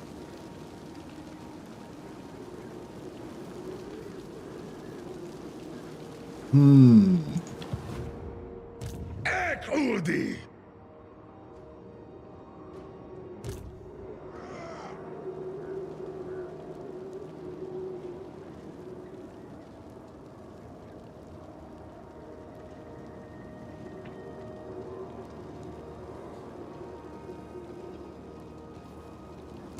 My anger burns bright. I don't really want to lose all these heroes, but I don't have much choice really. I could just ban this guy. Odor Drakebeard. I don't know, what do you think? Should we... I mean, we have got a bit of an army still. You know, it's not like completely hopeless. Rune Ricky. I kind of don't like the idea of leaving him in Force March here though. I'd rather like have him on maybe... It's as good as done. Yeah, probably rather switch out for a different lord just so that we can have that retreat. Armed and ready. Any ROR? Maybe like 1 ROR or something we could bring in. Can I help you? Nah. Oh yeah, we got the Skyhammer, Gyro Bomber. That's something. Master of Runecraft. Yeah, alright. I think I'm going to switch this Lord out. Even though it would be nice to have the level 20 Lord in there. With the... It would be nice to have the level 20 Lord with the...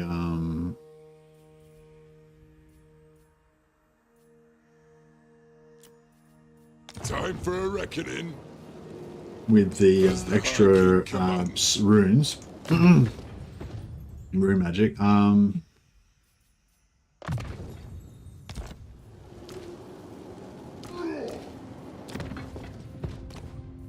This guy, at least he can tank like a boss.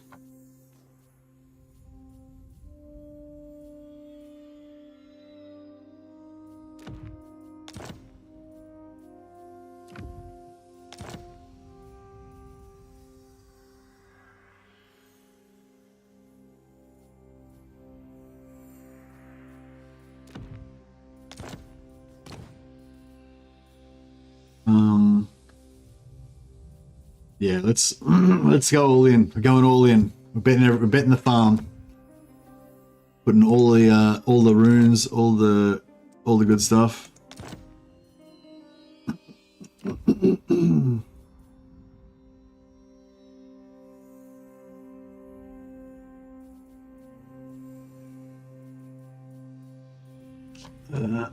Excuse me.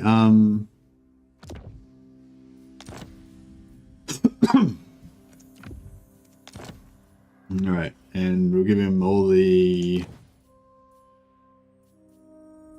consequences of doing it. Yeah, Journey's End's good. I like Journey's End now.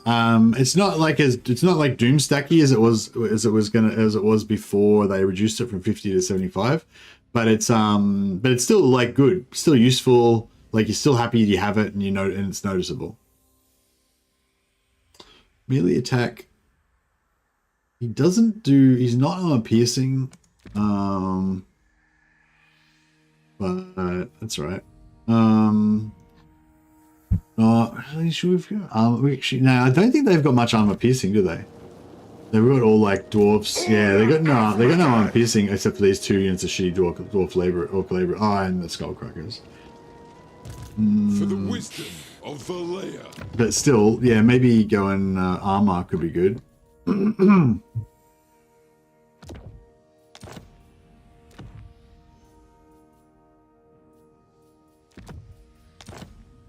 Yeah, give him max armor, max, and what was the? Oh yeah, the Ironwood's hammer gives him perfect vigor. So yeah, cool. Should be able to keep grinding, keep on grinding. And what else do we do? So adamant, blah blah, and the master rune of spite. Yeah. All right, we're giving him the spite rune. If he dies, then we're in big time. We're in big trouble. Oh, they're great. Oh, they're great weapons. Yeah, sorry, I thought they were all Chaos Warriors. Yeah, no. So he's got great weapons as well. So we reckon 7 melee defense or 50 armor. I think the 50 armor is still going to be better. Wait up. So 30 versus 80. So we're going to have minus 50 melee attack. Oh, but we're going to be reduced because we're going to be. No, we're not going to be tired. We're going to be reduced because we get hit in the back. Somewhat. I don't know how to. There's too many things to calculate. I still think the 50 armor kind of feels pretty good.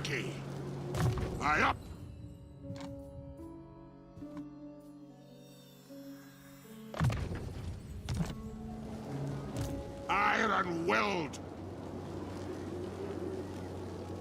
What do you want? Oh, you know what we could do? It's as good as done. We could pop an ambush Heading out. with the whole army in this army.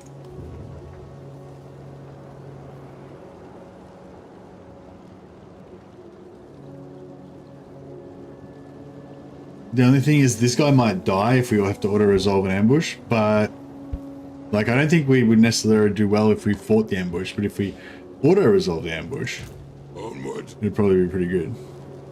Only 40% ambush, but still.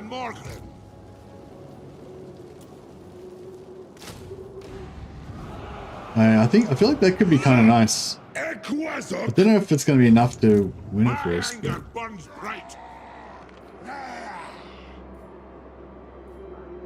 Ooh, brimstone in there. Get some more thunderers because we kind of lost some.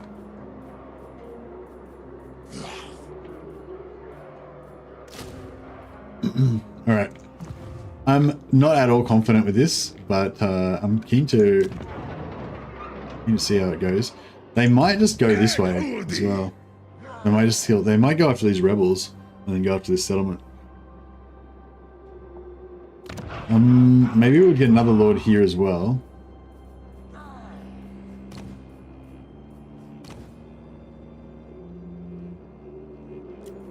Summon me if you dare. Let us begin. Yeah, I'm willing to sacrifice that if we need to. Yeah, I don't know. They'll want to attack this guy because they want to stop the recruitment, but then they'll probably also want this. To war.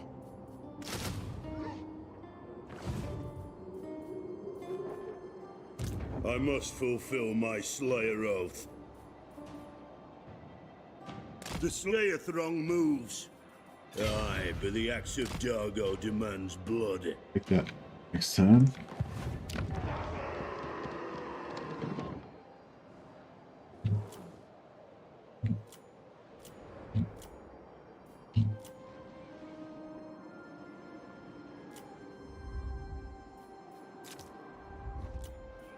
Oh yeah, so There's still too many things going on in this campaign now. It's starting to get a bit... To battle! You're a pretender. Grimnir is with us! Songni! Guys, traits. Well, maybe we should do this guy first. I think we can win this battle if we geared him out fully. Father denied. A step. This is 60-40. By the Gamma's Kron. This is 45-50.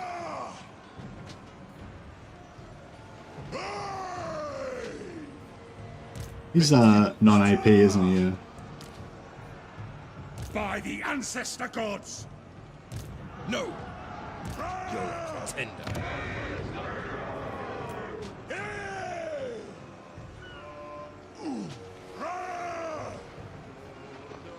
For Karazhan. All right, wait. We'll switch it back over for a second. Give this guy all the mad gear.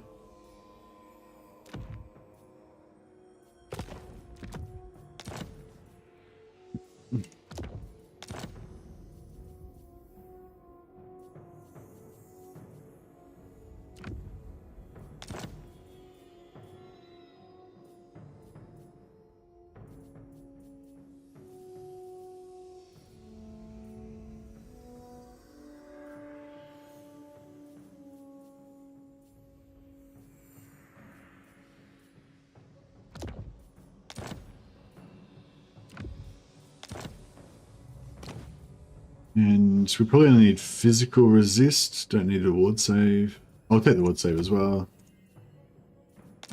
Give it to one of the other units.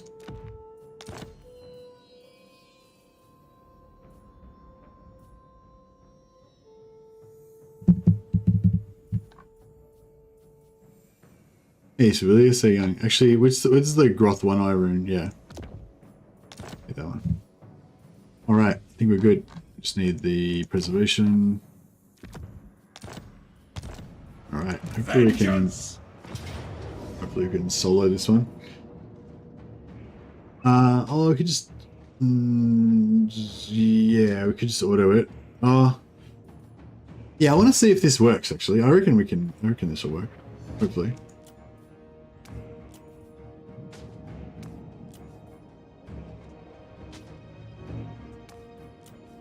These ones. Oh yeah, you can't put that on a Vanguard unit for some reason. Hey Sibelius, how's it going? Is it fixed? It is fixed, yes.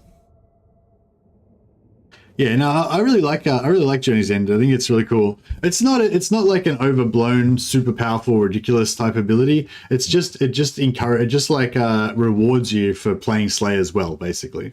If you can just get in there and slaughter everything while you take minimal damage, then it'll reward you by you not using. You won't lose any units at all, which is pretty cool.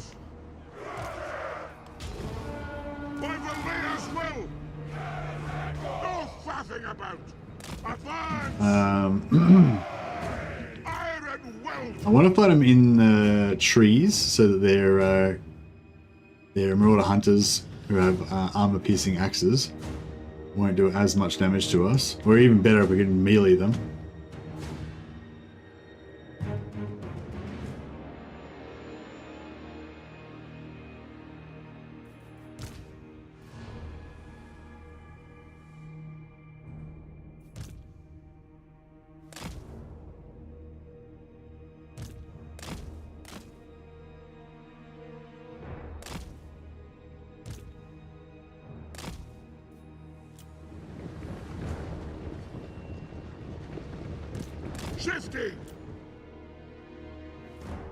Okay, nope. No good. No good. No good. Put those Dwarf legs! Get moving! Strike out! Nah, look at the...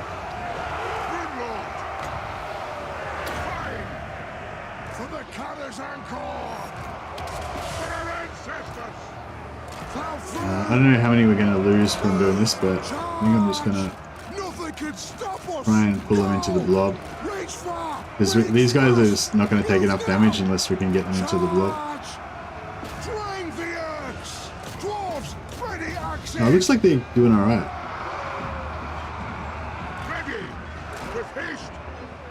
Let's try and stay away from their Marauder Lord until he gets hired. We need to be fighting. We need to keep him fighting though, because Rune of Spite doesn't kick in unless he's fighting.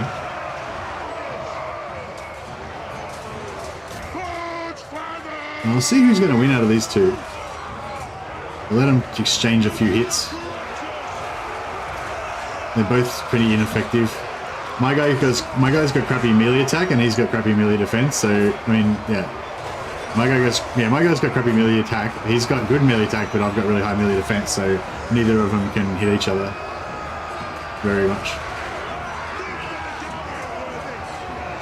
Looks like we're coming out on top.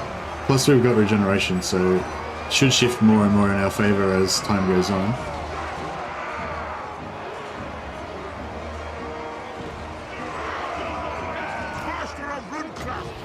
Oh, here we go. Now we're going to buff our melee attack. We should be able to rip into it. We've got armor piercing as well. Not that he's got much armor, but yeah, he's getting wrecked now. Can't wait for the new DLC, Dwarves and Empire. Yeah, it's going to be awesome, isn't it? But even if it's not that great, like, it'll still be good though, I reckon.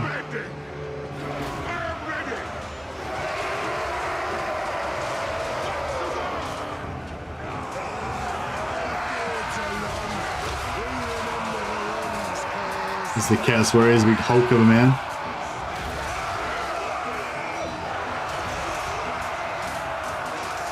Smashed him. Armed and ready. I will do it.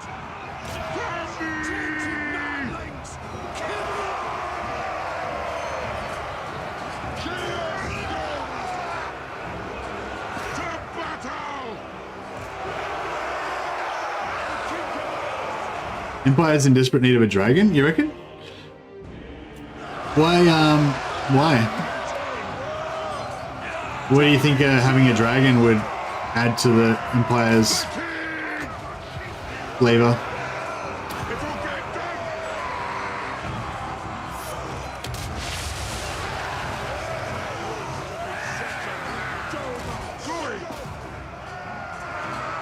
Empire's in need of allies that can defend themselves. Yeah, I reckon the Empire's in need of more mechanics that interact with the elect accounts. Like, I don't know, I feel like a really strong theme in the lore of the Empire is just all about the elect accounts kind of like helping each other and or not helping each other and like, you know, that kind of stuff.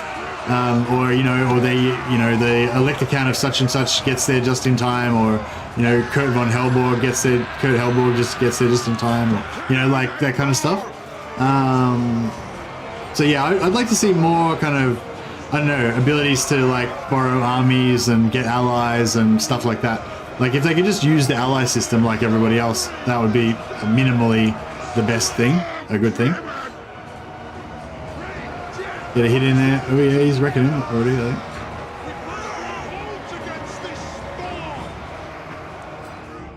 Yeah, I think we've got this. I don't think these miners aren't gonna have a good time, but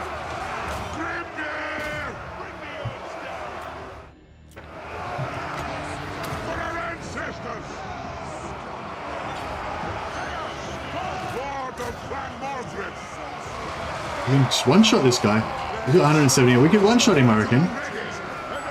No, he didn't. He just routed us by proximity. I think we didn't actually get to hit him. Let the vengeance begin. To attack. The clans unite. Tazu! No! Dash room! Masters desert us!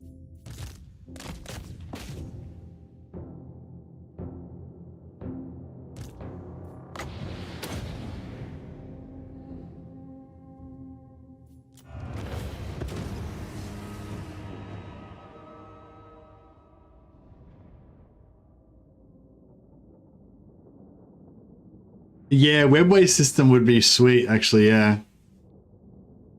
If you could go through the underways to, like, underway highways or something like that, that would be pretty cool. But maybe it's a bit too, like, magical or something. It does actually, yeah, actually, underway highways would be kind of cool, wouldn't it?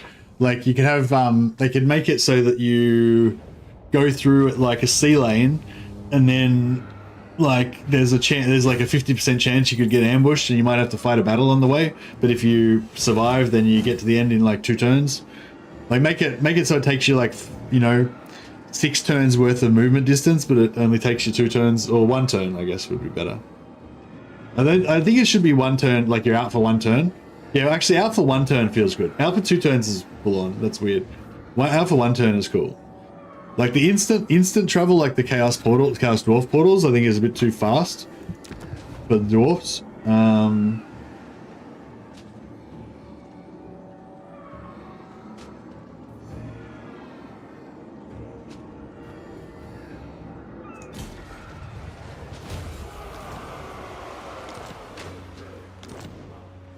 Vengeful Runelord!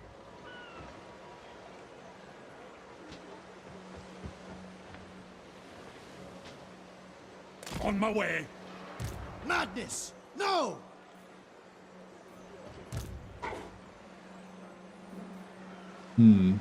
Yeah, so he can take that if he wants, then I'll retreat. This guy won't come in, but if he he can't chase up, but if he could. My anger burns right. bright.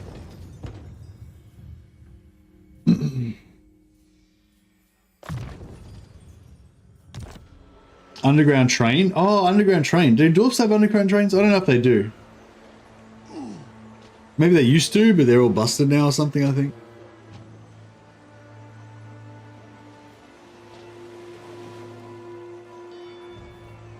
Yeah, I think Calvaranz has got a dragon. I seem to recall something along those lines.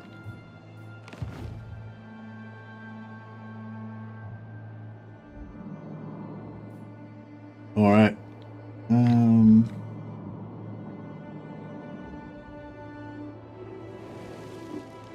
Summon me if you dare.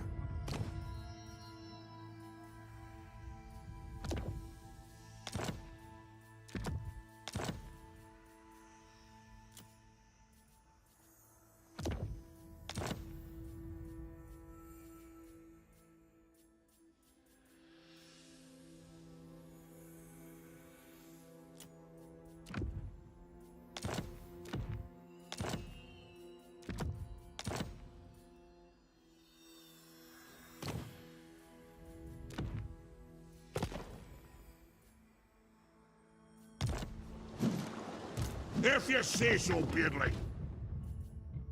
Yeah, didn't need that, didn't need that. Slayer Ward. Alright. We need Groths. Need... Sure.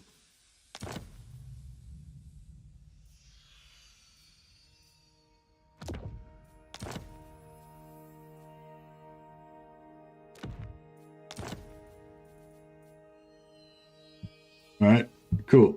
Hopefully that'll be right.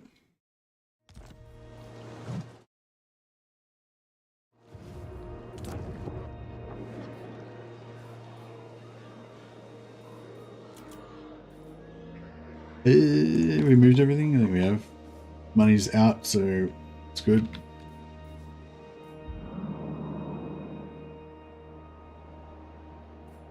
See how this all plays out. Yeah, it's just come up to 8 hours now. Yeah, I'm kind of thinking maybe I should wrap it up. I'm not sure if I want to. Not sure if I want to continue this one tomorrow or not. I am still having fun. It's hard to it's hard to say whether people have lost interest or not, because it was pretty low views today, but that is what you would expect if Legend was streaming anyway. So it's it's hard to tell if people have kind of lost interest or if we start a new one. Probably a new one, yeah. I think this campaign's definitely still got fun to be had in it. I'm still enjoying it, but yeah, I think probably need to start something new to keep people interested. But I mainly just wanted to try out the Journey's End and run around with Slayers, chopping everything, which we did, and it was a lot of fun. So yeah, those of you who are inspired to start dwarf campaigns, I wish you well with the dwarf campaigns. New DLC campaign. Nah, I don't think there's anything I really want to play with the new DLC. I'm still trying to figure out some sort of maybe I don't know, maybe a Changeling campaign or something to do with like one of the Zeech factions or Beastman or something like that, sort of semi-related. But yeah, I mean, yeah, that's an option. I'm kind of interested in already started Grombrindle campaign, Man After My Own Heart. Yeah, I think Grombrindle's my favorite. I just don't like his new start position. Like I don't hate that they made that. I don't hate that they moved him. Like I think it was, you know, cool, good idea. But like just from me personally, yeah. Luther Harkon, Hero Doomstack. Vampire Coast don't really have cool heroes though. I mean, I guess you could go Mongols. Do Vampire Ghost get any dampening items or dampening stuff? Fighting a million Dark Elves gets old quick. Yeah, I think when I play Grombrindle, I usually just go turn 25, turn 10, 25% Chaos Dwarf endgame, and then just portal your way through to get back to the real world again. Just ignore the start position. But that's just me. But yeah, we can't go back to back with dwarves. But yeah, I don't know. Actually, I might just quickly, while I've got you guys, while I've got you here, the elite of the Mercy the Mad community, hardcore. I might just check out the old main menu and have a think about some options for next time. Hey, Cinti, excellent side effect. Had Mercy running in the background while painting. Now. Painting so often, I now start painting if Mercy stream is running. Oh, really? So whenever I'm streaming, that just gives you the urge to paint, so you can like vibe out. Oh, that's awesome. Thanks for the super chat, Senti. Much appreciated, buddy. It was yeah, you just caught me before the end of the stream. But yeah, so I was thinking about So I was thinking about going for. So I think like in terms of vibe. My favorite version of the vibe would be to go for Kemler, Confederate. This is back on that whole vampire infantry thing again. Would be to go Kemler, Confederate Red Duke, and then get Red Duke to ally with. Who's the guy we were talking about?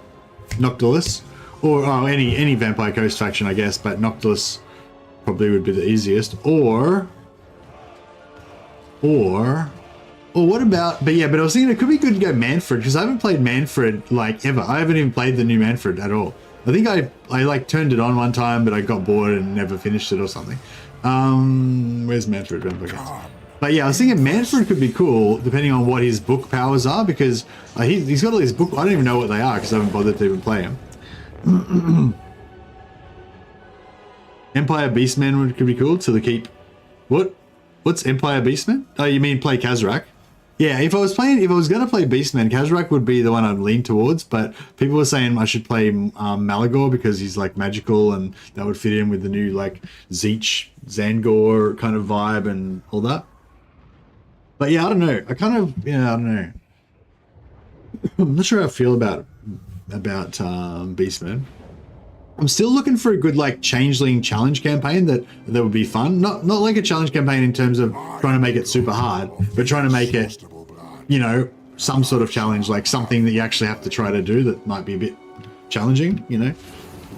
I think yeah, it's like the Changeling campaign is just too chilled out. There's just there's no stress at all. So what do we got? We've got research rate. Okay, we got local recruitment. Cool. Effects are doubled when Manfred studies the tomes within his malevolent museum in Castle Drakenhof. Oh, so if we capture Drakenhof, then we get double. Wow, okay.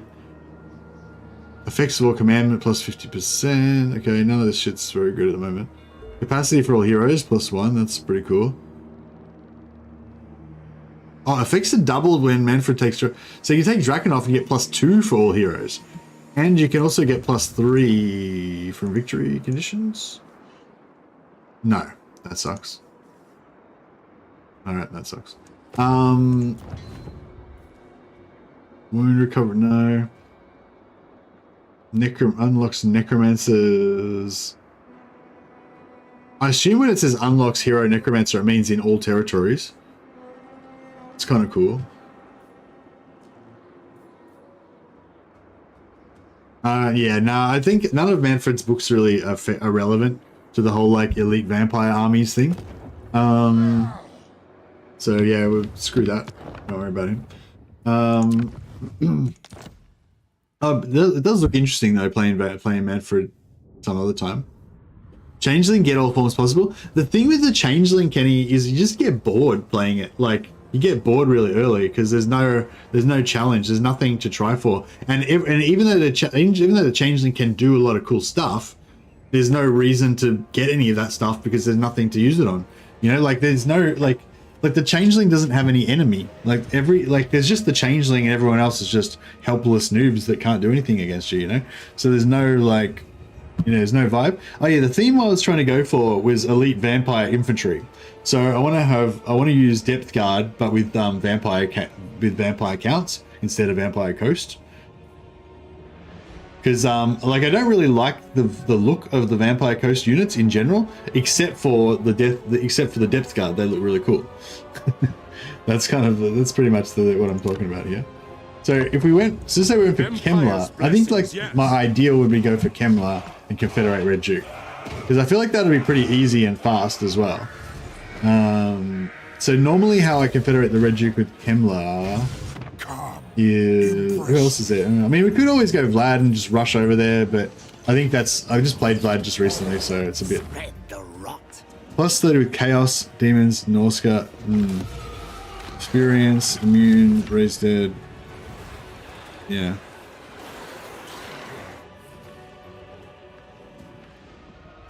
New Blood Dragon mod. Yeah, you have Vampire Infantry with the Hunger. That'd be cool.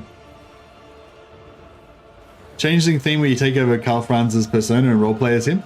Yeah, that's sort of like what I did last time.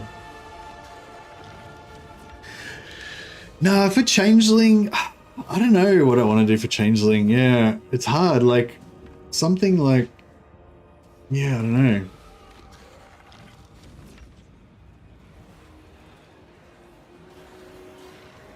I don't know. I don't know. It's just like, you know how other factions, they have like a nice kind of, they usually have a nice kind of pace. Like you start off with like a quarter stack of shitty units with maybe with one good unit. You fight another half stacks at the start and you're like having these little micro battles that are all fun. And then you get your full stack and now you're fighting like a full crap stack versus the enemy crap stacks. And then soon after that, you're fighting like against like 1 or 2 stacks at a time. You know, maybe, or whatever, 1.5 stacks or whatever. And then you start getting tier 2 and 3 and you know, like there's sort of like a ramping up kind of thing where you have different phases. With the Changeling, it's just like at the start, the best thing to do is just, you know, just flick turns basically is probably the easiest thing to do. Or, but yeah, I don't know. Anyway, the thing I was thinking about doing with Changeling is going like Beastmen units only. So you can basically only use either Beastmen units that Changeling can recruit, like Zangors, and allied Beastmen units, and just go in like full Beastmen. I don't know. I thought that could be kind of cool, but yeah, I don't know. I think it probably wouldn't really make the game any more challenging or interesting, though. Really. Changeling ultimate vassal. I get a vassal and keep them alive through early endgame. Vassal dying is the fail state. Yeah, that's basically what I did last time. I did that with Karl Franz, and it was okay, but I don't know. People lost interest, and it wasn't really that exciting. Yeah, I don't know. Yeah, I don't know. I would just want to. Yeah, like I don't know. Has anyone played the Changeling and actually had a fun long campaign? And how did you do it? And why was it fun? That's what I want to know. Because I just haven't, I haven't figured it out really, and I just can't be bothered playing it to try to figure it out, you know. Find me, Grave. Lord effects replenish your foreign tour. Yeah, that's pretty good. Yeah, see, Kemlar himself isn't really badass enough to be the leader of my vampire armies. Red Duke definitely is though.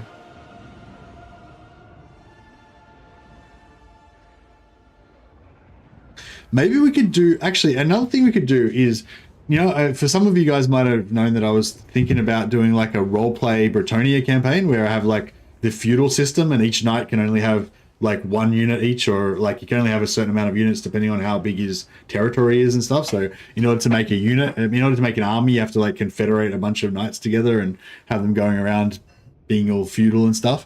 And then we're gonna have like chat games to determine which ones get promoted and blah, blah, blah. So maybe we could do like a sort of test of that, but with vampires, and that way we could kind of figure it out a little bit. And then once we figure it out, we could do it again with Bretonnia, but it wouldn't be all played out because we wouldn't have already done it. You know, it'd be different faction and stuff.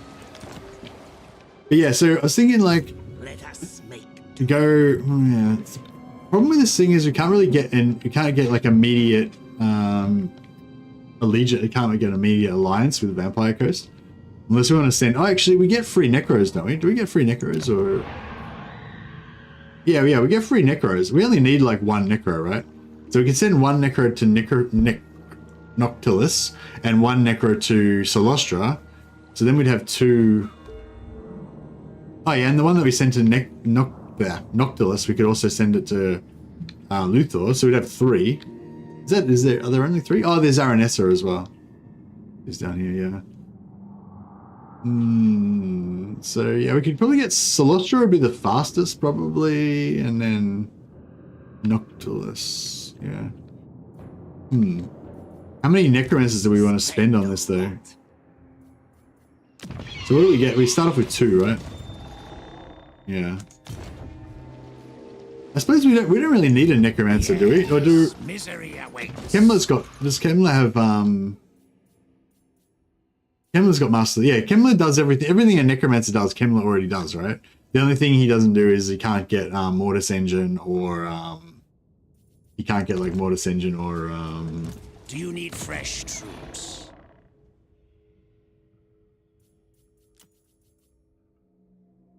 yeah, it's Unholy Lodestone's the one you want, isn't it? To give you the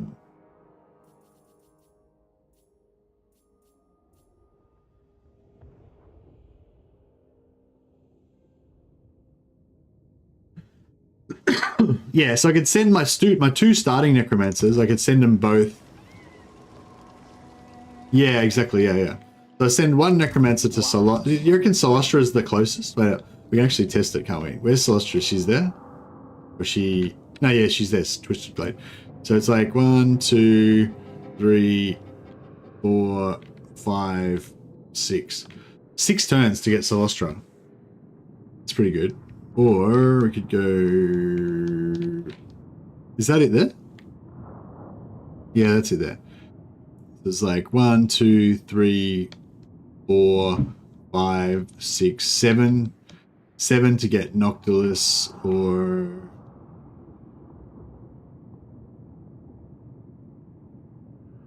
One, 2, 3, 4, 5, 6, 7, 8. 8 to get Aranessa. So we'll send send 1 to Solostra, 1 to Noctilus. The Noctilus one after Noctilus, the Noctilus one will go to Luthor, and then on the way back he'll get Aranessa. If we don't already meet them by then. So okay, so we do that. So after 6 turns we can start racking up allegiance points. Actually, that's the other thing. It's going to be hard to get allegiance points with them because we can't gift them regions or anything, and we can't farm.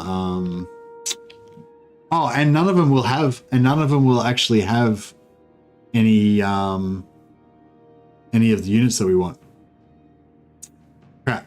Because I basically only really want depth guard halberds, or I guess normal depth guard would be cool as well. But yeah, none of them can actually recruit any of those units, can they? Until like ages later in the campaign.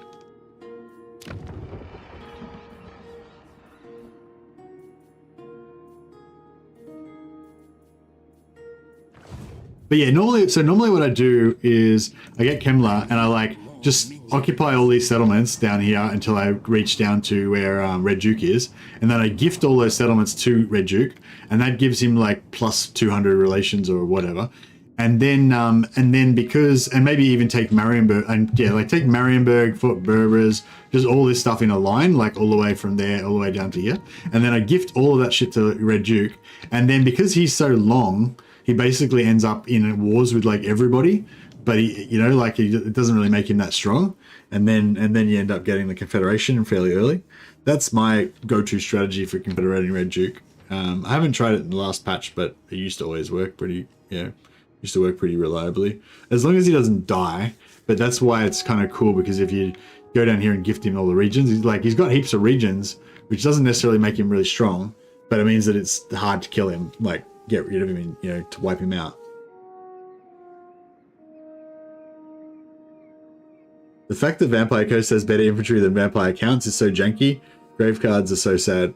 Yeah. Graveguards are so sad. That is true.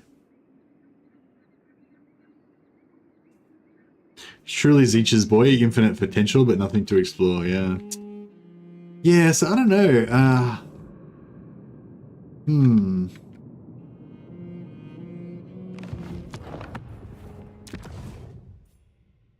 Yeah, does none of the Vampire Coast lords actually buff vampires, do they? Like, they none of them buff Death Guard particularly, do they?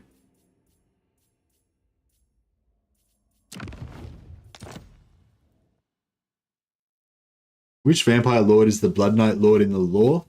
I think there's a couple of famous Blood Knight dudes in there. There's like the OG Blood Knight guy, he's pretty famous, and then I think there's another dude, isn't there?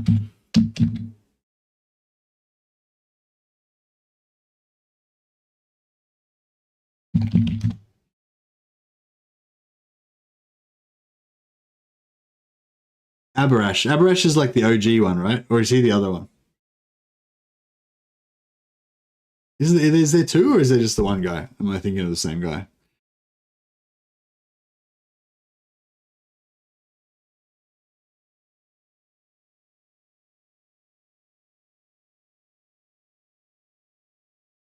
There was like one like a OG Blood Knight who like ate a dragon's heart or some shit, and then he became a Blood Knight, and then actually Red Duke's a Blood Knight, isn't he? Oh wait, there's Malabord as well. He's a different. Is he a Blood Knight? No, he's not. Or is he a different thing? I get confused. Anyway, whatever. Notable Blood Knights: the Red Duke, the Dark Knight of Malix, Gorgovich Krakval, Malabord. Bastard Son of... No, he's different. He's another one as well. Malabord's a cool one as well. Conrad von Karstein. Oh, I didn't realize Conrad was a Blood Knight. Oh, that's cool. Conrad's like the Psycho von Karstein. He's apparently a Blood Knight as well. Anarch von Karstein, Merovich von Bertellus, the Dark Knight, Tiberius, Corbus, Rab, Acusson, Morton, Caleb, the Red Knight. Oh, it doesn't even mention Abarash. Oh, Wallach Harkon. Yeah, that sounds familiar.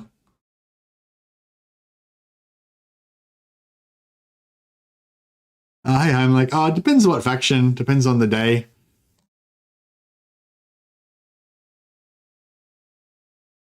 I don't know. I'll have a think about it. If you guys have any other ideas for me about any of the things that we have discussed, or any other ideas otherwise, yeah, feel free to just chuck a comment on Soren. Yeah, that's another name, another familiar name. I feel like there's some dudes missing from this list, but yeah. But yeah, there's way more Blood Knights, way more famous Blood Knights than I knew of. Yeah, there's heaps of them. Oh, it does mention Lord Abarash. Yeah. Yeah, in the wiki. I'm just reading the wiki at the moment. Yeah, cool. All right, guys. Well, I'll probably leave it there, and yeah, I'll have a think about what to do tomorrow. We'll probably do. I like that you'd go after Red Duke because he's so badass. Yeah, Red Duke is super badass. I don't know. Maybe I should wait a bit longer before I play some Maybe I should give it a bit more of a rest before I play vampires again, because I did just play them like last week.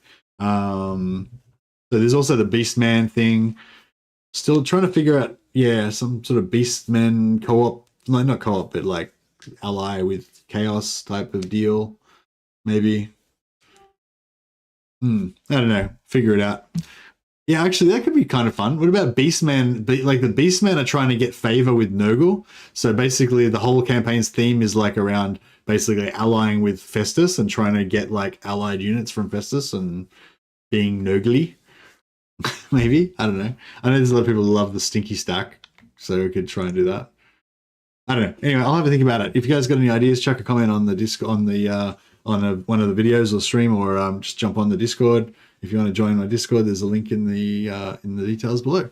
And yeah, I think Tom is still streaming. He's playing Astankia, so I'll chuck a host over to him.